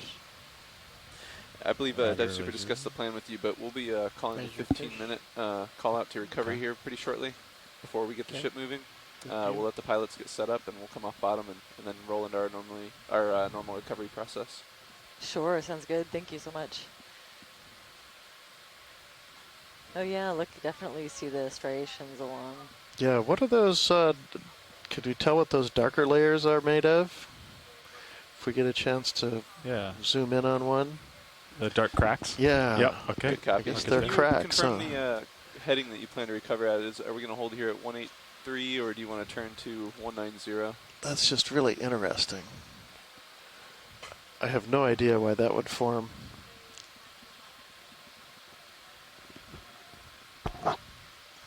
Roger that. I Sounds love good. that. We'll be back with you in a few minutes. Thanks. Mystery. Look at that. So we have this hard pavement with now boulders that are clearly just sitting up on top of it. Okay, go for crack. I'm going to try to land here. It's slippery. Start there and sort of pan your way down. And that hard surface tends to develop these fractures. That's good, Ron. Nice. That's just a little rock stuck in there. That almost looks like some dike intruding into that fracture. So maybe that's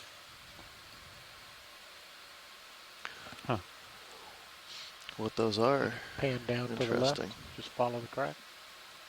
Zoom out a little bit so I can follow it. Too many hands. Yeah, I wonder if that's basalt that intrudes into those fractures. It's another minute or so here, pilots. Roger. Got 1 minute left. Watch leads. If we have a minute, could we take a look at that coral? Sure. Are you happy with the view you got? Yeah, no. I've looked at a lot of corals. That's today, what. so. That is what we're going to see. Is the view of those scattered boulders sitting on that pavement. Yeah. I'll hold this, Roland. So this is a very cool white color morph of that Primnoa, probably Primnoa pacifica we saw earlier. Exit shot with the coral and the boulder field in the background. That's great for me, thanks. I was going to let him get his shot. Just tilt down, we can get a good shot for the still camera also. All right. Not that far. I'm looking at the still cam monitor. Beautiful. Drive me if you want. Wow. Still cam operator. Right there. So we're also collecting these yes, video close-ups with some beautiful still imagery. Perfect. On a separate camera system. And whenever you're ready to wrap up here, pilots. Right. Let's wrap it up. You can still the arms. All right, Will. You're going to lose your light. Slowly. I'll be putting the 15-minute call out here in just a second, pilots. Cirrus is basically 0, so I turn left, I think. Or port. Roger. Nice. Excellent dive. We're packing up. Great dive. And we're coming up. Time to call it a wrap. Thank you for joining us. Thanks for driving. Yeah. Yeah, thanks to everyone on Bridge, the ROV now. GFO ROV. All right, we're just wrapping up here and stowing things on the vehicles on the bottom. We'd like to request the 15-minute call out at this time. Have you listened to Deck A if you're not already? That was our dive on Surveyor Seamount. Surveyor Seamount. It did not disappoint. That was very cool. I think we picked this almost off bottom. feature, We'll let you know in a second. And I was very happy with that. I saw a sleeping octopus. And yeah, just the abundance of biology from pretty much the very beginning with those brittle star mats, all the way up to big thickets of, really intricate corals, a couple of the larger branching corals, different kinds of rockfish, and then to end up where we were with everything just covered in encrusting sponges. I'll shoot for an altitude other of 10. large habitat-forming sponges as well. That was just... Copy. That was wild. Yeah. It'll take somebody a long time to annotate that video. Well, that was great. Yeah, we're so we started at a depth of about 650 meters, and we actually made it up to the summit, which was a rise of about 270 meters, finishing at a depth of about 380. Copy.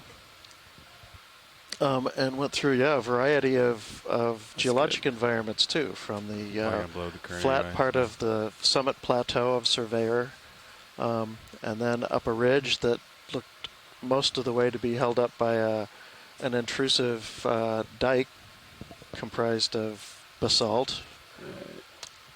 There we go.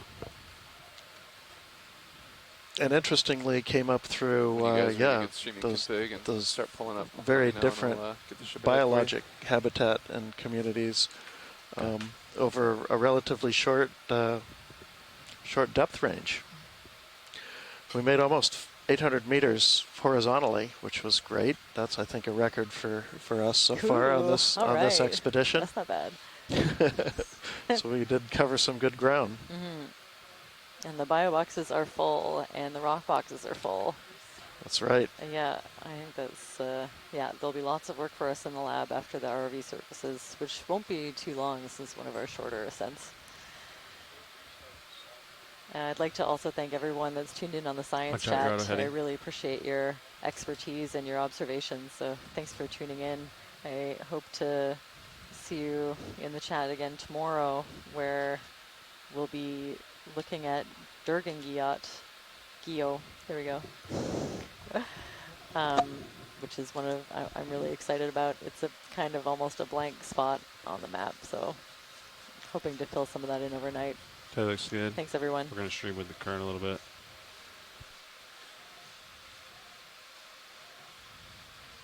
Current should be going to the northwest. Roger. 0.3 knots or so. You can start going on the winch. Should be able to get right on it, Chris. Ready for me to get the ship moving? Nope. Not yet. Standing by.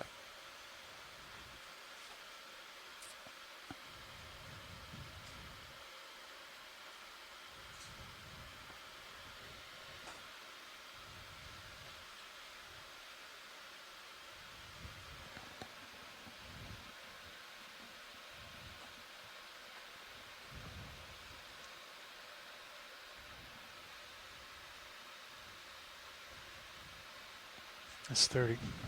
Roger, 30. Get me to like a little bit higher off. Copy. Turns are zeroed. Delta 15. I'll try to catch up.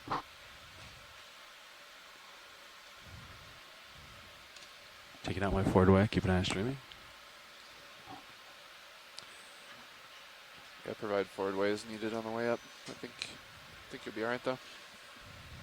Normal. Okay. Yeah, it looks real tight. All right, drag us out. Roger. Bridge, ROV nav. Just want to let you know ROVs are off at bottom at this time. If you'd like to go ahead and make your heading change, and then once that's complete, we'd like to go ahead and come ahead through the water at 0.5 knots. And then you can punch out auto surge if you'd like. If the ship can take it, we'll leave auto sway in for the moment, but please disengage port prop and port rudder. And then center of rotation can also be to midships.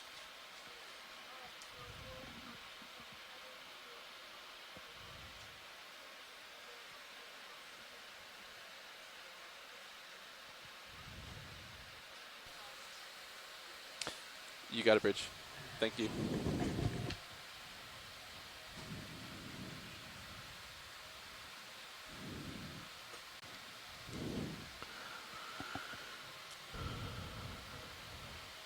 An ROV on our way up. We'll get a water sample. We'll do a Niskin, maybe just anywhere. Here would probably be okay. Okay. Co-pilot took care of that. Survey 2, you ready?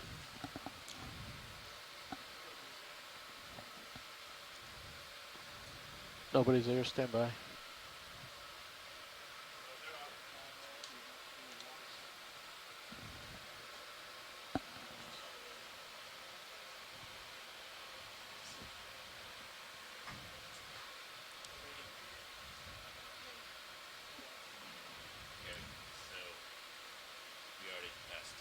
Did they specify a depth for the last Niskin? Is that what we're doing? They just did it now. Not worth getting. Okay. Oh, no, there's second guessing. All right, we'll cancel. Yeah, we'll go ahead and cancel that. We've passed through the deep scattering layer already, so there's no interest.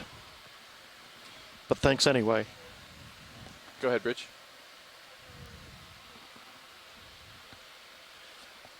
Yeah, that's affirmative. You can. Thanks. Water sample canceled.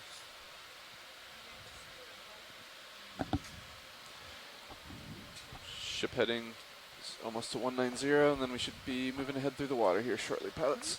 Roger, drifting. Surface current, great. Thanks. Streaming. Thanks, Chris. Copy. I'm able to catch up to you. Quick little turnaround here off the bottom. Did you notice how it's add 100? It's not double. See that? See how it's add. Is it consistent though? Oh yeah, watch. Is it? Yeah. Watch. Boom. Add 100.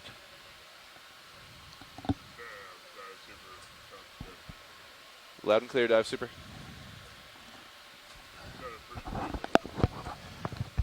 Loud and clear, dive super. Got you loud and clear, dive soup.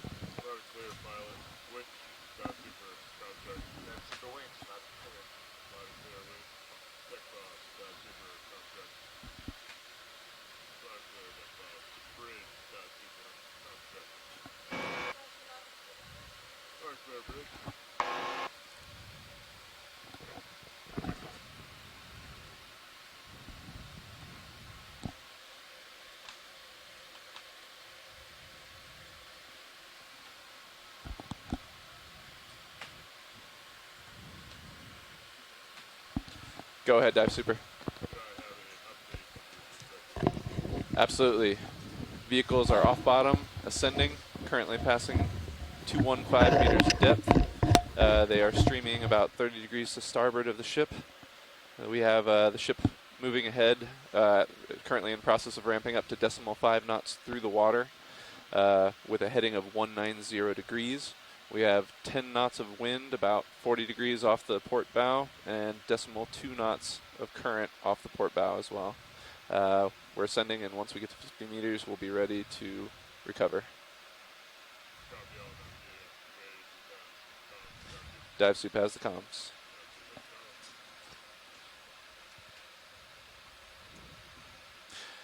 Dive Soup nav. Also to add, we should have auto surge disengaged and port prop and port rudder disengaged.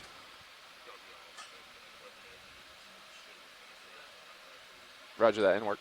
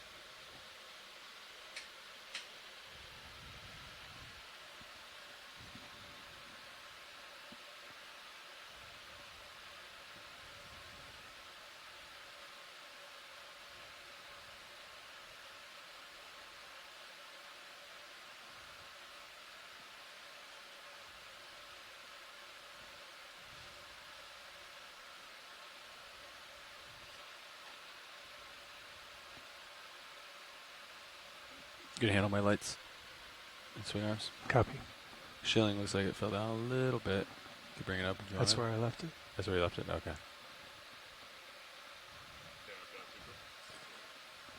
Go ahead, Dive Super.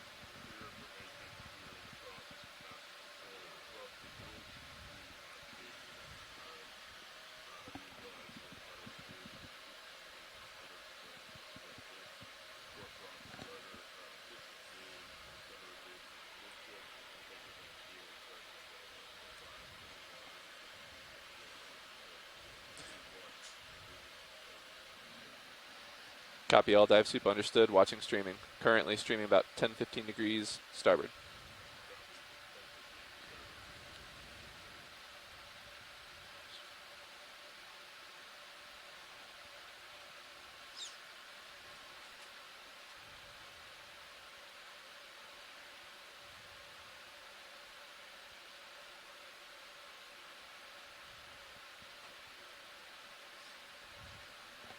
You want me to bump it?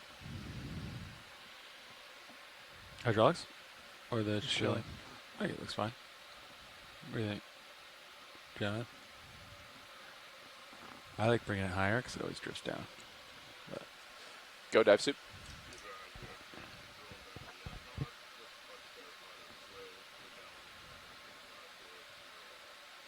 Copy all, thanks. Streaming looks good. All's well.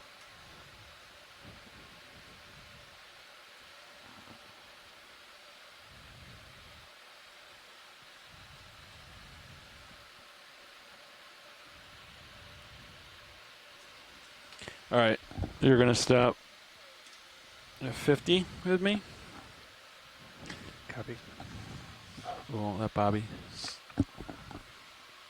take it.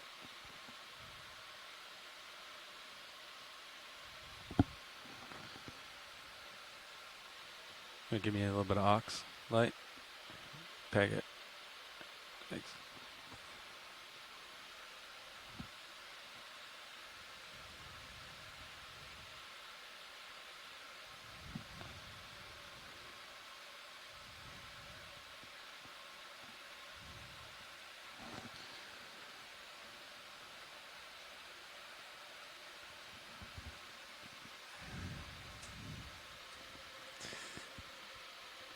Winch slowing.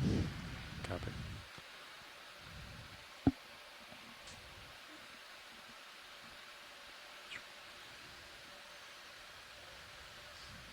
That's what it is. I don't have the hydrophone right now. I need Winch, I'll stop. 50 meters wire up. I need something else to do.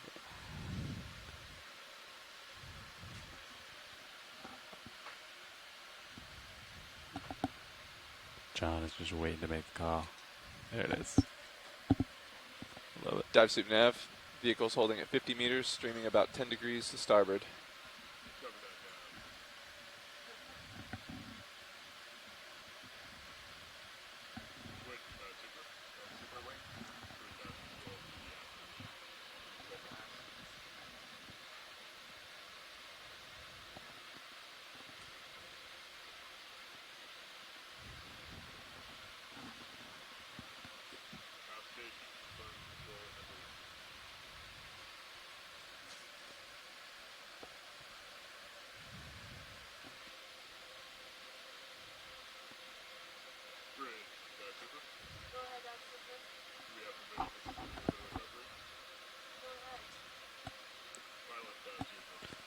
Go ahead. Controls go.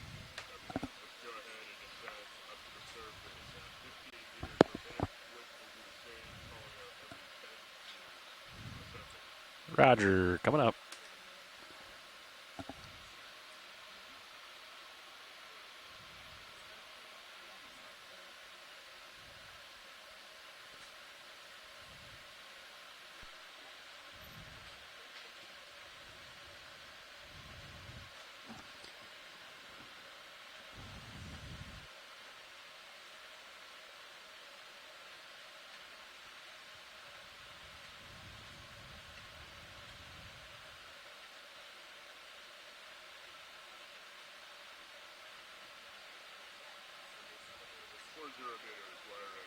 D2, 44 meters.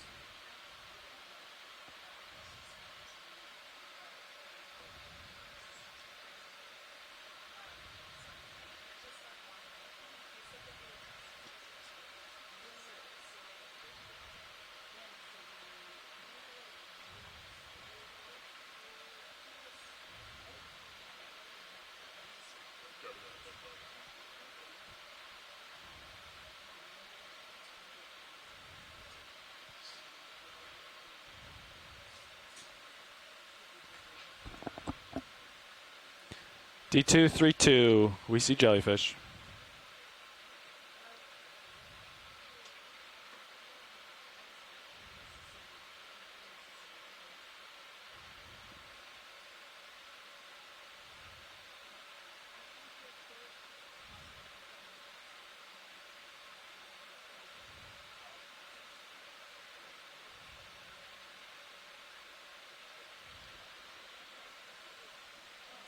You want to bring your rotator up in lights, or did you already do it? I'm coming up now.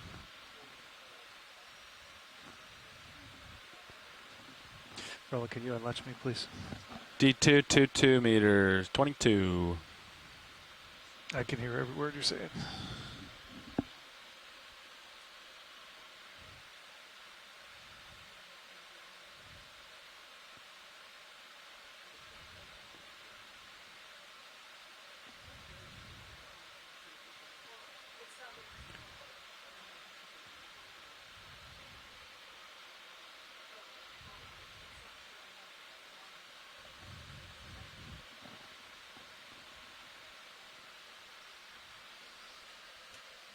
Video, let's get monitor swap.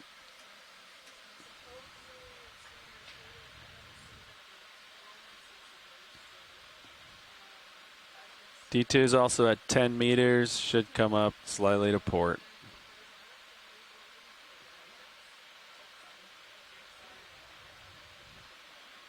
Roger, coming up.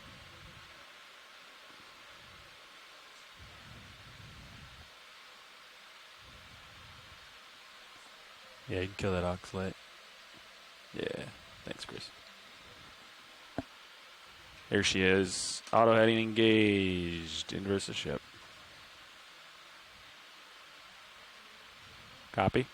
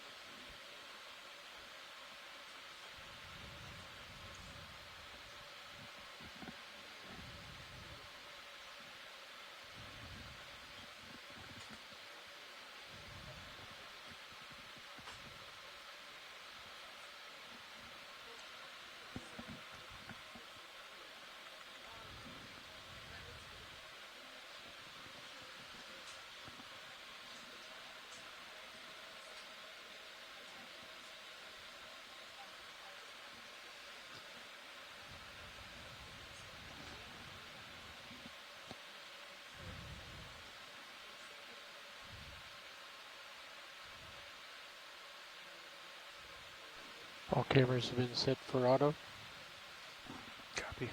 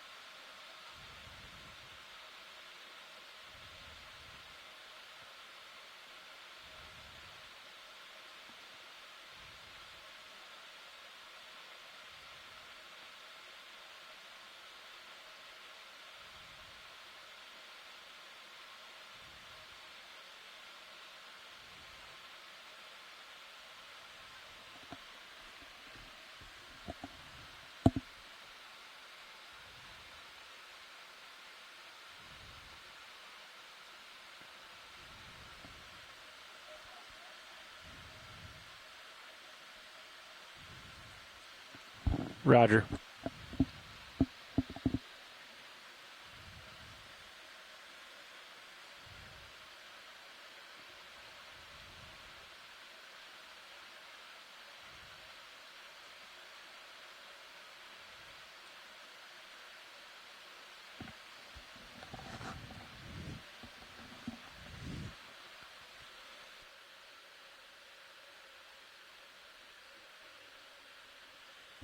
Roger, yeah, I'm only doing 30%. Feels good.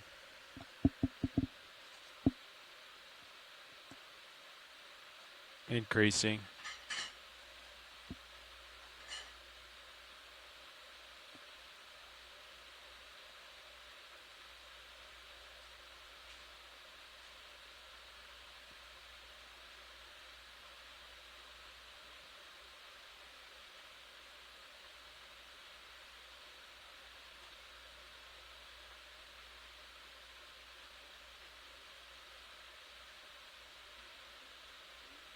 Roger.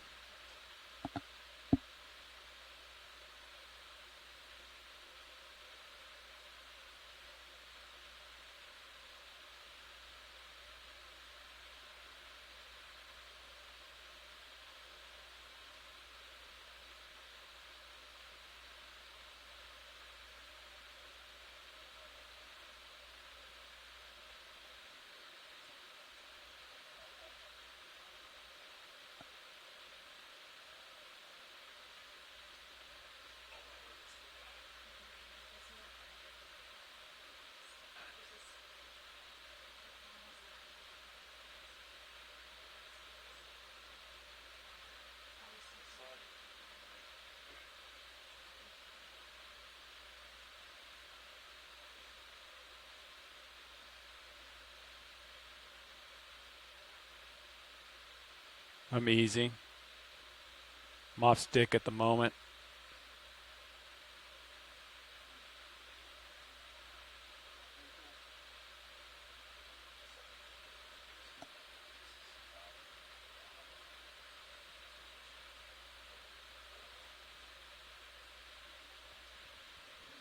Roger, easy.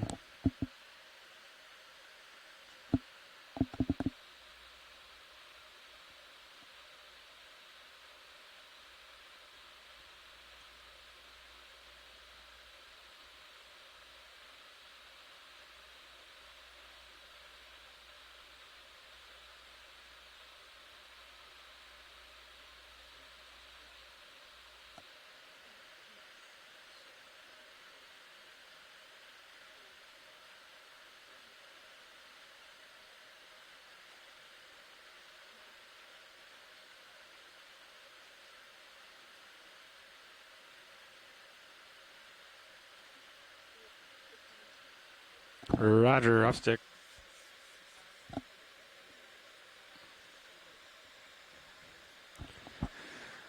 Understood.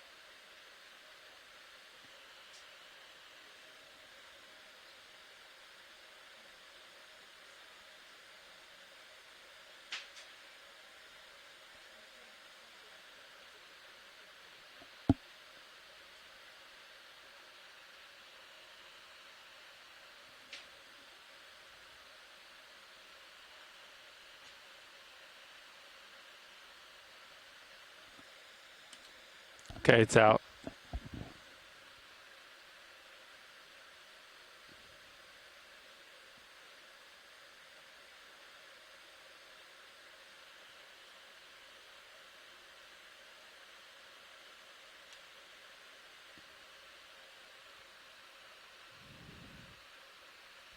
Looks clear.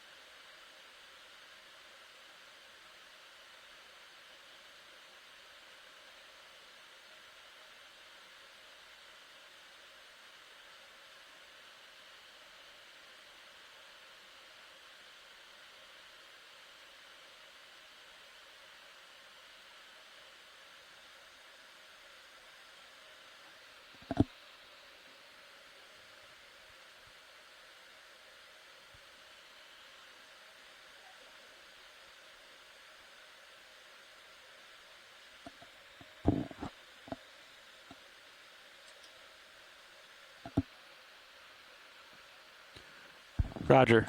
Auto heading engaged. Coming astern easy.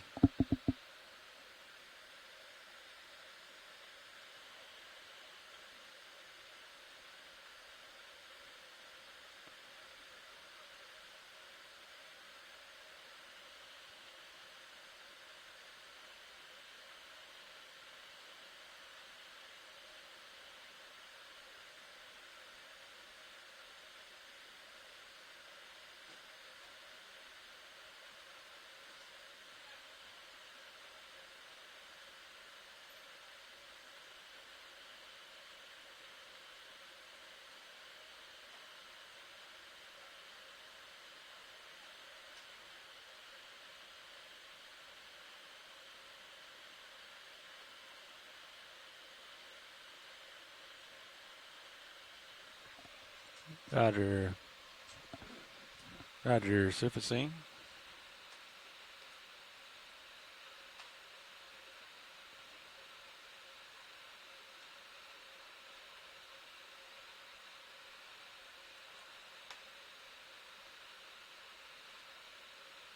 Surfacing. Off stick. Come easy back.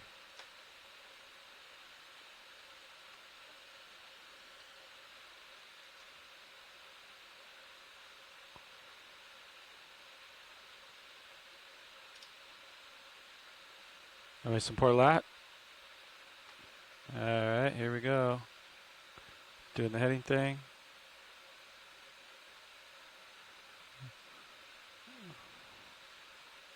Okay.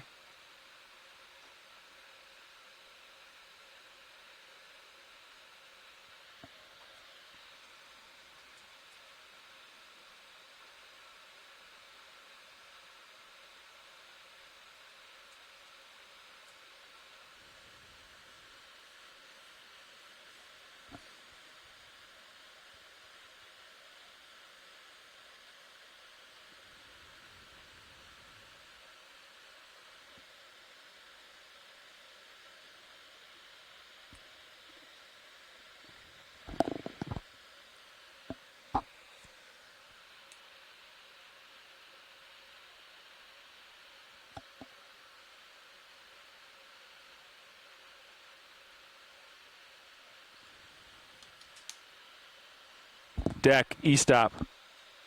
Winch, nice switch. Voltage 0.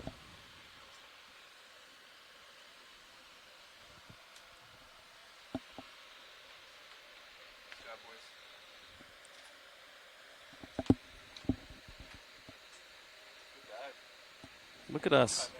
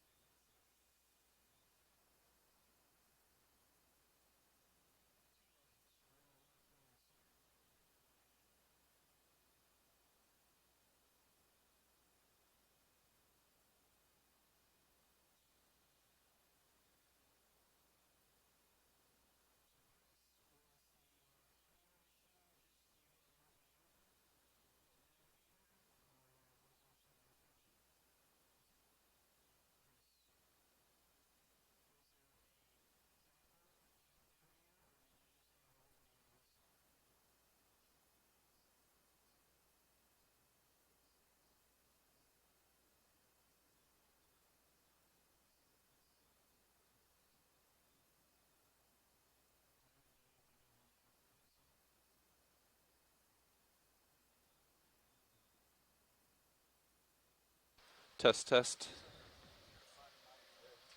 I had the mic like maybe here at first, but